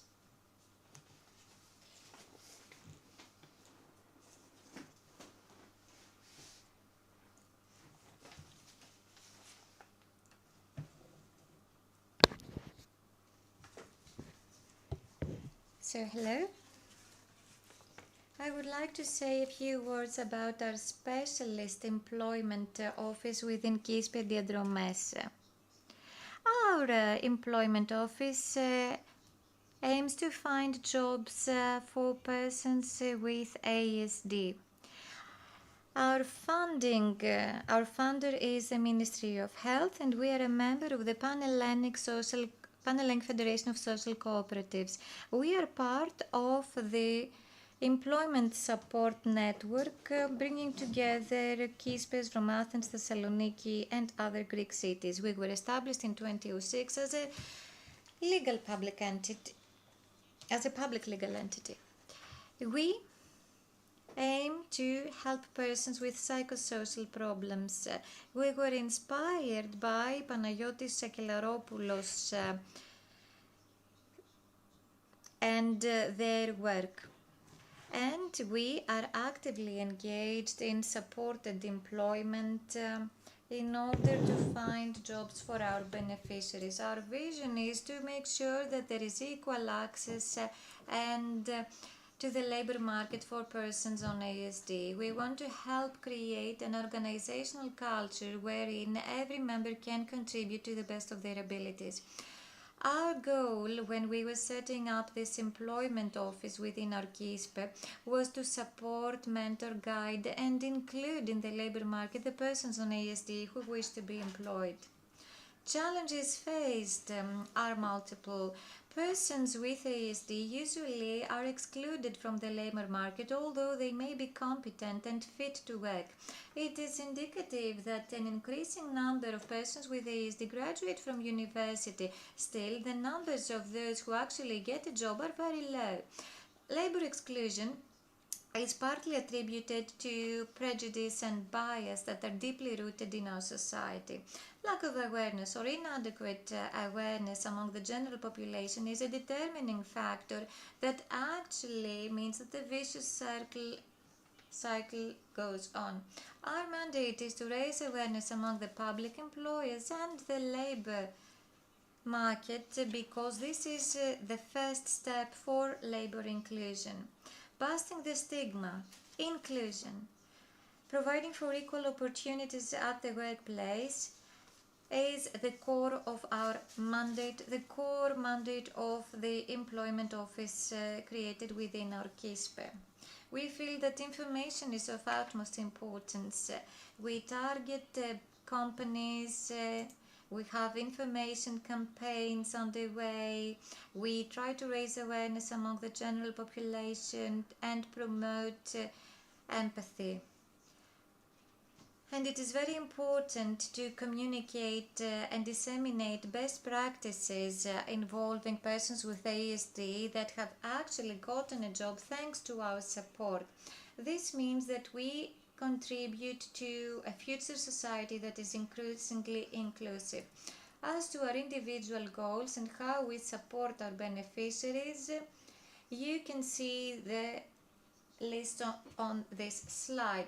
We have a tailored approach and methodology for labor market inclusion. We set up individual and group counseling sessions. We host training seminars, information events, career days. We help candidates, job seekers prepare for interviews, draft their CVs. We also have partnerships with local authorities. We understand the needs of the labor market and we facilitate labor inclusion through a range of services spanning from support, mentoring, all the way to job placement, and we try to bust the social stigma. Thank you. So step one. Το πρώτο βήμα λοιπόν. So step one is creating our methodology. And we thought that we must be practical. What if one knocks on our door and says, I'm looking for a job? I'm a person with ASD and I'm looking for a job. How will we approach this person? What are the tools that we will use? What is the methodology we will follow?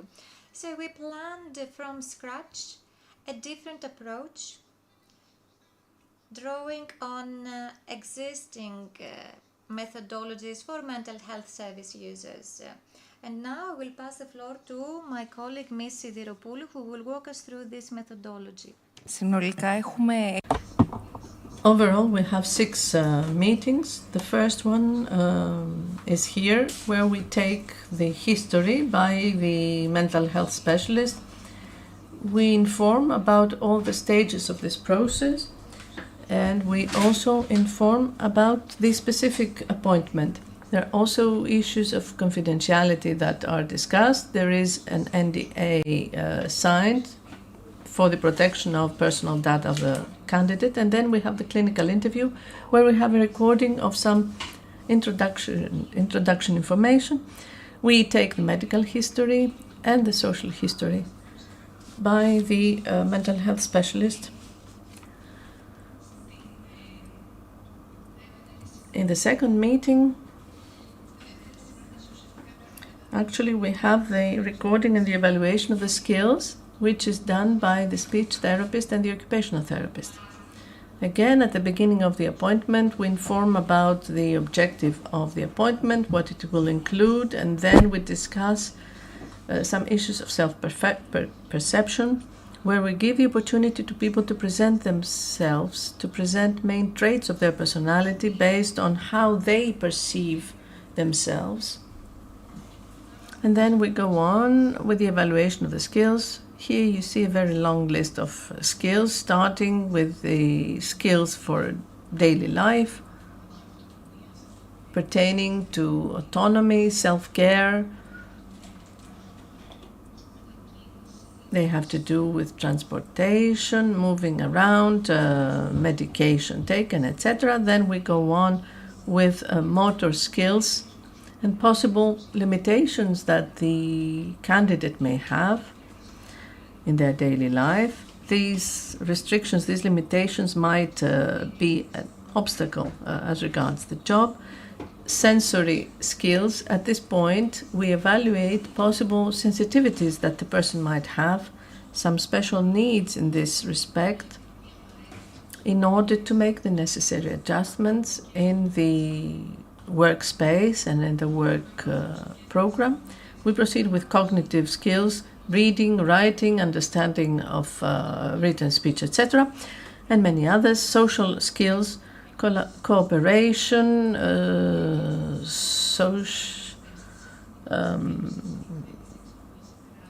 possibility to come to terms with the others, communication skills, empathy, critical thinking, drawing conclusions, and vocational skills in the end, pertaining to the organization and planning of work, management of time, responsibilities, and others. We go on with the third meeting, where we have a communication with the family.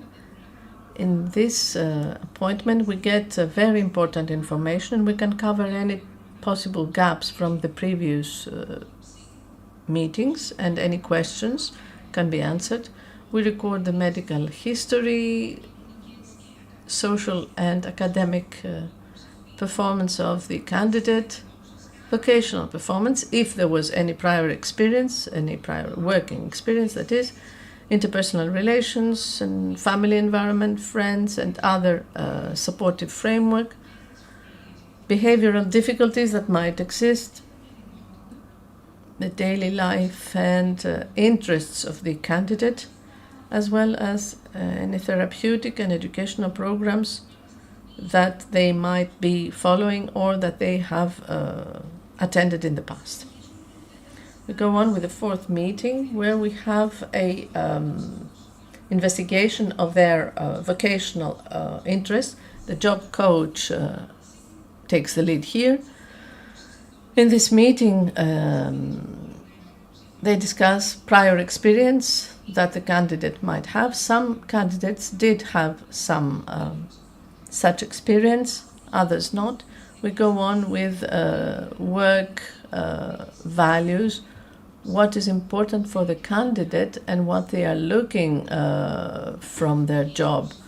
Reputation, prestige, creativity, opportunities for vocational promotion or money, anything that can be important for them. And we go on with the main preferences, the features that the candidate is looking for, that is the object, the scope of the employment, part-time, full-time, the size of the company they would like to work in, working hours, distance from work, whether they prefer to work with a team or alone.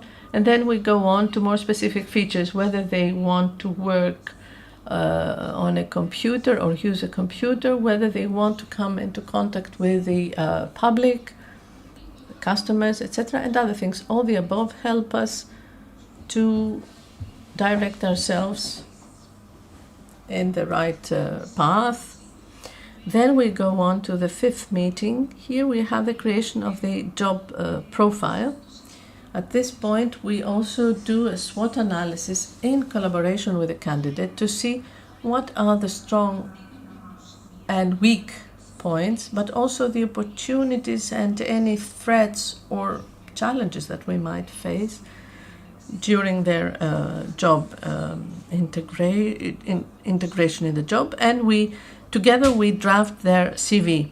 And we end up with the sixth meeting, where we do the preparation for the inclusion, the integration by the job coach, planning of the individual targets, and we decide about the next steps that we are going to follow in order for them to be included, to be incorporated. And we prepare the interview. It is a role play. We do a simulation of a real interview, and we base ourselves on real ads that fit the candidate's profile.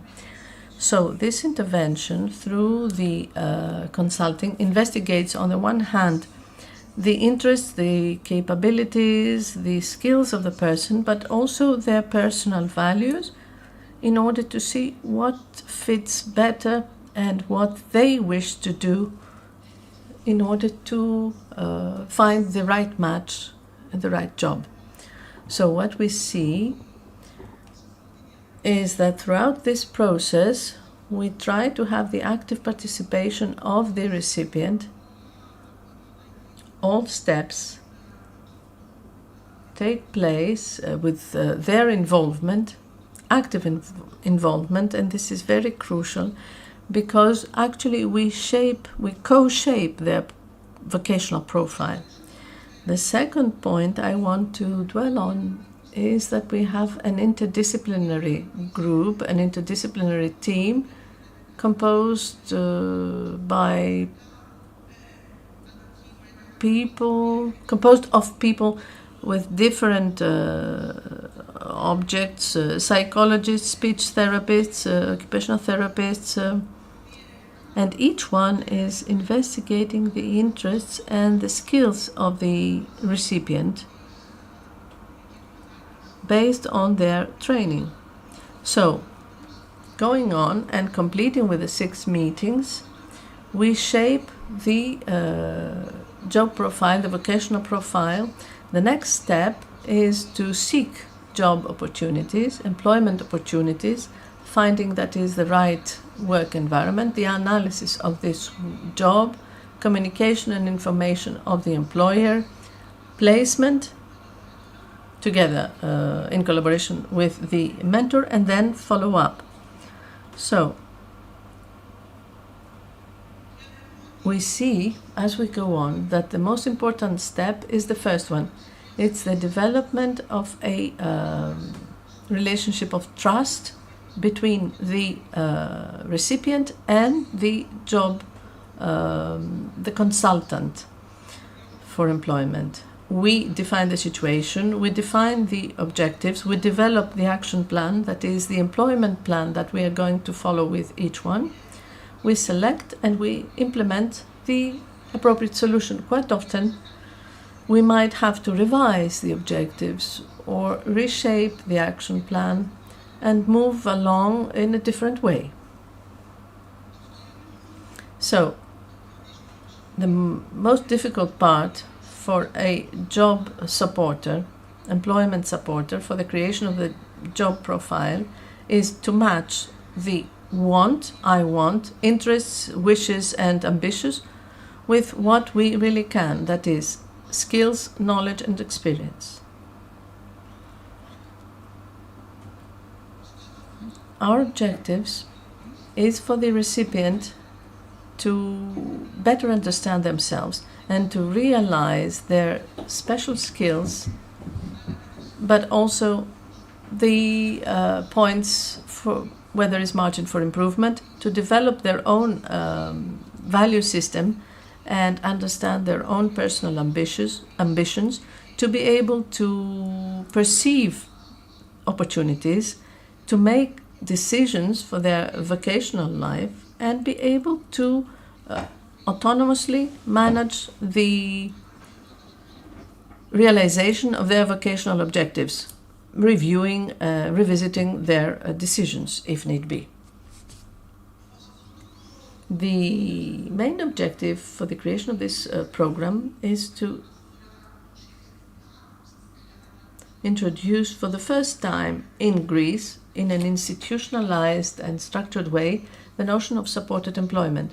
I will ask from Katerina to tell us a few words about what is supported employment. Yes, of course. Supported employment is the provision of support to people with disabilities or people from vulnerable social groups in order to ensure and to maintain paid employment in the open labor market. It is a model that combines constant support, evaluation of the capabilities of the person, and adjustment of the work environment so that it responds to the needs of the person and the business, the company. Speaking about supported employment, 3 are the main features that characterize it. The emphasis is on paid employment, inclusion in the free labor market, and constant and individualized, tailored support of the person, the individual, and the employer.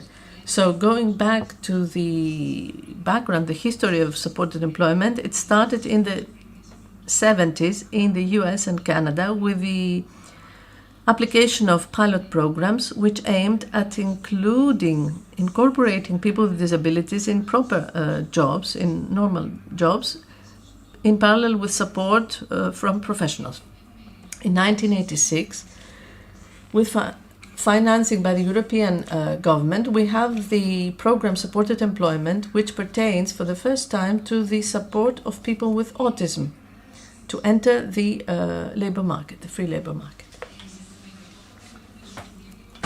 Now, in Europe, Sweden and the UK have been the pioneers in implementing this, focusing on supporting the transition of these people with disabilities, from protected working environment to regular employment positions. In England, we have the establishment of British Association for Supported Employment with the same objectives, that is to integrate these people in the labor market.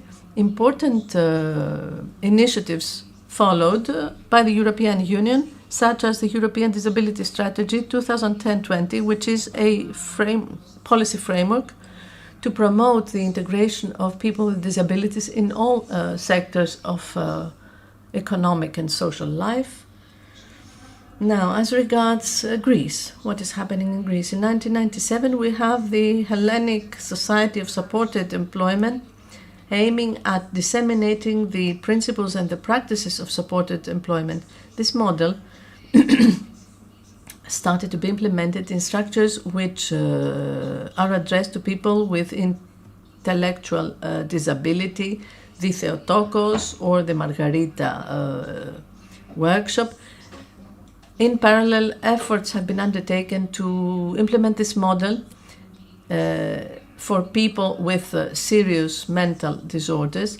But despite the recognition of the importance of this supported employment, the structures, the facilities which remain until today and which provide this type of supported employment remain very, very few in Greece compared to other European countries. We are in 2017.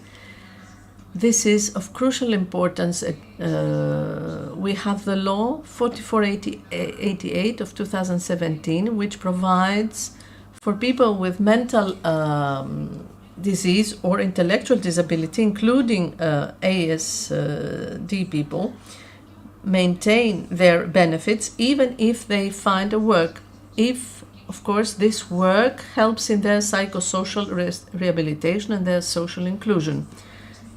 We remain in Greece and we come to November 2022, where we have a provision that was passed in the Parliament in Article 70 of Law 4997, and this provision aims at dealing with the issues pertaining to the integration of people with ASD in the labor market. We will go on to some interesting studies around this supported employment and autism. These studies show the importance and the usefulness of using this model. First of all, let us say that it was found that supported employment is one of the most important interventions for employment among the employment programs for people with ASD. Studies show that the support in the employment sector and coaching by supporters is related to employment of these people, and supported employment is recognized as the best practice in order to teach vocational skills. Here we see other studies that show the positive impact of these programs of supported employment, both on the levels of employment and the preservation of jobs, and which corroborate previous studies. We see a study in 2013 which took place with two different groups of people, ASD people 18 to 21, and the group that received supported employment assistance had an employment percentage of 87.5 compared to 6.25 of the cohort control group. In another study, we have seen here the results, the percentages are 63 and 25%, respectively, the supported and the not supported. And one interesting point is that people with ASD who supported these services found a job closer to their training, to their education, and more related to their specific skills. Further, we see a list with very, very important benefits of supported employment in people with ASD. For sure, financial. benefits pertaining to their broader social inclusion, increased work satisfaction and higher self-esteem, improvement of their autonomy, reduction of family load, including the lesser need for the provision of informal care, and savings as regards the cost of welfare services. The benefits are not exhausted here. There are other studies which show that supported employment reinforces the executive functions for these people, helps them to better manage their behaviors pertaining to the disorder. It improves their social adjustment and overall their quality of life. So, what we understand is that the most important role, the most crucial role, is the role of the job coach. The job coach is called upon, on the one hand, to handle any difficulties with the recipient. We should not forget that many of the recipients who come to our office are disappointed, either because they have had a previous negative experience, job experience, or because they have tried for a long time without success to find a job. On the other hand, the job coach has to manage to handle the concerns of the employers. The employers are hesitant, they are reserved, because, as we said before, they do not know what it means, what ASD means. And they are focused on some stereotypes. That is, that these people with ASD are not productive, or that they are often absent from work, or that they do not have knowledge. Especially the last one is a huge myth, because we have invested very much in education, exactly because there is a major difficulty in finding work. We focus on education, training, additional training, education, additional education, and all this knowledge must be channeled somewhere. So this is the important role of the job coach, and I will ask my colleague Anna Polychronopoulou to tell us more. So the job coach is a professional who offers support and guidance to people with disabilities in order to be integrated in the free job market. So personalized training in collaboration with the constant support make its role decisive for this success of the programs of supported employment. He works as a mediator between the employee, the employer, and the family itself. There are various stages where the job coach supports. First of all, during the creation of the profile, to the development of the profile and seeking a job, the training and support on the job, on site, and of course long-term support and helping them to retain their jobs. And we will talk about them in details. During the first stage is when they meet the person, they take interviews and they ask them various questions. The goal is to have a complete image for the beneficiary and to see their wishes, their skills, and their interests. Later on, they work together with a candidate in order to understand which are the options and the fields based on the preference, the qualifications, and the skills of the beneficiary. And at this stage, the beneficiary, the candidate, is prepared by the job coach through activities that include role-playing and various scenarios in order to prepare them for an official interview, for a real-world interview, and also to prepare them to manage various situations in the workplace. Now, when it comes to training and supporting on the job, in this stage, the job coach is helping the person to learn and adapt to the new routine and the new responsibilities through a physical presence and through systematic guidance. The job coach is there physically at the workplace supporting the person, and this can be done with various techniques such as lists of work routine, visual aids for managing situation, time schedules, and various other aids that would contribute to the training and tracing the specific abilities and skills. So, when it comes to the long-term support and retaining the job, this is the transition of the supported employment towards the long-term support. The stabilization is achieved when a person can work with less than 20% from the job coach during the work hours. Therefore, according to studies, the close relationship between job coaches, the people with ASD, and the employers is a decisive factor in order to seek if there are opportunities for work and to match the right person with the right job.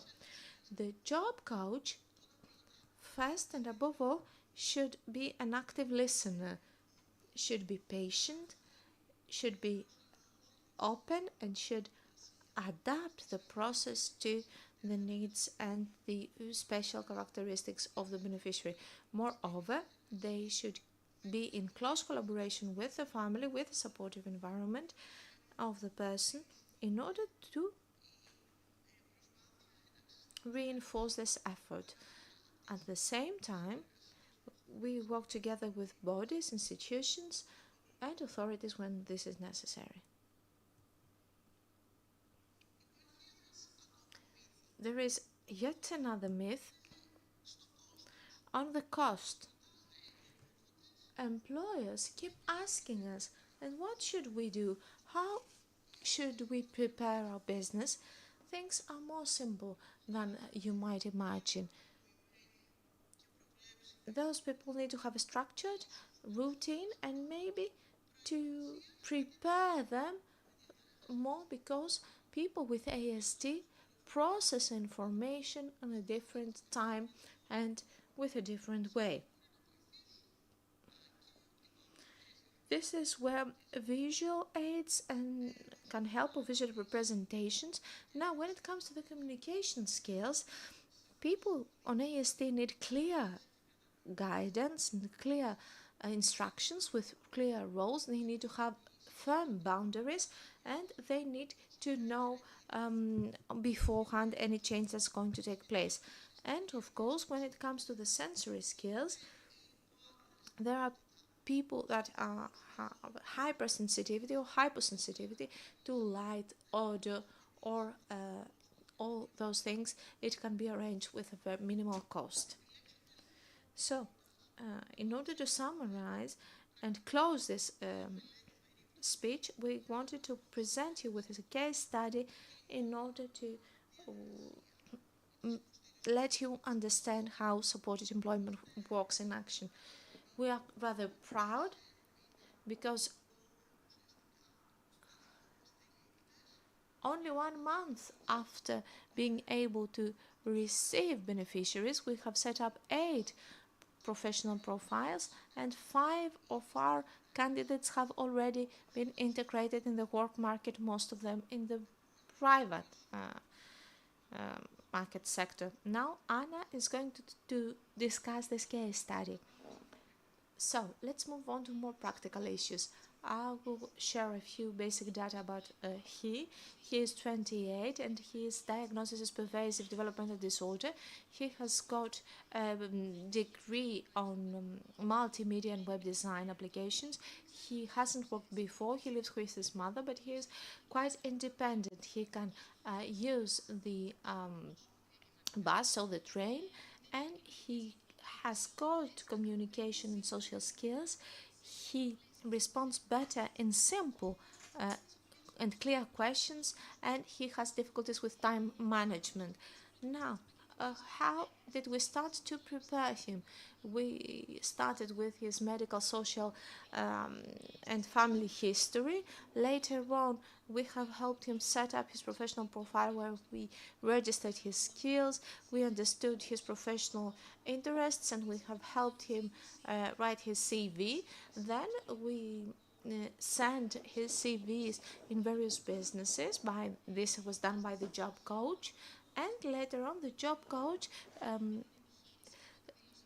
communicated with the business and then the interview was set up.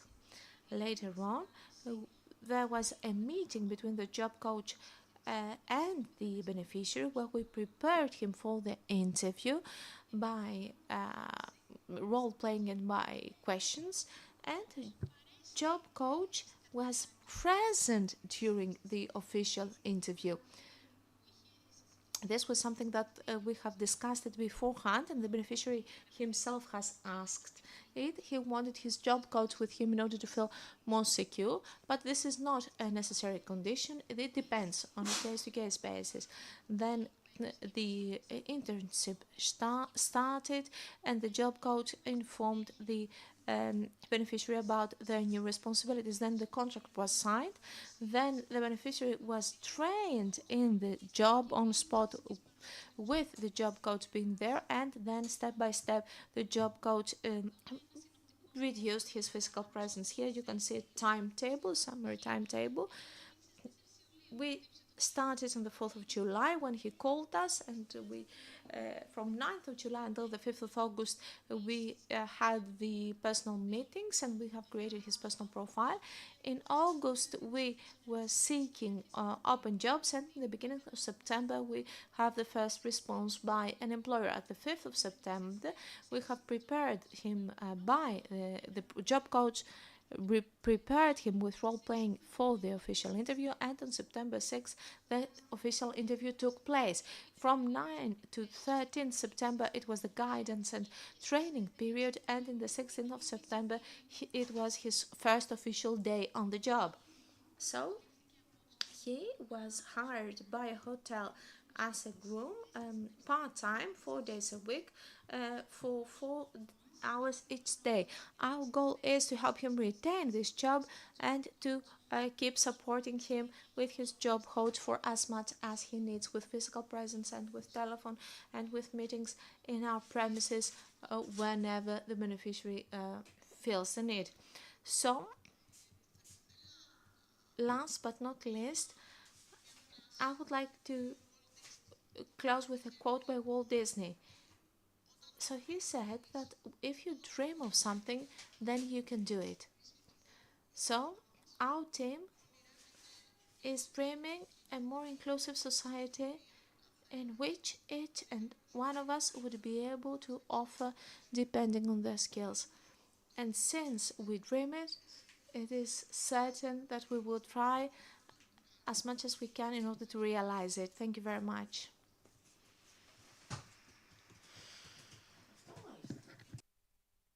Thank you very much to the speakers for this wonderful presentation.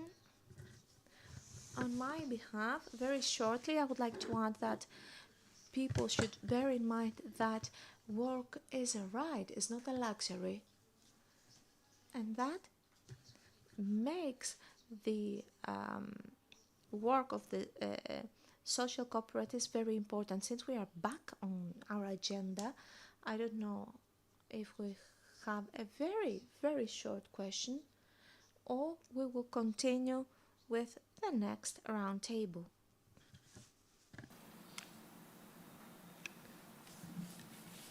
Ευχαριστούμε λοιπόν τις συναδέλφους. Okay, thank you to the colleagues. Thank you very much. So now, I would like to ask Mr. Kalyaniotis Konstantinos and Mr. Athanasios Thirio to join me here on stage in order to start the next round table, which is titled The Impact of Late Diagnosis of Autism on Both Parents and Autistic Adolescent, Interview of a Father and a Son.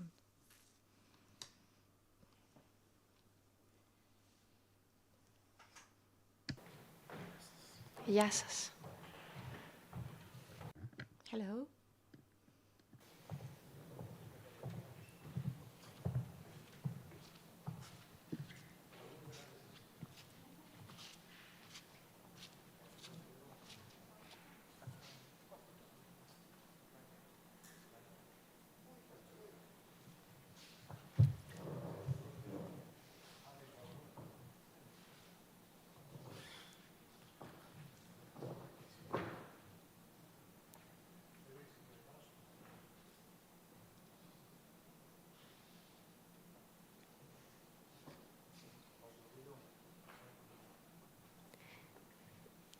Επιτρέψτε μου να παρουσιάσω και... Allow me to present the next speakers.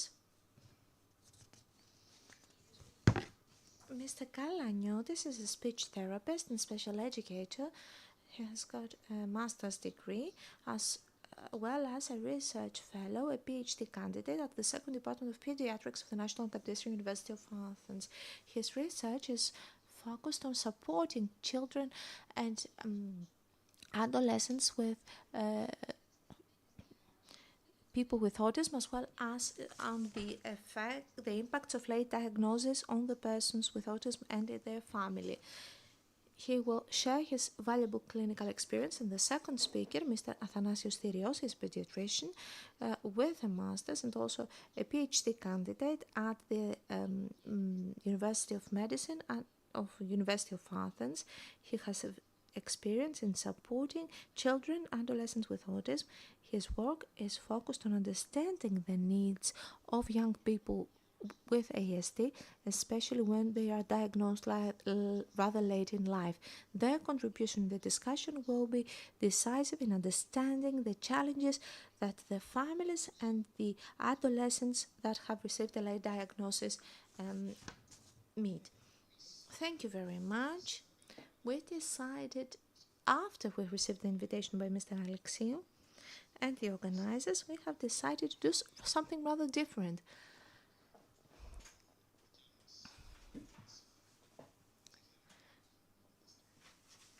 We had the interview of a father and his son that was diagnosed with autism,